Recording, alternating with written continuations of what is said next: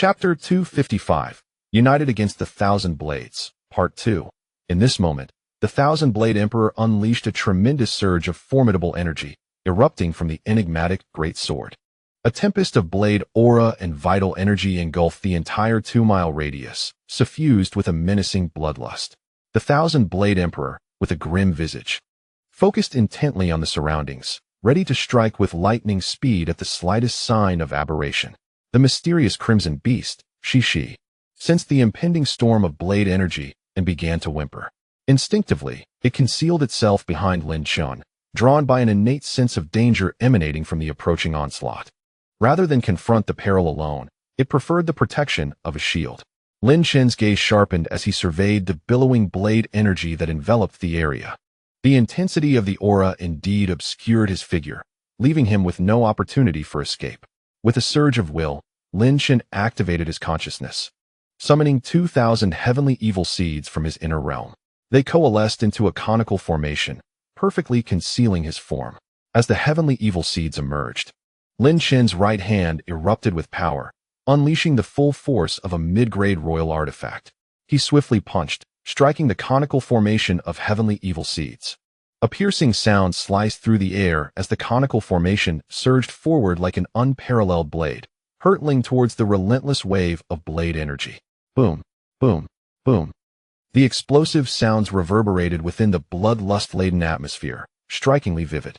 The Thousand-Blade Emperor, with his immense consciousness, immediately sensed this sudden fluctuation and was drawn to it. Within the depths of his mind, the Thousand-Blade Emperor hesitated, recognizing the fierce advance of the heavenly evil seeds amidst the torrent of blade energy. A figure emerged in his thoughts, one mightier than even the renowned Lu Tong Tian, none other than the Demon Emperor, Shao Yisheng. Realizing that this individual was the successor of the Demon Emperor, the Thousand-Blade Emperor contemplated, yet acknowledged that this youth had not yet reached the heights of his predecessor. Thus, he resolved to seize the heavenly evil scriptures for himself. The moment the Thousand-Blade Emperor laid eyes on the heavenly evil seeds, his heart brimmed with avarice. After all, the heavenly evil scriptures ranked among the top 10 of the 6,000 scriptures of the demonic path, known for their unparalleled might. Lin Chen, your end is nigh. With hair billowing and his form expanding, the Thousand-Blade Emperor surged forth like a meteor streaking across the heavens. In the blink of an eye, he closed the distance to the conical heavenly evil seeds, delivering a ferocious punch. As he struck, a torrent of swirling energy erupted from his fist, showcasing its terrifying power. Boom! A resounding explosion echoed as the entire conical formation of heavenly evil seeds shattered, unable to withstand the overwhelming force of the vital energy. However, what caught the attention of the Thousand Knives Emperor was that the figure of that young man was conspicuously absent. Where could he have fled? A flicker of doubt crossed the Emperor's mind. At that moment, Lin Chen had chosen to unleash the celestial demon seed solely to facilitate his escape. Engaging in combat with an opponent at the 3rd level of the divine law realm was evidently not a prudent choice. Thus, Lin Chen resolved to flee. With my mastery of the yin-yang principles, as long as I keep my distance from the Thousand Knives Emperor, he is unlikely to detect my presence, Lin Chen mused, gripping one of the blood-red beast's horns tightly. The crimson beast struggled incessantly beneath his grasp, protesting futilely. Just as the Thousand Knives Emperor made his move against the celestial demon seed, Lin Chen had already managed to retreat 100 meters away. In light of this, the Thousand Knives Emperor, with a cold and sinister gaze, declared, "I shall make an exception and draw my blade early this time." As soon as his words fell, a resounding clang echoed, crisp and clear like the roar of a dragon. A brilliant glimmer of cold light flashed behind the Thousand Knives Emperor, and an unsettling wave of energy abruptly emanated forth. The bloodlust before him was instantly cleaved in two. In the Emperor's hand now rested an ancient blade radiating a profound aura of royalty. The blade was remarkably ancient in appearance, coarse and rugged, resembling an ordinary sword from the mundane world. However, along its midsection, intricate curves formed the inscription "1,000 kills." Under the weight of this inscription, the seemingly mundane blade began to exude an aura of mystery and terror. The great 1,000-kill blade, the Thousand Knives Emperor intoned coldly. The moment he grasped the weapon, his entire demeanor shifted dramatically, as if he had transformed into a phantom swordsman traversing countless voids. What a superior royal artifact! Lin Chen was captivated by the sudden emergence of the great thousand-kill blade. The dense aura of royalty unmistakably signified its status as a supreme royal artifact. No, Lin Chen, this is not a superior royal artifact, the Blood Elder interjected. It is a mid-grade royal artifact, albeit peculiar in nature. Exercise caution. The Blood Elder's expression was grave yet curious, clearly intrigued by the great thousand-kill blade in the Emperor's grasp.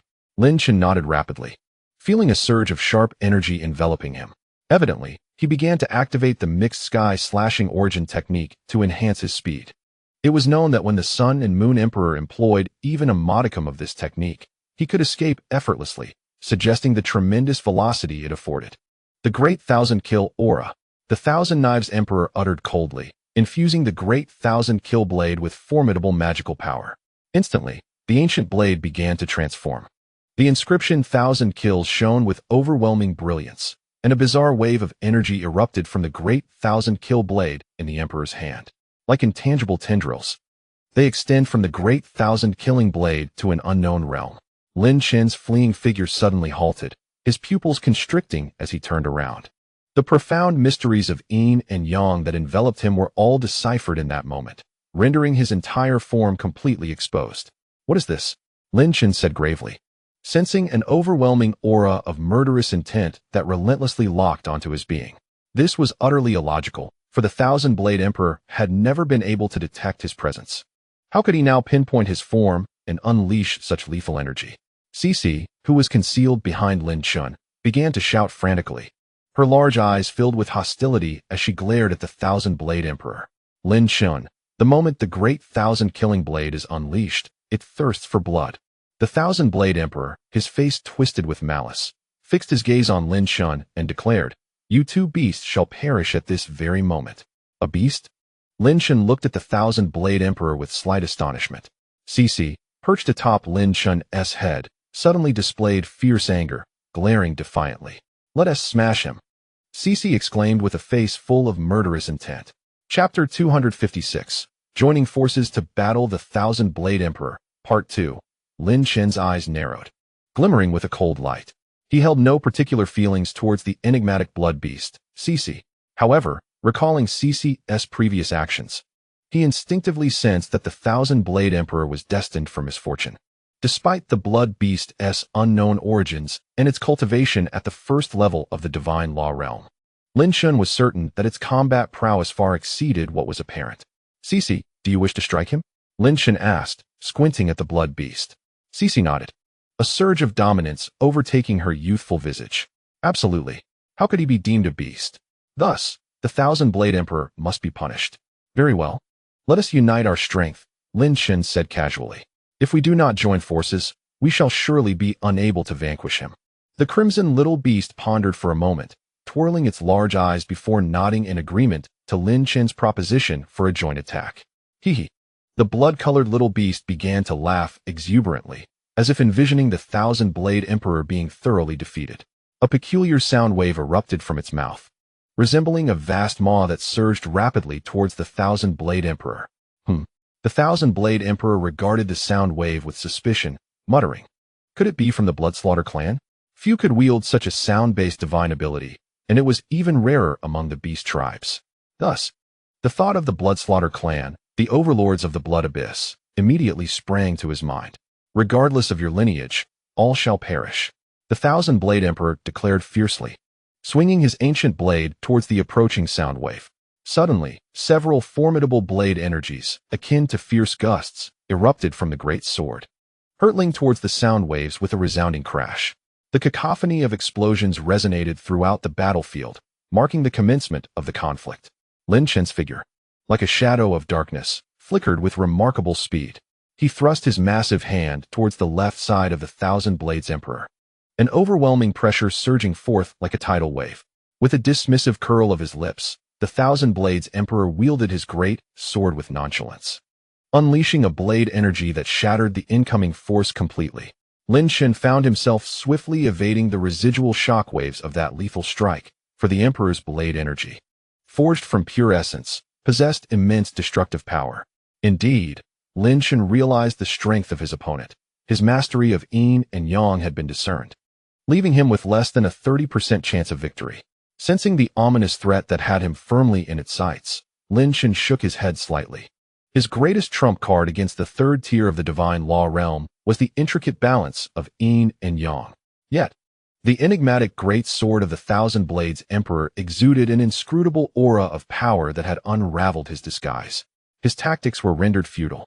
If only he could seize that great sword, he mused, narrowing his eyes. Fortunately, with CC joining forces with him, their chances of success were bolstered by an additional 20%. Lin Chen's gaze shifted once more to the mysterious Crimson Beast. Despite having faced a formidable attack from the Thousand Blades Emperor, CC showed no sign of fear. Instead, its large eyes darted with cunning, as if plotting some clever scheme. Indeed, two useless fools. I truly wonder how you managed to slay the Fire Thunder Emperor, the Thousand Blades Emperor scoffed, twirling his great sword with disdain. Now, I shall put an end to you worthless wretches. With a contemptuous smirk, the Thousand Blades Emperor vanished from sight.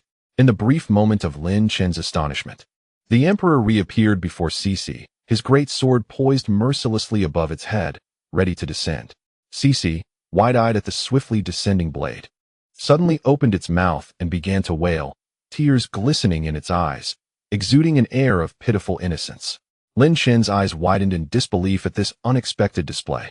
How could it be that CC, the once mysterious Crimson Beast, had succumbed to tears so easily? It was as if he were gazing at a mere child. In a fit of frustration, Lin Chen cursed under his breath, his magical energy within his consciousness swirling tumultuously. He could not allow the Thousand Blades Emperor to eliminate CC. What had once seemed like a promising advantage was now perilously close to turning into a disadvantage. However, Lin Chen's expression shifted dramatically as the Thousand Blades Emperor's great sword descended forcefully, yet inexplicably halted just before striking the three distinct horns of CC. What is happening? Does the Thousand Blade Emperor no longer wish to slay CC? Oh, how terrifying! CC wept incessantly, tears streaming down her cheeks, evoking sympathy in all who beheld her. Lin Chen observed this scene with a peculiar expression, clearly noticing the intricate emotions etched upon the face of the Emperor of Blades. In that moment, the Emperor seemed to be filled with compassion, as if a benevolent heart had stirred within him. How could he bear to harm such a lovable, pitiable creature? Lin Chen comprehended the situation immediately. The Thousand Blade Emperor had been enchanted by CC's voice. Once, even a fragrant meat beast, under Lin Chen's relentless assault, had displayed a complex array of emotions, attesting to the profound allure of CC's cries. As CC continued to wail, invisible ripples emanated from her mouth, and the Emperor's expression grew increasingly intricate, as if he were struck by some deep sentiment. In this moment, the Thousand Blade Emperor was no longer the cold-hearted killer, but rather a figure imbued with mercy, akin to a compassionate Buddha. With the power of the heavenly demon fist, Lin Chen radiated an overwhelming aura of ghostly energy, his might formidable. He hurled his right fist toward the heart of the Thousand Blade Emperor with tremendous force. It was massive, swift, and ruthless. Lin Chen exerted himself to the utmost, as if intent on obliterating the Emperor with a single strike. The palpable aura of death surged toward the Thousand Blade Emperor, who, startled by the complexity of his own feelings, was abruptly awakened, his countenance filled with shock. He had been ensnared. This formidable entity of the third realm of divine laws had been beguiled by one of the first realm. Was this truly the Bloodfiend clan? No one understood better than the Thousand Blade Emperor the sensation he had just experienced. He was aware of his enchantment, yet found himself trapped within its confines. Even one who had endured countless battles like him broke into a cold sweat, seeking death, feeling the overwhelming strike unleashed by Lin Chen. The Thousand Blade Emperor erupted in fury, swiftly swinging his great blade toward Lin Chen. Thousand Blade Technique, he roared, unleashing a torrent of magical energy as a divine skill began to manifest. Instantly, the air filled with the resonant sounds of countless blades vibrating, 1,000 gleaming edges flashing ominously, as if an army of mid-grade royal weapons were descending upon Lin Chen. With a flick of his left hand, Lin Chen released 6 portals that soared above him, racing toward the multitude of blades. Concurrently, a powerful surge of energy erupted from his right hand. The surrounding aura of blood and slaughter was violently torn asunder. The tremendous force generated by Lin Chen's right fist obliterated the myriad of blades. However, this was merely a temporary reprieve. as his body could not withstand the backlash, resulting in a series of explosive retreats. Even with the formidable power of the 6 mysteries of life and death gate, Lin Chen found himself unable to withstand the overwhelming might of this blade technique. Destined to see his defenses shattered by its assault. Perish, the thousand-blade sovereign declared with a face full of malice, ominously addressing the audacity of an insignificant ant daring to provoke him. With that, the thousand-blade sovereign unleashed an even more tremendous surge of mana, causing countless blade energies to tremble forth from his massive sword. Clearly, he was preparing to execute a far more terrifying divine technique. Damn it! Lin Chen cursed under his breath, surprised by how swiftly the thousand-blade sovereign had regained his senses, shattering Lin Chen's plans for a stealthy strike. Thousand-blade formation. Annihilate the myriad. The thousand-blade sovereign roared, a torrent of murderous intent descending like a thunderstorm. The most powerful strike was about to erupt. At that moment, Lin Chen's body tensed, ready to unleash the Xianshang Monarch Tower. However, a sudden, anguished scream pierced the air. Lin Chen, taken aback, turned to see the once imposing thousand-blade sovereign now clutching his groin, his face flushed crimson as he emitted horrified cries of pain. The blood-colored beast, Cece, stood triumphantly atop the sovereign's head, laughing gleefully. In that moment, no one could fathom the extent of Lin Chen's astonishment, or the faint desire to laugh that bubbled within him, an overwhelming urge to burst into hearty laughter. One could imagine the scene, a loathsome figure of high standing suddenly covering his lower body, wailing in agony before him. What a hilariously endearing sight. Even the thousand-blade sovereign could not have forged his manhood into a low-grade imperial weapon, let alone a mid-grade one. This parallels Lin Chen's own body, which, as yet, could not achieve perfection. A physical form, despite its might, harbors numerous vulnerabilities. Even a low-grade imperial body would crumble if struck at those points. For it is not an immaculate vessel. Seeking death, the thousand-blade sovereign shouted, his face aflame, his entire being consumed by a tidal wave of fury. He had nearly been rendered incapacitated. As he regained a semblance of sanity amid the excruciating pain, he swiftly struck at the blood-colored beast Cece perched above him. Unleashing a burst of energy, Cece giggled twice and nimbly darted away. Simultaneously, 3 mysterious blood horns atop its head shimmered with transparent waves, emitting a sound akin to a piercing scream, as if someone were wailing with all their might. The thousand-blade sovereign's form was instantly beset by this sonic assault, forcing him to stumble back 2 steps. 3-blade flow.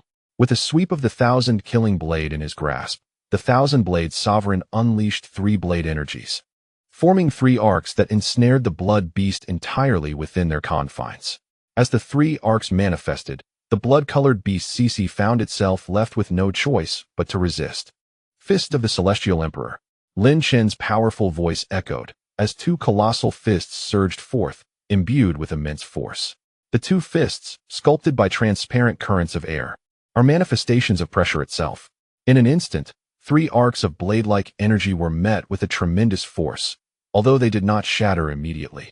They were deflected from their intended path. An opening swiftly emerged. The crimson beast, Cece, darted through this exit, landing upon Lin Chen's shoulder. Cece, you performed exceptionally well just now, Lin Chen praised without reservation. Despite the enigmatic origins of this creature, the previous scene had indeed provided him with a sense of vindication. The crimson beast chuckled joyfully upon hearing Lin Chen's commendation, seemingly elated by the praise. The expression on the thousand-blades emperor's face darkened to an extreme, with the fury in his chest swelling at this moment.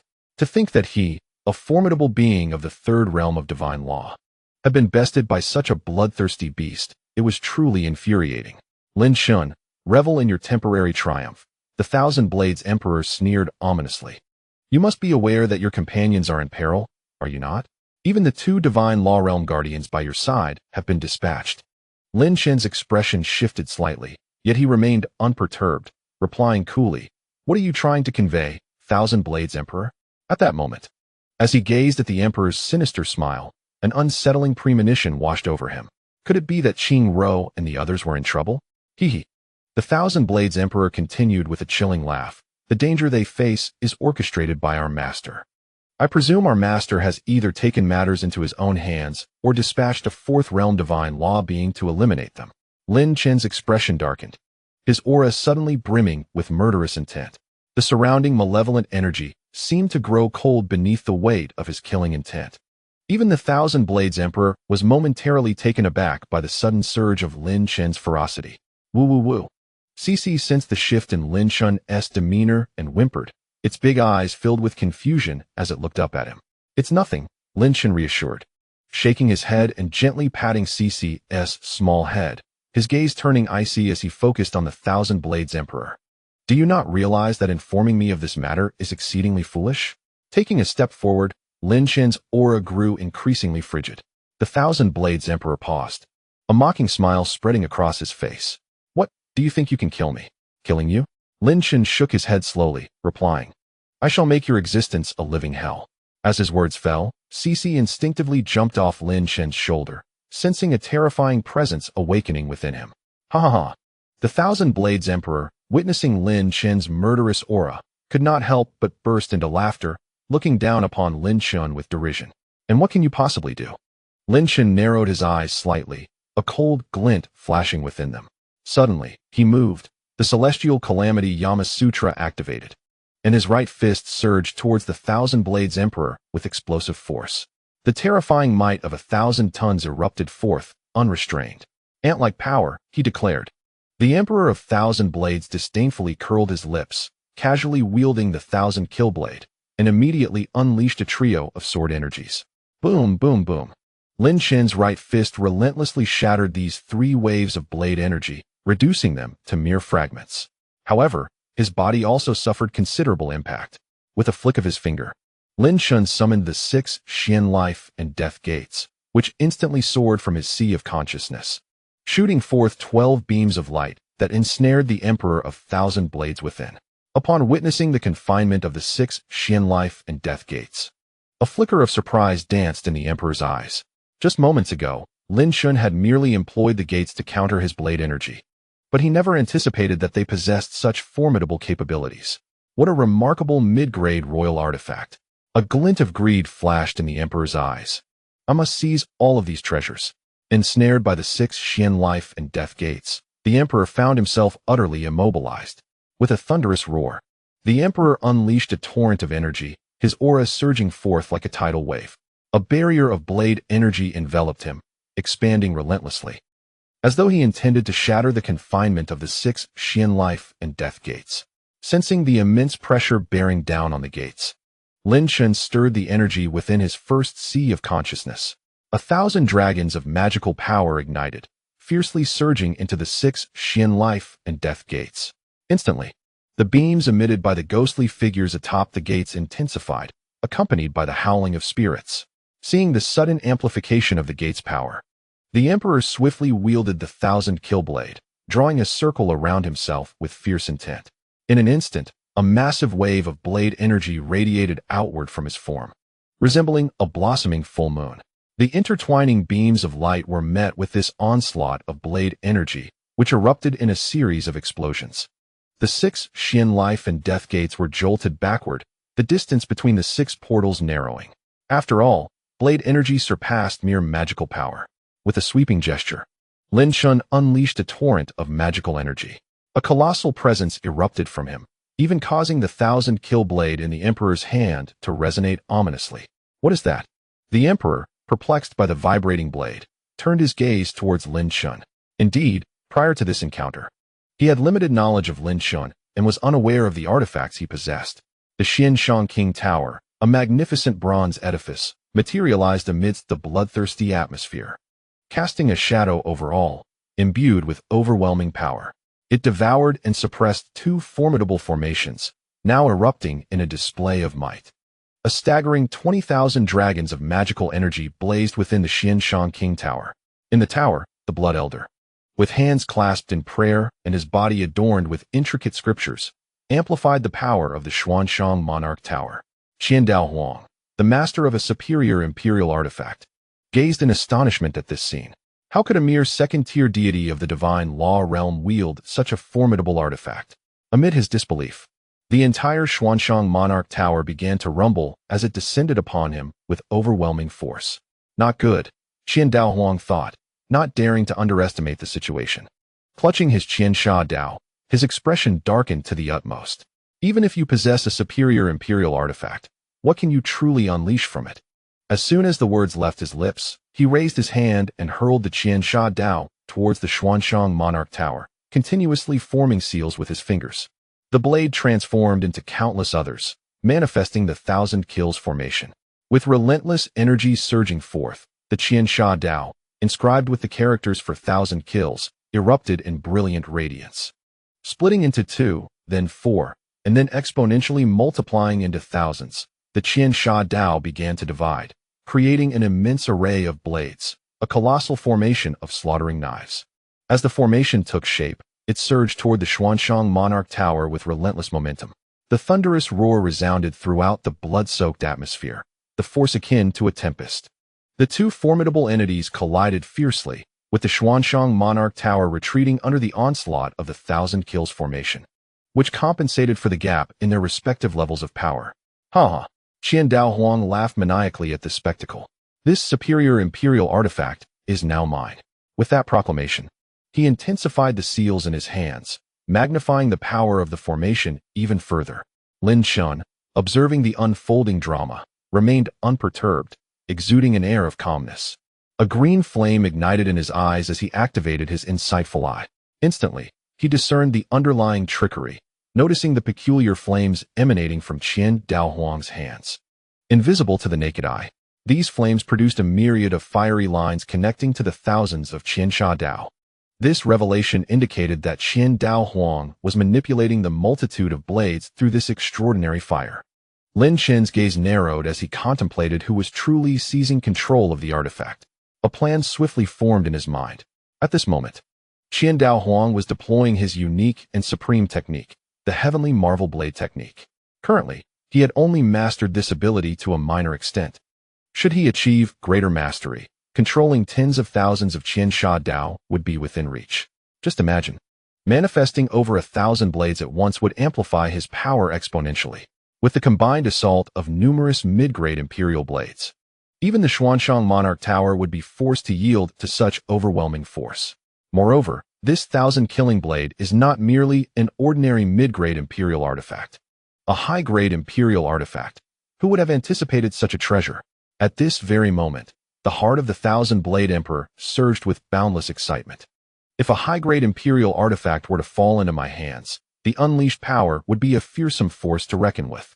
A high-grade imperial artifact is a rare existence across the entire sacred spirit continent. At the very least, such artifacts can only be obtained by those at the 5th level of the divine law realm, and one must possess tremendous fortune or a formidable background to acquire one.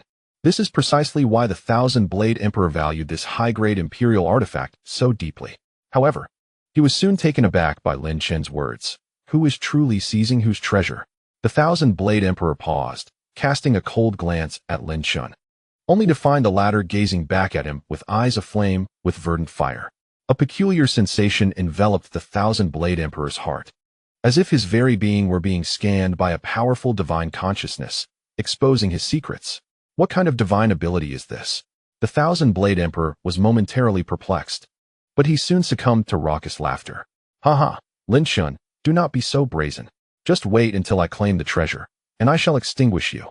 How audacious of Lin Chen to remain so defiant even as death approached.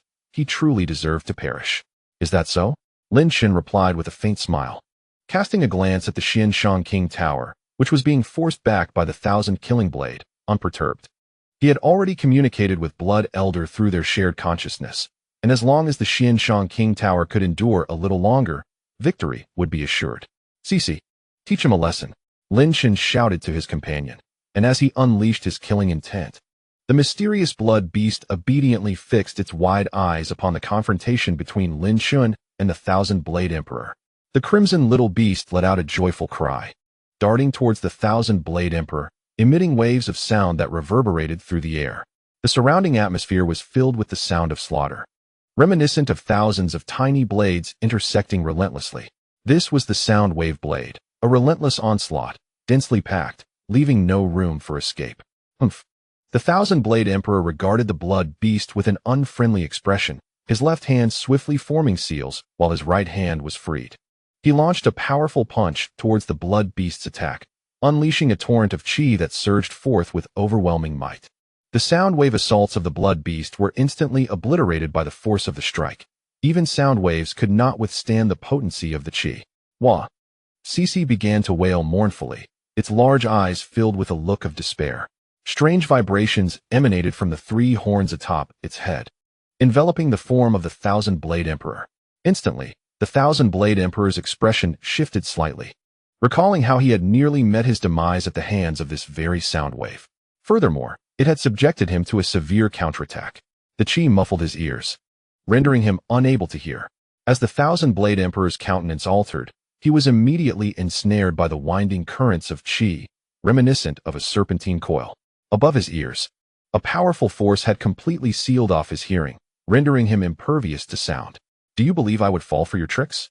The Cold-Blade Emperor glared at the blood-colored beast and Lin Chen, his voice dripping with malice.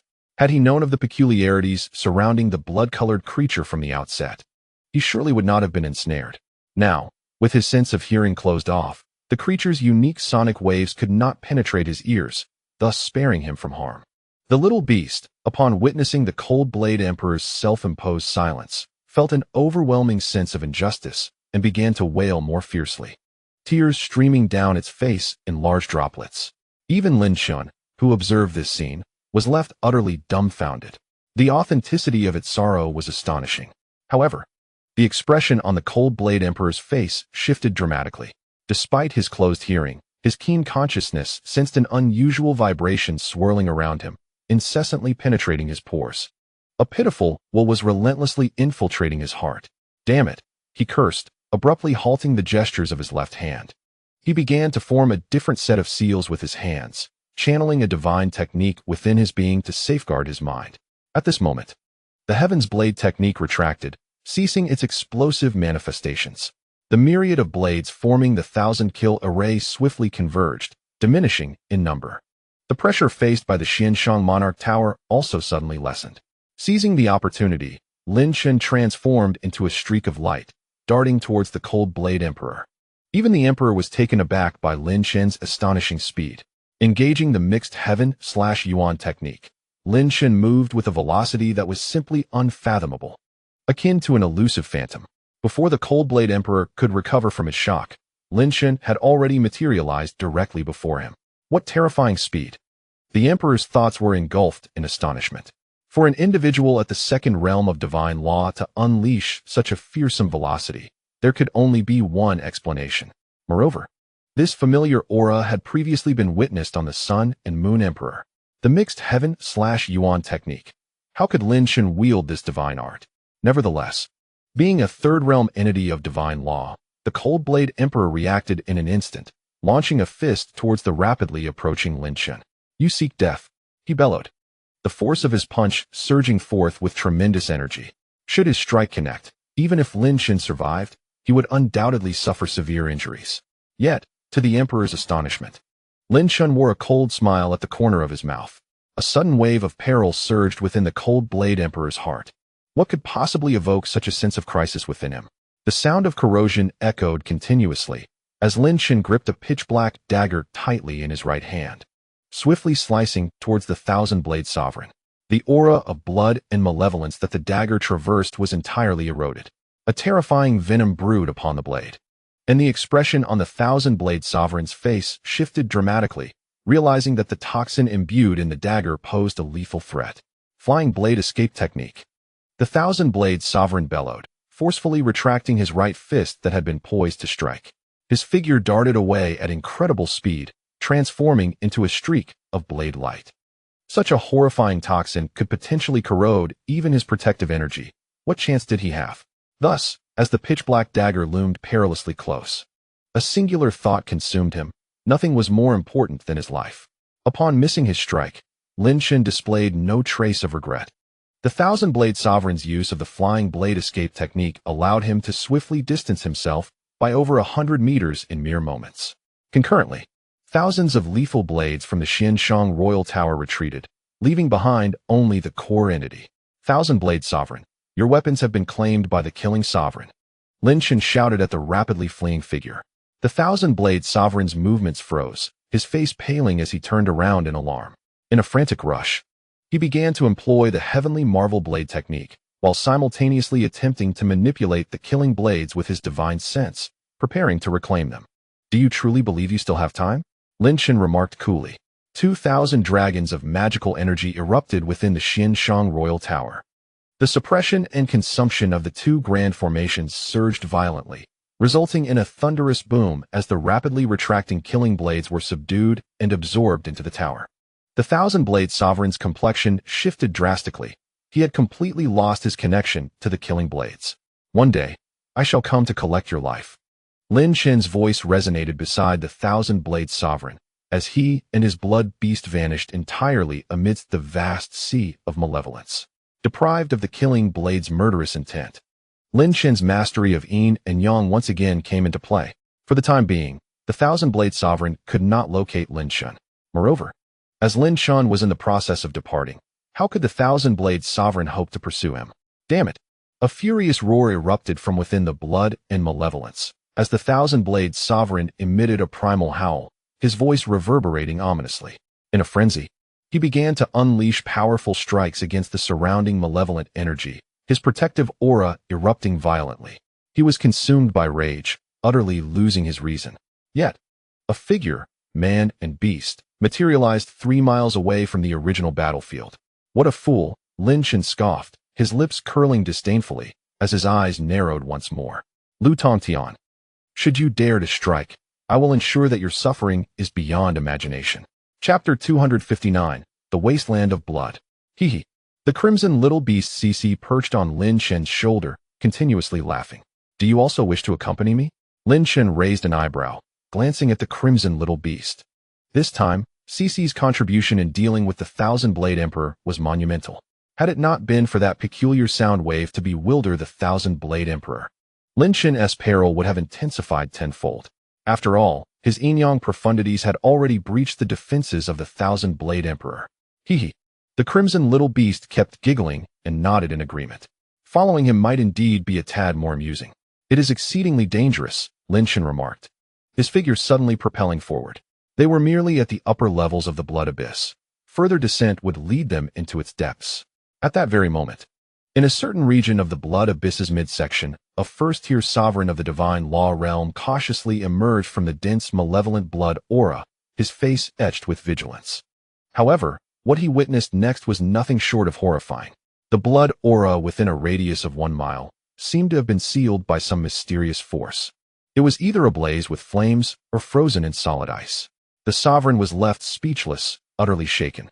As his gaze swept across the chaotic battlefield, he noticed an envelope suspended in the air. What is this?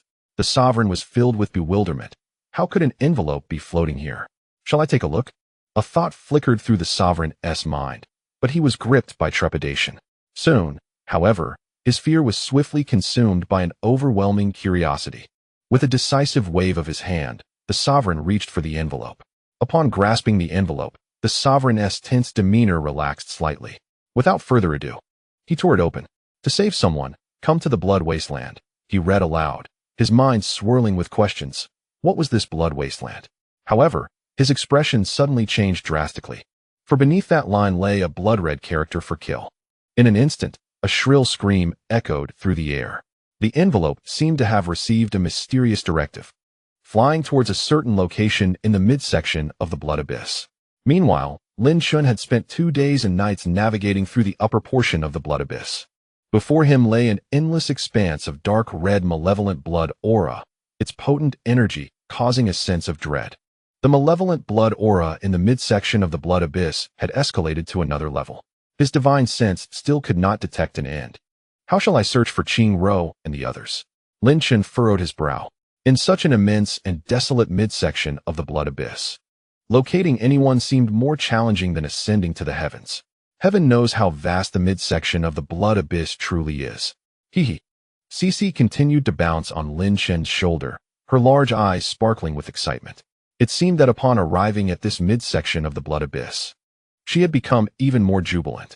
As Lin Chen contemplated his next move, he resolved to venture deeper into the abyss, relying solely on fortune to guide his search. He exchanged a brief nod with CC, and together, they entered the heart of the blood abyss. In the central region, a multitude of sovereigns roamed restlessly. How could there be so many sovereigns gathered here? One queried his companion. The latter, casting a mysterious glance, replied, "It is rumored that this domain harbors a significant treasure, which is why so many sovereigns have come seeking it." "A treasure trove," exclaimed the sovereign, realization dawning upon him. Although this place appeared ordinary at first glance, a closer inspection revealed that the bloodthirsty aura here was far more terrifying than the usual dark crimson hue, as it emanated a faint, deep red glow. Suddenly, an air of agitation swept through the crowd. "It's the little sword sovereign," someone shouted in excitement. "Isn't that the fighting sovereign?" Another voice chimed in. "Heavens! There's also the formidable sword annihilation sovereign and the illustrious members of the celestial party, including the sun and moon sovereign." A man clad in white, bearing an ancient long sword upon his back, exuded an aura of timelessness and composure. This was none other than Jian Wudao, who had previously confronted the blood-cloaked figure. Standing behind him was a one-eyed man, whose gaze, sharp as an eagle's, pierced through the throng. In his hand, he held a mysterious sovereign-grade sword. On the other side stood Lin Chen's old acquaintances, the fighting sovereign and the sun and moon sovereign. Why have the sword immortal sect members come here, instead of heading to the blood wasteland? The fighting sovereign remarked, raising an eyebrow at Jian Wudao. The sun and moon sovereign, noticing Jian Wudao, smirked. "I return your inquiry," Jian Wudao replied coolly. "If I am not mistaken, the celestial party and the punishment hall have already ventured towards the blood wasteland. What brings you to this place?" "The battlefield of the blood wasteland is beyond our reach," the fighting sovereign retorted, a glimmer of greed flickering in his eyes. "It is the blood jade lotus seed that we must seize." Jian Wudao remained silent, his gaze fixed ahead. There, amidst the swirling bloodthirsty aura, lay a dark crimson spot pulsating with a deep red light. The intensity of the blood aura in that area was exponentially more terrifying than that of the blood abyss's center. Such a potent aura could only exist in the depths of the blood abyss. Even Jian Wudao hesitated to approach recklessly, for no one could predict what more horrific energies lay within those turbulent blood currents. Yet, it was precisely in that thick shroud of bloodthirsty energy that a colossal power was gestating, as if something extraordinary were about to be born. Without the blood spirit peril to guard against the dense aura of blood evil, he could only await the dawn. Jian Wudao furrowed his brow slightly, pondering to himself. The blood spirit pearl, such a rare treasure of heaven and earth, was specifically designed to counteract the potent blood evil essence. However, the blood spirit pearl had only manifested once, and it had fallen into the hands of the Tongtian sect. Should Jian Wudao venture into this thick realm of blood evil, he would have to expend a significant amount of his vital energy to defend against it, complicating his quest for the blood jade lotus seed. Sun and Moon Emperor observed Jian Wudao's frown and couldn't help but smirk. This time, he thought, "Let us see how you will contend with us." Lin Chen swiftly soared through the center of the blood abyss, his body exuding an engulfing aura, continuously absorbing the rolling blood evil essence. With the suppression of the heavenly calamity Yanluo Sutra, he was not afraid of the malevolent intent of the blood evil. Suddenly, Lin Chen halted, his gaze igniting with a chilling light. He. The crimson beast, CC, perched upon Lin Chen's shoulder, suddenly opened its mouth, releasing waves of sound that rippled outward. Bang! An object struck against the sound waves. Lin Chen furrowed his brow. A letter. With a swift motion, he grasped the letter that had fallen into his hand. Applying pressure with the hand of Futu, he opened the envelope, and his pupils constricted sharply. To save someone. Come to the blood wasteland. Qing Ro has been captured. Chapter 260, Blood Jade Lotus Seed. The letter emanated a peculiar power, a familiar aura. This unmistakably bore the essence of the supreme martial technique, the heavenly fire seal. Only Lu Tongtian currently possessed mastery over the complete heavenly fire seal. What did this letter signify? Were Qing Ro, the tyrant king, Yun Luo, and the demon dragon all captured? Lin Chen's heart raced with anxiety. These individuals were of utmost importance to him. How could he remain composed when those dear to him were in peril? He. Cici, sensing Lin Chen's distress, began to call out. Strange sound waves emanated from its three horns, carrying an unusual power. Hearing Cici's laughter seemed to soothe Lin Chen's tumultuous emotions, allowing his mind to regain its calm. He let out a slow breath, patting Cici's little head, his eyes glinting with cold resolve. His fists had unconsciously clenched tightly. The flames of fury within Lin Chen surged ever more fiercely. This Lu Tongtian was truly overstepping bounds. Strength, strength. I am now lacking in power, Lin Chen roared within himself. No, I must swiftly enhance my abilities. I must rescue them. After this fierce internal outcry, he immediately retrieved the essence of flesh and blood, a substantial remnant from the death of the blood-robed man. This essence contained vast energy, sufficient to significantly elevate his magical prowess. Lin Chen, stop! Came the thunderous voice of Blood Elder. Lin Chen's hand froze momentarily. The figure of Blood Elder materialized before Lin Chen, his face etched with authority as he spoke. This essence of flesh and blood is infused with the energy of the heavenly peril blood array. You must attain at least the 3rd tier of divine law in order to refine it. Lin Chen felt a bitter taste in his mouth. Indeed, the fury within him was surging too fiercely. If he did not vent it, he feared he might lose control. The relentless oppression he faced in this realm had occurred more than once or twice, each time provoking his limits. Humph, Blood Elder snorted. What use is your anger? This world is exceedingly cruel. You must focus on ascending to the 3rd tier of divine law, then seek out the blood wasteland. Desperation alone cannot rescue anyone. Lin Chen was momentarily taken aback.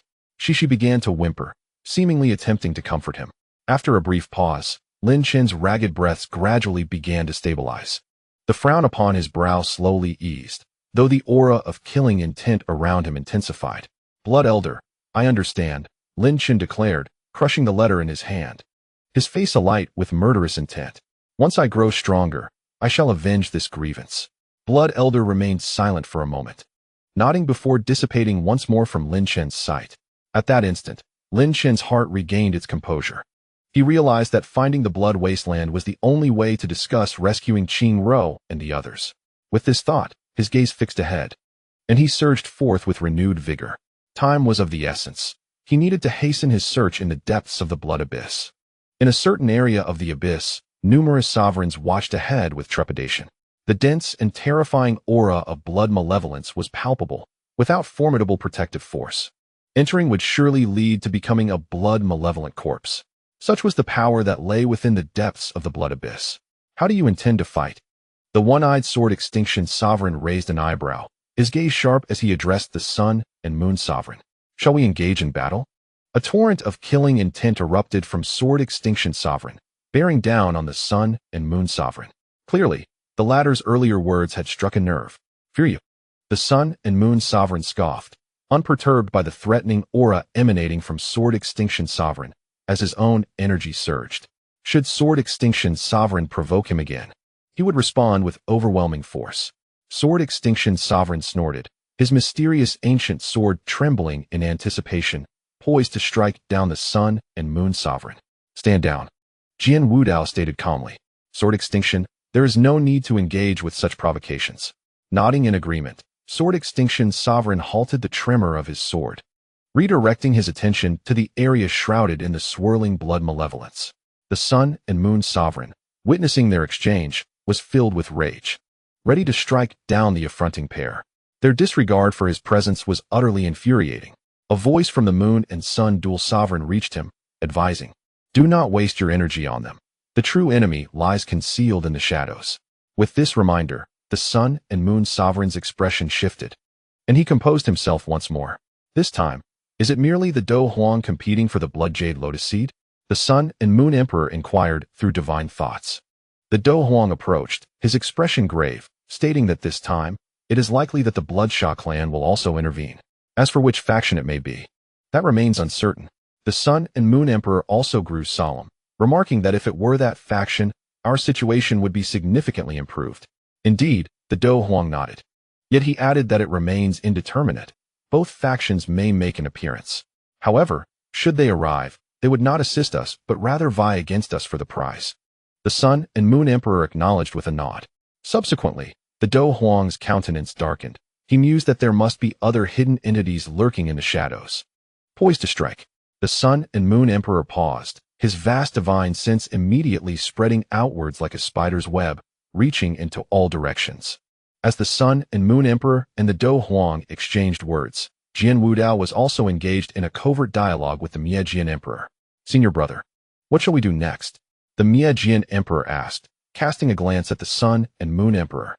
Jian Wudao furrowed his brow, replying, "The current situation is quite unfavorable for us. Without the blood spirit pearl, our combat capabilities will be significantly diminished within the bloodshot pool." The Jian Emperor hesitated for a moment, a murderous glint in his eyes, suggesting, "Then why don't we eliminate the Sun and Moon Emperor and the Do Huang now? That would eliminate any threat." Jian Wudao cast him a faint glance, stating, "You and I are well aware of the effects of the blood jade lotus seed. It can elevate one's realm beneath the 5th level of the divine law realm. With such a miraculous efficacy, do you presume we are the only ones to covet it?" The Jian Emperor suddenly understood, then solemnly asked, "Then, senior brother, what should we do?" Jian Wudao calmly responded, "Such divine artifacts are all influenced by the quasi-Dao instruments born of the blood abyss. Countless rare treasures have also emerged concurrently, regardless of the peril. If we cannot obtain it, we must ensure they do not either." The Jian Emperor nodded in agreement. Lin Chen's figure swiftly advanced through the blood abyss. The central region of the abyss was immensely vast. Even at full speed, Lin Chen felt an overwhelming sense of boundlessness. How long until he encounters someone? Lin Chen pondered with growing concern for Qing Ro and the others. He urgently needed to ascertain the location of the blood wasteland. Suddenly, a glimmer of joy illuminated Lin Chen's face. After exchanging a quiet greeting with Shi, he vanished in an instant. The mysteries of yin and yang unfolded as blood old transmitted a divine thought to Lin Chen, sensing 2 auras rapidly approaching from both ahead and behind. After a brief wait, a graceful silhouette materialized in Lin Chen's sight. A stunning woman with fiery red hair, her battle attire tattered and torn, revealed her fair skin beneath the rags. Moreover, the alluring figure of the red-haired woman ignited an involuntary fire within him. However, after merely glancing at her form, Lin Chen noticed another aura swiftly pursuing from behind her.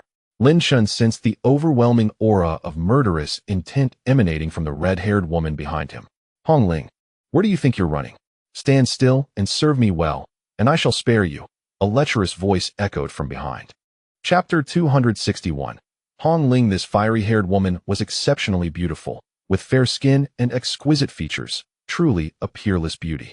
Yet, at this moment, her delicate face was marred by exhaustion and an unmistakable air of hostility.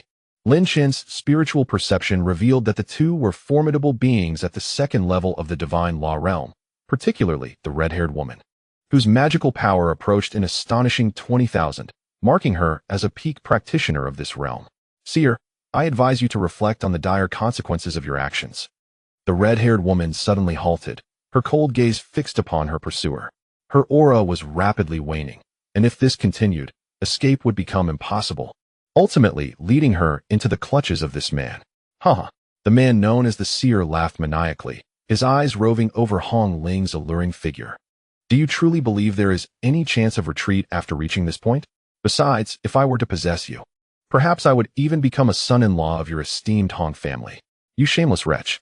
Hong Ling retorted fiercely, her strength diminishing further. At this moment, her heart was heavy with regret. This Seer was her cousin, and their family had thrived only by the grace of the Hong family. In her youth, she had admired him greatly, never imagining he would stoop to such disgraceful behavior. Had she not been afflicted by a peculiar poison, she could have easily dispatched him without a second thought. Yet now, she found herself at a disadvantage. "Haha," the Seer cackled, his face twisted with malice as he glared at Hong Ling. "I am shameless, and what of it? All my life, you've looked down upon me from your lofty perch. Now, I shall conquer the precious daughter of the Hong family to prove that the Fong family surpasses yours." Disappointment clouded Hong Ling's features. She never anticipated that her childhood attention towards this cousin would lead to such a dire outcome. "Seer, if you possess any true skill, then come forth," she stated coldly. "Even if I have fallen into your trap, with my cultivation, you will find it far from easy to lay a hand on me." With the situation having escalated beyond redemption, there was little left to discuss. Meanwhile, hidden in the shadows, Lin Chen had unknowingly ignited his eye of insight. Under its penetrating gaze, he observed a peculiar force surrounding the two, continuously absorbing the bloodthirsty energy, emanating strangely from their very beings. How bizarre! Lin Chen could not help but feel perplexed. The bodies of these two individuals were autonomously absorbing the malevolent essence of blood. This was exceedingly strange. The essence contained within was imbued with the sinister intent of blood, which, while beneficial for martial cultivators in refining their bodies, bore far greater negative consequences. Should one fail to suppress that malevolent intent, they would succumb to its control, transforming into a blood fiend. Yet, this woman, Hong Ling, and the sorcerer seemed to be absorbing the essence without fear of its sinister influence. Lin Chen thought to himself that this man and woman were likely members of the Blood Fiend clan. The Elder Blood remarked that the Blood Fiend clan thrived on the essence of blood, hence their ability to absorb it was not surprising. Suddenly, Lin Chen recalled the Blood Wasteland. The Blood Fiend clan was birthed from the depths of the Blood Abyss, and thus, the Blood Wasteland must be intimately familiar with them. In a fleeting moment, Lin Chen devised a plan. However, he remained oblivious to the crimson creature, Cece, perched on his shoulder, who, upon sighting the pair, displayed a glimmer of joy in its eyes, chirping excitedly, though its sounds went unheard. Ha! The sorcerer laughed heartily for a while before slowly stating, "The poison I have administered to you is the spring marvel toxin, derived from the heart of a spring marvel beast. It will not only render you utterly powerless, preventing your magical abilities from manifesting, but it will also gradually ensnare you in a web of desire from which escape is impossible." Hong Ling's complexion changed drastically. She was evidently aware of the spring marvel toxin. In other words, it was a potent drug, one that could not be subdued by magical means. What other means of resistance could she muster? In that instant, her breathing grew increasingly rapid. The sorcerer, suppressing his own agitation, chuckled, "Cousin Hong Ling, does this sensation not feel unbearable? Do you not urgently require the assistance of a man? Get lost." Hong Ling gasped, her breath hitching. She was gritting her teeth, resisting the encroaching effects of the poison. Yet, her strength to resist was waning, and it would not be long before she succumbed entirely to desire, falling prey to the whims of this beast. Even when cursing, Cousin Hong Ling remained so enchanting, so alluring. The sorcerer's smile widened. Hong Ling, filled with urgency and shame, thought to herself, "I can no longer endure this." With that, the sorcerer unleashed a powerful punch aimed at Hong Ling, intending to shred her garments completely. The force of his strike bore the intent to obliterate. Hong Ling gritted her teeth, suppressing her discomfort, and countered with a punch of her own. A faint aura of blood malevolence erupted from her fist, mitigating much of the force behind the sorcerer's blow. Nonetheless, the residual energy propelled her several steps back, bringing him ever closer. The flames of desperation within her heart surged. Resolute, Hong Ling bit her lip, despair flickering in her beautiful eyes as she steeled herself. Even if it meant death, she could not allow this beast to succeed. The sorcerer cackled madly, reaching out with his hand. As the sorcerer was about to seize the delicate form of Hong Ling, an unexpected force, akin to an iron clamp, seized his hand with unyielding strength. "Get lost," Lin Chen coldly commanded. The sorcerer, taken aback by Lin Chen's sudden appearance, momentarily faltered. Yet, as the flames of rage within him diminished, he immediately erupted. "Who are you to meddle in the affairs of our Blood Fiend clan? You must be seeking your own demise. Step aside at once."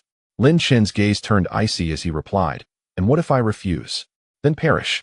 At this juncture, the sorcerer found himself cornered, mere moments away from realizing his aspirations with the woman of his dreams.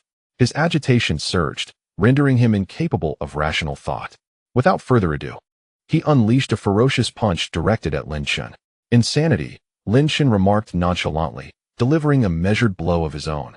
Observing Lin Chen's seemingly lackluster attack, the sorcerer felt a surge of disdain. His murderous intent intensified as he struck towards Lin Chen's fist. "Die!" he bellowed. Upon impact, the sorcerer's expression transformed dramatically. A thunderous explosion reverberated through the air as blood spewed from his mouth, and he was violently propelled backward. Truly a beast. Lin Chen's eyes gleamed with cold light as he watched the sorcerer tumble away. This wretch had even dared to poison his own cousin. He deserved nothing less than death. With a swift motion, Lin Chen summoned his right hand, channeling a torrent of mana that coalesced into an ethereal hand descending upon the scene, causing the very atmosphere to tremble. Chapter 262. I beg you. A searing heat radiated from Lin Chen's neck, and at that moment, his form felt as if struck by lightning. Instantly, a flicker of flame ignited in his abdomen. How could this be? Lin Chen's face flushed crimson. He found himself utterly unprepared for such an encounter. The only time he had witnessed a similar situation was when he observed Qiu Yuning receiving treatment for her injuries. Having lived 17 years as an innocent young man, Lin Chen possessed no experience in such matters. Nevertheless, he was well aware of the intricacies of male-female interactions. Yet, no one had ever instructed him on how to respond in such a predicament. Ha! The crimson little beast, she observed Lin Chen's flushed visage and erupted into uncontrollable laughter, seemingly mocking him. Hong Ling's fiery form pressed closely against Lin Chen, as if yearning to melt her body with his. Her eyes were glazed, and she appeared to be engulfed by an inferno.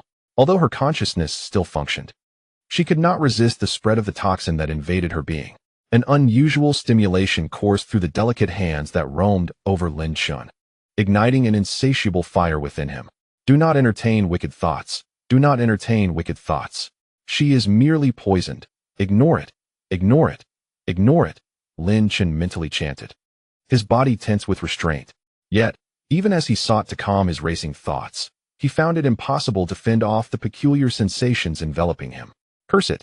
Lin Chen cursed vehemently, his eye of insight burning fiercely. He forced himself to divert his attention from the spot where the practitioner had been sent flying. Although the practitioner had suffered a substantial blow from Lin Chen, he merely experienced a dispersal of his vital energy and sustained considerable injuries. Had it not been for the sudden intervention of the red-clad woman, Lin Chen's earlier strike would have undoubtedly grasped him.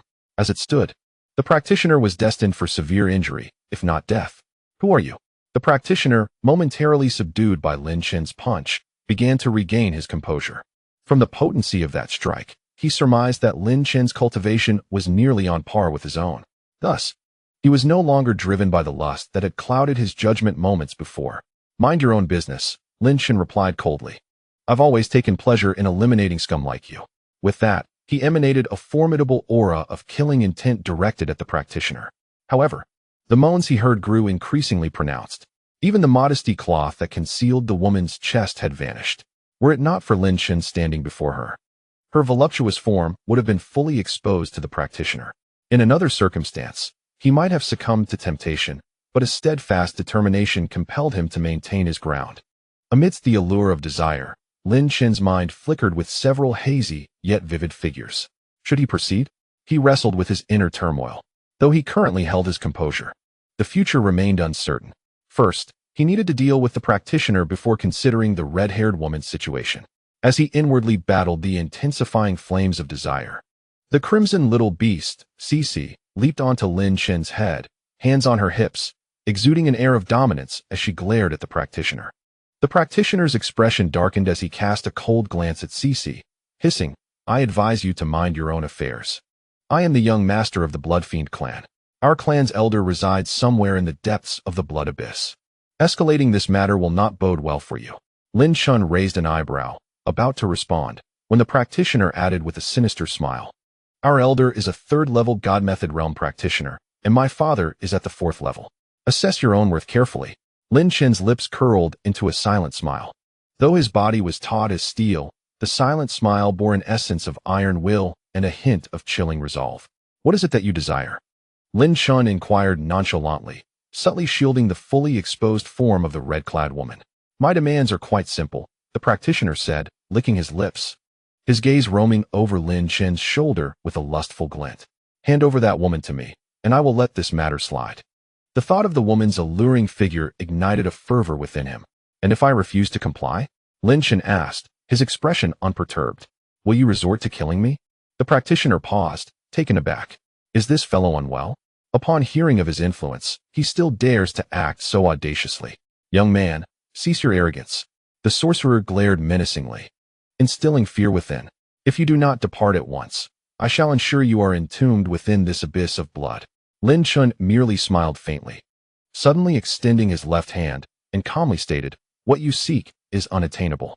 The sorcerer's pupils constricted, and fury surged within him. It seemed all his prior words had been mere playthings for this young man. Die, he bellowed, inhaling deeply, as torrents of sanguine energy surged into his mouth. Instantly, his chest began to swell, akin to an inflating balloon. With a thunderous roar, the sorcerer expelled the amassed energy, unleashing a wave of crimson force akin to a cannonball, hurtling towards Lin Chen with astonishing speed. The reverberation of dragon-like roars spread outwards, confirming the sorcerer's bloodline as one of the blood fiends. Lin Chen regarded the approaching crimson wave with an air of calm, devoid of any hint of panic. Just as he was about to act, however, Shishi, perched above him, suddenly leapt forth. Shishi grinned widely, its large eyes fixated on the incoming attack, showing no inclination to evade. A foolish creature, clearly courting death. The sorcerer paused his assault, intrigued by this crimson beast. Upon examination, he surmised it was merely a low-tier magical creature. There was no way it could withstand such sonic attacks. It was destined for demise. Moreover, the sorcerer found it amusing that this suddenly appeared youth remained unfazed, watching as the creature approached its doom. Truly, a pair of simpletons. What could Shishi possibly intend? Even Lin Chen, at that moment, was drawn to the peculiar actions of the crimson beast. He understood that Shishi possessed sonic abilities, but could not fathom why it charged forward without countering with a sound wave. Boom! The blood-red sonic projectile approached rapidly, accompanied by the resonating dragon's roar. Just as Shishi seemed poised to be struck, it opened its mouth. A piercing sound erupted from Shishi, causing the entire dragon's roar to abruptly cease. A whirlwind-like wave emanated from its mouth, resembling a massive vacuum, intent on absorbing everything in its path. Lin Chen's eyes widened in disbelief at the spectacle before him. The entire sonic attack was forcefully drawn into Shishi's mouth. After consuming it, Shishi patted its little belly, burped contentedly, and resumed its cheerful chattering. What on earth just transpired? Lin Chen struggled to comprehend the scene.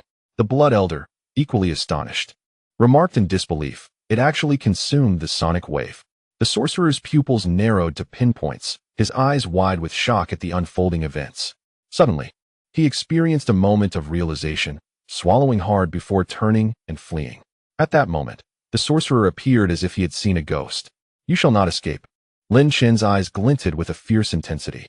However, at that very instant, a gentle, alluring voice whispered softly in his ear, like a breath of fragrant air. Chapter 264. The antidote. Lin Chen emerged from his reverie, taking a deep breath and slowly exhaling. For reasons unknown, despite his efforts to suppress it, his heart continued to race uncontrollably. He cast a fleeting glance, absorbing the entirety of Hong Ling's figure, his face flushing deeper. At this moment, Hong Ling was nearly bare. Aside from a tattered robe clinging to her, her body was mostly exposed. Her fair, smooth skin was revealed, a delicate blush accentuating her beauty, evoking an irresistible urge to taste her. Moreover, her features were strikingly exquisite, a unique beauty ensnared in the moment, truly a rare gem. Especially her long, fiery red hair, which added an element of wildness. At this moment, Hong Ling had completely lost herself. Despite Lin Chen's halt, she persistently entangled herself around him, planting soft kisses on his body, stirring his already unsettled heart. Were it not for the presence of Blood Elder, he would have succumbed long ago. Lin Chen, you truly are a scoundrel. Others are afflicted by poison, and you still entertain such thoughts. Lin Chen cursed vehemently. You must show some restraint. Hong Ling had succumbed to the spring enchantment poison from that scoundrel sorcerer. Otherwise, such a tantalizing scene would not have unfolded. With his mind slightly clearer, Lin Chen refrained from gazing at the alluring Hong Ling, his body tense as he pondered how to dispel the spring enchantment poison. If even her powers could not suppress it, what could he possibly do? Lin Chen struggled to think, knowing he was no alchemist capable of aiding her. Blood Elder, do you know how to counteract the poison? Lin Chen asked with a bitter smile. After contemplating for a moment, Blood Elder replied, I am not well versed in poisons of this nature. However, there is one method that will undoubtedly work. Lin Chen's eyes brightened with hope. What method? He truly wished to escape this torment, torn between desire and reluctance. A truly agonizing predicament. Blood Elder chuckled and said, it requires you to unite with her, which will help expel the spring enchantment poison from her body. There is no other way. After this, Blood Elder added with a smirk, you stand to gain immensely. Lin Chen could only manage a bitter smile. Blood Elder's words were tantamount to saying nothing at all. He was well aware of how to resolve the spring poison. Yet he was unwilling to proceed in such a manner, at least not while Blood Elder was present. Blood Elder, to be honest, Lin Chen said, his body stiffening as he forced himself not to gaze at the enticing form before him. Is there truly no alternative to this method? Do not feign reluctance. Blood Elder chided. The Elder of Blood chuckled derisively before adopting a grave demeanor. Now, there truly remains no alternative, unless you are unwilling to save her. Lin Chen shook his head. He was resolute in his determination to rescue her. Although he had initially intervened to comprehend the situation within the depths of Blood Abyss. Having felt and observed, could he truly abandon her without a second thought? If he were to do so, he would no longer be Lin Chen. Very well. The old man shall withdraw, he conceded. If you do not take action, then she will perish, consumed by her own desires. It is imperative that you save her. There is no other choice. The Elder of Blood shook his head, stating that the entire Xuanshang Monarch Tower once again soared from Lin Chen's consciousness to an unseen location. Lin Chen could distinctly sense that the tower had arrived at another realm, devoid of any thoughts transmitted by the Elder. With a sigh, Lin Chen felt the fervor he had merely suppressed begin to rise once more. Suddenly, as he was about to lower his gaze, he caught sight of large, glimmering eyes. He. Cece extended her crimson little hand, giving Lin Chen a thumbs up in an encouraging gesture. Lin Chen exhaled in relief, admitting, I am indeed quite anxious. However, Cece's thumb abruptly shifted direction, pointing downwards, a gesture of disdain. Lin Chen observed this scene with a furrowed brow. Cece erupted into hearty laughter, as if she had gained sentience, darting away into the vicinity. Even with Lin Chen's divine sense enveloping the area, he could no longer detect her presence. It seemed he had no choice but to proceed as such. With a bitter smile, Lin Chen unleashed his formidable magical energy, which radiated outward like a protective shield. He constructed a concealed space, imperceptible to both divine senses and the naked eye. Taking a deep breath, he looked down, and the previously subdued fervor surged once more with intensity. Now, I shall treat your poison. We can only resort to this method, Lin Chen addressed the entranced Hong Ling. In her dazed state, she heard Lin Chen's words, yet her body was beyond normal response. Her delicate hands incessantly tugged at Lin Chen's garments. At that moment, the remnants of his rationality erupted completely. In an explosive reaction, Lin Chen's clothing was entirely torn away by Hong Ling. His mind was a blank canvas. Yet primal human instincts guided his body into action. Two figures, devoid of modesty, emerged within the magical barrier, their melodious moans echoing. Lin Chen's breathing became heavy, primed like a taut bowstring, ready for the final step towards their complete union. Yet, in that fleeting moment, hesitation gripped him. Images of Qiu Yuning, Qing Ro, and other women surfaced in his mind. The reason, buried beneath the flames of desire, seemed to awaken once more. The figure of Hong Ling leaned in closer with intention. Lin Chen's eyes widened in disbelief. He felt as if he had been ensnared by her charm. Yet, in that very moment, a sensation, both cool and fervent, emanated from the center of his palm. A chilling voice echoed within the recesses of his mind. If you hear this voice, then I shall end your life. It was a familiar tone, the voice of the frost goddess, Qiu Yuning. Instantly, Lin Chen's mind went blank, and his body instinctively recoiled. Had his reaction been a fraction of a second slower, he would no longer have been an innocent young man. This was the enigmatic mark that Qiu Yuning had inscribed upon him long ago. Lin Chen stared in disbelief at the palm of his right hand, where a peculiar symbol seemed to dissolve into ash, transforming into a gray hue. Upon closer inspection, this gray appeared almost tangible, akin to the remnants of a fire extinguished. Yet, it had not yet solidified into substance. What could this symbol signify? Could it be that Qiu Yuning was already aware of my recent actions? Lin Chen's heart constricted in fear as he felt the warmth of another body enveloping him. However, any desire that might have stirred within him was extinguished, replaced by an eerie calmness and a rigid demeanor.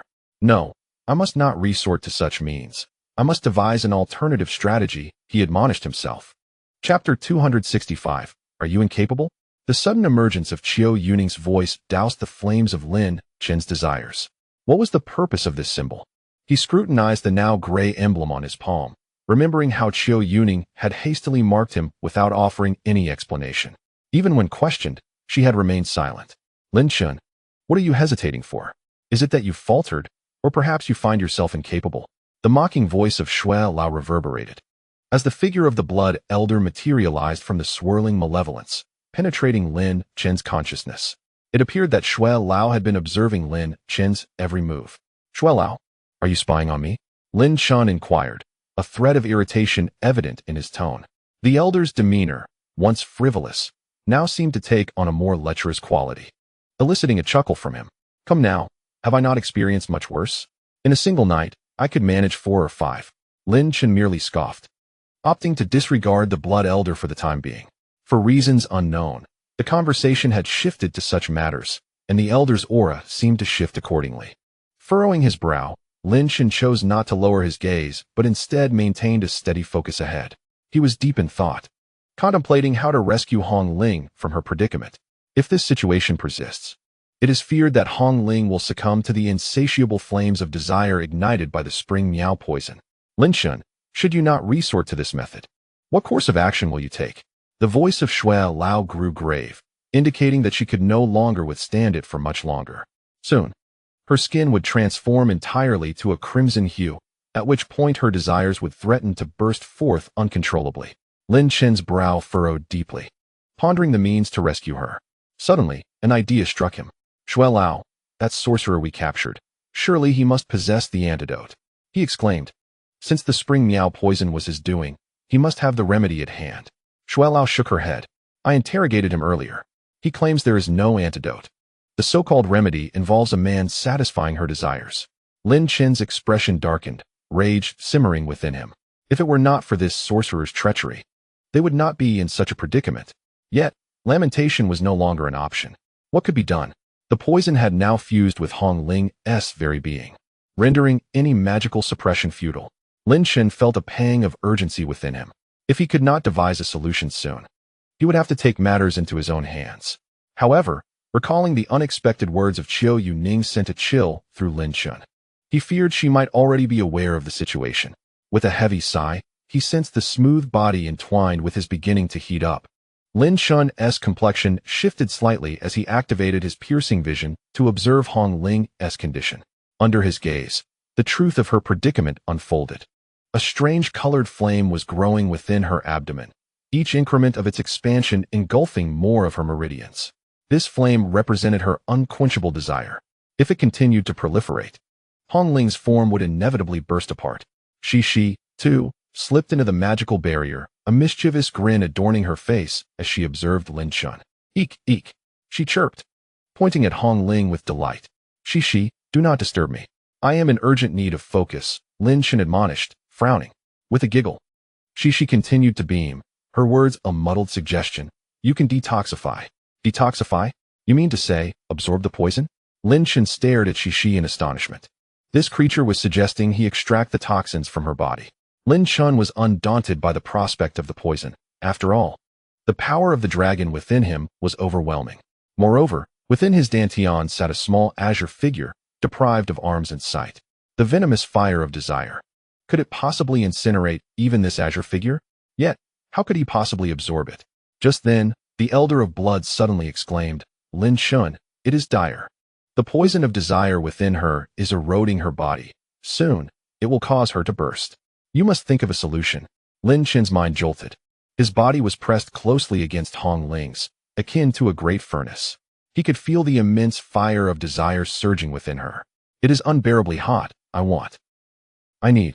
Hong Ling's entire form flushed crimson, her skin a delicate blend of white and red, her eyes clouded with confusion, as she pressed her body closer to Lin Chen.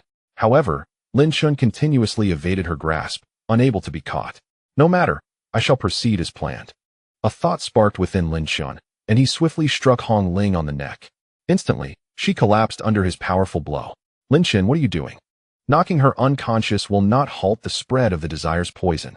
The Elder of Blood exclaimed, bewildered. Just watch, Elder, Lin Chen replied, his entire being emanating a tremendous surge of magical power. A series of intricate black patterns emerged on his palm, and a character for devour flickered within them. Waves of devouring energy surged forth from Lin Chen's hand. You intend to consume it yourself? The Elder of Blood's expression shifted, quickly grasping Lin Chen's intent. While that is indeed feasible, it may pose a threat to your own safety. Fear not, Elder. I am confident I can suppress this toxic desire, Lin Chen assured. Taking a deep breath. Fortunately, he had received guidance from Shi earlier. Otherwise, he would not have considered this approach.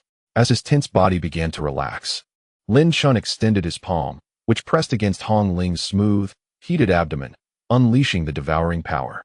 This force was entirely under Lin Chen's control, flowing like countless streams through Hong Ling's meridians. What Lin Chen beheld were vibrant, peculiar flames coursing through her. With the motion of his consciousness, streams of magical energy surged through his own meridians, gathering in his dantian, amounting to a formidable 1,000. This was his preparation to counter the poison of desire. Now, let the devouring commence. Lin Chen bellowed, the devouring power erupting forth. Countless flames of desire began to flow through his hands, continuously pouring into his body.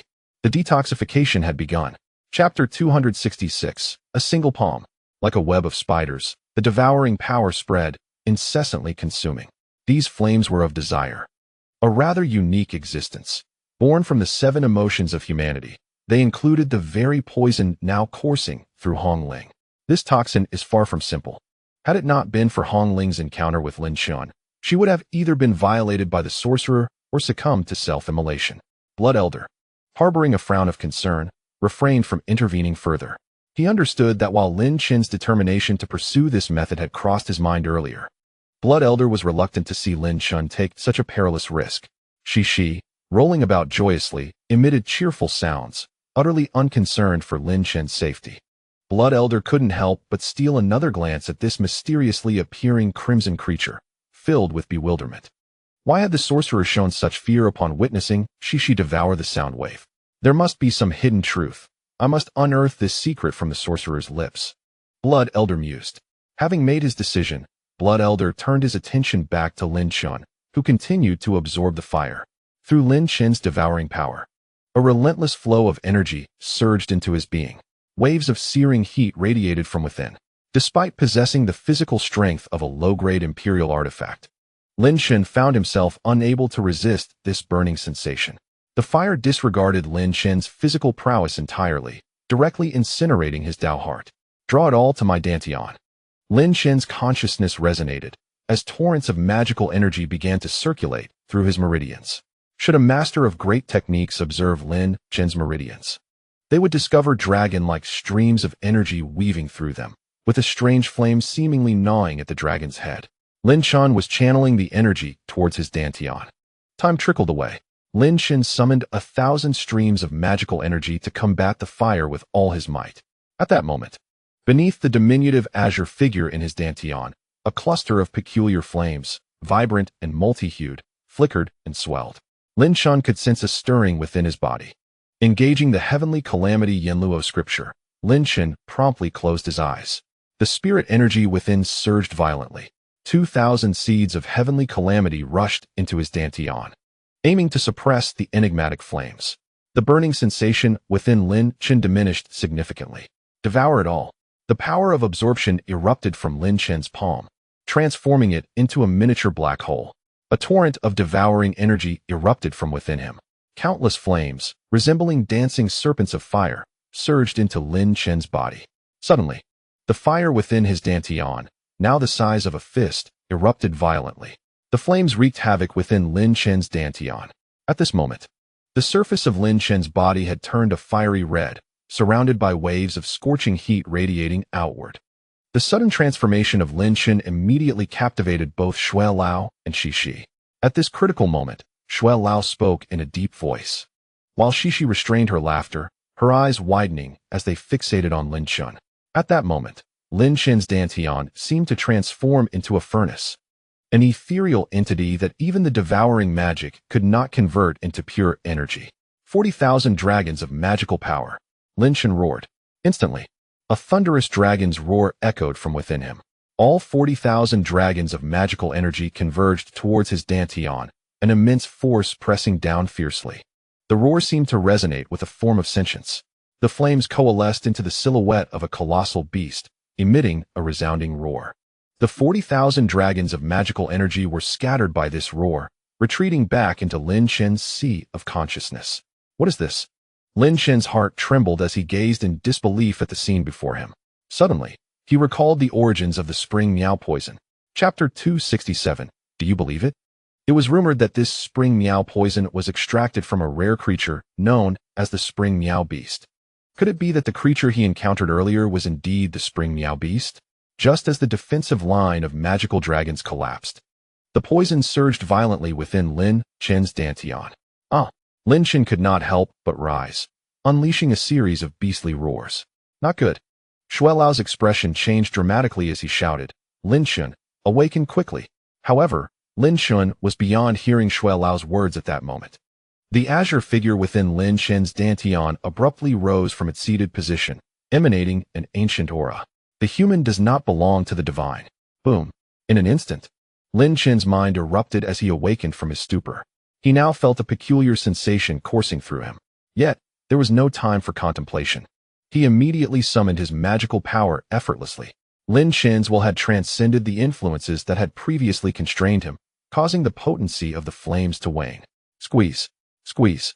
The flames were compressed into a fiery orb. Once this orb was formed, no matter how Lin Chen exerted pressure, it remained unchanged.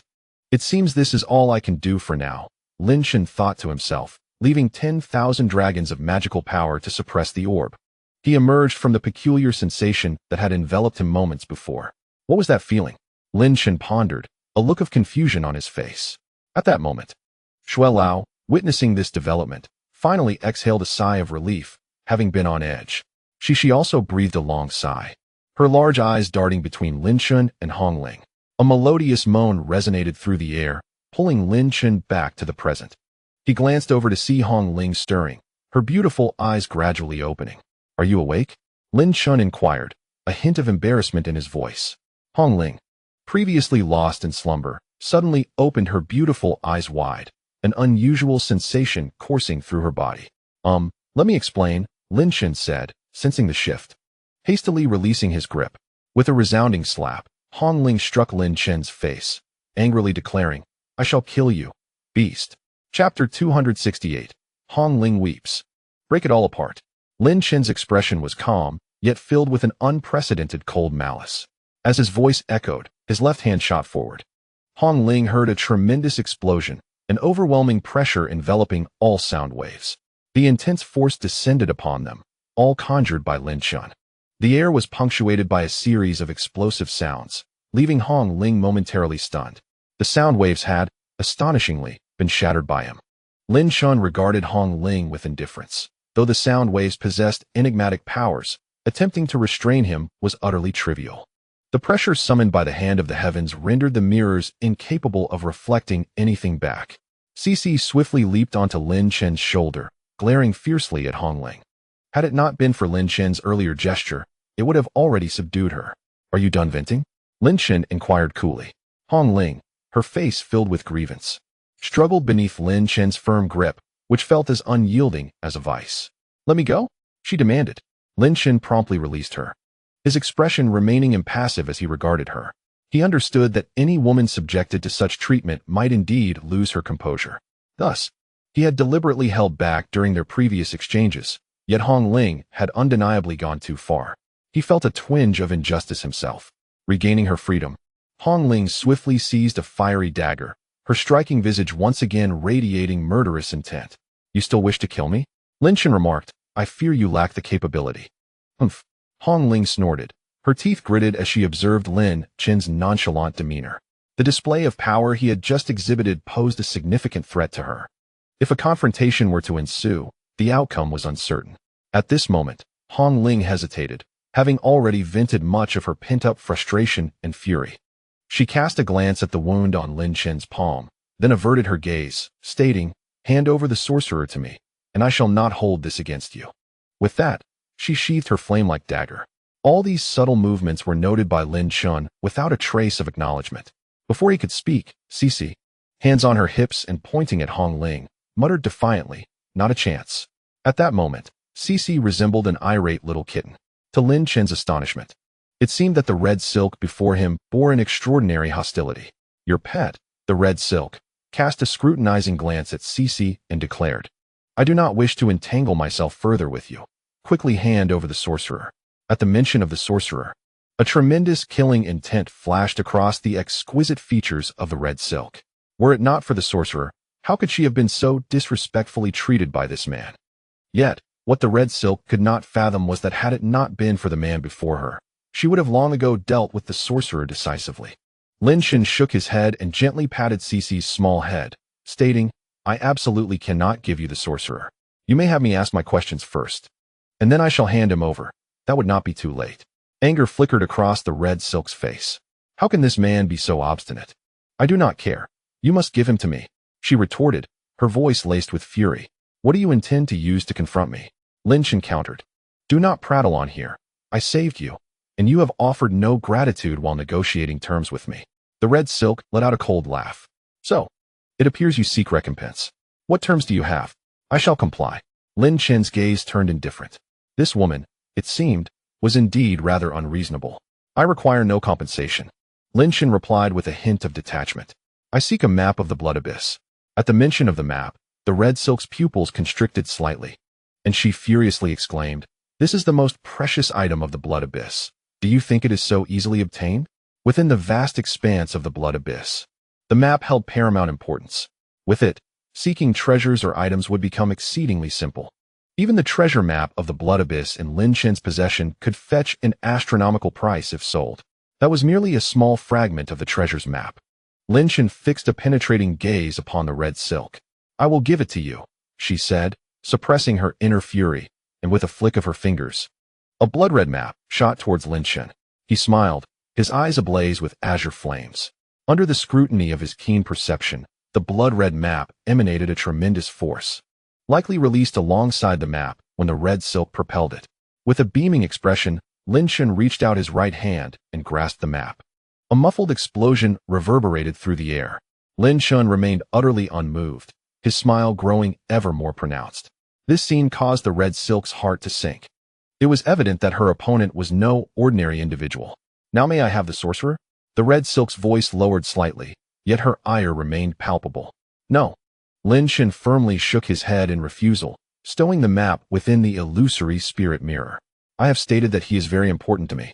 Thus I cannot relinquish him, Lin Chen added. You. At this moment, the red silk was genuinely furious. How could this fellow behave in such a manner? Was he toying with her? What do you mean by you?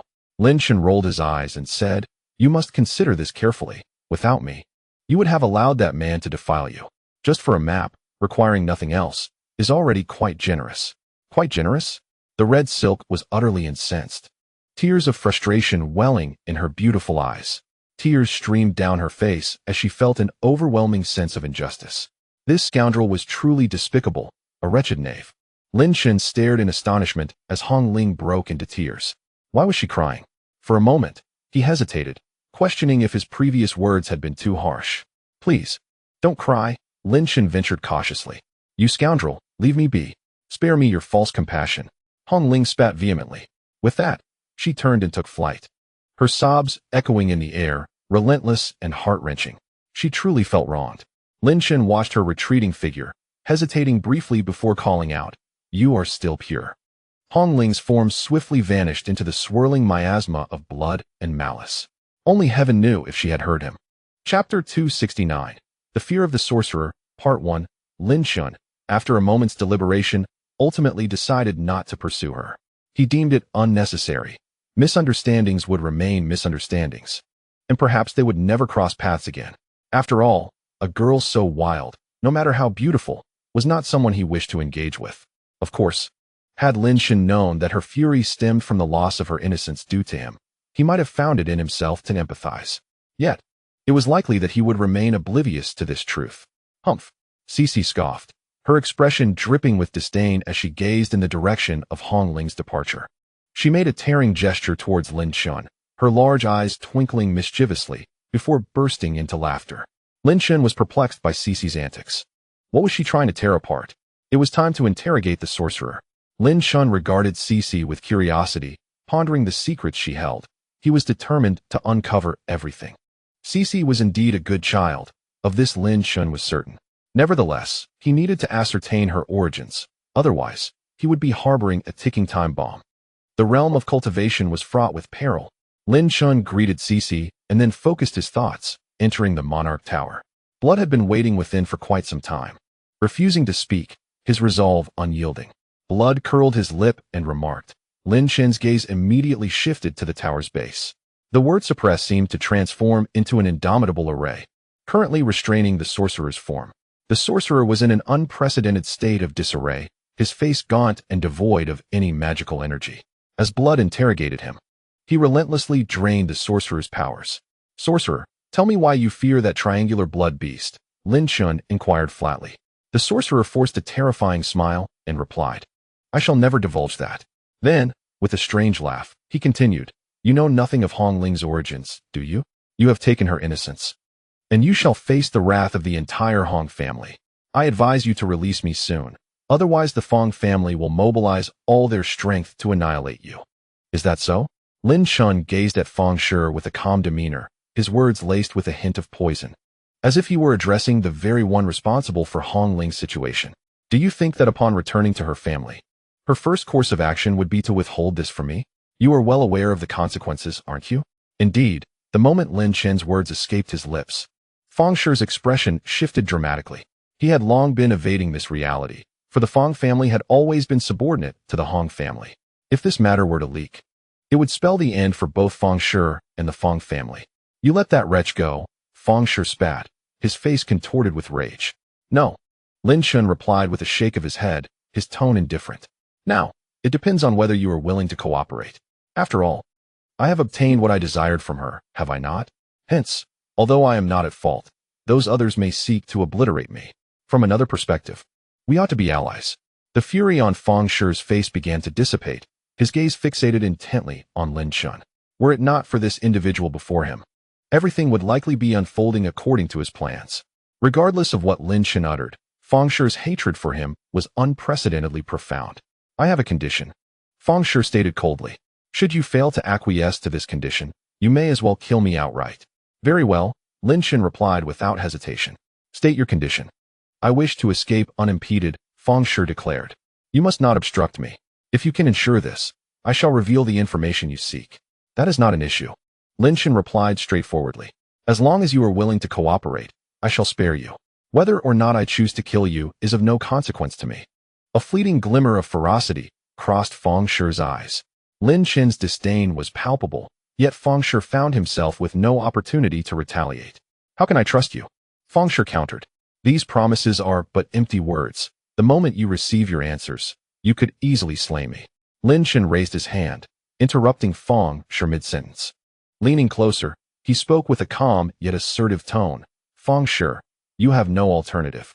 Revealing the secret is your sole chance for survival." Blood Old observed Lin Chen with a hint of admiration. It was not that he was incapable of extracting information, but rather, he had chosen not to interrogate Fong Shi. For Lin Chen was the master in this scenario. Blood Old's respect for Lin Chen's method of inquiry was genuine. The once naive youth had now become adept at navigating the treacherous schemes of the blood-soaked realm of cultivation. Fong Shi fell silent. Lin Chen's assertion rang true. He indeed had no other options. Yet, should he place his trust in Lin Chen? After a moment of contemplation, Fong Shi made up his mind. He lifted his gaze, his eyes piercing as he addressed Lin Chen. "I shall agree to your terms. I will take this risk." Lin Chen's expression remained impassive, merely stating, "Now, tell me why you harbor such fear at the sight of the blood-colored triangle beast." Fong Shi hesitated, a fleeting shadow of trepidation crossing his face. Before taking a deep breath and slowly responding, "Within our blood fiend clan, there exists a legend. The legend speaks of a mysterious entity that can consume our sound waves, transforming them into its own power," said the practitioner with a hint of trepidation. "It is foretold that when this enigmatic being manifests in the world, it will herald calamity for our bloodslaughter clan." He further remarked that even the ancient and formidable beings within our lineage cannot escape the fate of annihilation. Lin Chen furrowed his brow slightly. Such a legend exists even within the bloodslaughter clan. The veracity of this tale remains uncertain, yet it is indeed a fact that CC possesses the ability to devour sound waves. Perhaps Lin Chen's own devouring magic could also consume sound waves. However, sound wave attacks cannot be absorbed. Yet, what exactly is CC's origin? Before Lin Chen could inquire, the practitioner spoke of the blood beast's lineage, stating that its origins are shrouded in mystery, known only to the ancient beings within the clan. Lin Chen nodded. Now certain of one thing, CC possesses the capability to obliterate the entire bloodslaughter clan. However, CC has yet to mature, igniting a sense of unease within Lin Chen. It seems that in future encounters with the bloodslaughter clan, he must either eradicate them entirely or conceal Cece's existence. Very well, you may leave. Lin Chen commanded with a wave of his hand, and the words of suppression flew back into the black abyss, setting the grand formation into motion.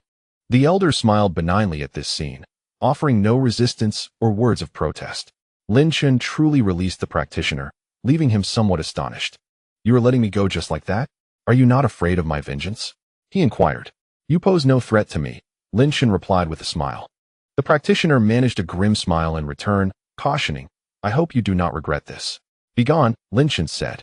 And the practitioner was expelled from the Xuanshang Monarch Tower. Yet, even as he began to depart, he turned back to Lin Chen and said, I shall give you a piece of information for free. What information? Lin Chen's interest was piqued. The practitioner revealed that in the central region of the blood abyss, there exists an anomalous area affected by the emergence of the blood dawn bell, resulting in the birth of a treasure known as the blood jade lotus seed. What? Lin Chen was taken aback, and a look of immense surprise crossed the elder's face. This revelation solidified Lin Chen's understanding. Judging by the elder's reaction, the blood jade lotus seed must possess extraordinary significance. Your purpose in the blood abyss is to acquire this blood jade lotus seed, Lin Chen queried. The practitioner nodded, confirming that many covet the blood jade lotus seed. As he began to vanish, he left behind a chilling remark, I shall be waiting for you. With those words, an ominous threat lingered in the air. Chapter 270, The Practitioner's Fear, Part 2. Ultimately, Lin Chen allowed the practitioner to depart. Even after the practitioner uttered a chilling statement of boundless malice, Lin Chen continued to smile amiably, nodding in acknowledgement. The entire exchange was remarkably harmonious. Blood Elder. What exactly is the blood lotus seed? Lin Chen inquired. The earlier exclamation from Blood Elder had indeed piqued Lin Chen's curiosity. The blood lotus seed is a rare treasure, rumored to possess immense energy within each seed. Blood Elder explained that this energy is sufficient to enable a peak existence of the third realm of divine law to shatter the barriers of that realm. He elaborated. It is akin to the blood spirit pool you absorbed before. However, the blood lotus seed has an additional effect. Lin Chen could not suppress his astonishment at the revelation of such a miraculous item. It would undoubtedly attract numerous seekers. The additional effect of the blood lotus seed is that it allows beings of the second realm of divine law to experience the essence of vigor.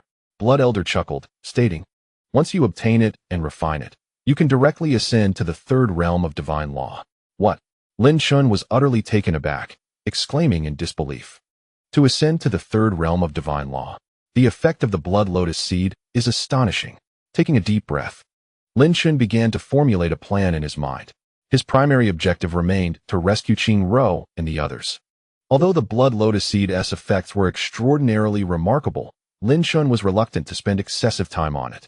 He resolved to investigate the situation surrounding the blood lotus seed when he ventured deeper into the blood abyss. If the opportunity arose, he would act. But he could not afford to delay. Lin Chen, I truly cannot comprehend how you allowed that practitioner to leave without placing any marks on him. Blood Elder could not help but inquire. Lin Chen shook his head, responding, letting the practitioner go brings me only advantages. After all, Hong Ling harbors a deep-seated hatred for him. Should they meet again, she might unleash her wrath upon him. Lin Chen continued, if I venture alone into the depths of the blood abyss, peril awaits. In my quest to find the practitioner, perhaps I could even form an alliance with Hong Ling. This was Lin Chen's reasoning. Hong Ling belonged to the Blood Fiend clan, and from the implications of the practitioner's words, it seemed her background was quite formidable, particularly regarding her connection to the Hong family. At that juncture, Lin Chen merely needed to employ a slight bit of cunning to bind Hong Ling to his cause. He surmised that the practitioner would not return to his clan, but rather seek refuge elsewhere. Consequently, this presented Lin Chen with an opportunity to collaborate with Hong Ling, thereby diminishing his threats within the Blood Fiend clan. Blood Elder, being a shrewd individual, grasped Lin Chen's intentions fully upon hearing his words. This was evidently a strategic move on Lin Chen's part, aimed at facilitating his free movement within the depths of the blood abyss. First, let us unfold the map and ascertain the exact location, Lin Chen mused aloud.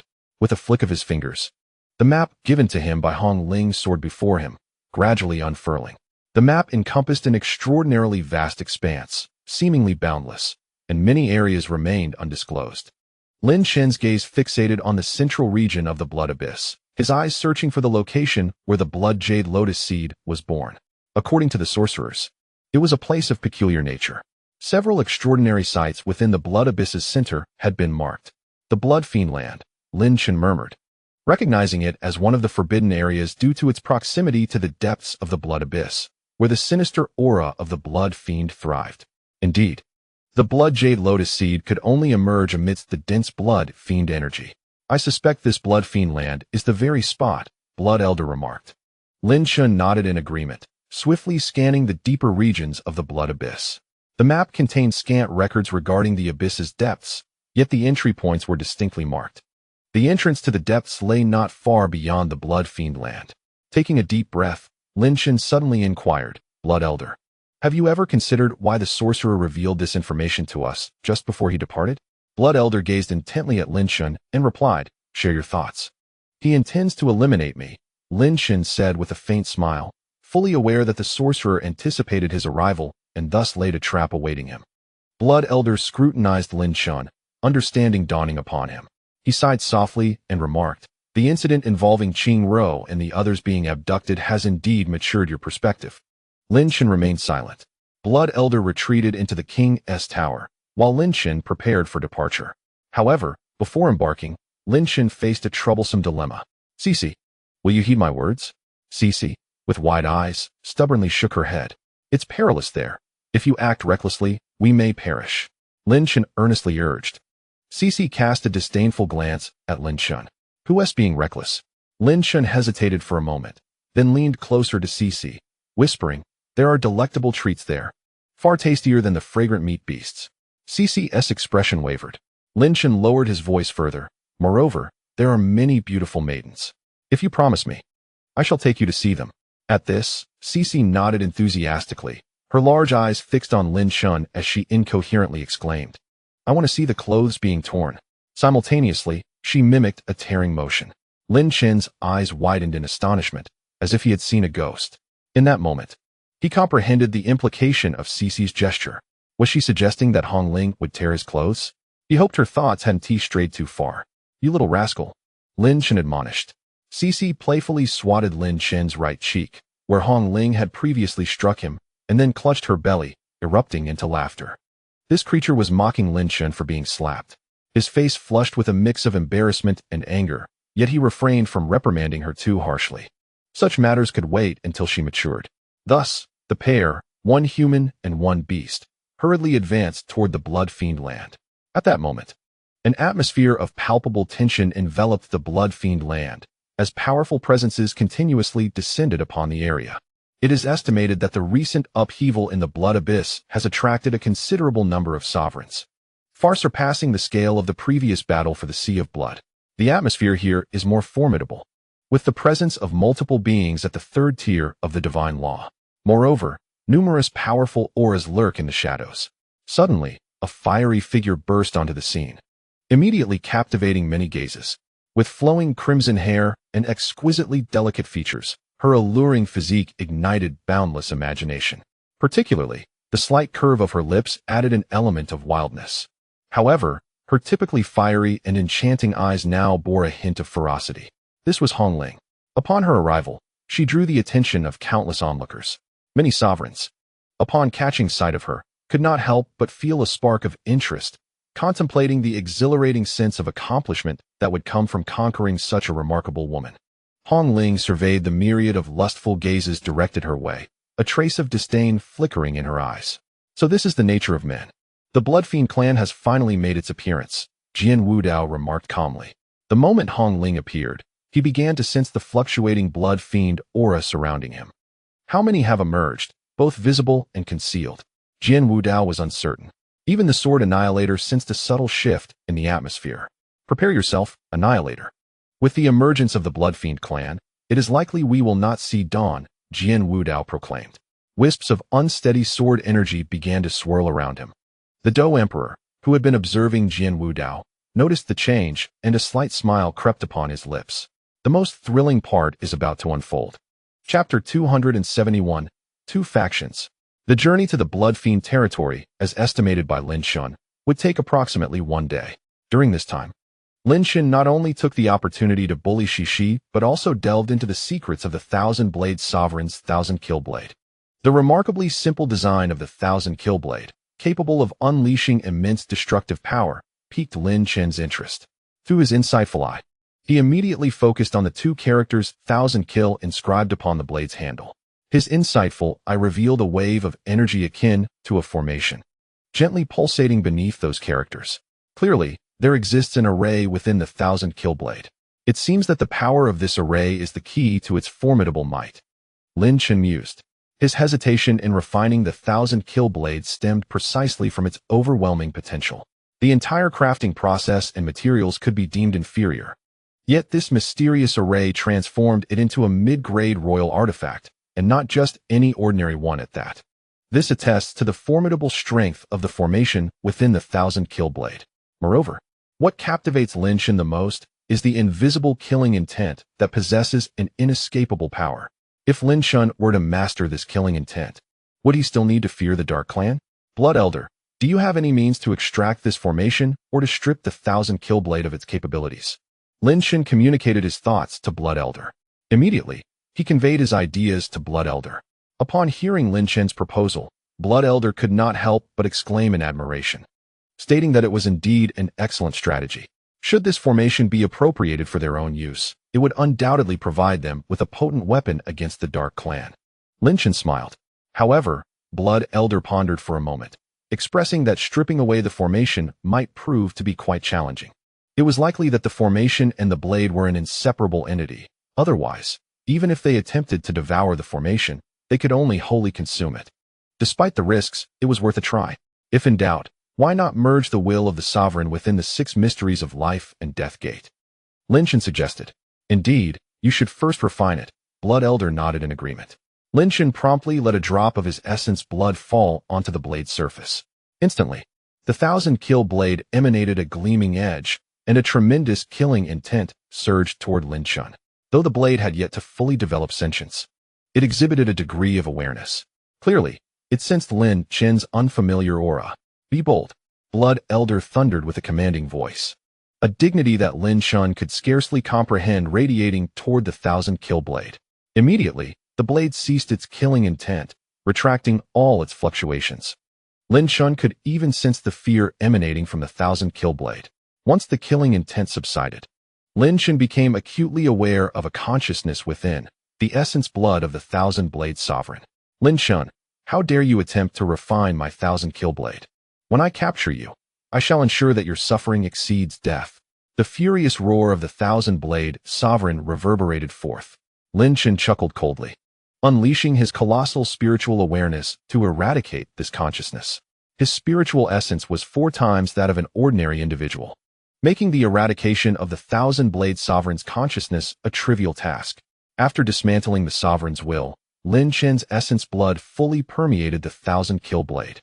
Under the erosion of his essence blood, the blade was promptly refined. Nevertheless, Lin Chen could still sense a lingering resistance from the blade, despite having refined it. It remained filled with reluctance. What could this mean? Lin Chen felt perplexed. Typically, once one refines a treasure, it becomes theirs. Why then? Was the Thousand Kill Blade still resistant? Suddenly, Lin Chen recalled a divine technique previously wielded by the Thousand Blade Sovereign, the Thousand Blade Technique. Could it be that the activation of this Thousand Kill Blade was somehow linked to that technique? However, at this moment, Lin Chen was disinclined to dwell on such thoughts. He directly began to sense with his spiritual awareness. Immediately, he discerned a formation operating within the depths of the Thousand Kill Blade. This formation exists entirely as an independent entity. In other words, this formation is not intrinsically linked to the blade itself. Excellent, Blood Elder. This Thousand Sand Blade array is indeed not unified with the blade, Lin Chen exclaimed joyfully. Now, I can directly utilize the Devouring Grand Array to extract it for my own use. With this set of formations, when I encounter those from the Dark Clan again, my chances of victory will increase by at least 30%. The Blood Elder nodded and once more stored the Thousand Kill Blade within the Xinjiang Monarch Tower. The Devouring Grand Array immediately began to operate. Subsequently, Lin Chen proceeded at full speed. Along the way, he engaged in a few purposeful conversations with the Crimson Little Beast. CC. To Lin Chen's surprise, This little creature displayed considerable excitement at the mention of Hong Ling, even mimicking a tearing motion. Could it be that this fellow possesses a playful nature? Lin Chen pondered. At such a tender age, what might it become in the future? A day swiftly passed. At this moment, according to the continent's time, it was already deep into the night. Lin Chen's figure materialized in the blood slaughterland. However, he had concealed all his aura, employing the devouring magic technique to appear as a mere first-tier existence in the divine law realm. Upon his arrival in the blood slaughterland, Lin Chen was immediately astonished. The sheer number of monarchs present was overwhelming, at least 100 of them. In the context of the Holy Spirit continent, this constituted a formidable force.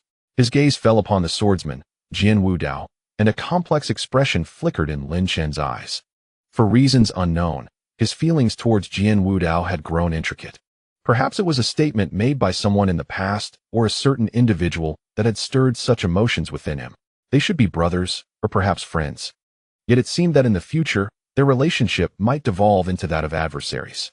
Shaking his head to dispel the convoluted thoughts in his mind, Lin Chen began to survey his surroundings. Upon spotting the sun and moon monarchs, his eyes narrowed slightly. Indeed, there were several old acquaintances present. Naturally, Lin Chen also noticed Hong Ling.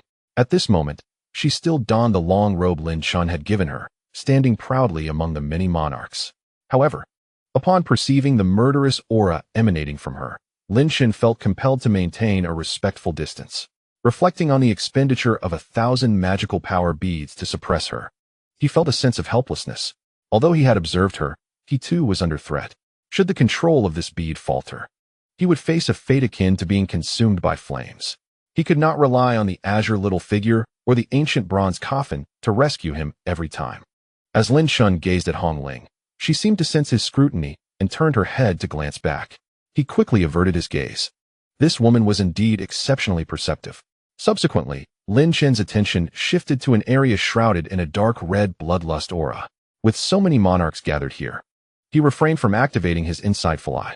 However, he could distinctly perceive the subtle malevolent essence contained within the bloodthirsty aura. This bloodthirsty energy was far beyond that of the central region of the blood abyss. Even though Lin Chen possessed the protective charms of the celestial executioner, he dared not venture recklessly forward. After all, the potency of bloodthirsty energy imbued with a hint of malevolence was formidable. Suddenly, a deafening explosion resonated throughout the atmosphere, drawing the attention of all the sovereigns present. Emerging from the swirling bloodthirsty mist was a colossal crimson beast, incessantly exhaling bloodthirsty energy, adorned with 12 eyes and exuding an extraordinary presence. Notably, a faint golden pattern adorned the beast's forehead. This creature was a pinnacle entity of the second level of the divine law realm. Miss Hong Ling, I never anticipated your early arrival. The blood-colored beast bellowed with a voice that echoed like thunder. The emergence of this beast was unmistakably felt by Lin Chen. As he observed a subtle change in the expressions of Jian Wudao, Do Huang, and others. Humph, Hong Ling scoffed, her gaze fixed on the crimson beast. Yi Chang'e, are you seeking a fight? Her words were laden with audacity, epitomizing her fiery and fierce character. Haha, Miss Hong Ling, how could I, Yi Chang'e, possibly be your adversary? The crimson beast laughed heartily. In a sudden transformation, the beast morphed into a young man adorned with a golden crown, bearing symmetrical scars at the corners of his eyes. On his chest, 11 pairs of closed eyes were discernible. Lin Chen immediately sensed that as the young man spoke, he too exhaled bloodthirsty energy akin to Hong Ling, indicating his affiliation with the bloodthirsty clan. Such hypocrisy, Hong Ling remarked with a dismissive pout, turning her gaze away from the youth known as Yi Chang'e. A shadow of darkness flickered in Yi Chang'e's eyes, yet he maintained a facade of joviality. I merely speak the truth, he replied. As his gaze began to survey the surroundings, Lin Chen narrowed his eyes, acutely aware of the tension between Hong Ling and Yi Chang'e, sensing an undercurrent of hostility. Furthermore, he distinctly recalled that Hong Ling bore no additional eyes, clearly indicating her lineage.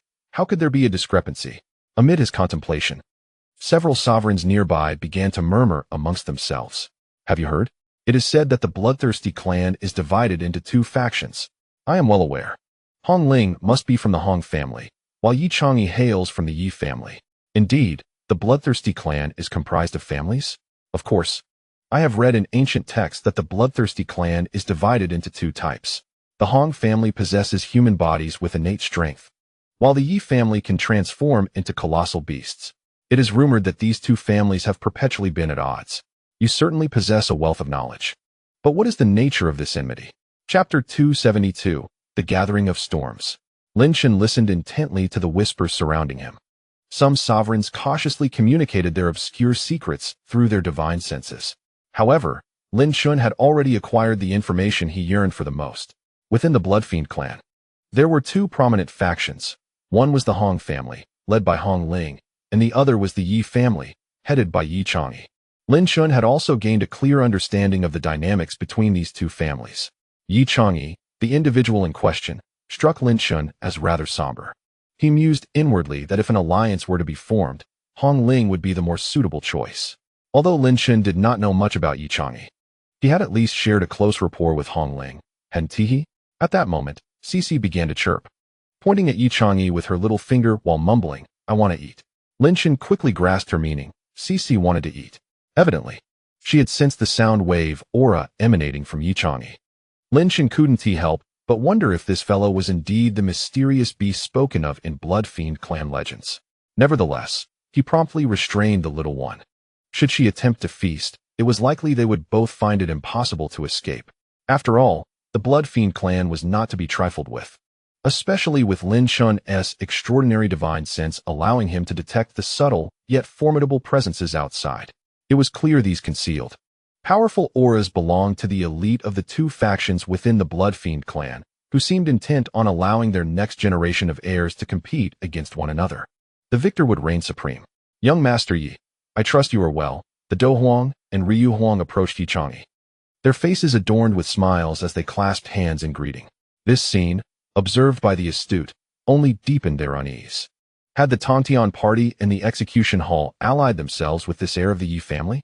"Brother Do Huang, Brother Ryu," Yi Chang'e responded with utmost respect.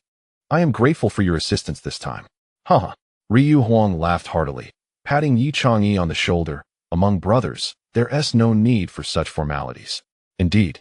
What Ryu says is quite true," Do Huang added, his face beaming with mirth.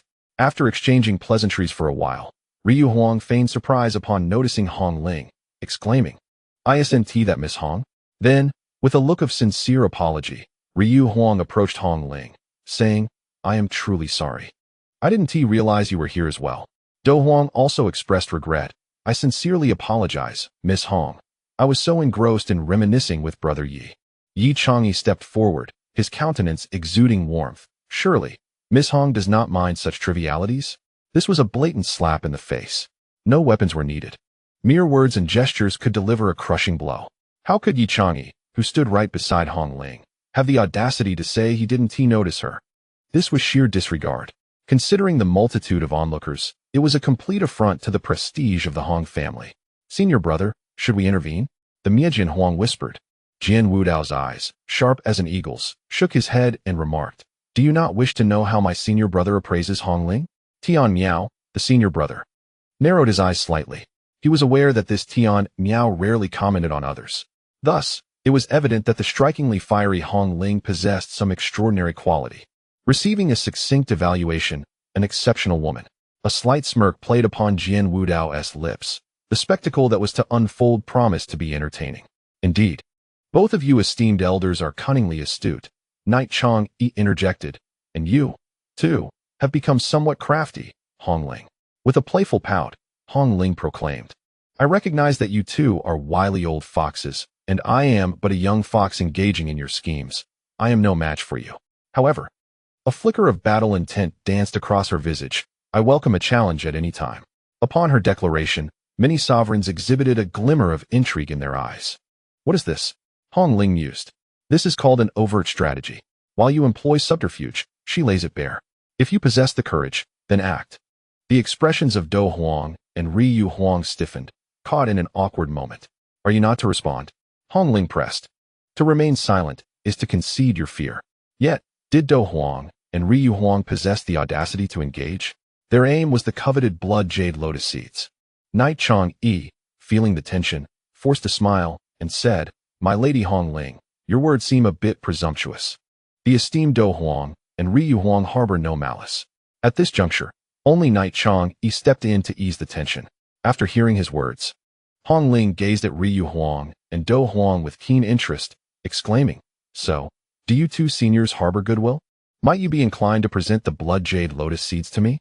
I am most grateful."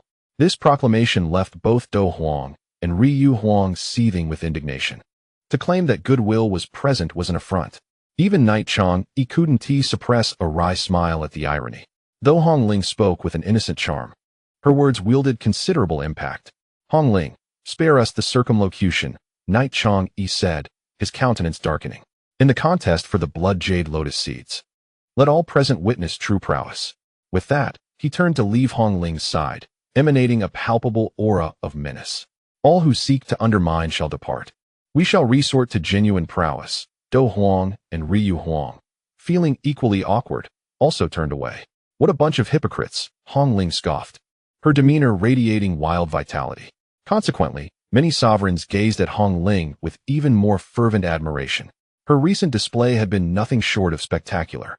What a treasure it would be to have such a woman as a partner. Once Knight Chang Yi and the others had departed, Jian Wudao and Mia Jian Huang followed closely behind. "It is an honor to meet you, Miss Hong Ling," Jian Wudao introduced himself, followed by Mia Jian, who echoed the sentiment. Lin Chen observed the scene with a detached demeanor, aware of the presence of formidable auras lurking nearby, belonging to rival factions of the Bloodslaughter clan.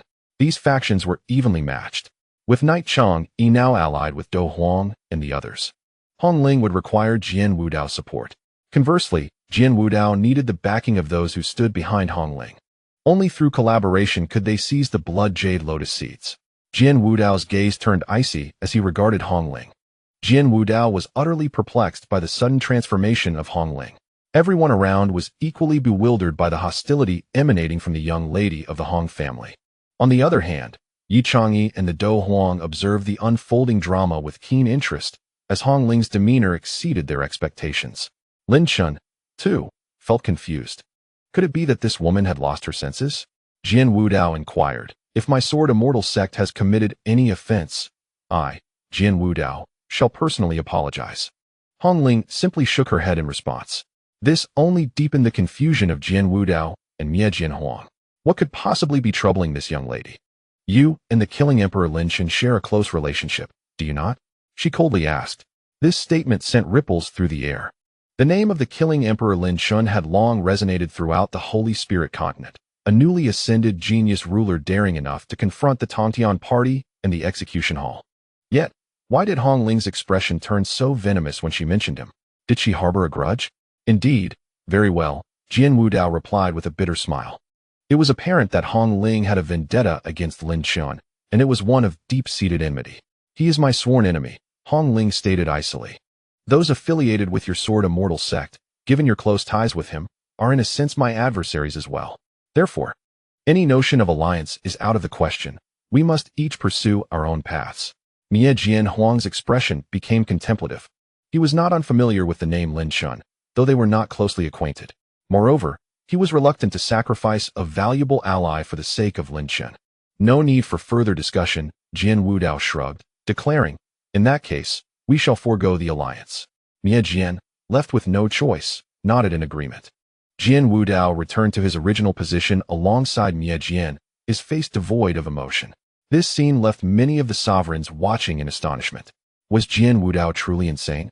To forsake collaboration with Hong Ling for the sake of a killing emperor seemed utterly foolish. It was clear to all that without Hong Ling's cooperation, Jian Wudao's chances of obtaining the Blood Jade Lotus were nearly non-existent.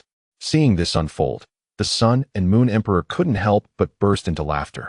His face filled with murderous intent as he remarked, "Lin Chen is indeed audacious, daring to offend the young lady of the Hong family. Once I capture him, I shall ensure he meets a most gruesome end." Do Huang, with a cold snort, added, "Lin Chen is destined to perish. The party leader has already taken action." The Sun and Moon Emperor and Do Huang were sworn enemies of Lin Chen, having both suffered at his hands. Their prideful natures could hardly tolerate such humiliation. Who exactly is this Lin Chen? Yi Changyi found himself intrigued by the unfolding drama. Damn it, this woman. Lin Chen muttered a curse under his breath upon witnessing the scene. He had never anticipated that she would harbor such resentment towards him. Was a mere glance and touch worth her life as enmity? Had he foreseen this, he might have taken a different course of action. However, just then, a stir began to emanate from the blood slaughter land. A dull explosion reverberated from within, enshrouded by the terrifying aura of blood. The blood fiend land was an abyss where even divine consciousness could not fathom its depths. Waves of peculiar energy suddenly began to undulate within. Lin Chen's expression turned solemn, for the atmosphere within this realm was indeed strange. Suddenly, he was taken aback. He looked up and discovered a glimmer of light piercing through the blood aura above. Sunlight, of all things, had reached this place at the break of dawn. This unexpected occurrence captivated all the sovereigns present. Even those who had been astonished by the sudden declaration of the Red family's young lady to kill Lin Chen were drawn to this phenomenon. Above them was a radiant expanse, illuminated by the sun's rays. How could sunlight penetrate the depths of the blood abyss? Lin Chen pondered in confusion. The blood aura that enveloped this domain was impenetrable to sunlight. Thus, why was it shining through now? This blood fiend land is rather peculiar. I believe the sunlight is a necessity for the birth of the blood jade lotus, the blood elder remarked. This sunlight must have been summoned by the blood jade lotus. Lin Chen's gaze was immediately drawn to the blood fiend land. Amidst the overwhelming tide of dark red blood aura, the blood jade lotus was indeed coalescing. He. Cece exclaimed with delight, gazing joyfully at the blood fiend land. Clearly, it too was enticed by the allure of the blood jade lotus. Meanwhile, the surrounding sovereigns erupted in excitement. Among them were several at the second level of the divine law realm. For only those who achieved this level held the qualification to enter. Goodness, the blood jade lotus truly heralds a terrifying birth, and sunlight has even descended, they exclaimed, filled with envy.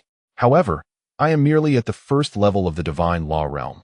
Entering the blood fiend land would be tantamount to seeking death, lamented a sovereign of the first level. With so many formidable experts gathered, the competition for the blood jade lotus would depend solely on luck, as contemplated by the second-level divine law sovereigns. As the moment of the blood jade lotus's emergence approached, everyone's thoughts became animated. Those at the first level of the divine law realm hesitated to leave, still clinging to a flicker of hope. If they could acquire the blood jade lotus, their fortunes would undoubtedly change. At this moment, on the side of the fighting emperor and the Sun Moon Emperor, they had already relayed all of Lin Chen's exploits to Yi Chang'e the instant the sunlight had descended. He is indeed a prodigious talent, having risen so rapidly. He must have encountered extraordinary fortunes, Yi Chang'e remarked ominously. Yet, in the end, he is merely a jester. As the young master of the Blood Fiend clan, Yi Chang'e possessed ample grounds to disdain Lin Chen. Nevertheless, even he had to acknowledge Lin Chen's pace of cultivation. What shall we do now that the blood jade lotus is about to be born? Inquired the Sun Moon Emperor. For many years, his intuition had suggested that the blood fiend lands were far from simple. The Do Emperor wore a solemn expression. Let us not rush, said Yi Chang'e. According to our clan's reconnaissance, within this blood fiend lands, the birthplace of the blood jade lotus, lies a formidable beast guarding it. Should we recklessly venture forth, we will undoubtedly suffer a terrifying assault from this creature. As members of the blood fiend clan, they possessed unparalleled advantages in this blood abyss, which was why both the Do Emperor and the Sun Moon Emperor could not underestimate Yi Chang'e. Once the sunlight fully breaks through, we shall advance, Yi Chang'e proclaimed. At that moment, two colossal figures slowly materialized in the sky behind him. These two beasts exuded an overwhelming aura of power, instilling fear in all who beheld them. They were two Blood Fiend clan members at the third tier of the divine law realm. The expressions of the Do Emperor and the Sun Moon Emperor suddenly tightened. They clearly sensed the immense power contained within these two figures. On the other side, Hong Ling's graceful silhouette was similarly accompanied by two Blood Fiend clan members shrouded in black robes. The robed figures also radiated a formidable aura of power, representing another pair at the third tier of the divine law realm. Miss, should we not ally with Jian Wudao and his group? One of the black-robed figures inquired. Their strength is formidable, especially Jian Wudao. An alliance with them would better enable us to contend against Yi Chang'e and his cohort. The other black-robed figure nodded in agreement. Miss, I concur with my senior brother. Their side's strength was evidently much less than that of Yi Chang'e's faction. A hint of a smile graced Hong Ling's lips. Not one of joy, but rather one of wild defiance. Humph, it is merely a superficial lack of alliance. Hong Ling coldly remarked. When we encounter difficulties, they will undoubtedly not stand idly by. The two black-robed figures trembled slightly, quickly grasping the implications of Hong Ling's words. Miss, why must it be so? One of the black-robed figures asked. Hong Ling curled her lip, her gaze frosty. I intend to make that fellow named Lin Chen face enemies on all sides. The first thing she did upon arriving was to investigate Lin Chen's identity. Given the strength of the Hong clan, it was not difficult to uncover Lin Chen's background.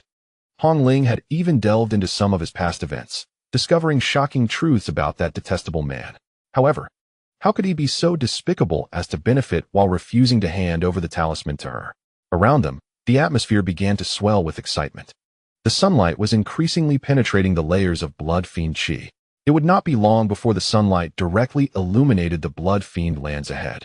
At that moment, all the sovereigns would surely descend into madness.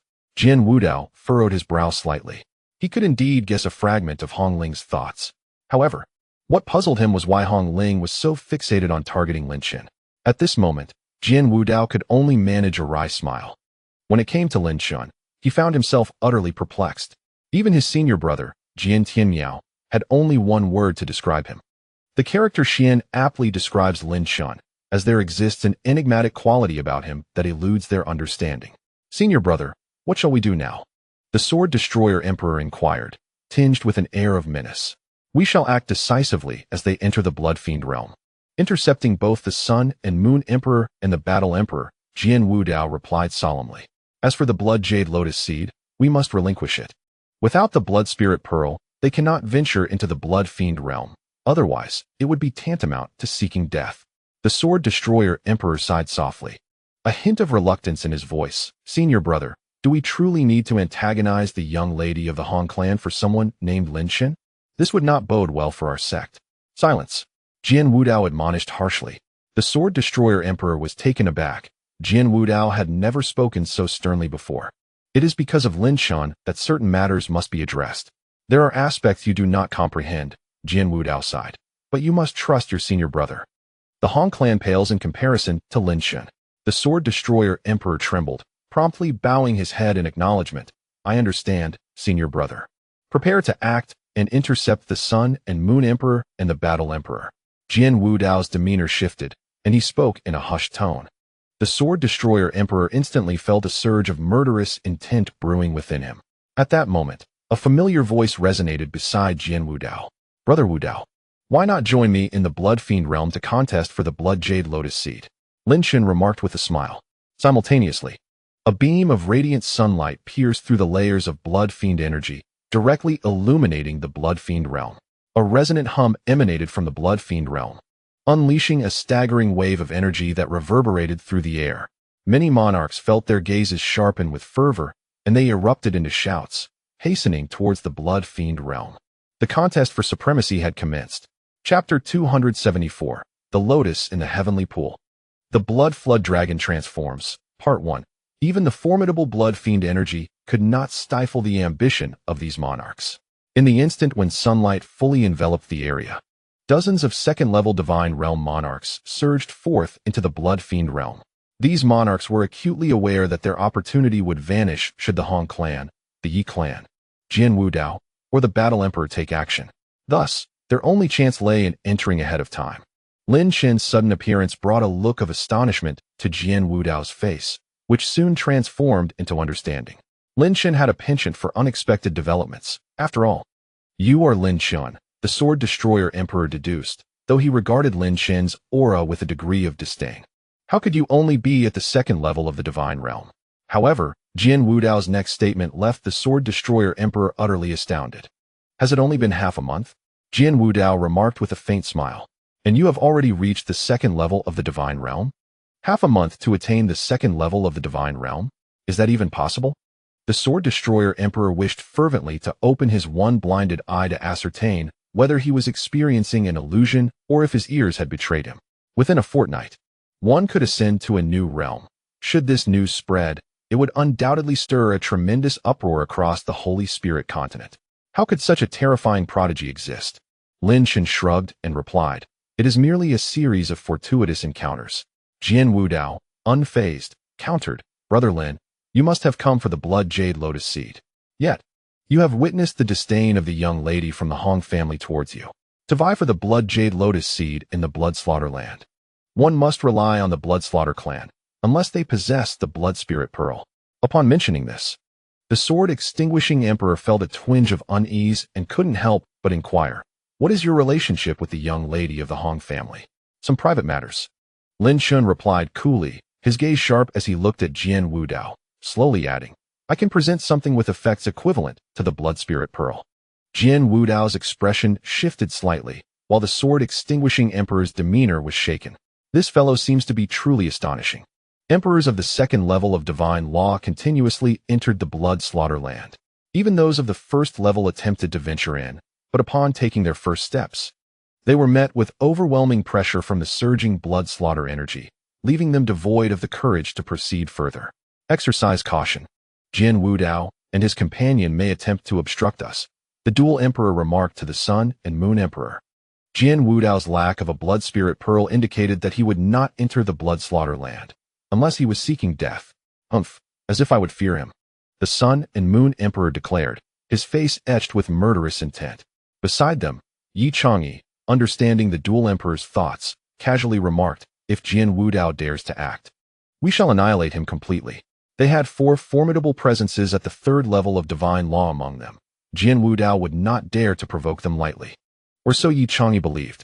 The dual emperor cast a fleeting glance at Yi Chang'e, his figure suddenly shooting forth as he declared, "Let us also enter."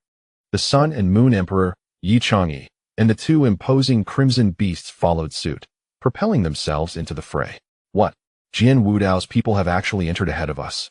The dual emperor, taken aback, scanned the surroundings, probing with his divine sense, but found no trace of Jian Wudao's presence. However, within the blood slaughter land, he did detect 1 or 2 formidable auras, those of the third level of divine law. Now that Hong Ling and her company had not entered, it was solely Jian Wudao and his associates. Has Jian Wudao gone mad? Has he truly charged in? The Sun and Moon Emperor laughed heartily. "Heaven is aiding me. It will be child's play to eliminate them in the blood slaughter land." With that, he produced a blood-red pearl and swallowed it. This was the blood spirit pearl. The dual emperor too chuckled sinisterly. "Young lady, Jian Wudao and his group have entered," the cloaked figure reported, his tone laced with astonishment. Did the so-called genius Jian Wudao not comprehend the terrifying nature of the blood slaughter energy within the blood slaughter land? At the very least, their combat prowess would be halved. How could they possibly contend against the Sun and Moon Emperor and the dual emperor? Hong Ling's brow furrowed slightly, her fiery red hair dancing in the air. "Did you notice how many people entered?" Hong Ling inquired, her brow furrowed. "Not at all," replied the man in the black robe. "Yet I cannot fathom what Jian Wudao intends to do." "Never mind." Hong Ling waved her delicate hand. "Dao Yi Chang'e and his group have already set out. My third uncle will take a while to arrive. Even if the Do Huang manages to acquire the blood jade lotus seed, we must not allow Dao Yi Chang'e to seize it." The 2 black-robed figures responded in unison, swiftly plunging into the swirling, bloodthirsty aura. Hong Ling followed closely behind them, entering the domain of bloodthirst. Those at the third level of the divine law realm had nearly all entered, leaving only a handful of first-level divine law emperors outside. "Oh, I wonder if there will be any chance to reap some benefits," sighed a first-level divine law emperor wielding an iron fan. After a moment, he turned to the person beside him and said, "My friend, are you waiting here in hopes of gathering some spoils?" The man chuckled, "Of course. There might still be an opportunity." The Iron Fan Emperor continued, "I noticed you were fixated on the young lady Hong Ling. If one could conquer such a woman, it would indeed be a remarkable feat, is that so?" The other man replied, though inwardly he thought chillingly, "If it weren't for that individual, I might have already possessed Hong Ling's form." The speaker, the Iron Fan Emperor, was none other than the sorcerer who had been released by Lin Chen. At this moment, the sorcerer, having employed some method, had assumed the visage of a middle-aged man, even altering his physique. The aura he exuded was merely that of a first-level divine law practitioner.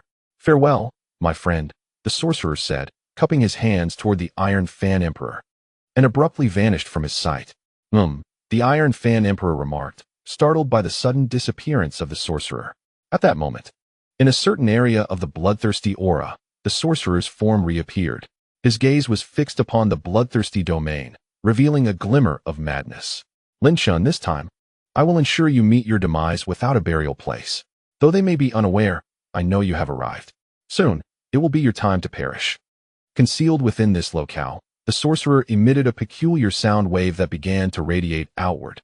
Moments later, a figure gradually emerged from the swirling, bloodthirsty aura, emanating an overwhelming presence. Chapter 275. The Lotus in the Celestial Pool. The blood flood transforms into a dragon. Part 2.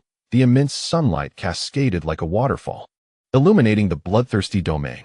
Normally, the penetrating power of sunlight could not pierce through such dense bloodthirsty aura. However, at this moment, it forcefully broke through. Those at the second level of the divine law realm, upon entering the bloodthirsty domain, began to sense its profound mysteries. A tremendous force was content. How did you come to possess such a treasure? The celestial infant demon flower? Jian Wudao could no longer contain his curiosity and inquired. The sword-extinguishing emperor also wished to ask, but was at a loss for words, thus refraining from doing so. Once Jian Wudao posed the question, he immediately turned to Lin Chen, his face a canvas of bewilderment. It was astonishing that this so-called genius, the killing emperor, had procured a flower capable of repelling overwhelming bloodthirsty energies. The implications were staggering. If Lin Chen were to sell the celestial infant demon flower, he could amass a fortune beyond imagination. Merely a stroke of luck, Lin Chen replied with a smile. You are aware of the ghostly God Valley, I presume? It is the twin realm of the blood abyss. Jian Wudao nodded, recognizing that such extraordinary phenomena could only originate from that place. Within the celestial infant demon flower resided a formidable essence of ghostly divinity, giving rise to demonic intent. The bloodthirsty energies attempting to invade their bodies would encounter resistance from this ghostly essence. In many respects, the efficacy of the celestial infant demon flower surpassed that of the blood spirit peril, which could only mitigate most demonic intent while expending considerable magical energy. Fortune indeed. The sword-extinguishing emperor contemplated, uttering those two words. He cast a sidelong glance at the crimson creature perched upon Lin Chen's shoulder, its eyes wide with curiosity, leaving him perplexed yet silent. His perception of Lin Chen was gradually evolving. With the aid of the celestial infant demon flower, their chances of seizing the blood jade lotus seed would surely be greatly enhanced. Lin Chen chose not to elaborate further, aware that Jian Wudao's gaze held a newfound peculiarity. Where did this peculiarity stem from? Sensing the subtle glances from Jian Wudao, Lin Chen subtly revealed the gray sigil etched in his palm. Perhaps he had sensed something amiss. Lin Chen, do you understand what love is? Jian Wudao suddenly posed the question. Lin Chen shook his head, admitting ignorance. Many actions stemmed from instinct, an involuntary pang of empathy. Perhaps those primal expressions were what love truly entailed. I am uncertain, he confessed. Jian Wudao chuckled softly, his gaze tranquil. Yet I know that when one falls in love, their intellect often diminishes in the face of that person, leading them to perform actions beyond comprehension. Lin Chen cast a glance at the sword-extinguishing emperor and whispered to Jian Wudao, after this ordeal, let us discuss this matter privately. Very well, Jian Wudao replied, his eyes cold as unmelting ice, revealing a genuine heartache. Lin Chen's insightful eye ignited with fervor. Under its scrutiny, the sunlight at that moment pierced through the layers of bloodthirsty energies like a blade. The demonic essence concealed within those energies compelled Lin Chen to marvel. Subsequently, he observed numerous sovereigns of the second tier of the divine method realm who had rushed in. These sovereigns wielded their magical power to erect protective shields, valiantly resisting the overwhelming force. Through his mental acuity, Lin Chen discerned that the realm of bloodthirst was extraordinarily vast. Although the sovereigns had the qualification to enter, they would deplete at least 80% of their magical energy in the process. In the face of peril, death seemed inevitable. However, these sovereigns could no longer contain their flight, which continued unabated. After soaring for an entire hour, Lin Chen's penetrating gaze finally discerned a radiant sunlit veil resembling an enlarged eggshell. Within that luminous barrier lay a profound and exhilarating energy, the birthplace of the blood jade lotus seed. Upon their arrival, Lin Chen and his companions found themselves among numerous second-tier sovereigns of the divine law realm. Throughout their journey, none had flown at full speed, wary of potential dangers along the way. Thus, Jian Wudao and Lin Chen refrained from hastening their pace. At last, I have beheld the birthplace of the blood jade lotus seed, roared a boisterous rogue cultivator, Whoever dares to vie with me for the blood jade lotus seed shall meet their demise. Another second-tier sovereign of the divine law realm spoke with a face full of murderous intent. At least a dozen such sovereigns issued similar threats at that moment, though their words were mere bluster. Lin Chen, let us proceed inside. Soon, Hong Ling and Do Huang will arrive, Jian Wudao remarked calmly. For now, let us keep your identity concealed. Agreed, Lin Chen nodded. We will split into 2 groups and maintain our mental connection at all times. As he spoke, the devouring aura emanating from him surged once more, causing his cultivation level to diminish to that of a first-tier sovereign of the divine law realm. His aura flickered, subtly altering his appearance. Lin Chen and Jian Wudao, along with the others, exchanged brief greetings before Lin Chen suddenly bellowed, "Brothers, charge!" The force of his shout was immense. Imbued with an alluring power, he was the first to dash forward. Many second-tier sovereigns, witnessing this, erupted into cheers, rushing towards Lin Chen's figure. "Stop right there, you little brat," shouted a first-tier sovereign of the divine law realm, incredulous that someone would dare to lead the charge to their doom. "Kill, kill, kill."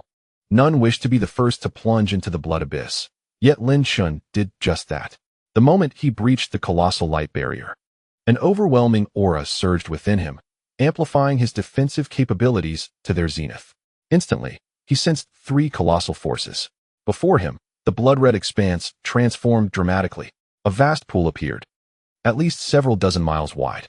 Surrounding this pool were ancient stone constructs, and the water within was a dark crimson hue, suffused with a tremendous aura of bloodthirst.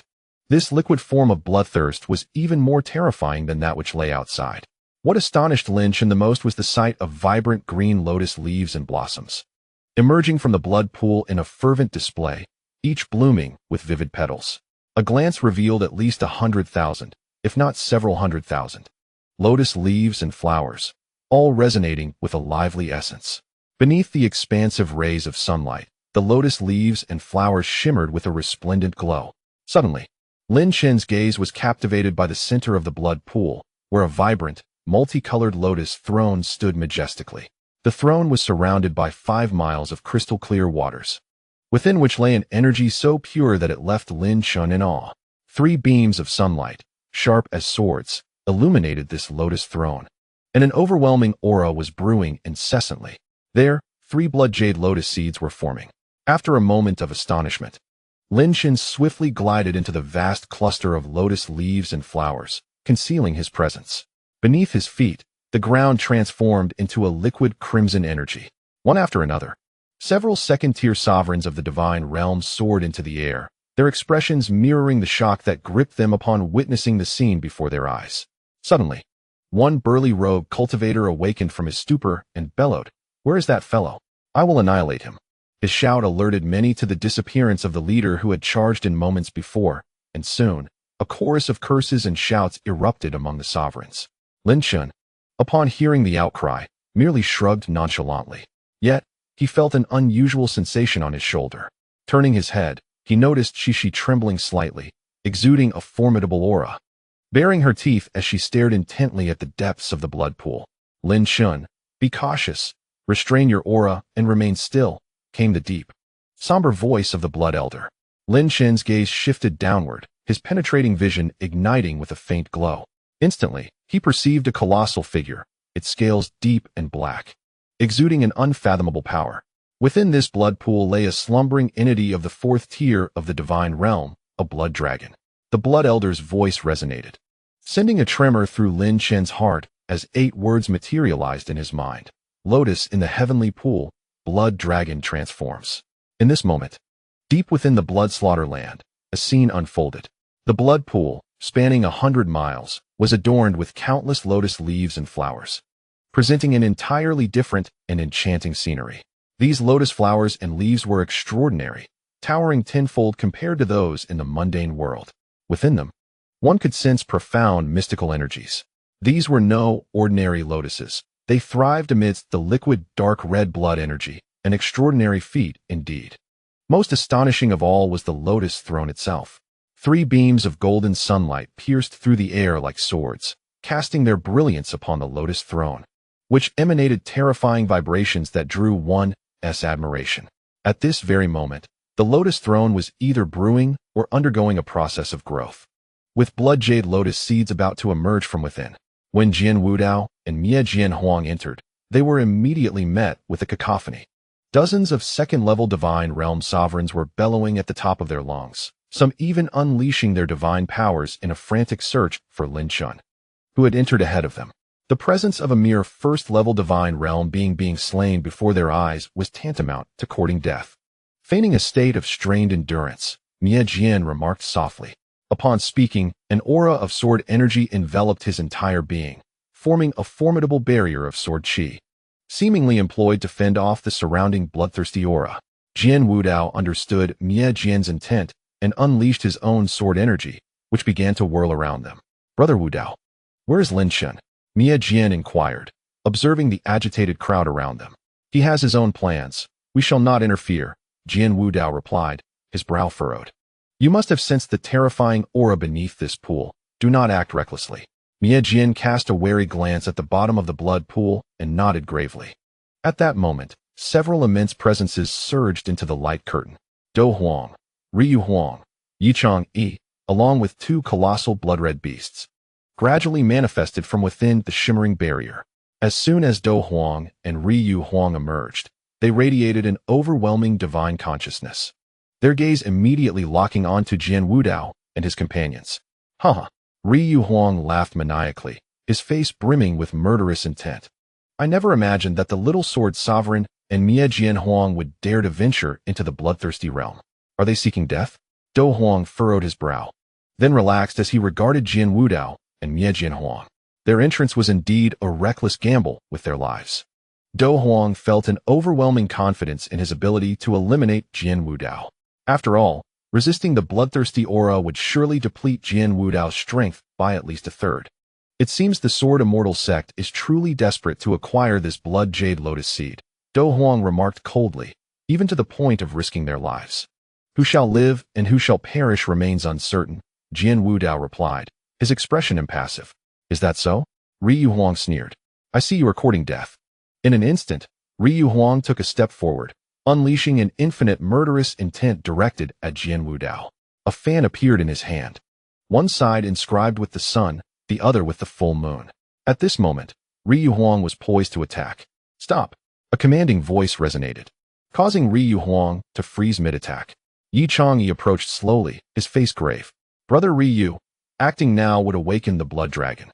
It is not the right time to disturb it, lest it perceives us as foes, providing a chance for Hong Ling and the others. Ryu Huang was acutely aware of the terrifying aura, yet it remained in slumber. Upon hearing the words of Yi Changyi, the Emperor of Sun and Moon ceased his actions, casting a cold smile towards Jian Wudao. Brother Dao Yi wishes to avoid a conflict between us. So for the time being, we shall spare you. But mark my words, your demise is imminent. Yi Changyi clasped his fists and smiled, expressing his admiration for Jian Wudao's illustrious reputation. Jian Wudao remained expressionless, disregarding both Yi Changyi and the Emperor of Sun and Moon entirely. This action caused both Yi Changyi and the Emperor to stiffen, a flicker of hidden malice flashing in their eyes. At that moment, three formidable presences emerged once more from the shimmering veil. Hong Ling, accompanied by two figures in black robes, also appeared at this location. Almost all factions vying for power had now gathered. The aura of the blood dragon is even more terrifying than the intelligence suggested, remarked Hong Ling with a grave expression. Anyone present, regardless of their status, felt the weight of this overwhelming presence. It was a being beyond their comprehension. A black-robed figure informed, Miss, Jian Wudao and his companions have arrived. Judging by their condition, they require our assistance. Hong Ling's gaze shifted towards Jian Wudao and the sword-extinguishing emperor. Noticing the sword aura enveloping them, she smiled faintly, her lips curving into a subtle arc. Let them come to seek my aid. The two black-robed figures exchanged glances and nodded in agreement. At this moment, it seemed as if everyone had reached a tacit understanding. No one made the first move nor rushed towards the lotus throne. Beneath the vast blood pool stretching for miles lay a terrifying entity in slumber, and the blood jade lotus seeds had yet to fully mature. Amidst the sea of lotus leaves, Lin Chen's gaze was fixed below. The pitch-black, deep scales hinted at an incomprehensibly massive body, extending into the unknown. It was as if a colossal iron fortress lay hidden beneath. In that instant, Lin Chen understood why Cece had displayed such an expression. A being of this magnitude would undoubtedly be sensed by Cece, a peculiar beast. This was a terrifying beast of the fourth realm of divine law, a Jiao. In ancient lore, the Jiao was the closest beast to the dragon clan, possessing a significant dragon lineage. The dragon clan, regarded as the sovereign among beasts, was revered as a divine entity in the mortal realm. Should a Jiao transform into a dragon, the repercussions would reverberate throughout the entire Holy Spirit continent. As Lin Chen beheld the colossal form of the Jiao, the phrase "this Jiao is currently in slumber" echoed in his mind. The Blood Elder is likely awaiting the maturation of the Blood Jade Lotus seeds. Be cautious. The power of the fourth realm of divine law is not to be trifled with, the Blood Elder warned gravely. After all, the current fourth realm of divine law was beyond Lin Chen's capacity to contend with.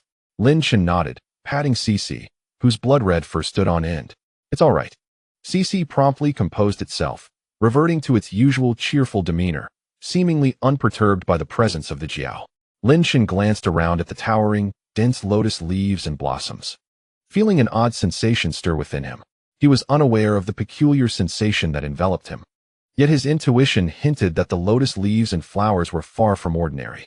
Deciding to take flight rather than linger, Lin Chen had faith in his instincts and promptly soared into the air.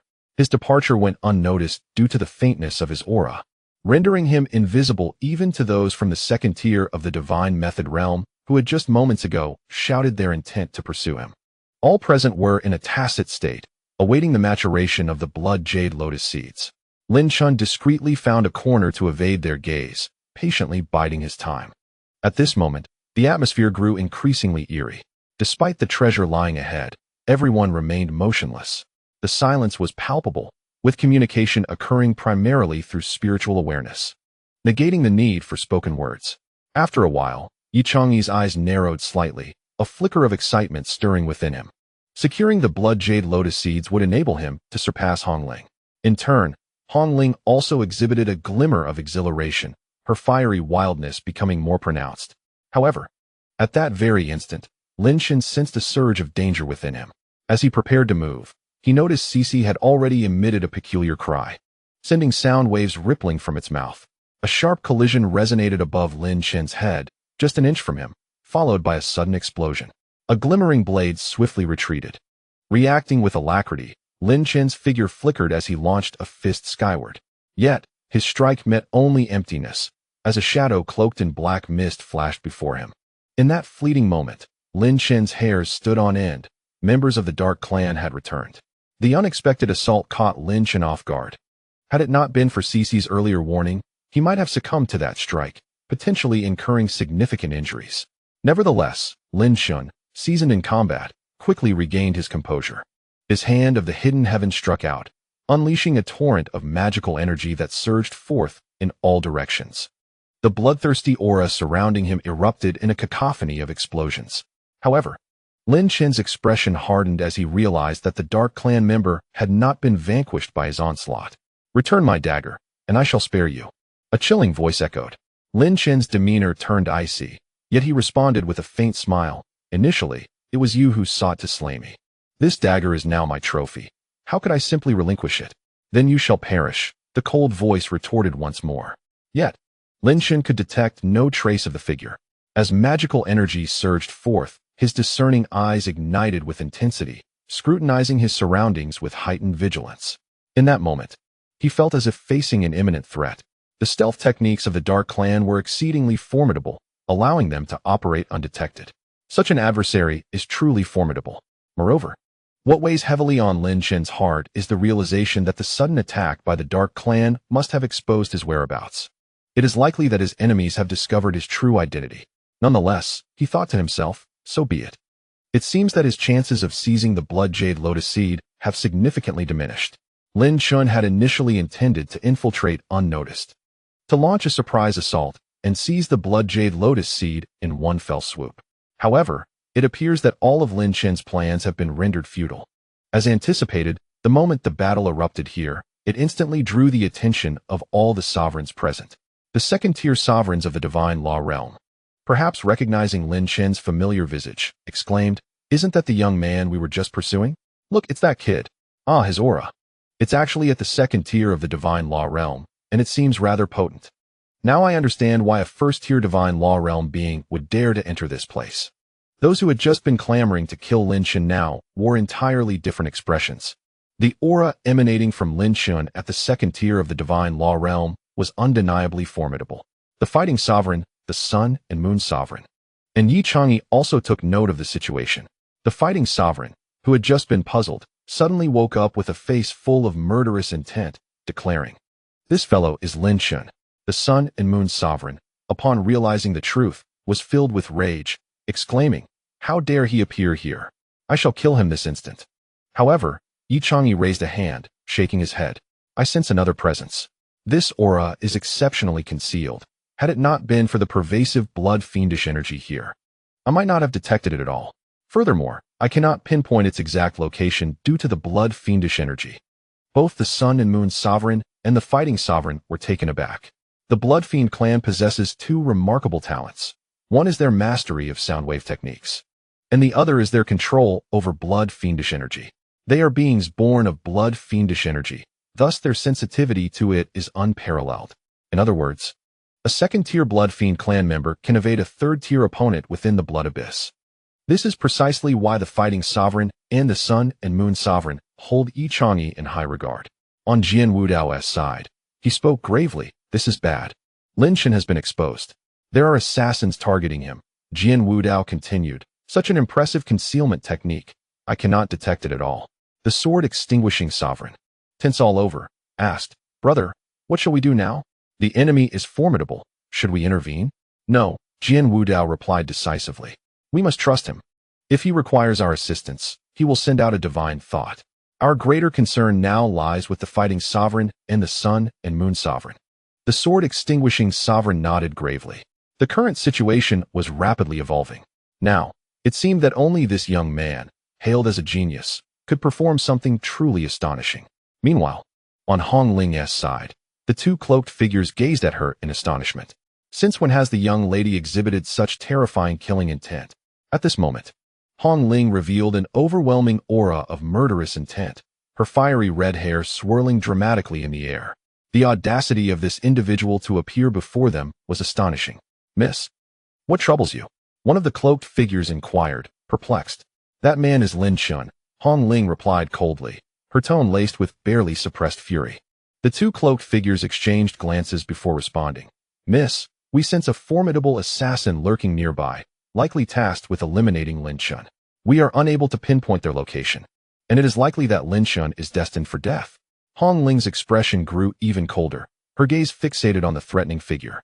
Memories of a past confrontation flooding her mind. A flush of crimson rose to her cheeks, only to be swiftly replaced by her icy demeanor. "I shall personally ensure his demise. Be prepared to capture him," Hong Ling declared. Meanwhile, Lin Chen wore a bitter smile. He mused that he now faced at least 4 or 5 adversaries. The murderous intent emanating from Hong Ling weighed heavily on his mind, causing him a headache. At that moment, 3 lethal presences converged upon him. Lin Chen's eyes hardened. "Shi, let us strike," he commanded, unleashing a series of 3 powerful punches towards the oncoming threats. Terrifying force erupted from his fists, shocking many second-tier divine realm monarchs who sensed the overwhelming might of his blows. Is this truly the combat prowess of a second-tier divine realm warrior? The echoes of explosive sounds reverberated as Lin Chen dispatched the 3 impending threats. Yet he did not pause. His piercing gaze detected 3 more assassins approaching rapidly from another direction. The succession of lethal assaults came at a pace too swift for any reaction. However, Lin Chen's body trembled as the 6 paths of life and death enveloped him. The cacophony of relentless attacks resounded against the barrier, causing the entire 6 paths of life and death to shudder violently. He had no knowledge of how many hidden assassins lurked in the shadows. Perched on Lin Chen's shoulder, Shi swiftly leaped upward, unleashing a sonic attack from her lips. Like a barrage of spikes, the sound waves burst forth. Above Lin Chen, a shadowy figure flickered and evaded Shi's strike, vanishing once more into the sanguine miasma. This scene elicited raised eyebrows from both Yi Chang of the Bloodfiend clan and Hong Ling. 2 colossal blood beasts and 2 cloaked figures gasped in astonishment. This crimson creature is employing soundwave attacks. She, stand down. Lin Chen suddenly realized the presence of more members of the Blood Fiend clan surrounding them. He extended his hand, compelling Shi to return to his shoulder. I want to fight, Shi exclaimed, her small face alight with combat fervor. Fear not. I shall handle this, Lin Chen replied, his expression chillingly resolute. The 6 paths of life and death abruptly flew back into a sea of consciousness as he withdrew his defenses. His sudden movement instantly aroused the astonishment and suspicion of numerous sovereigns. What does Lin Chen intend to do? Since you dare to come and attempt to kill me, I shall ensure that you remain forever buried here, Lin Chen coldly declared. Chapter 278, Surrounded by Enemies, Part 1. At this moment, Lin Chen was genuinely enraged. The last time, you had approached with the intent to kill. Was this not a blatant act of bullying? Let us see your true capabilities then. The cold voice resounded once more. Lin Chen's magical power surged forth, blazing with intensity, all focused through his piercing eye. Through this eye, he could perceive the traces of movement in the surroundings. Yet, he still could not capture the true form of his adversary. Suddenly, Lin Chen found himself engulfed in darkness, as if a pitch-black path had materialized before him. At the end of this path, a brilliant silver light surged towards him with alarming speed. It was so swift that there was hardly time to react. Nevertheless, Lin Chen managed to respond with remarkable agility. He unleashed a fist towards the dazzling silver light. A torrent of force erupting forth. The might of a mid-grade royal weapon should not be underestimated. A thunderous explosion echoed as Lin Chen was forced to retreat 2 steps. His opponent wielded a dagger, seemingly acquired from nowhere, which also possessed the quality of a mid-grade royal weapon. However, its potency paled in comparison to Lin Chen's own poison dagger. Watch out behind you, Blood shouted urgently. Lin Chen abruptly turned around, realizing that the true lethal intent of the shadowy attack was not from the front, that had merely been a feint. As he spun around, a cold blade, imbued with powerful murderous intent, was mere inches from his brow. In that fleeting moment, it could have struck him down. Even with his quick reflexes, he found it nearly impossible to respond in time. Clang! Lin Chen's brow endured a fierce impact, causing him to stagger backward. His entire being reverberated with the explosive force of the blow, the vibrations overwhelming him. The mysterious dark assassin gasped in surprise, hastily retreating. To his astonishment, his mid-grade royal weapon dagger had failed to penetrate Lin Chen's low-grade royal body. It seemed as though he had struck something extraordinarily hard. The dagger trembled violently in his grip, as if something peculiar within Lin Chen's brow had thwarted his lethal strike. The scene of Lin Chen being struck at his brow captured the attention of many. Both the Emperor of Battle and the Emperor of Sun and Moon furrowed their brows. This strike should have been sufficient to bring about Lin Chen's demise, yet he had merely been sent flying. What kind of secrets does this fellow harbor? At this moment, the 2 emperors could not help but ponder. Even Yi Chang'e looked on in amazement, realizing that had he endured such an attack, he would likely have met his end. The adversaries provoked by Lin Chen are anything but ordinary. In particular, after Yi Chang'e received a mental transmission from the 2 formidable beings behind him, he began to regard the enigmatic assassin with trepidation. The thought of stealthily pilfering the blood jade lotus seed, while being shadowed by an invisible presence, sent shivers down his spine. Brother, the sword destroyer began, hesitating to speak, for it was evident that Lin Chen was at a disadvantage. Having narrowly escaped death at the hands of this mysterious killer, was it not time to intervene? No need to act, Jian Wudao replied nonchalantly. He is not as simple as you imagine. At this moment, Hong Ling raised an eyebrow, her attention diverted from Lin Chen's near demise. Miss, should we not intervene to rescue him? The figure in the black robe inquired. Fear not, he will not perish, Hong Ling retorted with a cold smile. This fellow is far from ordinary. Indeed, Hong Ling believed so, especially after hearing of Lin Chen's myriad experiences. It was astonishing that, as a mere first-level practitioner of the divine law realm, he had managed to subdue a 3rd-level demon dragon as his servant. What secrets could this Lin Chen possibly hold? However, after a moment's contemplation, Hong Ling softly remarked, unless absolutely necessary, we shall not intervene. Her implication was clear. Let Lin Chen endure a bit longer, allowing him to savor the taste of peril. Lin Chen staggered back, blood spilling from his mouth as he was shaken by the force of the attack. Even he had grown somewhat complacent, unprepared for the dark assassin's initial blinding of his vision followed by dual rapid assaults, strikes that left one defenseless. Yet, rather than succumb to despair, Lin Chen's lips curled into a faint smile. The dark-clad assailant, in an attempt to pierce his brow and obliterate his consciousness, underestimated the ancient bronze coffin that guarded his mind. Could a mere mid-grade royal weapon breach such defenses? Moreover, targeting the brow was anticipated by Lin Chen. After all, even a heart pierced could still be mended, whereas a shattered consciousness would leave nothing behind. Having failed to deliver a fatal blow, the mysterious dark-clad assassin swiftly retreated, attempting to conceal himself. However, Lin Chen coldly declared, "Do you truly believe you can escape?" The eye of insight ignited with terrifying intensity, transforming Lin Chen into a figure of blue flames. The dark-clad individual had not yet fully vanished, and utilizing the power of the eye of insight, Lin Chen discerned a faint trace of his presence. Seizing upon this trace, Lin Chen acted with lightning speed, casting forth an intricate formation. The air resonated with thousands of reverberating sounds as an array emerged, unleashing countless blades of energy that vibrated ominously. At the heart of this grand formation lay two ancient characters, 1,000 kills.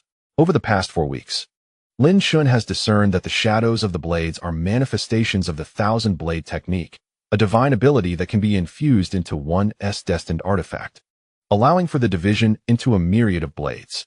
However, Lin Chen has yet to master this technique, rendering him unable to utilize its capabilities. Nevertheless, the primary function of the 1,000-kill blade array lies in its ability to control murderous intent. Thousands of lethal auras converge upon the dark-clad beings of the Shadow Clan. This murderous aura is an ethereal presence. Once enveloped, escape is impossible unless one vanquishes the target. Under the sudden onslaught of the 1,000-kill blade array, the figure of the dark-clad assassin shuddered momentarily into view. Yet, in the next instant, he vanished once again into the swirling miasma of bloodlust, eluding detection. At this instance, both Hong Ling and Yi Chang'e displayed expressions of astonishment. Through the thick blood mist, they were utterly unable to discern the whereabouts of this individual. Who exactly is this person? The Emperor of the Sun and Moon spoke gravely. Only a being of exceptional stealth could possess such abilities. It must be one of the Shadow Clan, as previously mentioned by our leader. He continued, "This clan excels in assassination. Their concealment techniques are immensely powerful, rendering them undetectable to adversaries of equal caliber. I did not anticipate that Lin Chen would provoke such a formidable entity." With an ominous tone, the Emperor added, "This time, Lin Chen is as good as dead." Yi Chang'e nodded in agreement. The ominous reputation of the Shadow Clan was documented in the ancient texts of their lineage. Even the two massive blood-colored beasts behind Yi Chang'e regarded the sudden appearance of the Shadow Clan member with trepidation, poised to strike. "I can't believe it's a member of the Shadow Clan," Hong Ling remarked gravely. "Only they could achieve such a level of concealment." Indeed, the two dark-clad figures affirmed in unison. "Prepare to meet your end," came the chilling voice of the Shadow Clan member. In that moment, two assassinations, executed from different angles, surged toward Lin Chen like phantoms. All the sovereigns held their breath, for they could not perceive the attacks from this mysterious assassin, nor could they see clearly. Amidst the tension, the crimson little beast, Shi, remained unfazed, laughing heartily upon Lin Chen's shoulder, as if mocking the impending danger. "Is that so?" Lin Chen's lips curled into a smile as he launched two powerful punches toward the approaching threats from distinct angles. Boom, boom. The resounding explosions echoed as Lin Chen successfully discerned and countered the two assaults. Without a moment's pause, he unleashed the hand of the Ascendant, summoning 1,000 dragons of magical energy that erupted forth, manifesting a colossal spectral hand that descended forcefully upon a designated location. A tremendous pressure bore down like a mountain. Bang, bang. The bloodlust aura erupted in silent explosions. A figure emerged under the immense weight of this pressure, revealing a dark-clad assassin shrouded in swirling black mist. At that moment, the assassin rapidly brandished daggers in all directions, striving to mitigate the surrounding pressure. His figure was completely revealed. All the sovereigns also discerned the true visage of this enigmatic assassin. "How could you possibly uncover my form?" the Dark Clansman asked in shock. Chapter 279, Surrounded on All Sides, Part 2. It was the murderous intent emanating from the 1,000-kill formation that initially caused Lin Chen's yin-yang mystique to lose its efficacy. This time, Lin Chen similarly employed that lethal aura to expose the Dark Clansman's figure. For no matter what the Dark Clansman attempted, he could not evade the murderous intent. So it was that murderous formation. It must be designed specifically to counter me, the Dark Clansman said coldly. With his combat experience, he could discern that Lin Chen's reliance was indeed on this 1,000-kill formation. I am no longer the person I once was. I possess several techniques to reveal your form, Lin Chen stated icily. Now tell me, why did you attempt to assassinate me? Speak, and I shall grant you a chance at mercy. The Dark Clansman was indeed a being of the third realm of the divine method. However, as Elder Shue had said, once the Dark Clansman lost his ability to conceal himself, he would be no match for Lin Chen. Currently, Lin Chen held at least a 70% certainty of defeating him. Do you truly believe you can kill me? The Dark Clansman scoffed. Suddenly, his body began to fluctuate and transform. Under the immense pressure, his form split. 1 into 2, 2 into 4, 4 into 8, until he manifested 10 phantoms of Dark Clansmen before ceasing. Moreover, under Lin Chen's penetrating gaze, it was impossible to discern which was the true body. In other words, all 10 Dark Clansmen were his real form. It seems you wish to escape my grasp, Lin Chen remarked nonchalantly. Kill. The dark-robed Clansman uttered a chilling word, and his figure began to move, striking with incredible speed. In mere breaths, he unleashed hundreds of strikes. As he moved, the remaining phantoms also followed suit. The immense pressure enveloping them began to explode layer by layer under the relentless onslaught of knives. Akin to a colossal iron cage confining the Dark Clansman as he sliced through the bars. Yet, this pressure was crafted from a full 10,000 dragons of magical energy by Lin Chen. Even if the Dark Clansman sought to dismantle it, he could not do so easily. At this moment, all present were stunned by the scene unfolding before them. They had not anticipated that Lin Chen could effortlessly counter such a fearsome assassin. The second realm beings of the divine method now looked at Lin Chen with a hint of trepidation. Clearly, the power Lin Chen exhibited had thoroughly intimidated them. The Do Huang stared in astonishment at this scene and could not help but exclaim. The method of employing murderous intent. This is said to be the technique of the 1,000-blade sovereign. How has this power come to rest in Lin Chen's hands? They had been oblivious when Lin Chen first activated the 1,000-kill formation. As I now observe this individual from the Dark Tribe with my spiritual consciousness, I can discern the palpable aura of malevolence surrounding him. The expression on the face of the Sun Moon Emperor darkens as he remarks that the Fire Thunder Emperor is indeed the junior disciple of the 1,000 Blades Emperor. Given that Lin Chen has slain him, it is certain that the 1,000 Blades Emperor will seek retribution against Lin Chen. The Sun Moon Emperor refrains from elaborating on why the matter has reached Lin Chen's hands, for the 1,000 Blades Emperor is of equal standing with him. The very notion that Lin Chen could seize the formidable 1,000-kill formation from him fills the Sun Moon Emperor with a sense of absurdity. The Dark Tribe individual is ensnared. And now that his form is revealed, his lethality is significantly diminished. Yi Chang'e states resolutely that we must take action. Upon his words, the 2 crimson beasts behind him begin to emanate an overwhelming aura, clearly prepared to intervene and rescue this dark individual. Suddenly, the dual emperor interjects, suggesting that we refrain from immediate action, for even if Lin Chen were to kill the dark individual, we need not fear him. According to my conjecture, there are likely other forces operating behind the Dark Tribe individual. Assassins, as they are known, accept missions to eliminate targets, indicating the presence of a vast power orchestrating this effort, hiring such skilled assassins to eliminate Lin Chen. Thus, the dual emperor believes there is no need to stir this turbulent water. After his statement, the dual emperor casts a glance at the Sun Moon Emperor and Yi Chang'e, adding, "Moreover, is there not the envious young lady of the Hong family?" Meanwhile, on Jian Wudao's side, even the Annihilation Sword Emperor cannot help but be awed by Lin Chen's prowess. Indeed, the means employed by Lin Chen compel even the Annihilation Sword Emperor, a being of the 3rd level, to commend him. The disdain once felt has vanished. Do not let your guard down. The main event is yet to unfold. Jian Wudao's gaze turns coldly toward Hong Ling and Yi Chang'e. The Annihilation Sword Emperor instantly perceives the underlying message in Jian Wudao's words. A flicker of veiled malice flashing in his eyes. Fist of the fallen sky. Lin Chen bellows, unleashing a series of powerful punches. It appears as if enormous fists, conjured from the void, rapidly advance toward the dark individual. Lin Chen possesses ample confidence in his strength. You think you can kill me with this? The dark individual retorts, his form suddenly shifting. His speed resembles that of a phantom, rendering him nearly untraceable. In the next moment, a cold dagger appears at Lin Chen's throat, entwined with a dark energy. What swiftness! Lin Chen exclaims, retreating just in time to evade this fatal strike. Soon, however, a faint smile graces his face. What does speed matter in the face of my power? In an instant, Lin Chen unleashes the 6 mystical gates of life and death. Under the infusion of his immense magical energy, the 6 gates resonate with eerie sounds. 12 beams of light intertwine, enveloping the dark individual completely. What? You dare to seal me? The dark individual exclaims in astonishment, feeling the overwhelming force of confinement emanating from the 6 mystical gates of ghostly spirits. Suddenly, his doppelganger re-emerged, launching a frenzied assault against the 6 gates of the ghostly deities. Yet, at this moment, the Dark Clan was unable to breach the formidable barrier of the ghostly gates.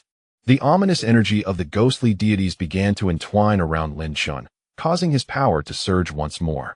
In an instant, he appeared above the Dark Clan members, delivering a devastating blow with his right fist. A colossal force surged forth, akin to the might of 1,000 tons, aimed directly at the figures of the Dark Clan. This strike was Lin Chen's ultimate attack. The Dark Clan members began to stiffen under the weight of his punch, fully aware that this blow could either spell their demise or inflict grievous injury. However, a transparent mirror manifested before Lin Chen. His terrifying punch collided forcefully with the surface of the mirror, producing a resonant hum that echoed throughout the vicinity. The mirror became riddled with cracks, and an equally overwhelming force was reflected back towards Lin Chen. His expression turned icy as he swiftly evaded the incoming attack. At that moment, Hong Ling approached Lin Chen step by step, her fiery red hair gently swaying. With a delicate visage and a wild allure, her captivating figure drew attention. The 2 cloaked figures behind her exuded an aura of danger, instilling a sense of reverence in those at the 2nd level of the divine law realm. Lin Chen, I did not anticipate your strength to be so formidable, Hong Ling remarked coolly, gazing up at him. However, I shall not permit others to harm you, nor will I allow you to harm others. Your enemies are my friends. Chapter 280, a critical moment. Lin Chen found it difficult to comprehend Hong Ling's character. Her actions were exceedingly brazen. All he had done was observe, yet he too had suffered. The desire fire pearl within him was akin to a ticking time bomb. Without the suppression of 1,000 dragons of magic, he would be consumed by the flames of desire. Even relying on the azure figurine would prove of little benefit. Hong Ling, are you truly intent on opposing me? Lin Chen's gaze turned frigid. To contend with an unreasonable individual, he felt he must become even more unreasonable. Not quite. Hong Ling replied with a slight smirk. But your enemies are indeed my friends. I shall never allow my friends to be harmed, she added, unless you eliminate them for me. Lin Chen felt a wave of frustration wash over him as his gaze locked onto the 2 cloaked figures behind Hong Ling. Both were of the 3rd level of the divine law realm, and Lin Chen regarded them with caution. Nevertheless, he held sufficient confidence that he could vanquish this individual and retreat unscathed. Yet, he was reluctant to take unnecessary risks. What if I must kill him? What would you do? Lin Chen inquired slowly, his gaze piercing into Hong Ling. The image of her delicate figure lingered in his mind, and every thought of her ignited a flame within him. However, this flame has always been suppressed by Lin Chen himself. If you kill him, I shall slay you, Hong Ling declared coldly. The 2 figures in dark robes behind her also exuded a murderous intent, closing in on Lin Chen. Should Lin Chen make any movement, they would strike him down without hesitation. The members of the Dark Clan seized this moment, unleashing their attacks, with 10 avatars erupting into a flurry of lethal strikes. Knives pierced swiftly, accompanied by a surge of black energy that erupted forth. The 6 Xian life and death gate, devoid of Lin Chen's magical infusion, was pushed back layer by layer. The Dark Clan took advantage of this moment of retreat, their forms flickering like shadows as they swiftly evaded Lin Chen's blockade. The 6 Xian life and death gate flew back into Lin Chen's consciousness. At this juncture, Lin Chen had no intention of striking. The current situation was not one to be resolved with violence, especially with 2 formidable figures of the divine law realm present. He was also mindful of the presence of Do Huang and others lurking nearby. Thank you, esteemed one, the Dark Clan member said, bowing towards Hong Ling after escaping Lin Chen's grasp. Without her assistance, he might have been slain by Lin Chen. If you are unable to defeat him, Hong Ling paused, her voice laced with venom. Then I shall personally come to slay you." The dark clan member fell silent.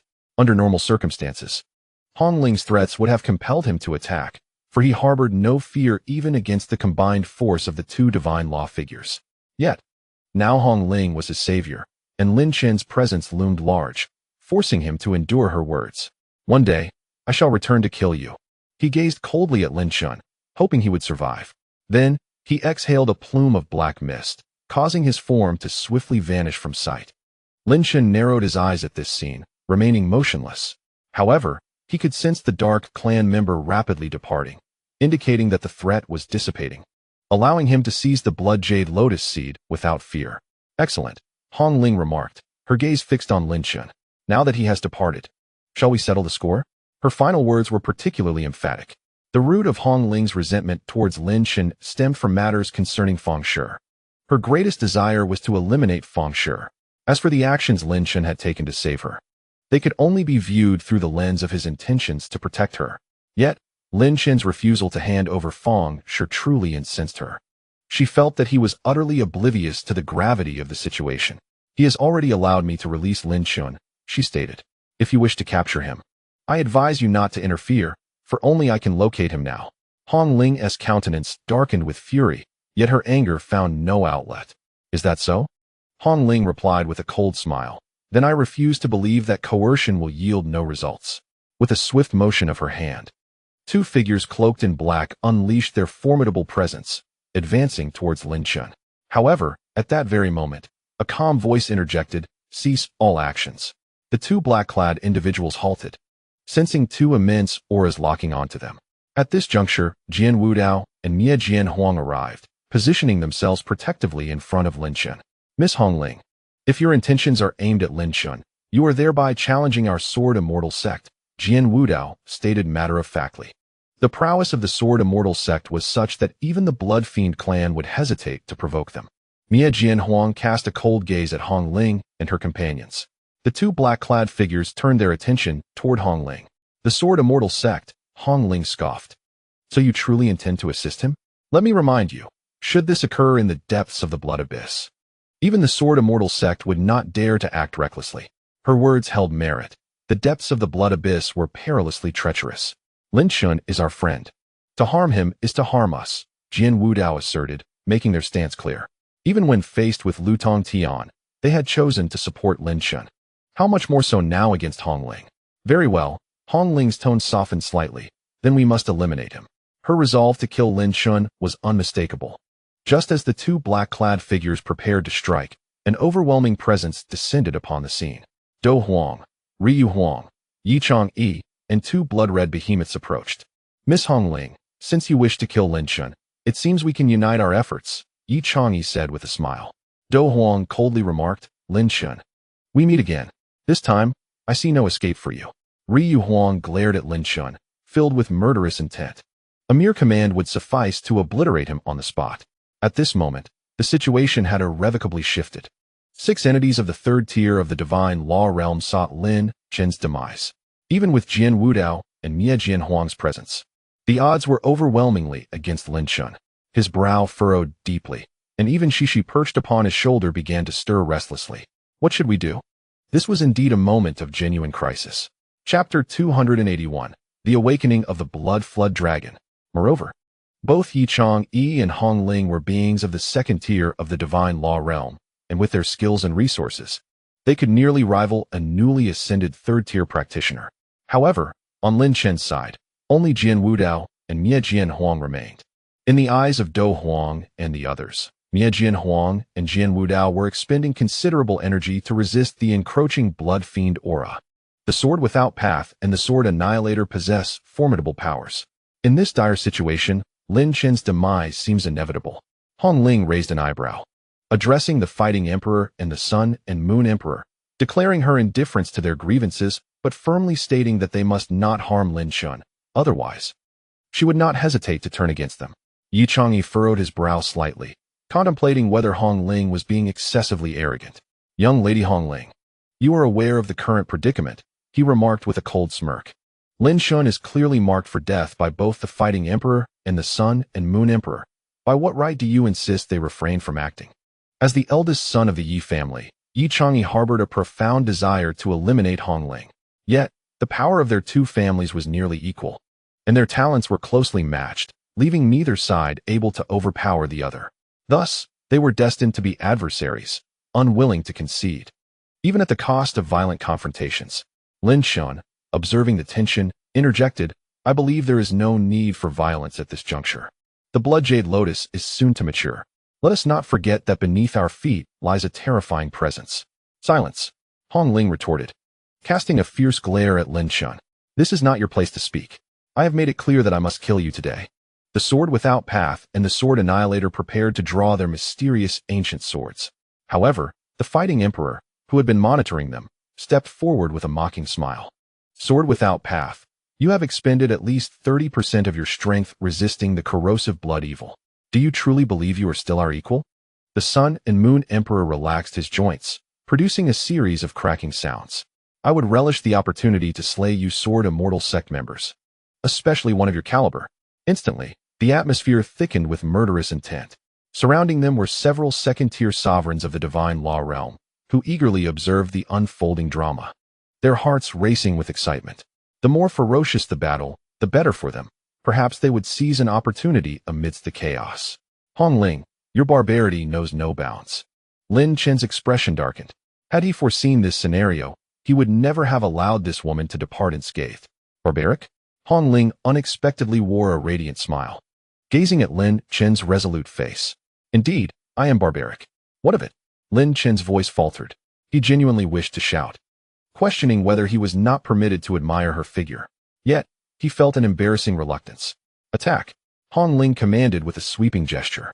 Immediately, the atmosphere crackled with hostility. Two figures in black robes surged forward, each launching a punch at Lin Chen.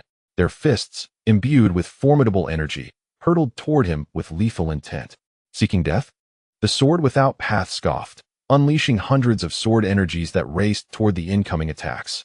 The sword annihilator also sprang into action, emanating a powerful sword intent of annihilation. Waves of obliterating sword energy surged forth, targeting the two punches and even enveloping Hong Ling and her companions. With a series of thunderous explosions, the air reverberated violently, sending waves of force spiraling outward like a tempest.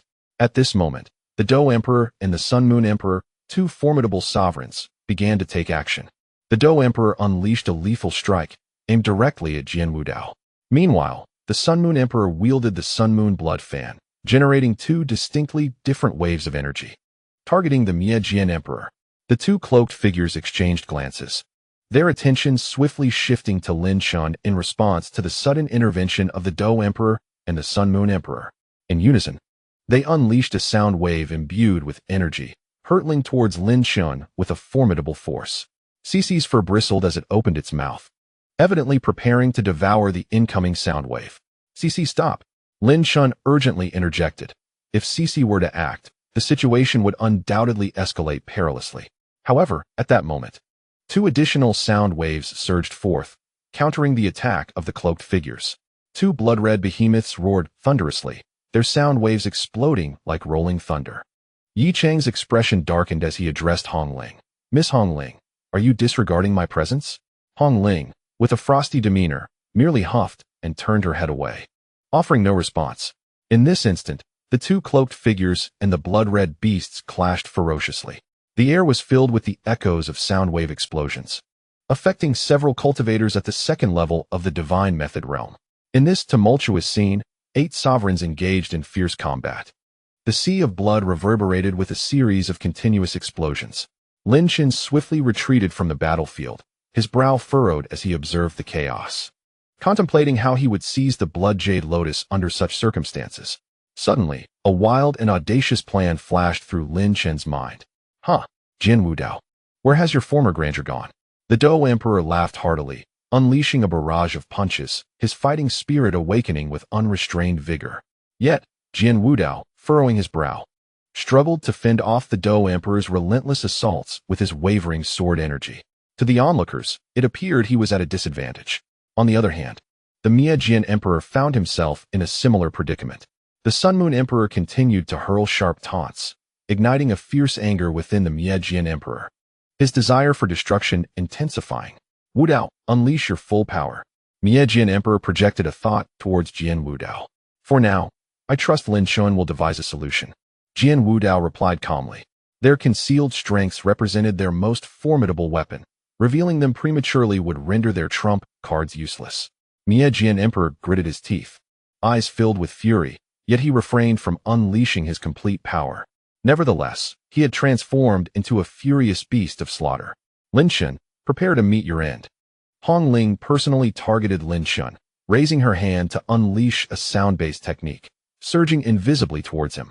However, a tremendous force of fist energy suddenly intervened, striking towards Hong Ling. The figure before them was none other than Yi Chang'e. Hong Ling, you truly underestimate me, Yi Chang'e remarked, his gaze dark and foreboding. Today, I shall personally end your life and witness your capabilities. Very well, Hong Ling sneered, let us settle this today. With that, she unleashed a deadly assault towards Yi Chang'e. Anyone who dared to obstruct her from killing Lin Chen would meet their demise. At that moment, Lin Chen inhaled deeply, his expression grave. After transmitting a thought to Jian Wu Dao and Niejian Huang, he exhaled slowly. His blood surged with an uncontrollable fervor. From the depths of Lin Chen's sea of consciousness, an object emerged, imbued with a terrifying power, concealed from the eyes of others within the thick miasma of blood. At this juncture, Jian Wu Dao's countenance shifted slightly, and he shouted, Niejian, retreat quickly. Niejian Huang's expression turned serious as he swiftly unleashed several formidable sword energies, retreating rapidly. Both Jian Wu Dao and Niejian Huang hastily fled the scene. The Dou Huang and Ryu Huang watched in astonishment, their faces etched with confusion. Suddenly, a resounding explosion, akin to a volcanic eruption, reverberated through the air. The once liquid blood pool began to tremble slightly, its agitation intensifying. 3 more terrifying crashes echoed, and the Dou Huang and Ryu Huang simultaneously realized the gravity of the situation, their expressions turning pale.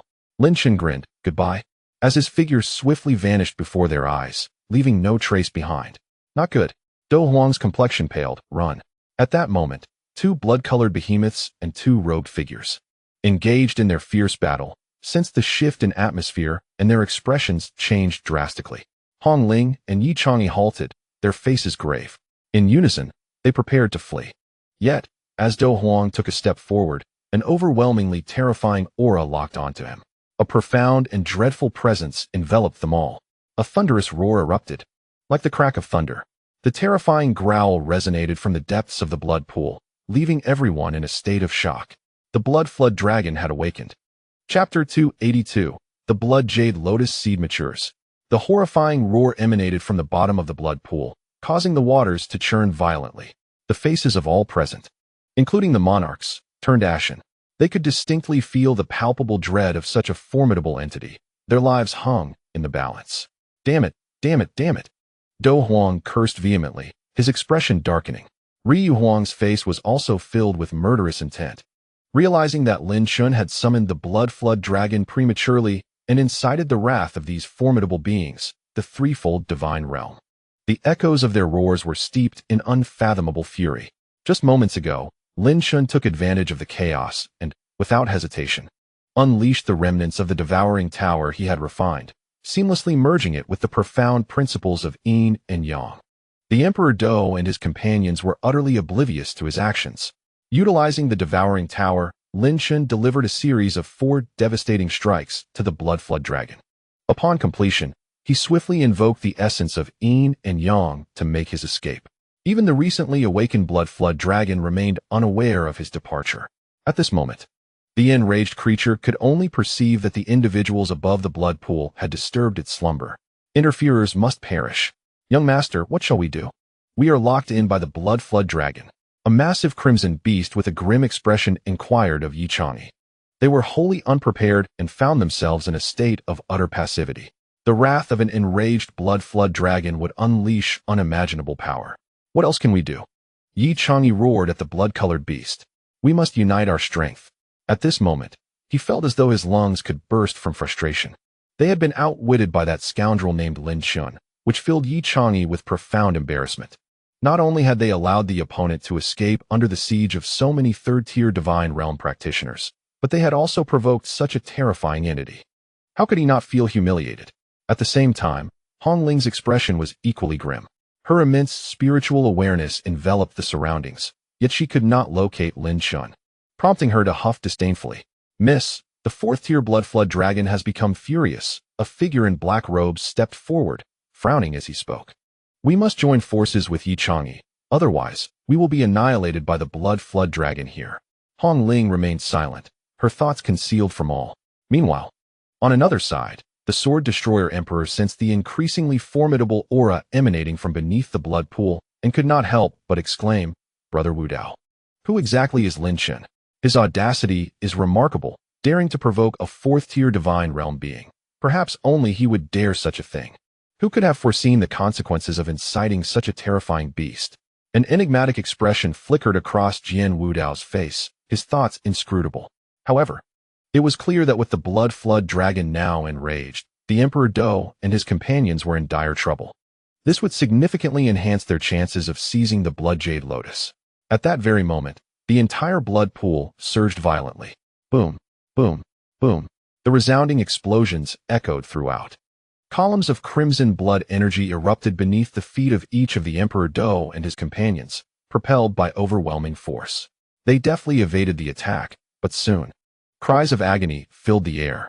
A second-tier divine realm monarch failed to evade in time, struck mercilessly by the blood column, leaving him gravely injured. Witnessing this, the second-tier divine realm monarchs were gripped by fear. This was the power of a fourth-tier divine realm being. Having dodged this wave of attacks, Emperor Do and Emperor Yu swiftly returned to Yi Chang'e's side. Master Yi, our only option now is to join forces with Hong Ling, otherwise, we will not withstand the wrath of this blood dragon, the Do Huang stated emphatically. The Sun and Moon Emperor nodded in agreement. With their four beings at the third tier of the divine law realm, vanquishing a blood dragon rumored to possess a formidable dragon lineage would leave them gravely injured at best. Yi Chang'e's expression shifted dramatically, ultimately gritting his teeth and declaring, Very well. He then directed his form towards Hong Ling, a shadowy smile gracing his face as he proposed, Miss Hong Ling, we should contemplate an alliance and temporarily set aside our grievances. The terror of a being at the fourth tier of the divine law realm is beyond our capacity to confront. Hong Ling cast him a sidelong glance, her expression devoid of emotion as she retorted, Even in death, I refuse to ally myself with scum like you. She resolutely dismissed Yi Chang'e's proposal. The two figures in black robes exchanged glances, their expressions slightly altered, yet they refrained from uttering a word. Fine, fine, fine, Yi Chang'e repeated thrice, his demeanor darkening significantly. Were his gaze lethal, Hong Ling would have perished long ago. Let us see who endures to the bitter end, he spat, retreating into the shadows. At that moment, a tremendous force began to surge from beneath the blood pool. The sound of splashing echoed as countless drops of blood essence erupted into the air. A colossal body began to reveal itself, adorned with blood-red scales akin to impenetrable armor. The exposed tail alone measured a staggering 40 meters in length and 10 meters in width, extending further into the depths of the blood pool. 10 miles away, a menacing crimson head emerged once more. Two massive, copper-like blood-red eyes blazed with unrestrained fury. Additionally, atop the head, two protruding flesh bumps indicated the presence of dragon horns. With a roar, the blood dragon's head reappeared, unleashing a deafening cry towards the Do Huang and the others. Thousands of blood arrows erupted from its maw, sweeping across the battlefield like a torrential storm. Each arrow carried with it a potent corrosive venom. Even the Do Huang and his comrades felt their expressions shift with unease. Fist of the fighter, Sun and Moon tsunami, 12 eyes of fury, roar of the ancient beast. In unison, Do Huang, the Sun and Moon Emperor, and Yi Chang'e, along with the two colossal blood beasts, unleashed their deadly techniques. 5 distinct lethal moves surged forth, racing towards the oncoming onslaught. Simultaneously, Hong Ling also unleashed her assault against the myriad blood arrows. The air erupted with explosive sounds, akin to a tempest of thunderous detonations raining down. Miss, we must join forces with Yi Chang'e, otherwise, we shall face peril, one of the figures in black urged Hong Ling loudly. The once astute young lady seemed to have succumbed to impulsiveness today. Hong Ling gritted her teeth and replied, My third uncle is on his way. We must hold on a little longer. The eyes of the two black-clad figures brightened with understanding, realizing the reason behind Hong Ling's resolute stance. On this side, the blood serpent fiercely contended with the formidable existence of 6 deities at the 3rd level of the divine law realm, showing no signs of weakness. A terrifying explosion rolled continuously above the blood pool. Jian Wudao and Miejin Huang stood to the side, observing the unfolding spectacle. Yet, no one knew where the instigator, Lin Chen, had disappeared. Amidst layers of lotus leaves and flowers, Lin Chen swiftly maneuvered, enveloped in the profound mysteries of yin and yang. Fight on, fight on. Once I obtain the blood jade lotus seed, I'll make my escape, Lin Chen murmured to himself. Through his insightful gaze, he perceived 3 beams of golden sunlight tearing through layers of bloodthirsty aura ahead. At this moment, Lin Chen discerned that within the lotus throne, 3 powerful auras were rapidly brewing. The blood jade lotus seed was on the verge of ripening. Chapter 283. Uncle. Hee. Cece, clutching her belly, laughed joyously on Lin Chen's shoulder. Clearly, Lin Chen had played a trick on them, much to the delight of the blood-colored little beast. However, after Lin Chen cast a fierce glare, Cece obediently closed her mouth, albeit still lingering in her mirth. Lin Chen, feeling a headache, pressed his temples, and unknowingly activated his magical protective shield. As he traversed the lengthy expanse of lotus leaves and flowers, an unsettling feeling lingered in his heart. Never mind. Let me approach the lotus throne first, Lin Chen resolved with determination, hastening his pace. Meanwhile, the battle between the blood serpent and the fighting emperor, alongside Hong Ling and others, intensified ferociously. The blood surged tumultuously, and the massive tail of the serpent lashed out from the blood pool, striking towards the fighting emperor and his comrades. A tremendous force erupted, accompanied by a thunderous roar.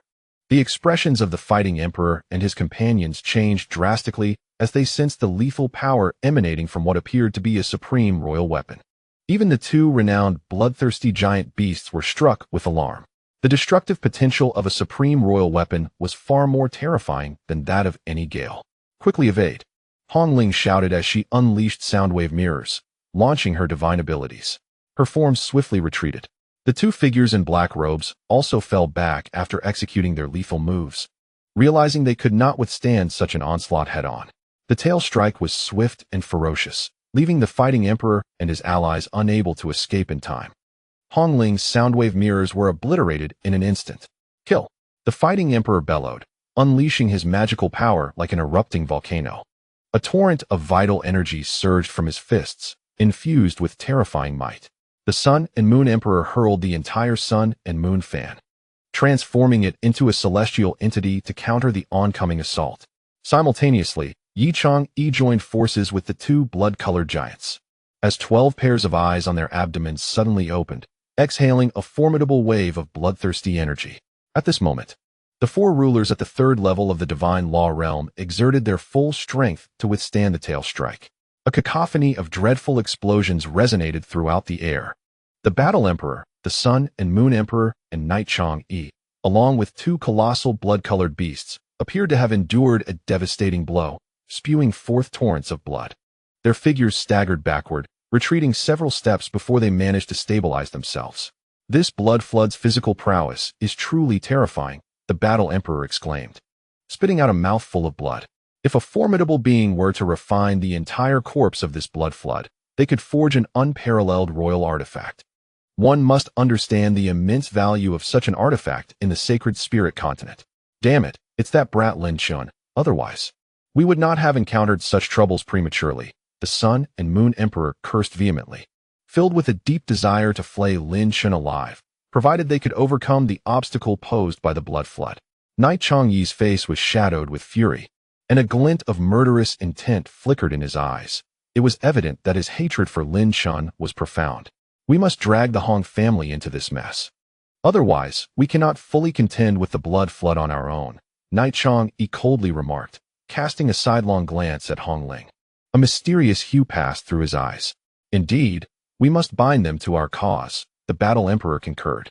Instantly, Night Chang'e summoned his divine consciousness and issued commands to the 2 blood-colored giants. In unison, they let out a thunderous roar, unleashing sound waves that coalesced into sonic projectiles, hurling towards the blood flood. The Sun and Moon Emperor and the Battle Emperor understood the intent and unleashed their terrifying techniques, striking fiercely at the blood flood. What are they planning? Hong Ling furrowed her brow, then smirked slightly. She noted that after launching their assaults, the Battle Emperor and the others were rapidly approaching their position. Clearly, they aimed to redirect the blood flood's attacks towards them. Be cautious and prepare to counter the blood flood, Hong Ling stated, her aura surging forth. The two cloaked figures nodded in agreement, opening their mouths to inhale the dreadful bloodthirsty energy, gathering their powers. At that moment, the blood flood, faced with the attacks from the Battle Emperor and the others, began to stir again. A massive, blood-red claw, ominous and scaled, ascended from the depths of the blood pool, fiercely swatting at the incoming assaults. With a resounding crash, the attacks of the Battle Emperor and his comrades were completely obliterated by the swipe of the claw. Roar! The blood flood emitted another terrifying roar, its enormous eyes, akin to bronze cauldrons, suddenly shot forth two beams of blood light. The blood light transformed into two diminutive replicas of the blood flood, which then split, multiplying into a total of 8 blood floods, surging towards the Battle Emperor and the others. At the moment the blood flood shattered their attacks, the figures of the Battle Emperor and his companions had already closed in on Hong Ling. The 8 blood floods surged forth, enveloping Hong Ling and her companions within their midst. The objectives of the Battle Emperor and Knight Chong had evidently been achieved. Humph. Let us see how long you can maintain your composure. Knight Chong observed Hong Ling, who remained unflappable, his gaze darkening with a certain glimmer of intrigue. After years of fierce struggle between them, a victor was finally poised to emerge. Hong Ling curled her delicate, pale fingers, rhythmically flicking them, while her rosy lips parted slightly, emitting invisible sound waves. Transparent, sound wave mirrors began to materialize before her, layer upon layer, until 10 intricate mirrors were formed. Others also took defensive stances or unleashed their lethal moves in this terrifying confrontation. A cataclysmic battle was unfolding, captivating the attention of the second-tier emperors of the divine law realm, who gazed in awe at the spectacle. Suddenly, a startled cry reverberated through the air. A shadow loomed, enveloping the Do Huang, the Sun and Moon Emperor, Hong Ling, Yi Chang'e, and others. At that moment, even Hong Ling's expression shifted dramatically. She looked up to behold a colossal entity soaring above them, its massive claws descending from the heavens, preparing to strike. This formidable dragon stretched several miles in length, its assault instilling terror. Not good, Hong Ling exclaimed, urging everyone to unleash their full power against the blood dragon. The gravity of the situation weighed heavily on the faces of her companions as they beheld the gargantuan creature overhead. Even a mountain would likely crumble beneath the weight of this dragon. Those who anger this emperor shall perish, the dragon proclaimed. Its voice booming as torrents of air surged forth from its maw. An overwhelming aura erupted above the heads of the Do Huang and the others, a palpable killing intent saturating the atmosphere. Jian Wudao narrowed his eyes, observing the scene, and remarked, Do Huang and his companions are in dire straits. However, in the next moment, Jian Wudao's expression drastically altered. A figure draped in a long robe suddenly materialized beneath the dragon. Though smaller in stature, he radiated an unparalleled might. Blood dragon, let us engage in battle, declared the middle-aged man. Upon his appearance, he opened his mouth wide, and a transparent maw instantly manifested before him. With a thunderous roar, the man unleashed a tremendous shout, sending forth waves of violent sound that swept through the air. The blood dragon, caught off guard, was struck hard and recoiled, its massive form staggering backward. Third uncle, Hong Ling exclaimed in delight, unable to contain her joy at this turn of events. Meanwhile, beneath the lotus pond, Lin Chen, who had been moving swiftly, abruptly halted. He looked up and spotted the blood dragon being hurled away. His gaze shifted to the suddenly appearing middle-aged man, his brow furrowing in concern. A fourth-tier expert of the Blood Fiend clan, he thought. Recognizing the formidable power emanating from this mysterious figure, the shocking realization dawned on them. The massive blood beast, which had withstood the combined efforts of several third-tier emperors, had been effortlessly repelled by this middle-aged man. Such a feat left no room for doubt regarding his status as a fourth-tier powerhouse. Third uncle, Hong Ling shouted joyfully, her face alight with elation. The appearance of this middle-aged man finally brought a genuine expression of joy to the face of the young lady from the Hong family. The two figures in black robes hurriedly stepped forward, respectfully addressing him as the third elder. This middle-aged man was, indeed, one of the highest authorities within the Hong family. A formidable presence at the fourth stage of the divine method realm. Hong Ling. The trouble we encountered was precisely what I warned you about when I asked you to wait for me. The man, referred to as the third uncle, bore a hint of reproach upon his countenance. Had he not arrived in time, all present might have faced dire consequences. The blood serpent, struck away by the third uncle's attack, circled momentarily in the sky before plunging back into the churning blood pool. Its copper-sized eyes fixated on the figure of the third uncle, yet it refrained from making any rash moves. One was a blood serpent possessing an immense dragon lineage, and the other was a creature born from the depths of blood. Each held their own unique advantages, thus caution prevailed, as the ultimate goal for the blood serpent remained the blood jade lotus seed. Currently, the situation was not in its favor. Yi Chang'e, along with the Do Huang and Ryu Huang, quickly gathered together. The sudden appearance of a fourth-stage divine method realm expert, particularly one from the Hong family, weighed heavily on their hearts. The circumstances were becoming precarious. Salutations, third uncle. Yi Chang'e respectfully bowed to the third uncle. The two crimson beasts behind him transformed into robust men, both bowing in reverence to the third uncle. Do Huang of the Taiching sect pays respects to you, third uncle. Ryu Huang of the Hunyuan sect greets you, esteemed elder.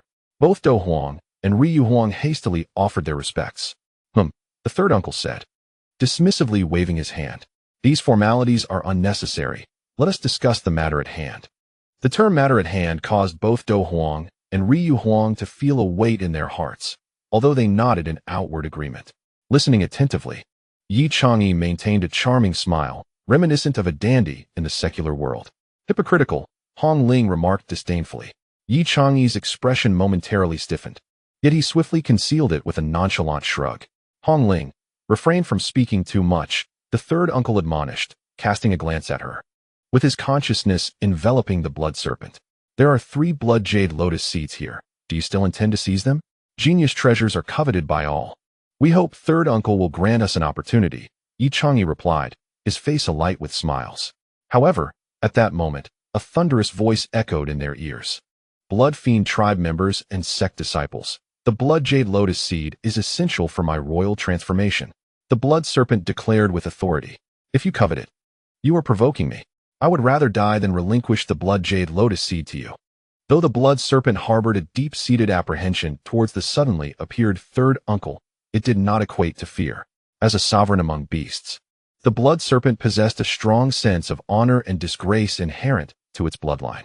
Moreover, this transformation would be a pivotal event in its life, capable of altering its destiny.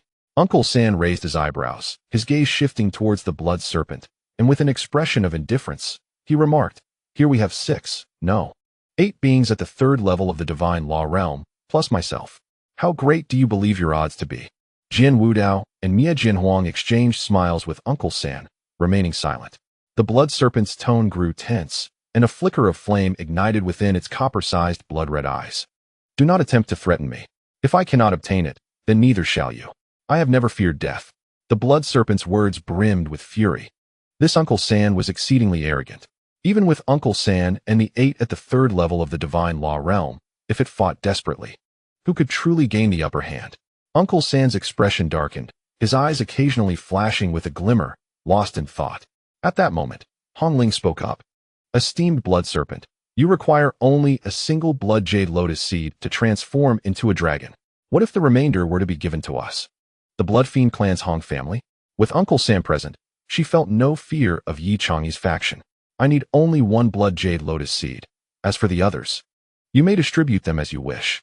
The blood serpent, recognizing the need for moderation, took a step back and stated, however, if you dare to seize even what belongs to me, do not blame me for being impolite. Hong Ling smiled and nodded.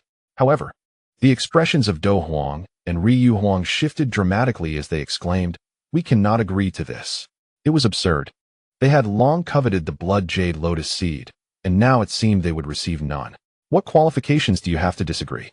Hong Ling retorted, her face a mask of murderous intent. This time, 3 blood jade lotus seeds will be born, 1 for the blood serpent, 1 for Uncle San, and 1 for me. Do not even think about it. In her heart, Hong Ling had already planned the distribution. After all, Uncle San was the elder of her Hong family. What could Yi Chang'e's faction contest against that? I advise you not to overstep, Hong Ling, Yi Chang'e warned, his eyes narrowing into slits, a strange smile gracing his lips. Let strength speak for itself, Hong Ling replied calmly, exuding an aura of decisiveness. Their plan to seize the blood jade lotus seeds had been meticulously crafted, sending Uncle Sen secretly to maximize their benefits. Yet, the Yi family was unaware of this maneuver from the Hong family. I believe Uncle Sen will not agree, Yi Chang'e remarked with a sinister smile. Hong Ling frowned slightly, questioning if Yi Chang'e had lost his mind. However, in the next instant, her pupils constricted in shock as Uncle Sen suddenly made his move, launching a punch towards the two cloaked figures. The immense force of his punch surged towards the black-robed figures. Uncle Sen, Hong Ling exclaimed in disbelief. At that moment, 3 beams of golden light erupted from the lotus throne, tearing through layers of blood fiend energy. 3 powerful forces began to resonate, as if a great storm had been unleashed. All the lotus leaves and flowers were swept up, resembling an ocean of blossoms. The 3 blood jade lotus seeds had been born. Chapter 285, Conspiracy. This sudden transformation has left everyone in a state of astonishment.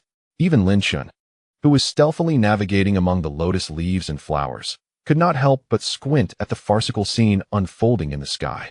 No one anticipated that the third uncle, mentioned by the red young lady, would suddenly launch an attack on her 2 guardians. Hong Ling herself was taken by surprise. Perhaps she could scarcely believe the scene before her. The third uncle moved with such swiftness that it left no room for reaction. The 2 figures in black robes bore the full brunt of the assault, hurtling backward as blood gushed from their mouths. This unexpected ambush was certain to leave them grievously wounded. With a hint of regret, the third uncle expressed, I truly wish to part ways with the Hong family.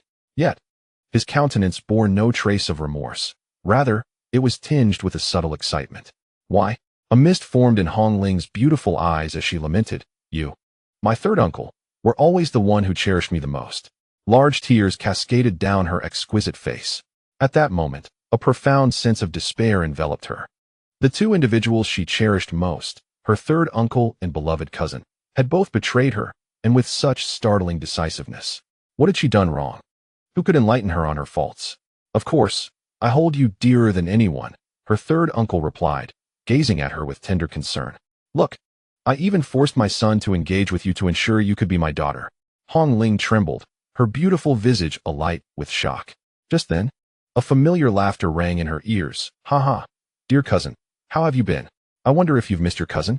Fang Shi emerged from the shimmering veil with a sinister grin, his gaze hungrily roving over Hong Ling's delicate form. You. Hong Ling's eyes widened in disbelief as she pointed a slender, pale finger at Fang Shi, her body quaking with indignation. A glint of cold fury emanated from her enchanting eyes. Beast, how dare you appear before me? The flames of rage within her began to erupt. Dear cousin, there's no need to be so furious. Your cousin has longed for you.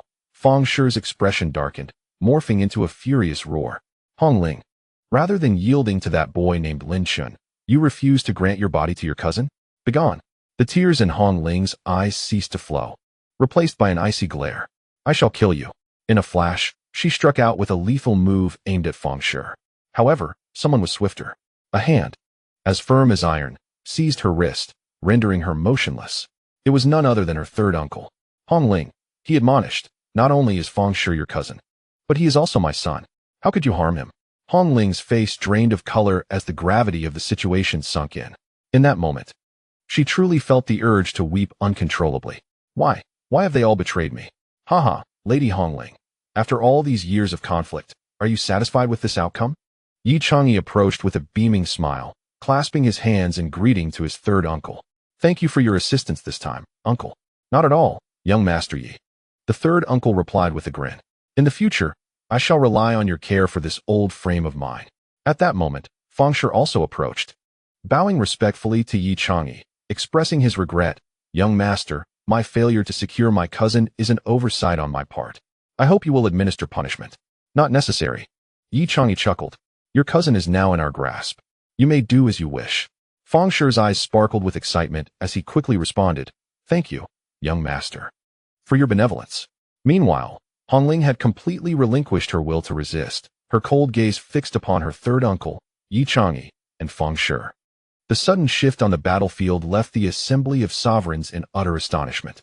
The most formidable among them was indeed the eldest son of the Yi family. The Dou Huang and Ryu Huang flew over, their expressions bewildered as they looked at Yi Chang'e, questioning, "Young master, what is the meaning of this? How has the tide of battle shifted so abruptly?" With a smile, Yi Chang'e replied, "I forgot to introduce you. This is my third uncle, who will be an elder of our Yi family in the future." Both the Dou Huang and Ryu Huang, astute as they were, discerned the implications in Yi Chang'e's words and promptly clasped their hands in respect to the third uncle. "Do not mention it. You are friends of the Yi family, and thus friends of my third uncle as well," the third uncle said with a warm smile.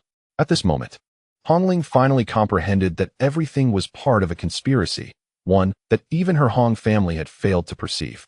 Her third uncle had long conspired with Yi Chang'e, even sending his own cousin to drug her, aiming to seize her virtue.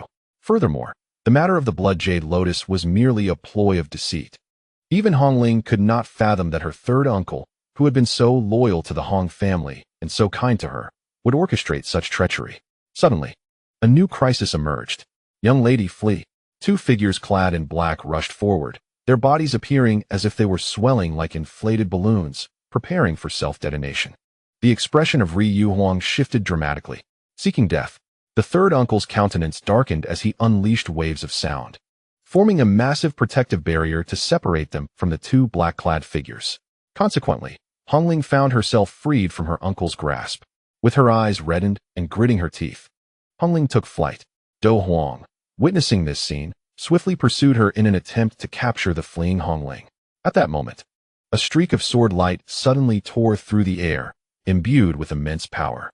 The assailant was none other than Jian Wudao. "Jian Wudao, do you still dare to strike at me?" Dou Huang sneered upon seeing the sword light. During the zenith of Jian Wudao's power, the Dou Huang would undoubtedly have been filled with trepidation. However, the current Jian Wudao felt no fear towards the annihilation of the sword. "Take Hongling away." Jian Wudao spoke nonchalantly, unleashing a surge of sword energy that collided with Dou Huang's force. Meanwhile, Hongling's form was ensnared by the malevolent Emperor of Annihilation's magic. "Come with me," he declared coldly. At that moment, a deafening, terrifying explosion resonated in the sky as immense energy rippled outward. Two individuals clad in black robes, both at the third level of divine magic, erupted in a cataclysmic explosion. Hongling's eyes glistened with tears, cascading down her cheeks uncontrollably. She promptly realized that she was being taken away by a member of the Sword Immortal sect. "Where are you taking me? Why are you saving me?" The Emperor of Annihilation replied expressionlessly, "Brother Lin Chen instructed me to rescue you." Chapter 286, The Heist. "Damn, I never anticipated these two would self-destruct." The third uncle tore through the layers of explosive aftermath, his expression dark as he emerged. Even he was taken aback by the unwavering loyalty displayed by the two black-robed figures, allowing that wretched Hong Ling to escape. "We must not let her return to the Hong family. They must be buried in this land of bloodshed," Yi Chang'e remarked, his face shadowed with disdain. "Do not refer to her in such terms." The third uncle glared at Yi Chang'e. Upon hearing the third uncle's words, Yi Chang'e began to smirk ominously. "Do not mistake the situation. You are aware of your own actions. From now on, I shall be your master." The third uncle fell silent, a flicker of struggle flashing across his weathered eyes before he regained his resolute calm. "Young Master Yi, I was overly emotional just now," he conceded. The Taoist also interjected. "Young Master Yi, the blood jade lotus seed has ripened. We should seize it." Yi Chang'e scoffed, his gaze immediately drawn to the lotus throne ahead. At that moment, three beams of golden light tore upward, gradually dissipating. In their place, three clusters of multicolored auras emerged atop the lotus throne. Within these auras lay a vividly hued lotus seed, brimming with astonishing energy. A glint of profound greed flickered in Yi Chang'e's eyes as he cast a glance at the enormous blood-red dragon, speaking ominously, "Third uncle, this blood dragon is our greatest adversary. We must not allow it to possess a blood jade lotus seed. I have long prepared for this. I am equipped to deal with the blood dragon," the third uncle stated, his gaze shifting towards Jian Wudao, who was locked in combat with Dou Huang. After a moment's hesitation, he inquired, "What about the members of the Sword Immortal sect?" "Merely a group of inconsequential individuals," Yi Chang'e replied coolly. "First, we shall deal with the blood dragon. Once we acquire the lotus seed, All those who must perish shall meet their end here. I will not permit any survivors. Even the Emperor of Sun and Moon felt a chill at Yi Changyi's decisive and ruthless demeanor. This was not a man who appeared to have been confined for decades among the bloodthirsty clan in the secular world. He resembled an emperor ascending to power over countless corpses. A thunderous roar reverberated through the air. The colossal form of the blood serpent began to writhe within the tumultuous waves of blood aura. Its immense body rapidly approached the lotus throne with astonishing speed. Simultaneously, the figure of my third uncle sprang forth, emitting a fierce roar, and a gigantic lion formed from sound waves charged towards the blood serpent. Despicable humans! Do you dare to violate your promises? The blood serpent, sensing the impending attack, exhibited a fierce, murderous intent upon its colossal visage. These scoundrels truly do not honor their commitments. My uncle laughed heartily. That was a promise made by others. I made no such vow. You seek your own demise. The blood serpent immediately extended its massive claw, aiming to strike the sound wave lion. A series of thunderous explosions erupted, causing the blood-laden waters of the pool to churn violently. At this moment, a group of second-tier sovereigns of the divine law realm began to bellow in unison. Seize a blood jade lotus seed. That will ensure my fortune. Charge forth. All who obstruct me shall perish. No one shall impede my path. Otherwise, I will fight to the death. The second-tier sovereigns of the divine law realm also descended into madness, each one rushing towards the lotus throne with great zeal. Yi Changyi observed this scene with keen eyes, snorting disdainfully. With a wave of his hand, he commanded, Yi 15, go and stop them all. A burly man with blood-red skin shot forth from behind Yi Changyi, hurtling towards the group of second-tier sovereigns. Excellent, my uncle remarked. It will take some time to deal with this blood serpent. Yi Changyi smirked. We shall collect the blood jade lotus seed now. Anyone who obstructs us will be killed. The expression on the Sun and Moon Emperor's face brightened with excitement, a murderous aura radiating from him. The alchemist nodded in agreement. At this, 2 third-tier sovereigns of the divine law realm and 2 second-tier sovereigns clamored to advance rapidly towards the front. Jian Wudao, this time, you are defeated, the fighting emperor declared, delivering a punch with a cold smile. Is that so? Jian Wudao slowly unsheathed his ancient sword, the overwhelming intent of a sovereign emanating from it. Strands of sword energy unfurling. Without the blood spirit peril, let us see how you contend against me. The fighting emperor, with arms bulging, coldly observed Jian Wudao as performance. A smile curved Jian Wudao's lips as the sword aura surrounding him dissipated in an instant. He swiftly drew his ancient sword and charged towards the fighting emperor with deadly intent. One strike, devoid of any emotional fluctuation, elegant and unfeeling, as if transcending worldly concerns. The Heartless Sword Classic was activated. The fighting emperor's pupils constricted suddenly as the sword energy within his sight magnified rapidly. You actually fear not the blood aura? The fighting emperor exclaimed, astonishment flooding his features. The previously overwhelming confidence that could have slain Jian Wudao was now doused like cold water, plunging his heart into despair. Lin Chen, you say Lin Chen? Hong Ling's eyes widened once more, glowing crimson with an added touch of vulnerability and charm. Indeed, the Sword Emperor spoke with a faint tone. Were it not for the words of brother Lin Chen, I might not have chosen to save you. Let go of me. Hong Ling suddenly reacted with intense fervor. Her face flushed with anger. I would rather die than allow him to rescue me. The Sword Emperor cast a brief glance at her, and in an instant, unleashed a surge of energy that bound Hong Ling in place. Concurrently, his form accelerated sharply, vanishing into the midst of the lotus leaves and flowers. Moments later, after a brief flight, the Sword Emperor abruptly halted, and with a swift motion of his hand, he cast Hong Ling away. Hey. Can't you be a bit gentler with women? Lin Chen gradually emerged over the blood fiend's sea, effortlessly catching Hong Ling in his arms. Observing the calm demeanor of the Sword Emperor, he smirked and remarked, be careful, or you may find it difficult to attract a partner in the future. How did you conceal your presence? Could it be the mysteries of yin and yang? The Sword Emperor gazed at Lin Chen in astonishment. Had it not been for Lin Chen's earlier mental signal, he would not have detected his presence, which indicated that Lin Chen possessed power akin to that of the Dark Clan, making an assassination attempt against him seemingly effortless. Merely luck, Lin Chen replied nonchalantly. At that moment, Hong Ling, nestled in Lin Chen's embrace, regained her composure. She fixed her icy gaze upon him and coldly demanded, release me. or you shall face death. Lin Chen remained silent, casting one last glance at the Sword Emperor. I shall take my leave, the Sword Emperor said, swiftly vanishing from sight.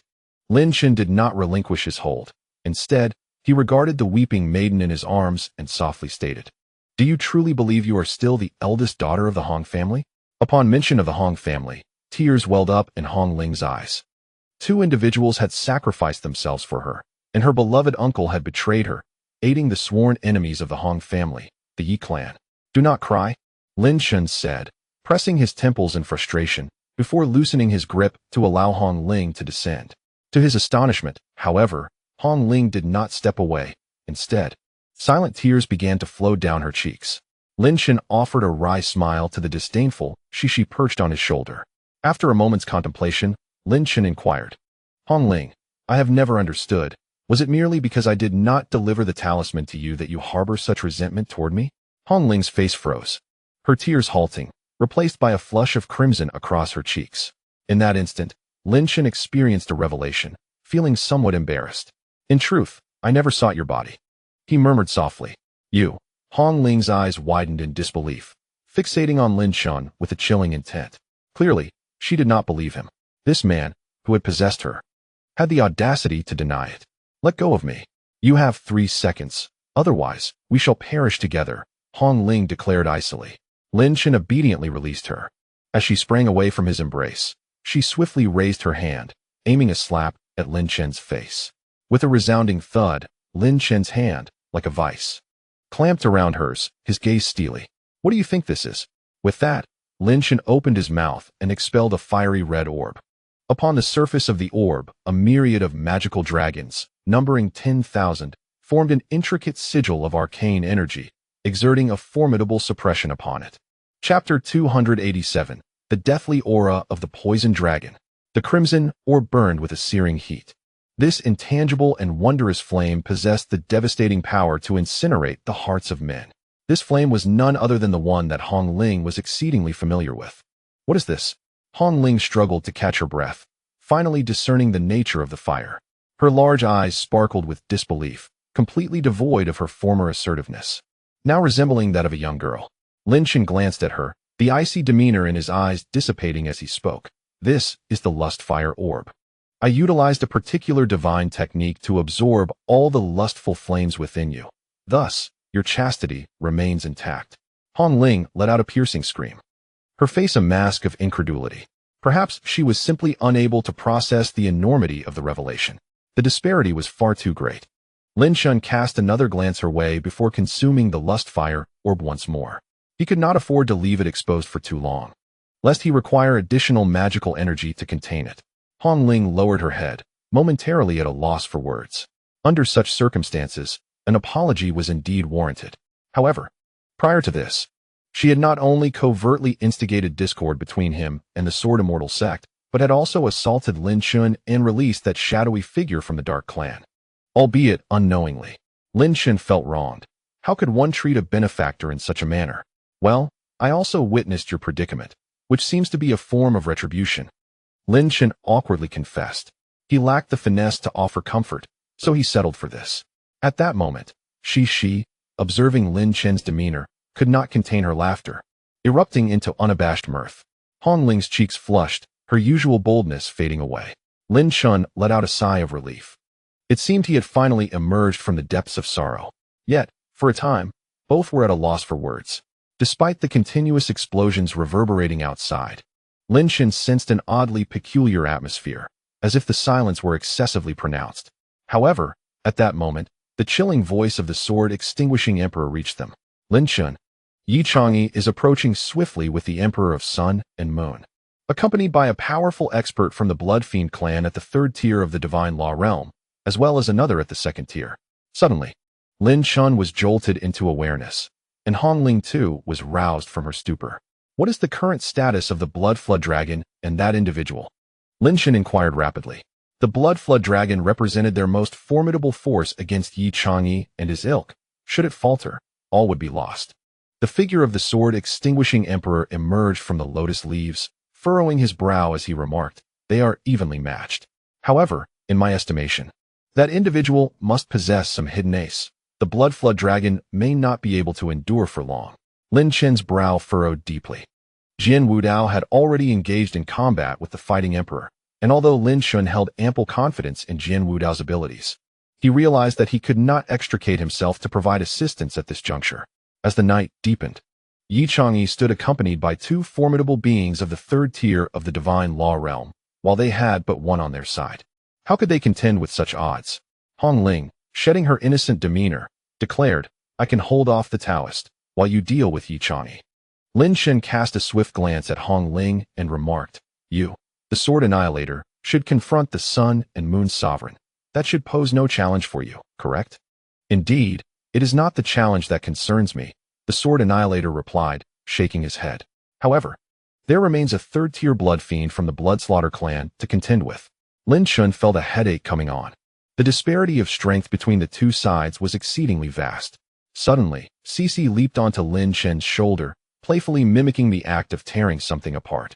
This gesture caused a blush to rise on Hong Ling's cheeks, as she understood its implication. Lin Chen, contemplating, turned his gaze towards Cece, whose smile bore a hint of mischief, and slowly mused, perhaps it could be. At that moment, the ripening of the blood jade lotus triggered an all-out eruption in the battle. Yi Chang'e faced off against the third-tier expert of the divine law realm, single-handedly contending with over a dozen second-tier sovereigns. Meanwhile, the fighting sovereign applied relentless pressure on Jian Wudao, and it was only a matter of time before Jian Wudao emerged victorious. "Fighting sovereign, I shall spare you this time. Depart swiftly, and I may refrain from ending your life," Jian Wudao said nonchalantly. A flicker of anger crossed the fighting sovereign's face, which soon morphed into a cold smirk. "Jian Wudao, how naive you are. Can you not perceive the situation? You shall not have the blood jade lotus." Jian Wudao's brow furrowed slightly, followed by a resigned sigh. It seemed he would have to place his trust in that man once more. The four of them, led by Yi Chang'e, raced towards the lotus throne, only to come to an abrupt halt. Lin Chen's expression hardened as he sensed the murderous intent from the sun and moon sovereign. "It has been a while. Sun and moon sovereign," he said, slowly emerging from the lotus alongside the sword annihilator, Hong Ling, and Cece, a calm smile gracing his lips. "You are Lin Chen," Yi Chang'e remarked, fixing his gaze on Lin Chen before diverting it. "Quickly surrender Hong Ling to me and pledge your service. I might consider granting you an opportunity to serve me." Lin Chen smirked, his gaze sweeping over the four adversaries. "You think you can challenge me?" Unable to contain his fury any longer, the sun and moon sovereign unleashed a torrent of energy, launching a fierce assault towards Lin Chen. A blade of energy swiftly cleaved through the air as the sword annihilator appeared before Lin Chen, sword drawn, declaring, "Your opponent is me." The sun and moon sovereign erupted into a fit of laughter, declaring, "Mie Jian, you are courting death. Without the blood spirit pearl, how can you possibly contend with me?"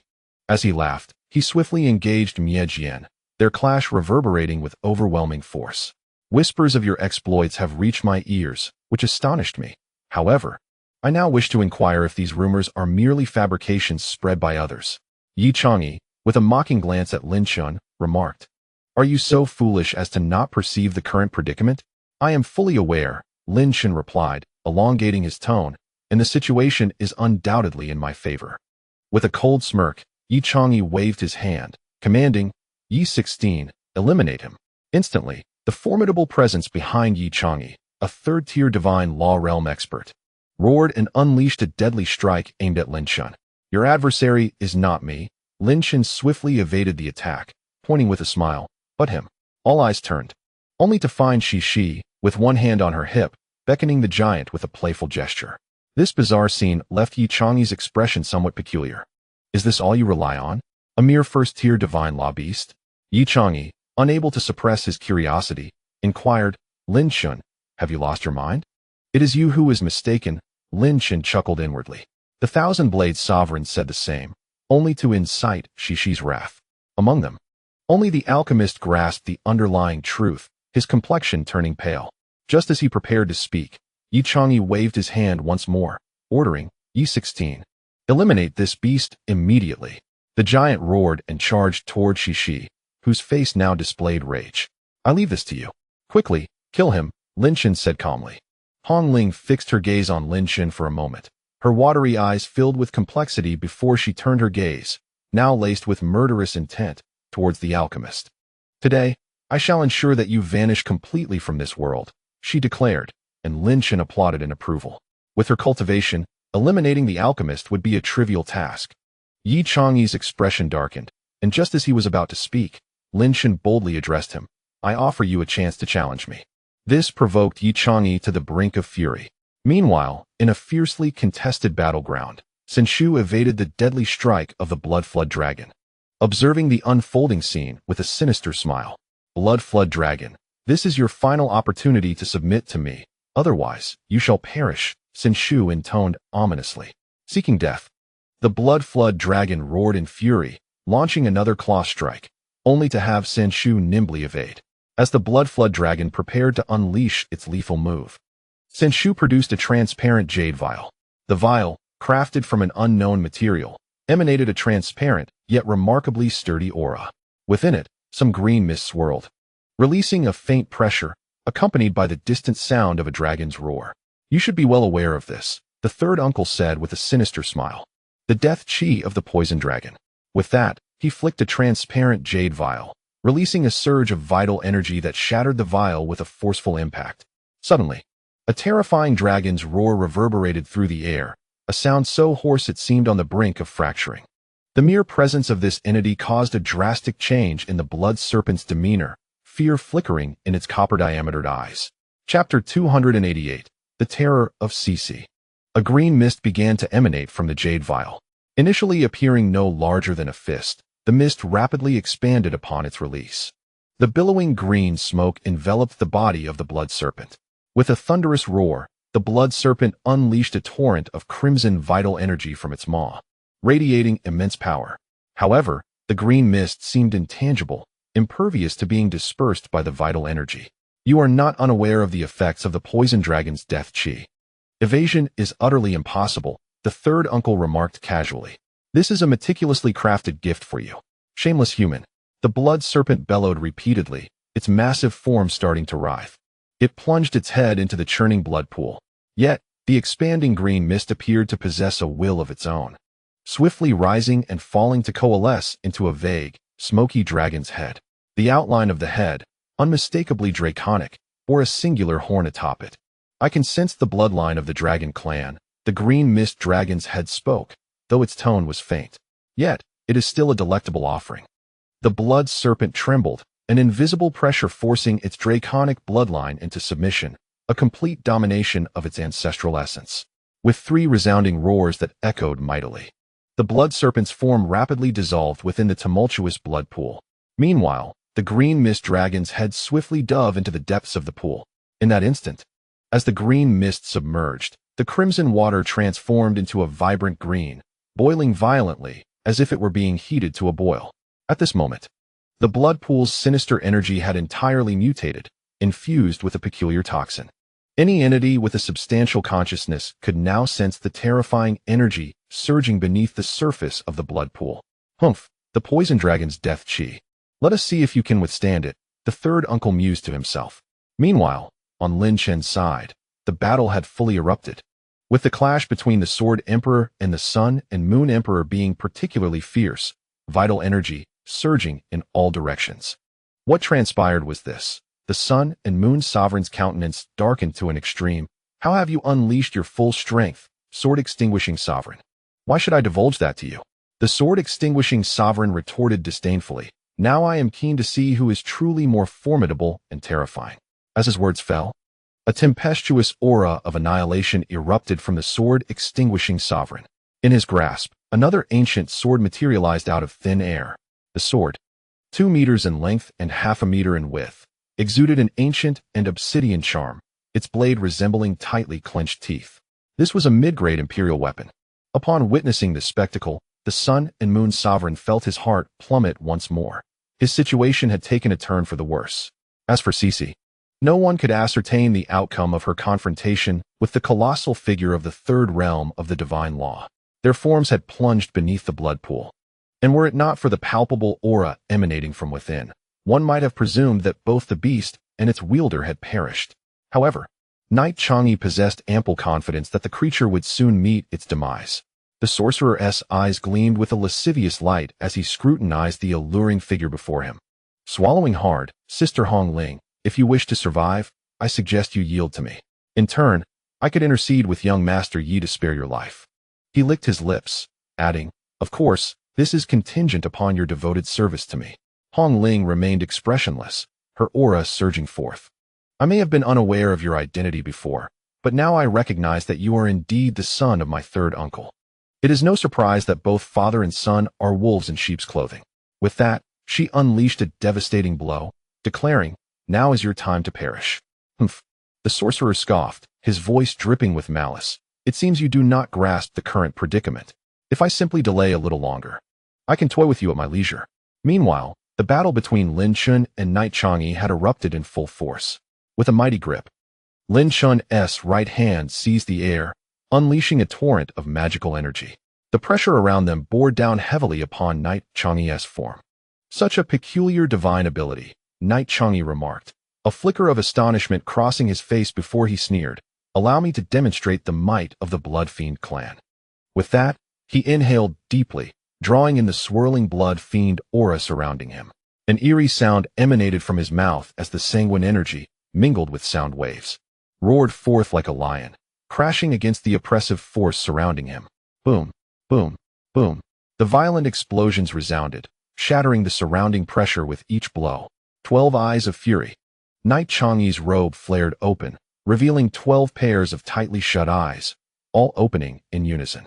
Each eye blazed with blood-red fury. Under Lin Chen's penetrating gaze, he could discern 12 immense, formless attacks converging upon him in a staggering fashion. Lin Chen's expression remained unperturbed as he calmly unleashed a powerful strike with his right fist. A formidable force surged forth, utterly shattering the 12 immense and intangible overlapping attacks. I have no time for games, Lin Chen remarked calmly. A flicker of anger crossed Yi Chang'e's face, followed by a mocking smile. Your cultivation is indeed impressive, but you are still no match for me, are you? Suddenly, Lin Chen vanished from Yi Chang'e's sight. Trivial skills. Yi Chang'e swiftly extended his fingers, feeling the pulsation of the bloodthirsty aura as it resonated with his senses. Clearly, he was attempting to locate Lin Chen's presence. However, without warning, Yi Chang'e felt a violent impact to his chest, eliciting a muffled groan from him. In the next moment, he sensed an imminent danger of death. A pitch-black dagger loomed above him, hovering menacingly at his throat, exuding the scent of mortality. Lin Chen reappeared before Yi Chang'e, looking down upon him with a commanding presence. I told you, with your cultivation, you are simply not my opponent, Lin Chen stated coolly. Order your people to cease their actions, or you will face dire consequences. Yi Chang'e's expression darkened to an extreme degree. He had never anticipated that Lin Chen could possess such terrifying prowess. He completely failed to perceive Lin Chen's movements. Just moments prior, Lin Chen had seamlessly integrated the mysteries of yin and yang into the bloodthirsty aura, employing the mixed heaven-slashing technique to swiftly approach Yi Chang'e. The entire process unfolded in merely a few breaths, leaving Yi Chang'e unable to capture Lin Chen's figure. Presently, the only threat to Lin Chen was a being of the third realm of divine law. Nonetheless, Lin Chen remained confident in his chances against such an entity. Damn it! Yi Chang'e cursed, then bellowed ominously, everyone, return at once. Do not move. After his command, within a few breaths, the sun and moon sovereign appeared in a disheveled state, closely followed by the murderous sword annihilator. The sun and moon sovereign was astonished at the scene before him. Yi Chang'e had been so swiftly defeated by Lin Chen. Was this truly the eldest son of the Yi family? Was this truly the bloodthirsty clan? Yi Chang'e felt a burning humiliation on his face, but found himself at a loss for words. He was utterly convinced that the dagger before him could easily bring about his demise. The only one who returned was Hong Ling, and she bore a blood-soaked package in her hands. Without a second thought, Lin Chen surmised that the package contained the head of the sorcerer. Upon witnessing Lin Chen effortlessly subduing Yi Chang'e, a look of astonishment crossed Hong Ling's beautiful face as she remarked, "Impressive." Likewise, Lin Chen replied modestly. However, Yi Chang'e felt an overwhelming urge to spit blood. What shocked and terrified him the most was Shi, who held a lotus stalk in hand, relentlessly striking a body while humming a tune. With each strike, the body rolled about in disarray. A peculiar sense of dread suddenly surged within the hearts of both the Sun and Moon Emperor and Knight Chang'e. The sword-extinguishing Emperor and Hong Ling also stood in astonishment at this scene. However, Lin Chen merely exhaled a sigh of relief. It appeared that, as the sage had foretold, this individual was indeed the nemesis of the Blood Fiend clan. Upon seeing Hong Ling, Cece immediately altered her tone, and with a swift tug, the towering figure of the Blood Fiend clan emitted a muffled groan akin to that of a lifeless corpse. The atmosphere was laden with an eerie tension, and the sound of the lotus stem striking was particularly resounding. The sword-extinguishing Emperor quickly regained his composure from the shock, his expression peculiar. At that moment, he felt an overwhelming urge to curse. Damn it, is this creature even human? Chapter 289, Trading with the Blood Flood. At this juncture, the aura of the Blood Fiend clan's formidable warrior at the third level of the Divine Law realm had become utterly feeble, his breathing alarmingly frail. His body bore numerous crimson marks where he had been struck.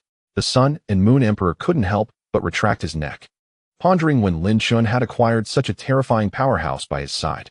It was evident that this scene had firmly placed Cece in the category of the greatest threats in the Sun and Moon Emperor's mind. Such a level of prowess was unparalleled, even surpassing that of the sword-extinguishing Emperor and Jian Wudao. With an air of delight, Cece remarked, her hand never ceasing its relentless motions. No one dared to utter a word in protest, let alone intervene. Cece, stop. Just send him directly into the blood pool beneath.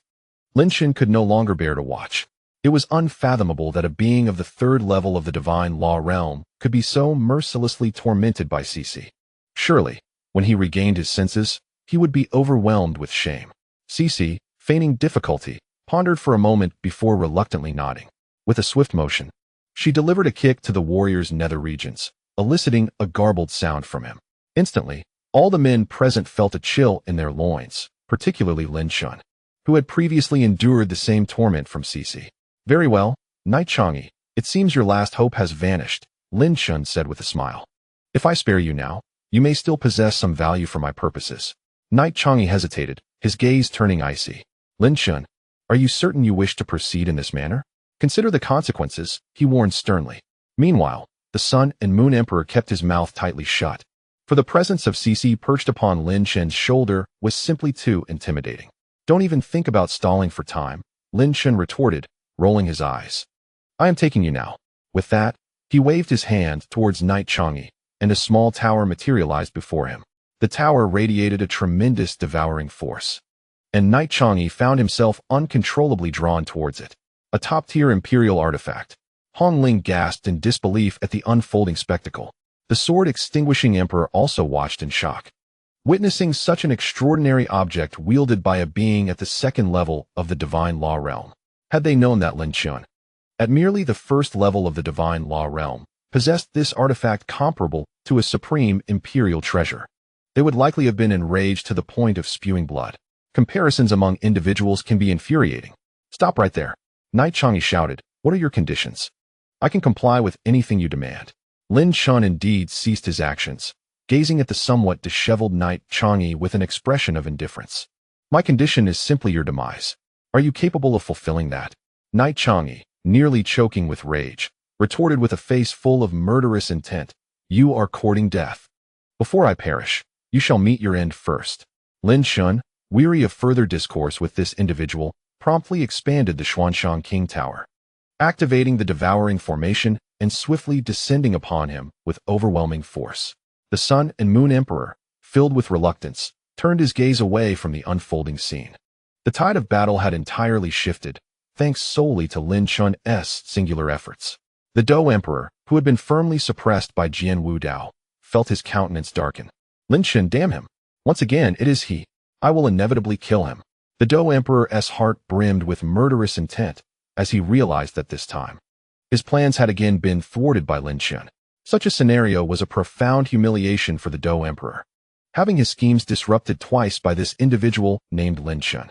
Jian Wudao's lips curled into a faint smile as he remarked, you should focus on your own affairs. With that, his attacks grew increasingly terrifying. Previously, Jian Wudao had held back a portion of his strength, but now, he no longer felt the need to restrain himself.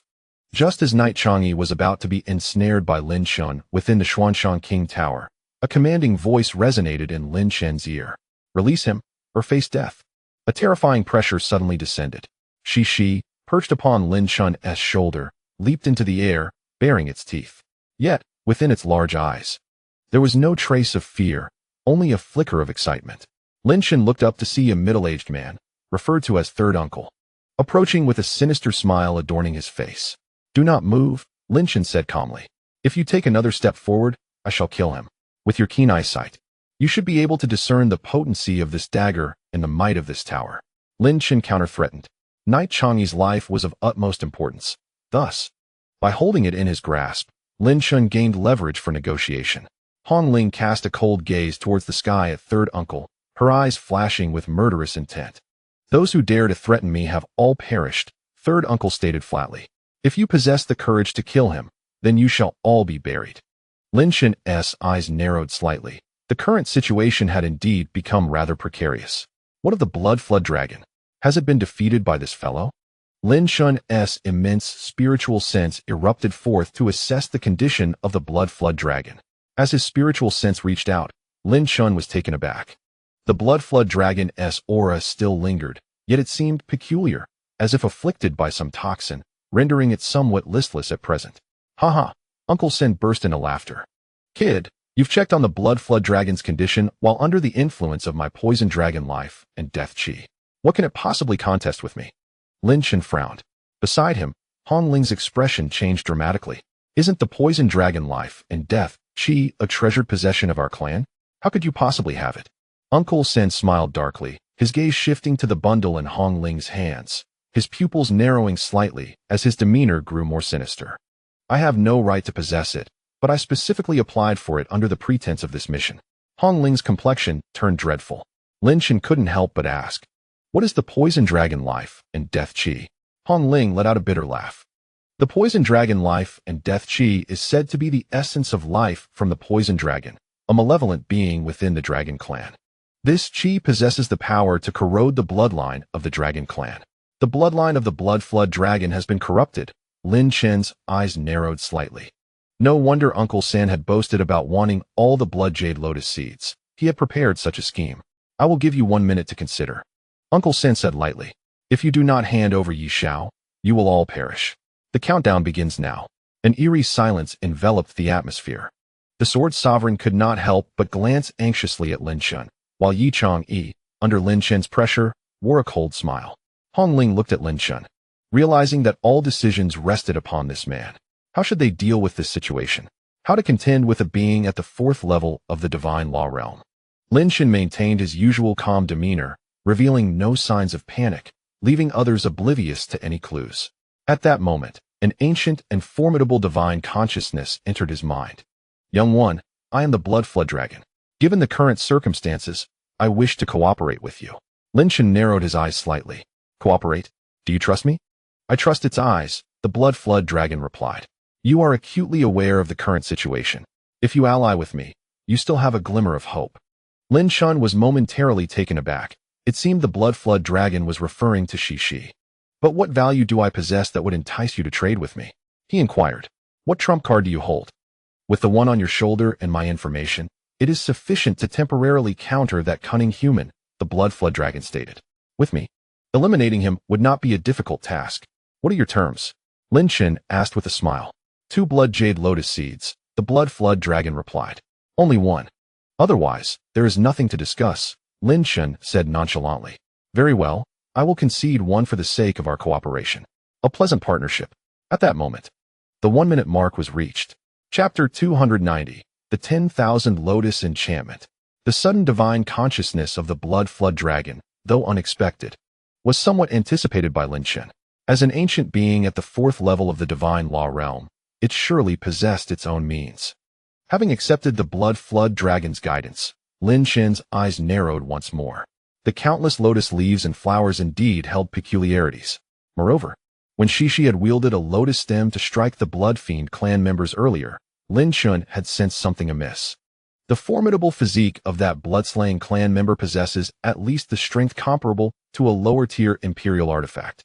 Yet, This lotus stem managed to leave traces upon it. This does not imply that Cece's power is overwhelmingly strong, but rather that this lotus stem harbors an oddity. Even Lin Chen's penetrating gaze could only discern a hint of its peculiarity. Lin Chen, the minute has elapsed, Hong Ling reminded him, her eyes betraying a hint of anxiety. In this situation, what should they do? Lin Chen cast a fleeting glance at the oppressive figure of his third uncle in the sky, then shifted his gaze toward the lotus throne not far ahead. Have you made your choice between life and death? His third uncle inquired nonchalantly, exuding an intimidating aura with every gesture. However, Lin Chen remained impervious to this pressure. Have you come to a decision? Lin Chen responded with a smile.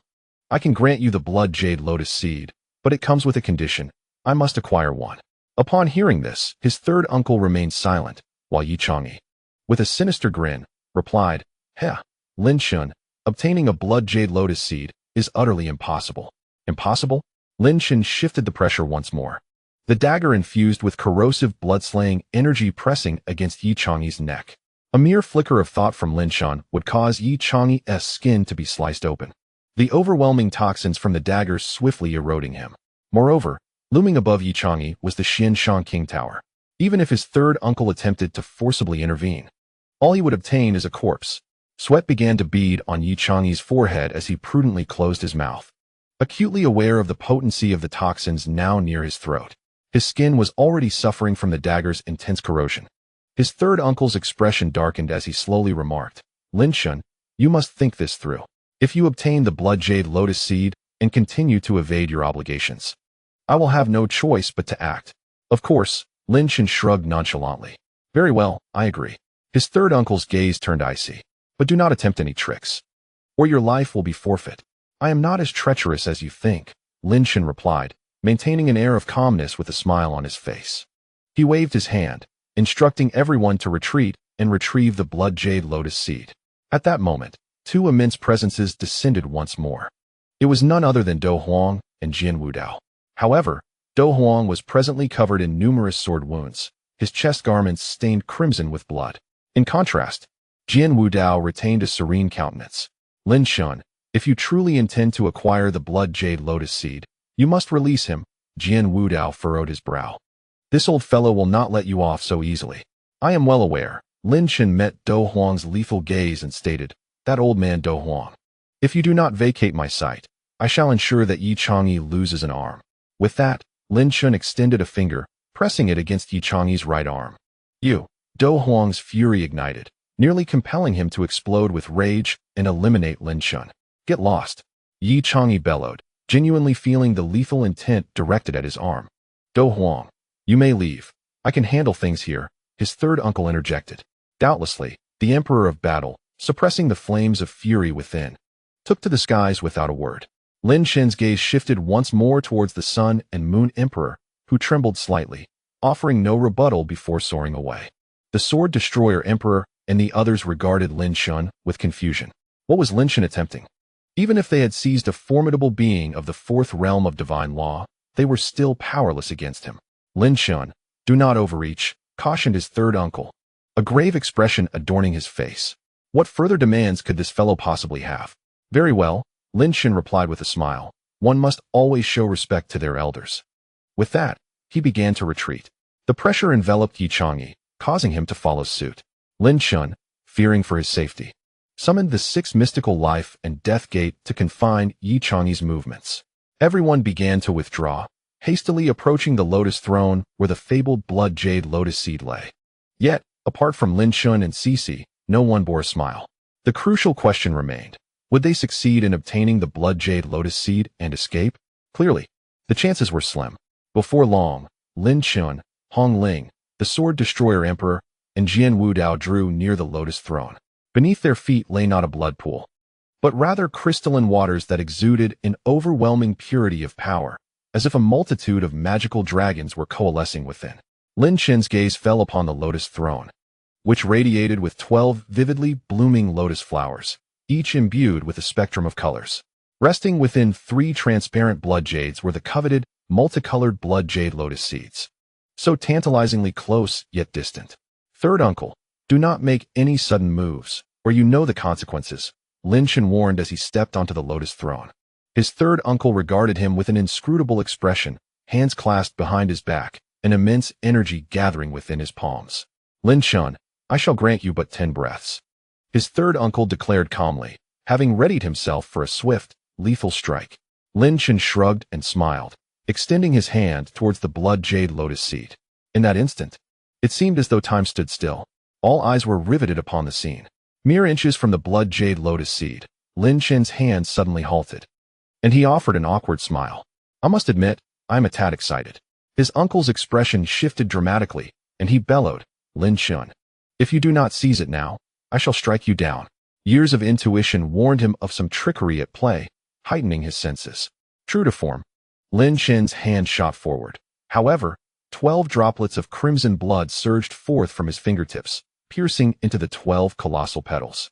Everyone, shield yourselves with your magical powers. Lin Chen shouted. In an instant, the Sword Destroyer Emperor, Jian Wudao, and Hong Ling unleashed their magical energies, enveloping themselves in protective auras. The sudden shift in events captured the attention of all present. The formidable aura unleashed by my uncle reverberated through the air, accompanied by a thunderous roar that echoed from the mass of energy he had conjured. Such a monumental force would have been insurmountable even for the combined might of Sword Wudao and the Sword Annihilator. A chilling smirk played on Lin Chen's lips as, in that instant, a massive blood-red claw lunged forth with astonishing speed, shattering my uncle's attack with ease.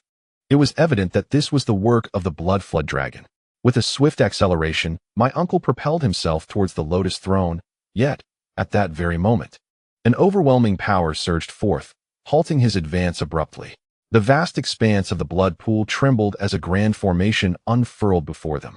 The air filled with a cacophony of explosive sounds, and in an instant, hundreds of thousands, if not millions, of lotus flowers and verdant leaves ascended into the sky, forming a mesmerizing array. Trapped within this infinite sea of leaves and blossoms, my uncle found himself ensnared in the 10,000 lotus enchantment. Lin Chen remarked nonchalantly that this formation was perfectly suited to deal with him. The abrupt transformation drew the gaze of all spectators. The second-tier sovereigns of the divine method realm paused their attacks against the Blood Fiend clan, their faces etched with shock as they beheld the unfolding spectacle.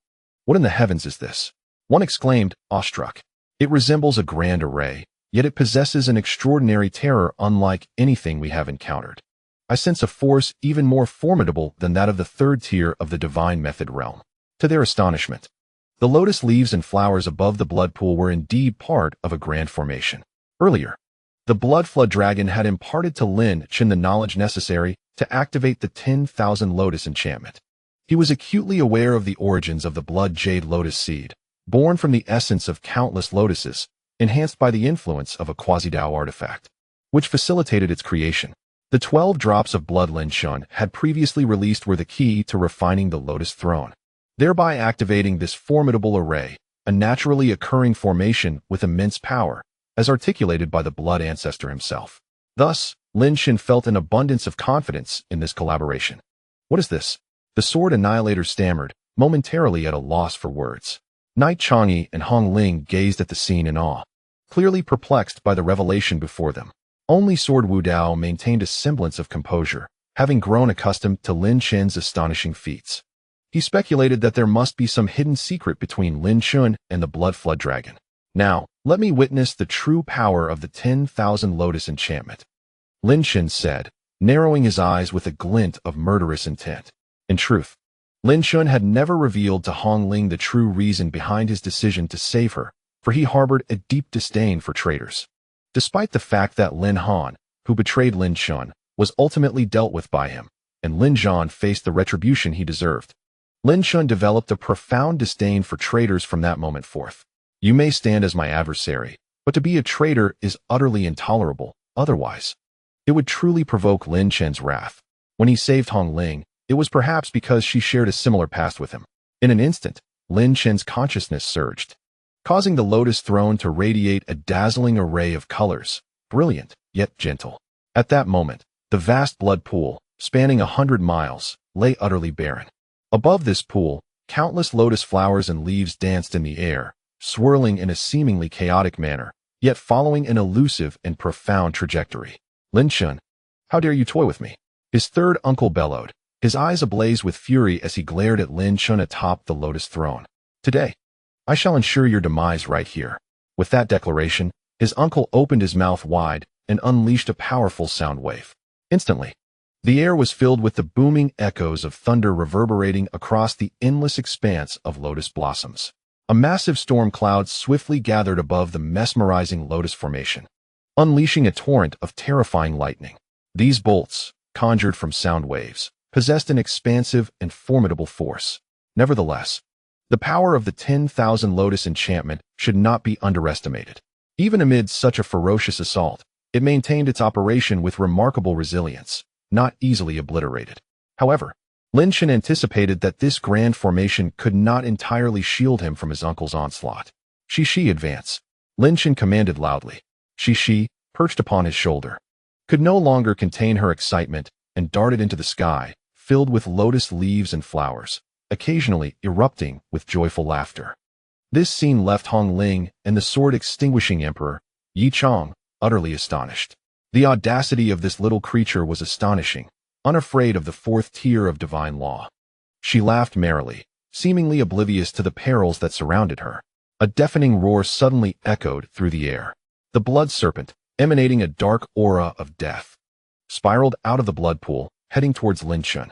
With a clang, Jian Wudao drew his ancient sword, his killing intent palpable as he regarded the approaching massive blood serpent. Who knows if this blood serpent will attempt to seize Lin Chen? I seek a blood jade lotus seed to awaken more of the dragon lineage and suppress the deadly aura of the poisonous dragon, the blood serpent proclaimed. Speaking with human words, Lin Chen furrowed his brow slightly, but then produced a thumb-sized blood jade lotus seed, flicking it towards the serpent. Let us deal with this being first, Lin Chen stated calmly. The blood serpent, sensing Lin Chen's doubt, seethed with anger, exclaiming, "You dare insult my lineage." Such reactions are only natural, Lin Chen replied. Lin Chen pointed towards the sky, gravely stating that Cici was currently unable to contend with that third uncle, and that help was imperative. The blood flood dragon, suppressing its fury, let out a deafening roar and soared into the heavens. Lin Chen, do you still intend to keep me captive? Night Chong, he said with a dark gaze. Why should I release you? Lin Chen rolled his eyes, and the Xuanshang monarch tower flew out from his sea of consciousness, enveloping Night Chong within. Since the Blood Fiend clan consisted of only two major families, with Night Chong under his control and a favorable relationship with Hong Ling, both families were effectively bound to him, facilitating the rescue of Qing Ro and others from the depths of the blood abyss. Lin Chen grasped two blood jade lotus seeds in his hand and glanced at Hong Ling. Without a trace of reluctance, Hong Ling shook her head, her beautiful eyes fixated on the terrifying scene above, her expression complex. Lin Chen could surmise her thoughts. Betrayal is perhaps the most agonizing experience for a person. Perhaps even now, Hong Ling still clung to the hope that this was all a mere illusion. Lin Chen flicked one of the blood jade lotus seeds to Jian Wudao, expressing his gratitude for their assistance. Jian Wudao, momentarily taken aback, stared at Lin Chen's right hand before turning away, falling into silence. Lin Chen sighed inwardly, his gaze fixed upon the vast sky. At that moment, within the myriad lotus illusion formation, terrifying explosions resonated continuously. Lin Chen could vaguely see that, despite its injuries, the blood flood dragon remained formidable, its strength unabated. Third uncle was barely holding his ground under the duress of the myriad lotus illusion and the blood flood dragon. However, amidst this chaotic energy, a small, frail figure was visible, Cici. With his insightful eye ignited, Lin Chen pierced through the layers of energy explosions. What he beheld left him momentarily stunned. He saw Cici standing atop the enormous head of the blood flood dragon, hands on hips, pointing forward and directing its attacks. Since when had the mighty blood flood dragon begun to heed the commands of such a diminutive being? Who could explain this peculiar phenomenon to him? Chapter 292, Lord Cici. Lin Chen stared in astonishment at the scene unfolding before him. At this moment, Cici exuded an air of confidence, the demeanor of a ruler guiding the realm, compelling Lin Chen to marvel. What exactly was Cici's true nature? A question blossomed in Lin Chen's mind. Yet it seemed he would only uncover the truth by visiting the Blood Fiend clan.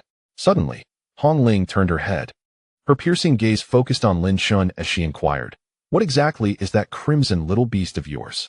Lin Chen paused internally, but maintained an outward appearance of confusion, shaking his head and replying, I am not entirely certain of its origins. I merely encountered it by chance. Oh, Hong Ling mused thoughtfully. The atmosphere in the arena was palpably tense, with everyone anxiously awaiting the outcome within the myriad lotus illusion formation, for that result held paramount importance. Even if Lin Chen successfully acquires the blood jade lotus seed, should that third uncle emerge victorious, he would be compelled to relinquish it once more. Lin Chen began to meditate upon the lotus throne, enveloped in the radiant, multicolored glow emitted by the throne, which imbued him with an aura of mystique. At this moment, the vast expanse of lotus leaves and flowers surged with frenetic energy. The great illusory lotus formation, as its name implies, ensnares the heavens with a myriad of lotus blossoms. The Blood Elder elucidated to Lin Chen that this array is a type of illusionary formation among countless others. By manipulating this array, Lin Chen could ensnare the third uncle's figure, conjuring various illusions before him, rendering him unable to discern the path to escape. The Blood Flood Dragon could then seize this opportunity to launch a surprise attack.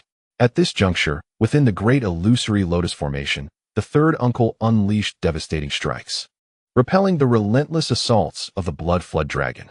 However, he could not suppress his growing curiosity as to why the Blood Flood Dragon's attacks had become significantly more ferocious than before. Just as this query surfaced in his mind, dozens of lotus blossoms surged toward him, drifting about chaotically. Damn that little brat, the third uncle exclaimed upon witnessing the oncoming lotus flowers, unable to restrain his ire. Once I escape, the first thing I shall do is kill you. As he spoke, he opened his mouth wide, inhaling deeply before exhaling. A piercing sound wave erupted from his body, spreading rapidly like countless invisible blades. The speed of the sound waves was unparalleled, with few able to rival it. The torrent of lotus flowers was instantly dispersed by the emanating sound waves. At the moment the flowers scattered, a colossal blood-red claw emerged from the swirling lotus leaves, striking heavily toward the third uncle's figure. The power of this supreme royal artifact erupted with terrifying ferocity. Force of the resonant sound armor. The third uncle unleashed a sound akin to boulders rolling as he spoke. Instantly, a transparent yet tangible armor enveloped him, exuding an extraordinary might. Blood Flood Dragon, are you still stubbornly resisting? With a decisive punch, the third uncle directed his strength toward the Blood Flood Dragon's claw. A tremendous force erupted from his fist, matching the strength of the Blood Flood Dragon's claw without hesitation. The resonant sound he wielded was a unique sound wave designed to amplify strength. Once invoked, it propelled his power to unprecedented heights. With a thunderous crash, the surrounding lotus flowers were shattered by the immense force of their collision. The Blood Flood Dragon's massive claw was swiftly repelled, causing the third uncle to take a step back, a cold smile beginning to form at the corner of his mouth. The Blood Serpent, even if you have consumed the Blood Jade Lotus Seed, what difference does it make? My uncle remarked. To fully harness the effects of the Blood Jade Lotus Seed, at least an hour is required, an hour that is ample enough for me to break the formation and take lives. The despicable Blood Fiend clan. How dare they poison me with the deathly aura of the poisonous dragon? The voice of the Blood Serpent resonated with fury, declaring, after my ascension, the first to settle the score will be you. Following this proclamation, a childlike laughter echoed, eliciting curiosity in my uncle, who wore a cold smile.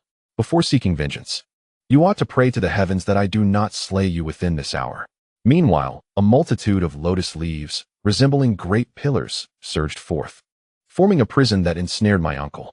With a dismissive snort, my uncle unleashed tremendous power to annihilate these confines. On the other side, the vast form of the Blood Serpent swam restlessly around the prison, poised to deliver a lethal strike at the opportune moment. On top of the Blood Serpent's head stood Cece, hands on hips, giggling incessantly.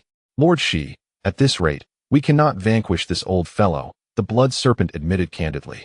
Devoid of any pretense of authority, Cece, playfully tapping its head with tiny claws, feigned deep contemplation. Lord Shi, we must rely on you to act, the Blood Serpent whispered. This old one fears you, and is no match for your prowess. Cece nodded eagerly, relishing the Blood Serpent's praise. Then, it circled its head and extended its 5 claws, demanding rewards. You shall be duly compensated, the Blood Serpent assured, its crimson eyes gleaming with hope. Once I ascend to the Dragon Clan, I will bestow upon you a grand gift. Cece pouted, hesitating for a moment, then circled its head again, remaining silent. Observing this, the blood serpent quickly added, "The rewards from that human will be plentiful as well." At this, Cece burst into hearty laughter, brimming with confidence. Instantly, Cece soared from the blood serpent's head, darting towards the layers of lotus flowers. As the blood serpent watched Cece depart, a flicker of envy and confusion crossed its crimson gaze. Who was that man to earn the favor of Lord Shi? Seated upon the lotus throne, Lin Chen revealed a faint smile. Through the blossoms, he had indeed overheard the preceding dialogue.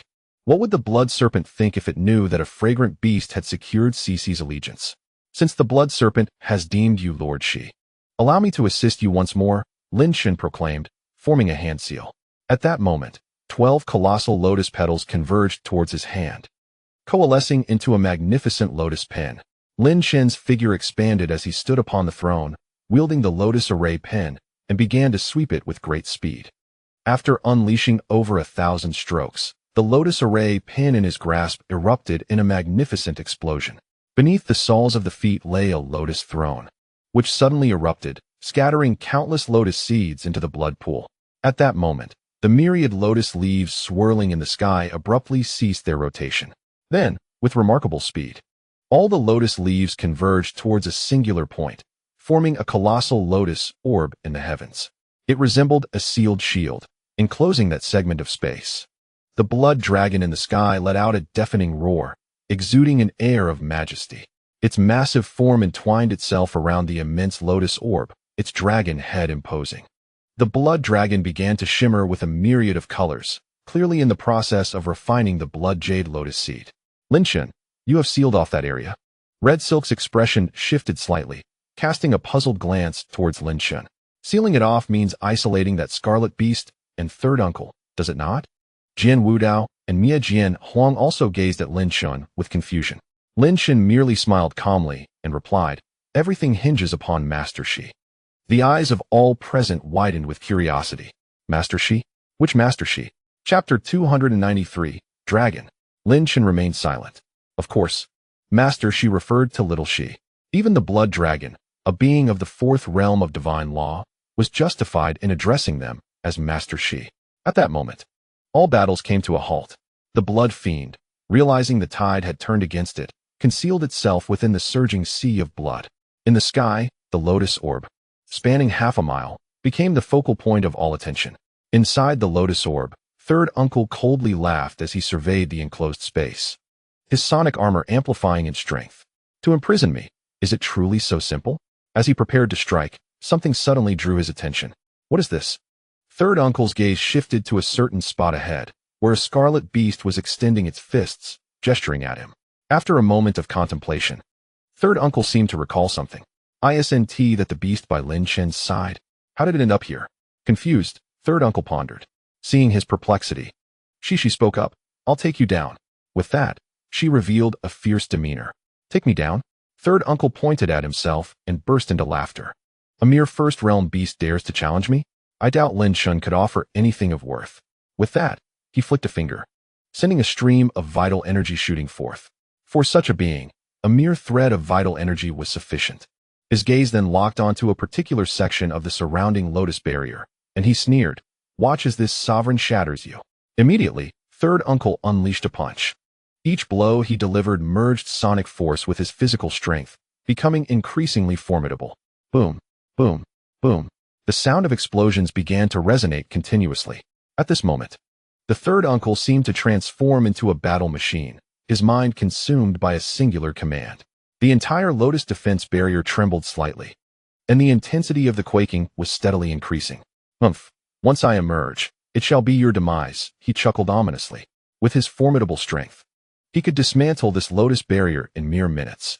However, at that instant, his sinister smile abruptly froze. Crack! A sharp sound resonated, and immediately, heart-wrenching screams echoed throughout the space, filled with sorrow and despair. The third uncle's face flushed crimson. Clutching his lower body, he let out pitiful wails. Even as a being of the third tier of the divine law realm, he was reduced to tears from the sheer pain. His soundwave armor had been breached, leaving a gaping hole beneath. Meanwhile, the blood-colored beast he had just vanquished stood before him, hands on its hips, laughing triumphantly. Time flowed slowly in the tense atmosphere. Even the Emperor of Combat and the Emperor of Sun and Moon, waiting outside the luminous barrier, could not help but feel beads of sweat trickle down their foreheads. Over half an hour had passed, yet there was still no response. Lin Chen furrowed his brow, then relaxed. He glanced at Hong Ling, noticing her distractedly clenching her fists, completely oblivious to the lotus barrier above. Sword Wu Dao, on the other hand, was unusually troubled, his brows tightly knit, his eyes devoid of emotion, lost in thought. The Sword Destroyer Emperor, unable to contain his impatience, finally inquired, "Is everything all right? The Blood Flood Dragon is currently advancing, but what is happening within the lotus?" Lin Chen glanced at him and smiled. "Who knows what is transpiring? If Lord Shi cannot handle that fellow, we shall have to await the successful ascension of the Blood Flood Dragon." At that moment, the Blood Flood Dragon coiling around the lotus sphere was radiating a delicate, iridescent sheen from its scales. The Black Death energy Lin Chen had sensed earlier had nearly vanished entirely. The death energy of the poisonous dragon had been utterly obliterated by the Blood Flood Dragon, utilizing the power of the Blood Jade Lotus Seed. Thus, the next step would be the Blood Flood Dragon's complete ascension. As the Emperor of Combat and the Emperor of Sun and Moon outside the luminous barrier began to grow increasingly anxious, the Emperor of Combat expressed his concerns. "There won't be any issues, will there? Is this mission destined to fail once more?" The Emperor of Sun and Moon echoed his worries. If the third uncle is as formidable as rumored, he should have swiftly eliminated Lin Chen and returned victorious. Why is there not a single shadow in sight? Nor any signs of battle? Only an ever-increasing aura, an aura indicative of the Blood Flood Dragon's ascension. Unclear. We must wait, the Emperor of Combat replied. Showing no signs of concern, but rather a fierce determination, the third uncle is a being of the fourth tier of the divine law realm. How could Lin Chen and his companions contend with him? We must wait. The third uncle must be employing some method.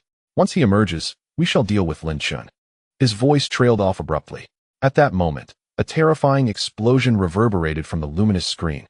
Suddenly, a gaping hole erupted in the seemingly unperturbed Lotus Fortress, drawing the gaze of all present. Even the members of the Do Huang and Ryu Emperors could not resist the urge to fly in and assess the situation. What they witnessed left them all in a state of shock. None were spared from the astonishment etched upon their faces. In the distant sky, a crimson beast with a rotund belly brandished a peculiar blood whip, an item of mid-grade imperial quality. This sanguine creature relentlessly lashed out at a figure before it, whose tattered garments bore witness to the countless gashes marring its body, blood oozing profusely. The figure exhibited a notable action, desperately covering its lower region. Cece laughed heartily, reveling in the chaos, while the figure ahead wore an expression of sheer terror. At that moment, Sanshu's face was a mask of fear, his aura dwindling.